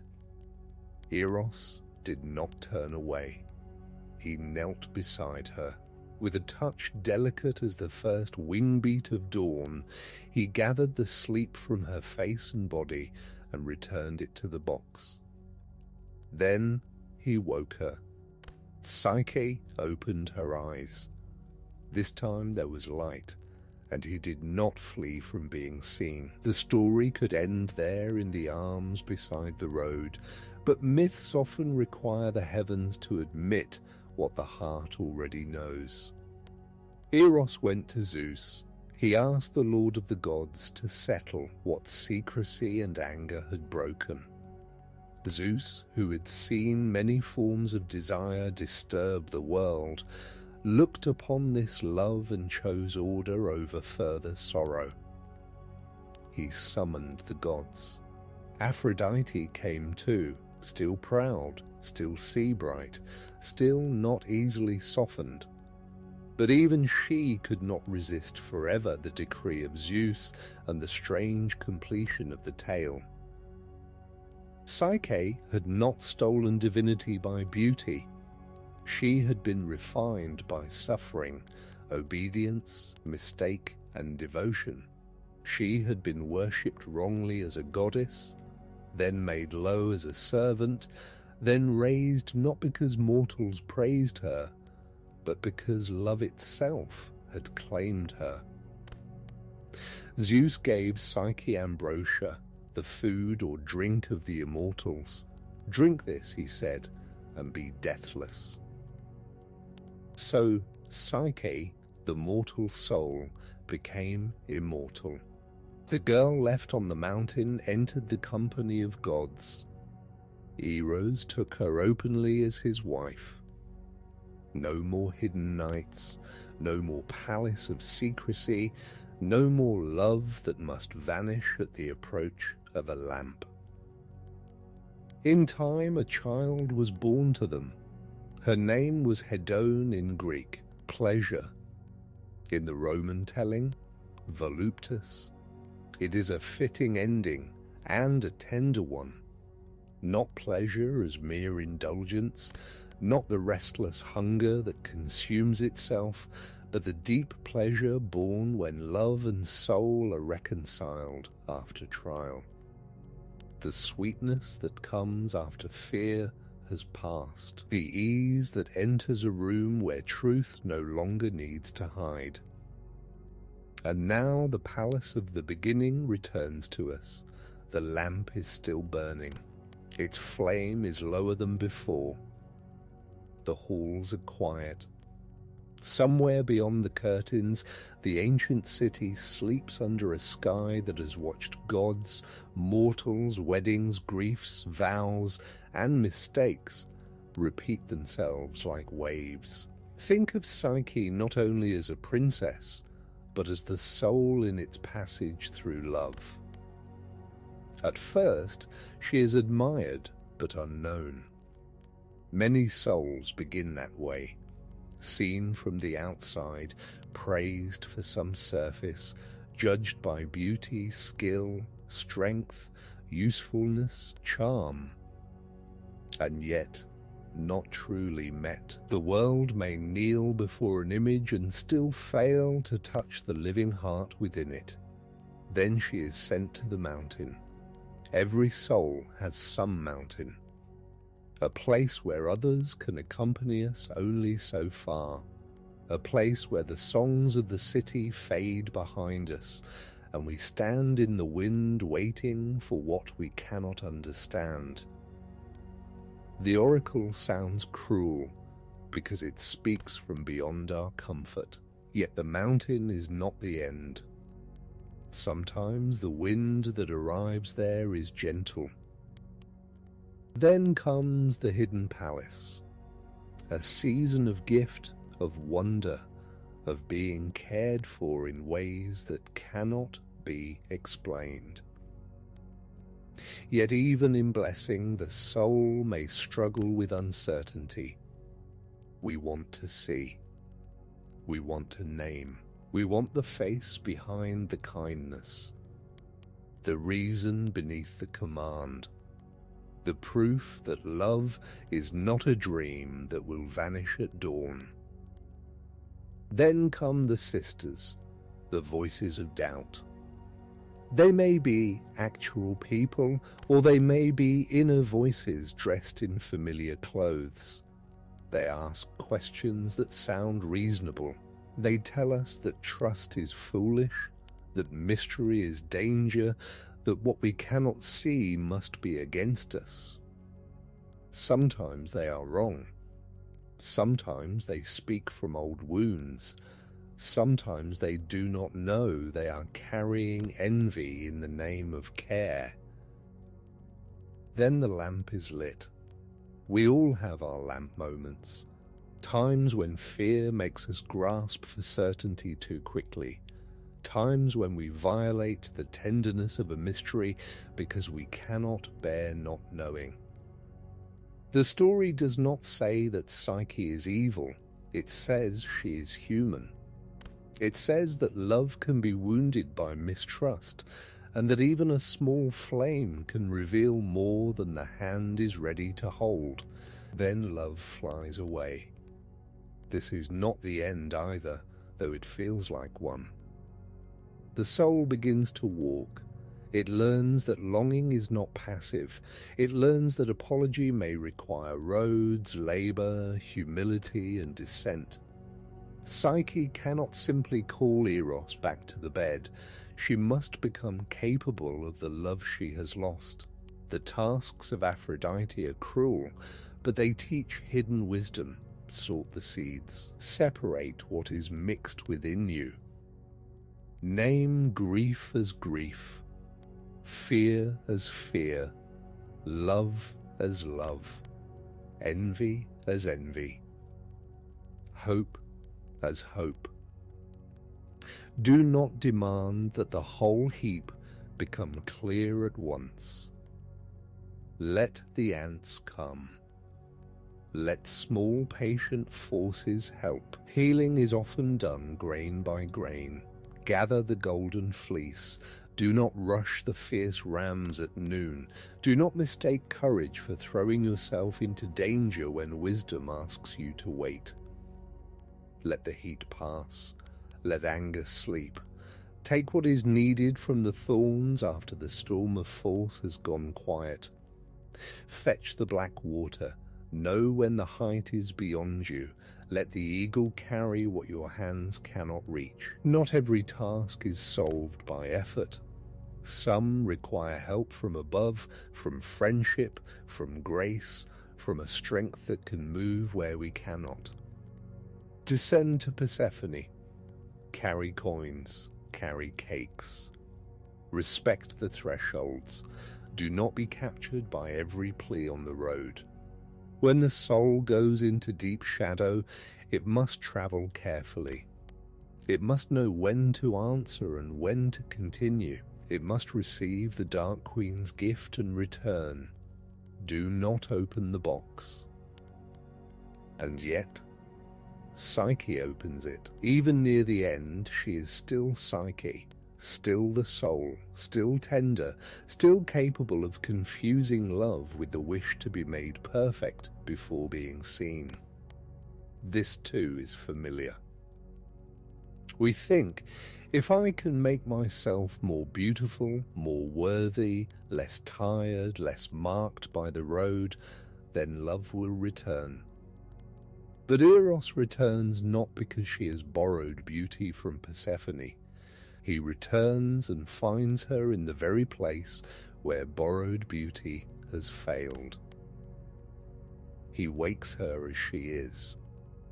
That is the mercy at the center of the tale.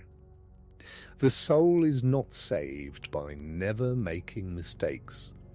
Psyche makes mistakes. She doubts. She breaks trust. She opens what she was told to keep closed. But she also loves, searches, works, listens, descends, returns, and endures. The story grants her immortality not as a prize for flawlessness, but as a recognition of what the soul becomes when it passes through love's darkness without giving up. Outside the palace, the night has grown deeper. The lamp beside you is almost spent. Its flame bends low, a small gold petal trembling above the oil. The marble no longer feels cold. The curtains move more slowly now. The old gods withdraw into the distance. Aphrodite to her bright sea. Eros to his secret bow. Persephone to her shadowed throne. Zeus to the high weather. Psyche remains nearer, because the soul is always near. Let the story settle softly. You do not need to solve it tonight. You do not need to decide whether Psyche should have trusted more, or Eros should have explained more, or Aphrodite should have forgiven sooner. Myths are not locks with one key. They are lamps. They show different things depending on where we stand. For now, see only this: a mortal girl on a mountain, lifted by a gentle wind. A hidden palace, a lamp trembling in a hand, a god wounded but not emptied of love, a woman walking roads of dust, ants beneath her fingers, reeds whispering by water, an eagle against the high cold sky, a queen in the underworld placing silence into a box, asleep beside the road, a touch that wakes, a cup of immortality, a child named pleasure. And after all of it, the flame grows quiet. The little lamp has done enough. It has kept company with the dark. It has shown beauty and sorrow, error and forgiveness, the face of love and the face of the soul. Now it lowers itself gently, as all lamps must. Let your own breath be easy. Let the palace fade. Let Psyche walk no farther tonight. The mountain is behind her. The road is behind her. The underworld is behind her. Eros has found her. The gods have spoken. The child of love and soul sleeps somewhere in a cradle of soft light. Before the lamp goes out completely, let it hold the story a little longer, as a hand might hold a letter before folding it away. There is another way to listen to Psyche's first loneliness. She was surrounded by people, yet separated from them by the very admiration they offered. To be praised without being known is a cold kind of crown. The city thought it loved her, but it loved an image made from distance. The people did not ask whether she slept well, whether she feared the future, whether she laughed easily with her sisters when no one was watching. They did not ask what song she liked or what dreams came to her before dawn. They looked upward and called that devotion. Aphrodite's anger, then, is not only the anger of a jealous goddess, it is the anger of the sacred order disturbed. Beauty had been taken from its source and placed on a mortal girl like a burden. Psyche became a mirror in which others worshipped their own hunger. No wonder the tale begins with offerings misplaced. No wonder it must pass through correction, loss, and descent before beauty can become humane again. When the oracle speaks, the world seems to become cruel. Yet the oracle also tears away the false worship. The city cannot keep Psyche forever as its ornament. Her parents cannot hide her in the palace, hoping that admiration will become marriage by itself. The mountain is terrible, but it is also a release from the gaze of thousands. At the top, she is no longer a spectacle. She is a single soul under the open sky. Listen to the softness of Zephyrus in that moment. The prophecy has prepared us for dread. The procession has prepared us for sacrifice. The mountain has prepared us for an ending. Then comes the west wind, tender and almost soundless. This is one of the quietest mercies in myth. Help does not always arrive with explanation. Sometimes it arrives as a change in pressure, as air beneath the body, as the impossible fact that you are not falling though the ground has disappeared. The enchanted palace is full of gifts, but it is also a test of receiving. Psyche has known what it is to be looked at. Now she must learn what it is to be cared for without spectacle. Invisible servants bring food, music comes without musicians. Doors open, baths steam, beds wait. The palace asks nothing of her performance. No crowd stands below, no priest burns incense to her face. In that hidden valley, beauty is not demanded from her. For the first time, perhaps, she is allowed to be tired. And yet even mercy can frighten the soul when it cannot see the giver. This is why the unseen husband matters. Eros asks for trust in a form that Psyche can barely understand. He does not say, "I am a god, and you must obey." He does not display his wings and command awe. He comes at night, voice first, tenderness first, presence first. He asks to be known by fidelity before he is known by sight. To the modern heart, this may feel unfair, and perhaps it is. Myth does not always give us comfortable arrangements. It gives us living tensions. Love needs trust. Trust needs truth. Mystery can protect, and mystery can wound. So Psyche's happiness is real, and her unease is real too. The palace is not a lie because she feels doubt inside it. The husband is not cruel because he is hidden. Psyche is not faithless because she longs to see. The sorrow of the tale grows from the fact that every heart in it holds a partial truth. Eros is right that the sisters will bring danger. Psyche is right that love without a face asks much of a mortal mind. The sisters are wrong in their envy, but they touch a fear that was already waiting. This is how doubt often enters us, not as a stranger, but as an answer to something we have not been able to say aloud. When the sisters return, they do not invent Psyche's uncertainty. They feed it. They give it images. They turn the unseen into a monster. They make the darkness seem not sacred, but threatening. Their questions are like drops of cold water on a sleeping flame. What if he is hiding because he must hide? What if tenderness is only a disguise? What if trust is another name for helplessness? The story does not ask us to hate the sisters simply. Envy has made them cruel, but envy itself is often born from old hunger. They too have been measured in relation to Psyche's beauty.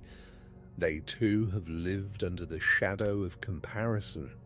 They see the palace and feel the wound of all they do not have. Their failure is that they choose to pass the wound onward rather than let it heal. This is one of the oldest human tragedies. Pain becomes a gift we should never have received, and then, if we are not careful, a gift we pass to someone else. Psyche's lamp is therefore filled not only with oil, but with every voice she has heard. Her parents' grief, the oracle's terror, the sisters' warnings, her husband's secrecy, her own loneliness. When she lifts it, she lifts the whole confusion of her life. That is why the drop of oil matters so much. It is small, almost nothing. A bead of heat falling from a trembling lamp. Yet small things can carry the full weight of a broken vow. In some lives, it is a sentence said too quickly. In others, a letter opened, a promise delayed, a silence where truth should have been. The old tale chooses oil because it belongs to the lamp itself. The instrument of seeing becomes the instrument of wounding. Still, the sight she gains is not false. She truly sees Eros. She sees that love was beautiful. She sees that fear has misled her. She sees the cost of not trusting. Revelation and loss arrive together. This is why the scene remains so haunting. If she had never looked, she might have kept happiness without understanding it. Because she looked, she lost it, but she also came to know what she loved.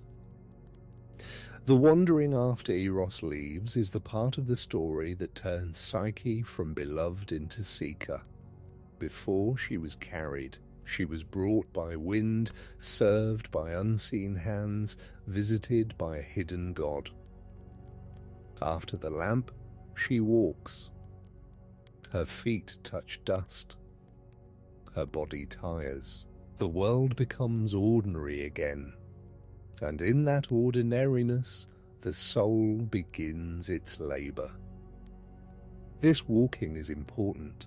Psyche cannot remain forever in the room where trust was broken. She cannot live beside the overturned lamp, rehearsing the moment until memory becomes a prison. She must step outside.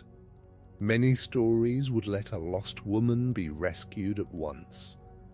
This one makes her move through the world. It grants dignity to the search.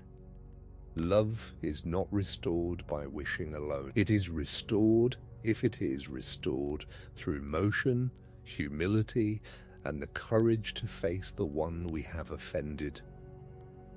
When she comes to Aphrodite, she comes not as a rival, but as a supplicant.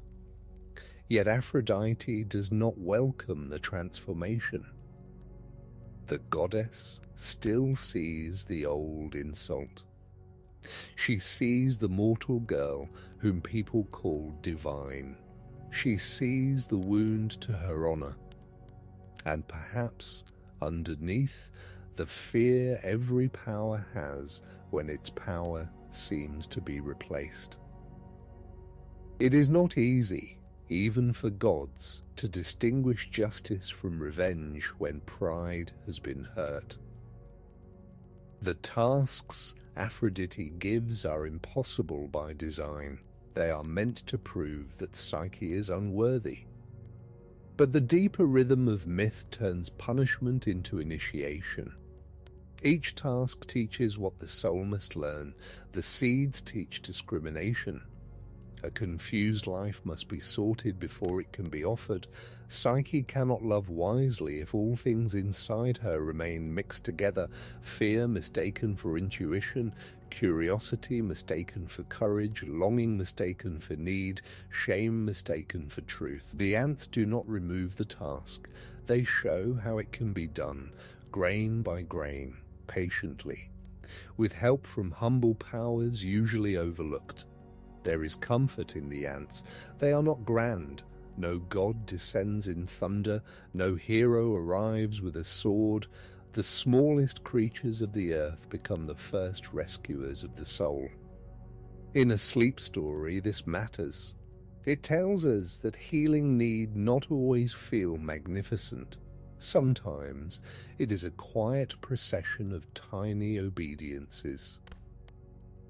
A cup washed, a breath taken, a sentence forgiven, a single thought placed where it belongs. The golden fleece teaches timing. The shining prize is real, but the direct path to it is dangerous. If Psyche rushes at the rams in the heat of noon, she will be broken. The reed's wisdom is simple. Wait. There are conflicts that cannot be entered while they are burning. There are conversations that must wait until the heat leaves the blood. There are desires that can be gathered safely only after pride has gone to sleep. Notice also that Psyche gathers wool from thorns. The gold she brings back has been left behind where the fierce animals brushed against the world. She receives what remains, not by conquest, but by attention. This too is a form of maturity. Not every treasure is meant to be seized from the living creature. Some treasures are gathered from the edges after time has passed, from the branches that held what anger shed. The water of the sticks teaches limits. Psyche climbs as far as she can, and then she cannot go farther. This is not failure, it is truth. The eagle does what she cannot. In many lives, one of the hardest lessons is to accept that the soul's journey is not a proof of total self-sufficiency. Psyche is brave, but she is not winged.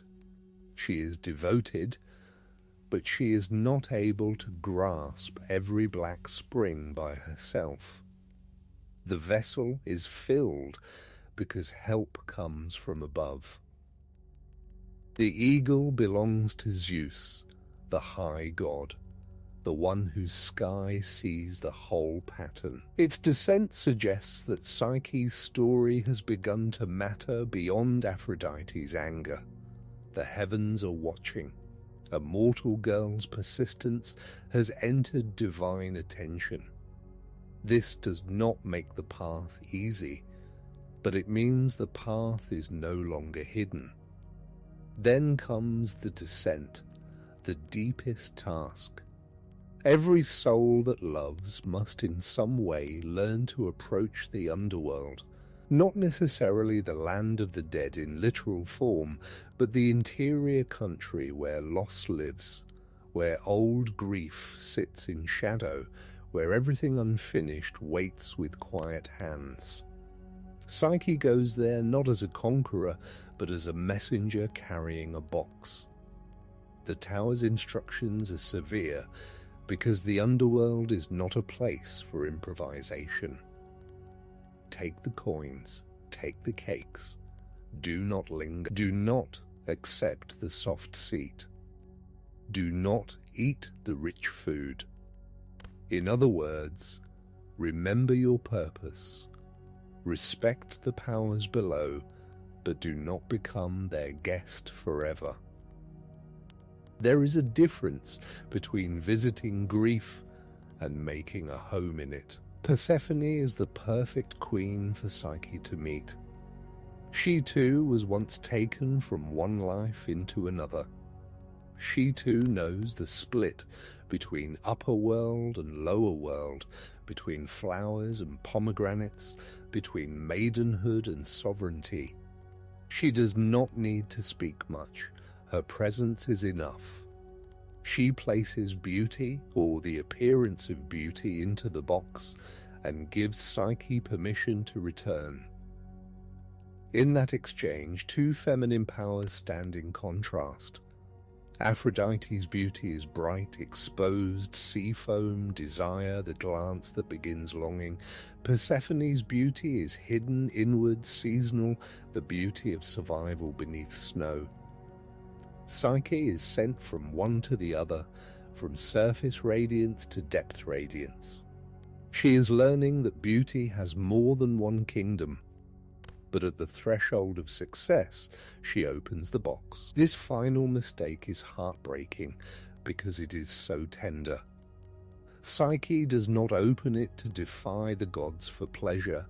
She opens it because she still believes she must improve herself before love can look at her again. She has not yet fully understood that the soul does not need borrowed radiance to be worthy of love. She thinks Persephone's secret can cover the dust of the road. Many hearts know this temptation. After hardship, we want to return flawless. We want no one to see the exhaustion, the fear, the marks of the descent. We want to bring back a perfected version of ourselves, polished and ready, as if love will only receive us when the journey has left no trace. But a love that cannot see the road on us is not the love Psyche has been seeking. So the box gives her sleep instead of beauty. It is almost merciful. The soul that has tried to become worthy by one more act of grasping is finally made still. Psyche can do nothing. She cannot sort, gather, climb, descend, explain, apologize, or beautify herself. She can only lie there in the open air, stopped at last. Eros finds her there. This is the reversal that gives the tale its tenderness. Earlier, Psyche found Eros asleep and wounded him with the lamp. Now Eros finds Psyche asleep and wakes her with care.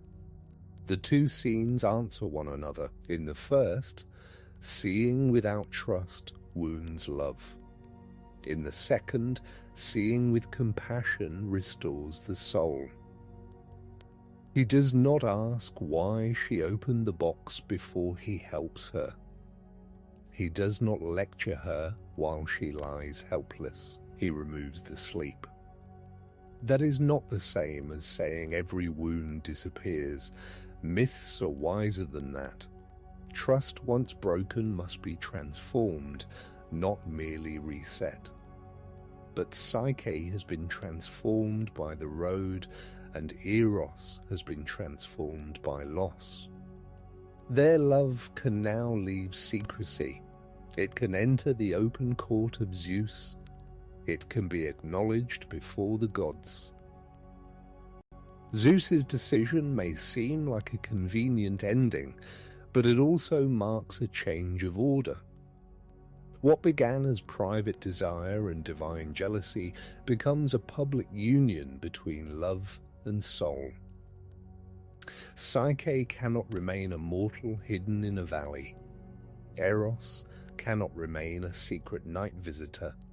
Aphrodite cannot keep revenge as the final law.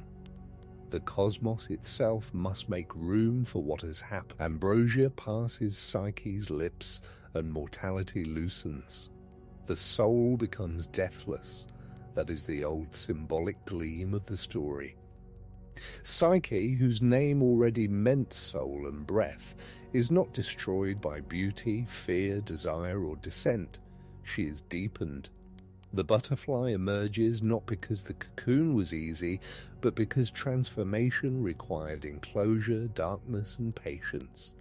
And hedon, pleasure, is born. This last detail is easy to pass over too quickly, but it is luminous.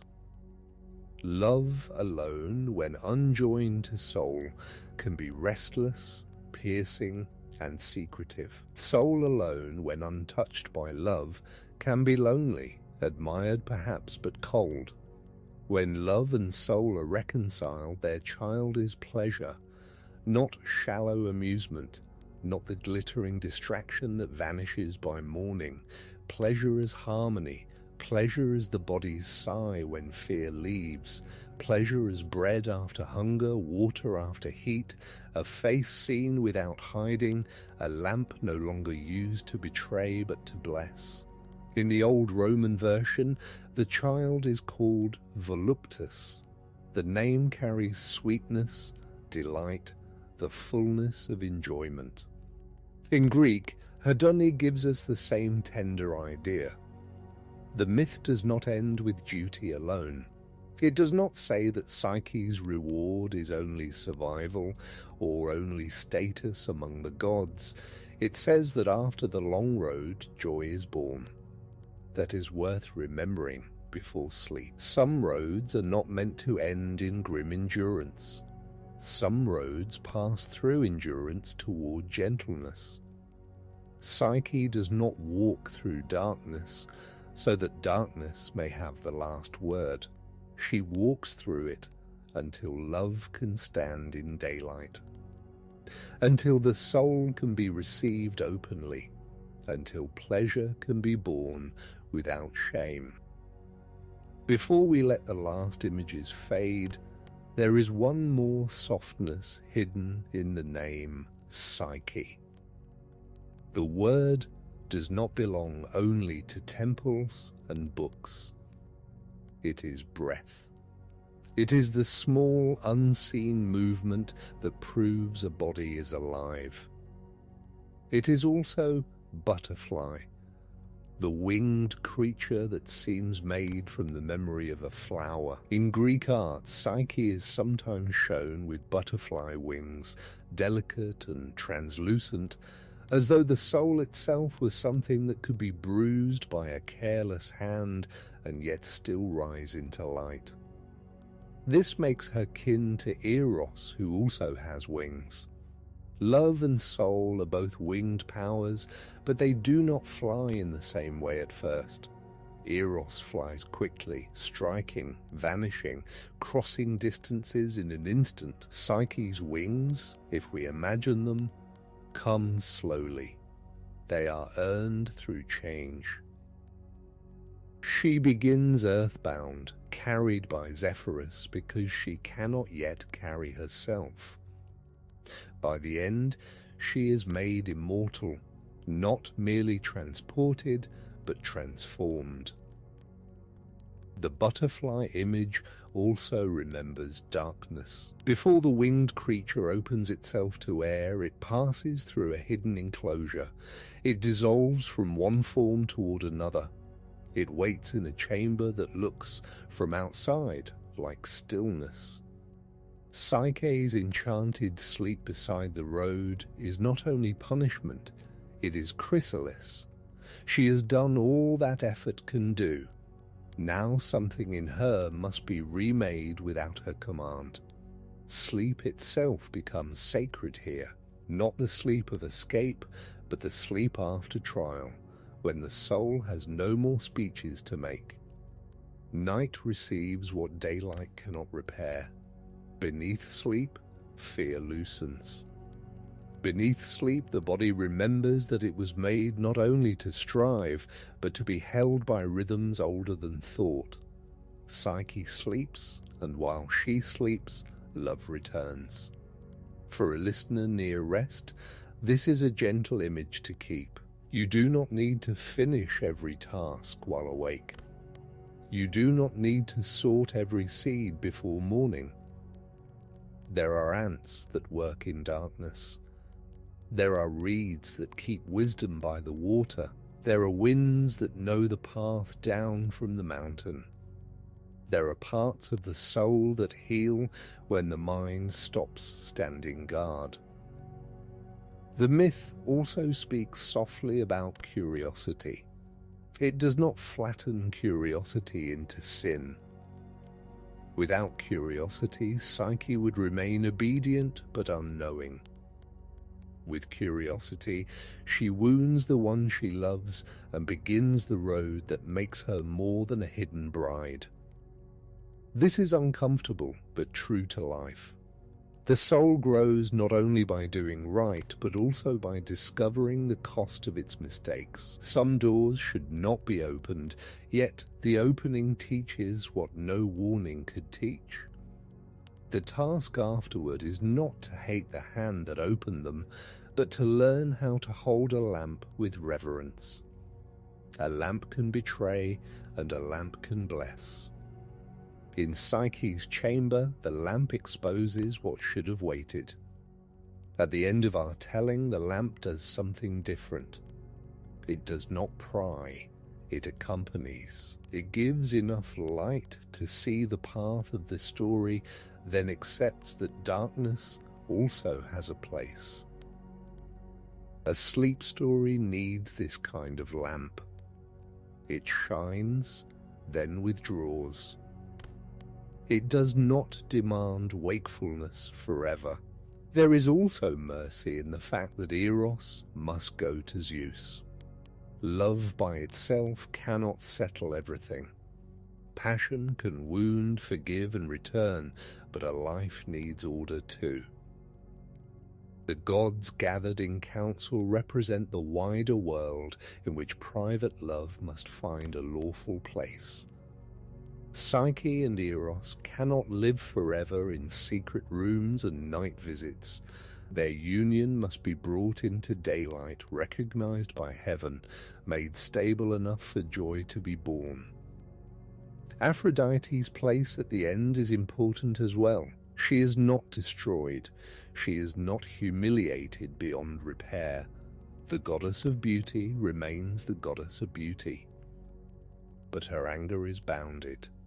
The story does not end by denying her power, it ends by placing that power within a larger harmony.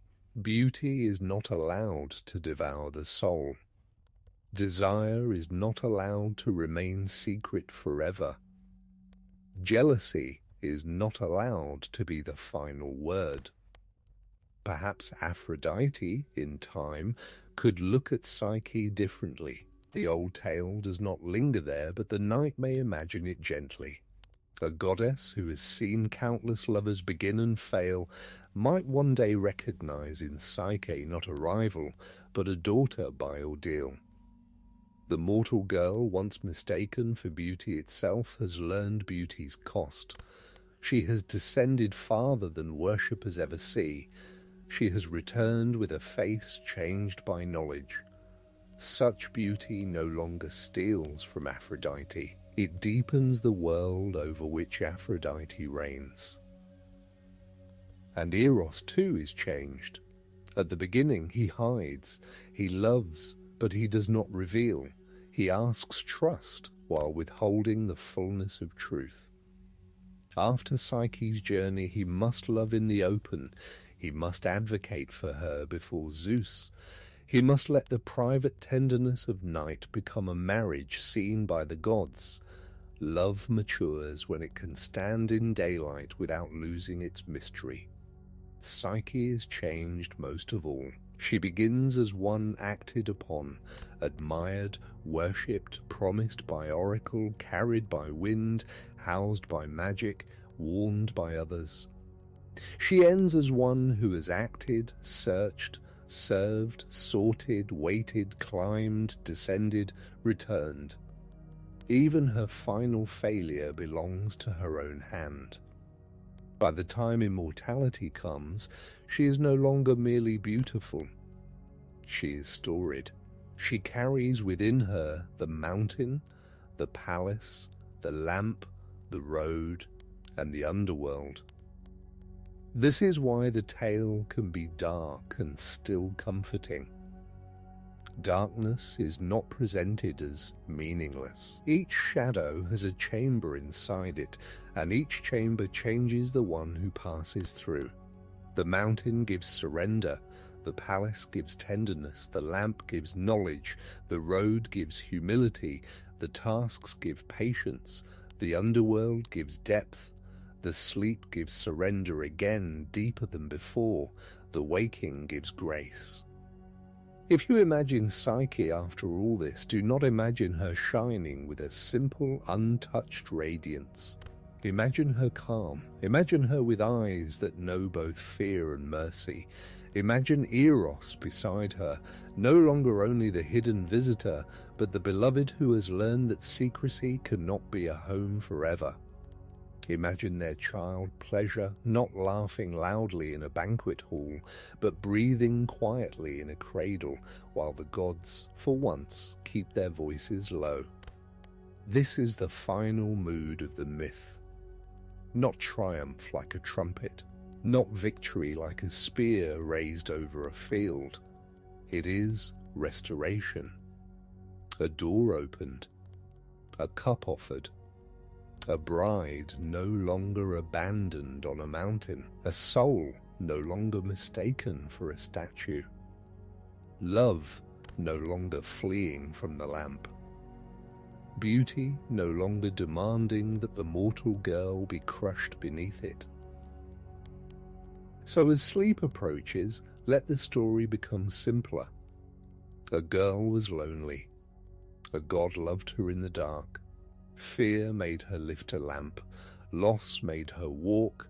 Work made her humble. Descent made her deep. Sleep made her still. Love woke her, and the soul lived.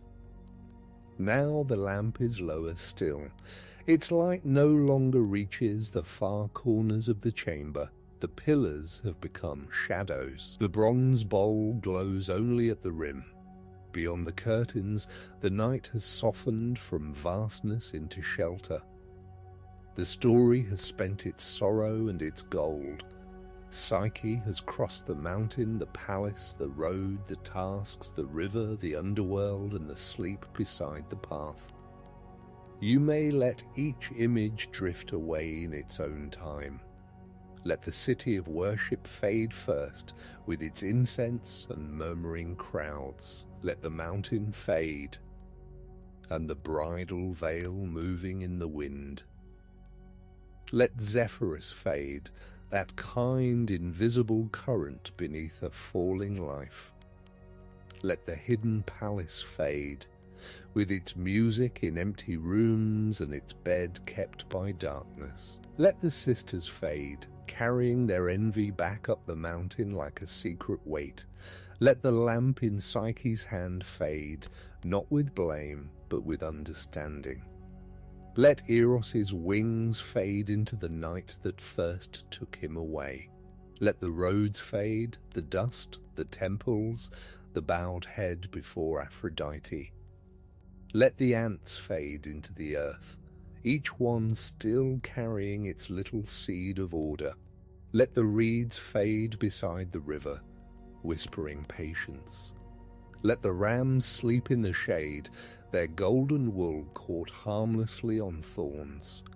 Let the eagle fade into the high air, lifting the crystal vessel where no human hand could reach. Let the tower fade, its stone voice giving instructions to the desperate.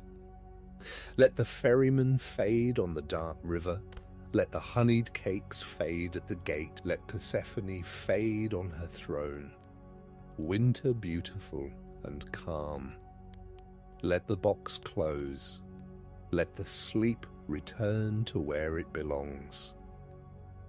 Let Eros kneel beside Psyche and wake her once, and then let even that image grow soft.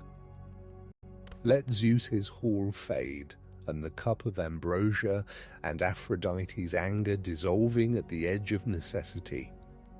Let the child named pleasure sleep. Nothing more is required of Psyche tonight. Nothing more is required of you. The story has done what a night story should do. It has carried fear without sharpening it. It has carried sorrow without leaving you alone inside it. It has shown the soul losing, walking, learning, descending, resting, and being found.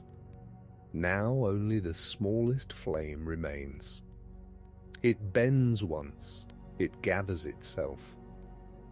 It brightens for a final breath, as if remembering all it has illuminated: the face of a mortal girl, the wing of a god, the dust of the road, the dark water, the queen below, the sleep, the waking. Then the lamp goes out, not suddenly, but tenderly, leaving only the calm dark and the quiet knowledge that even through shadow, the soul can find its way home.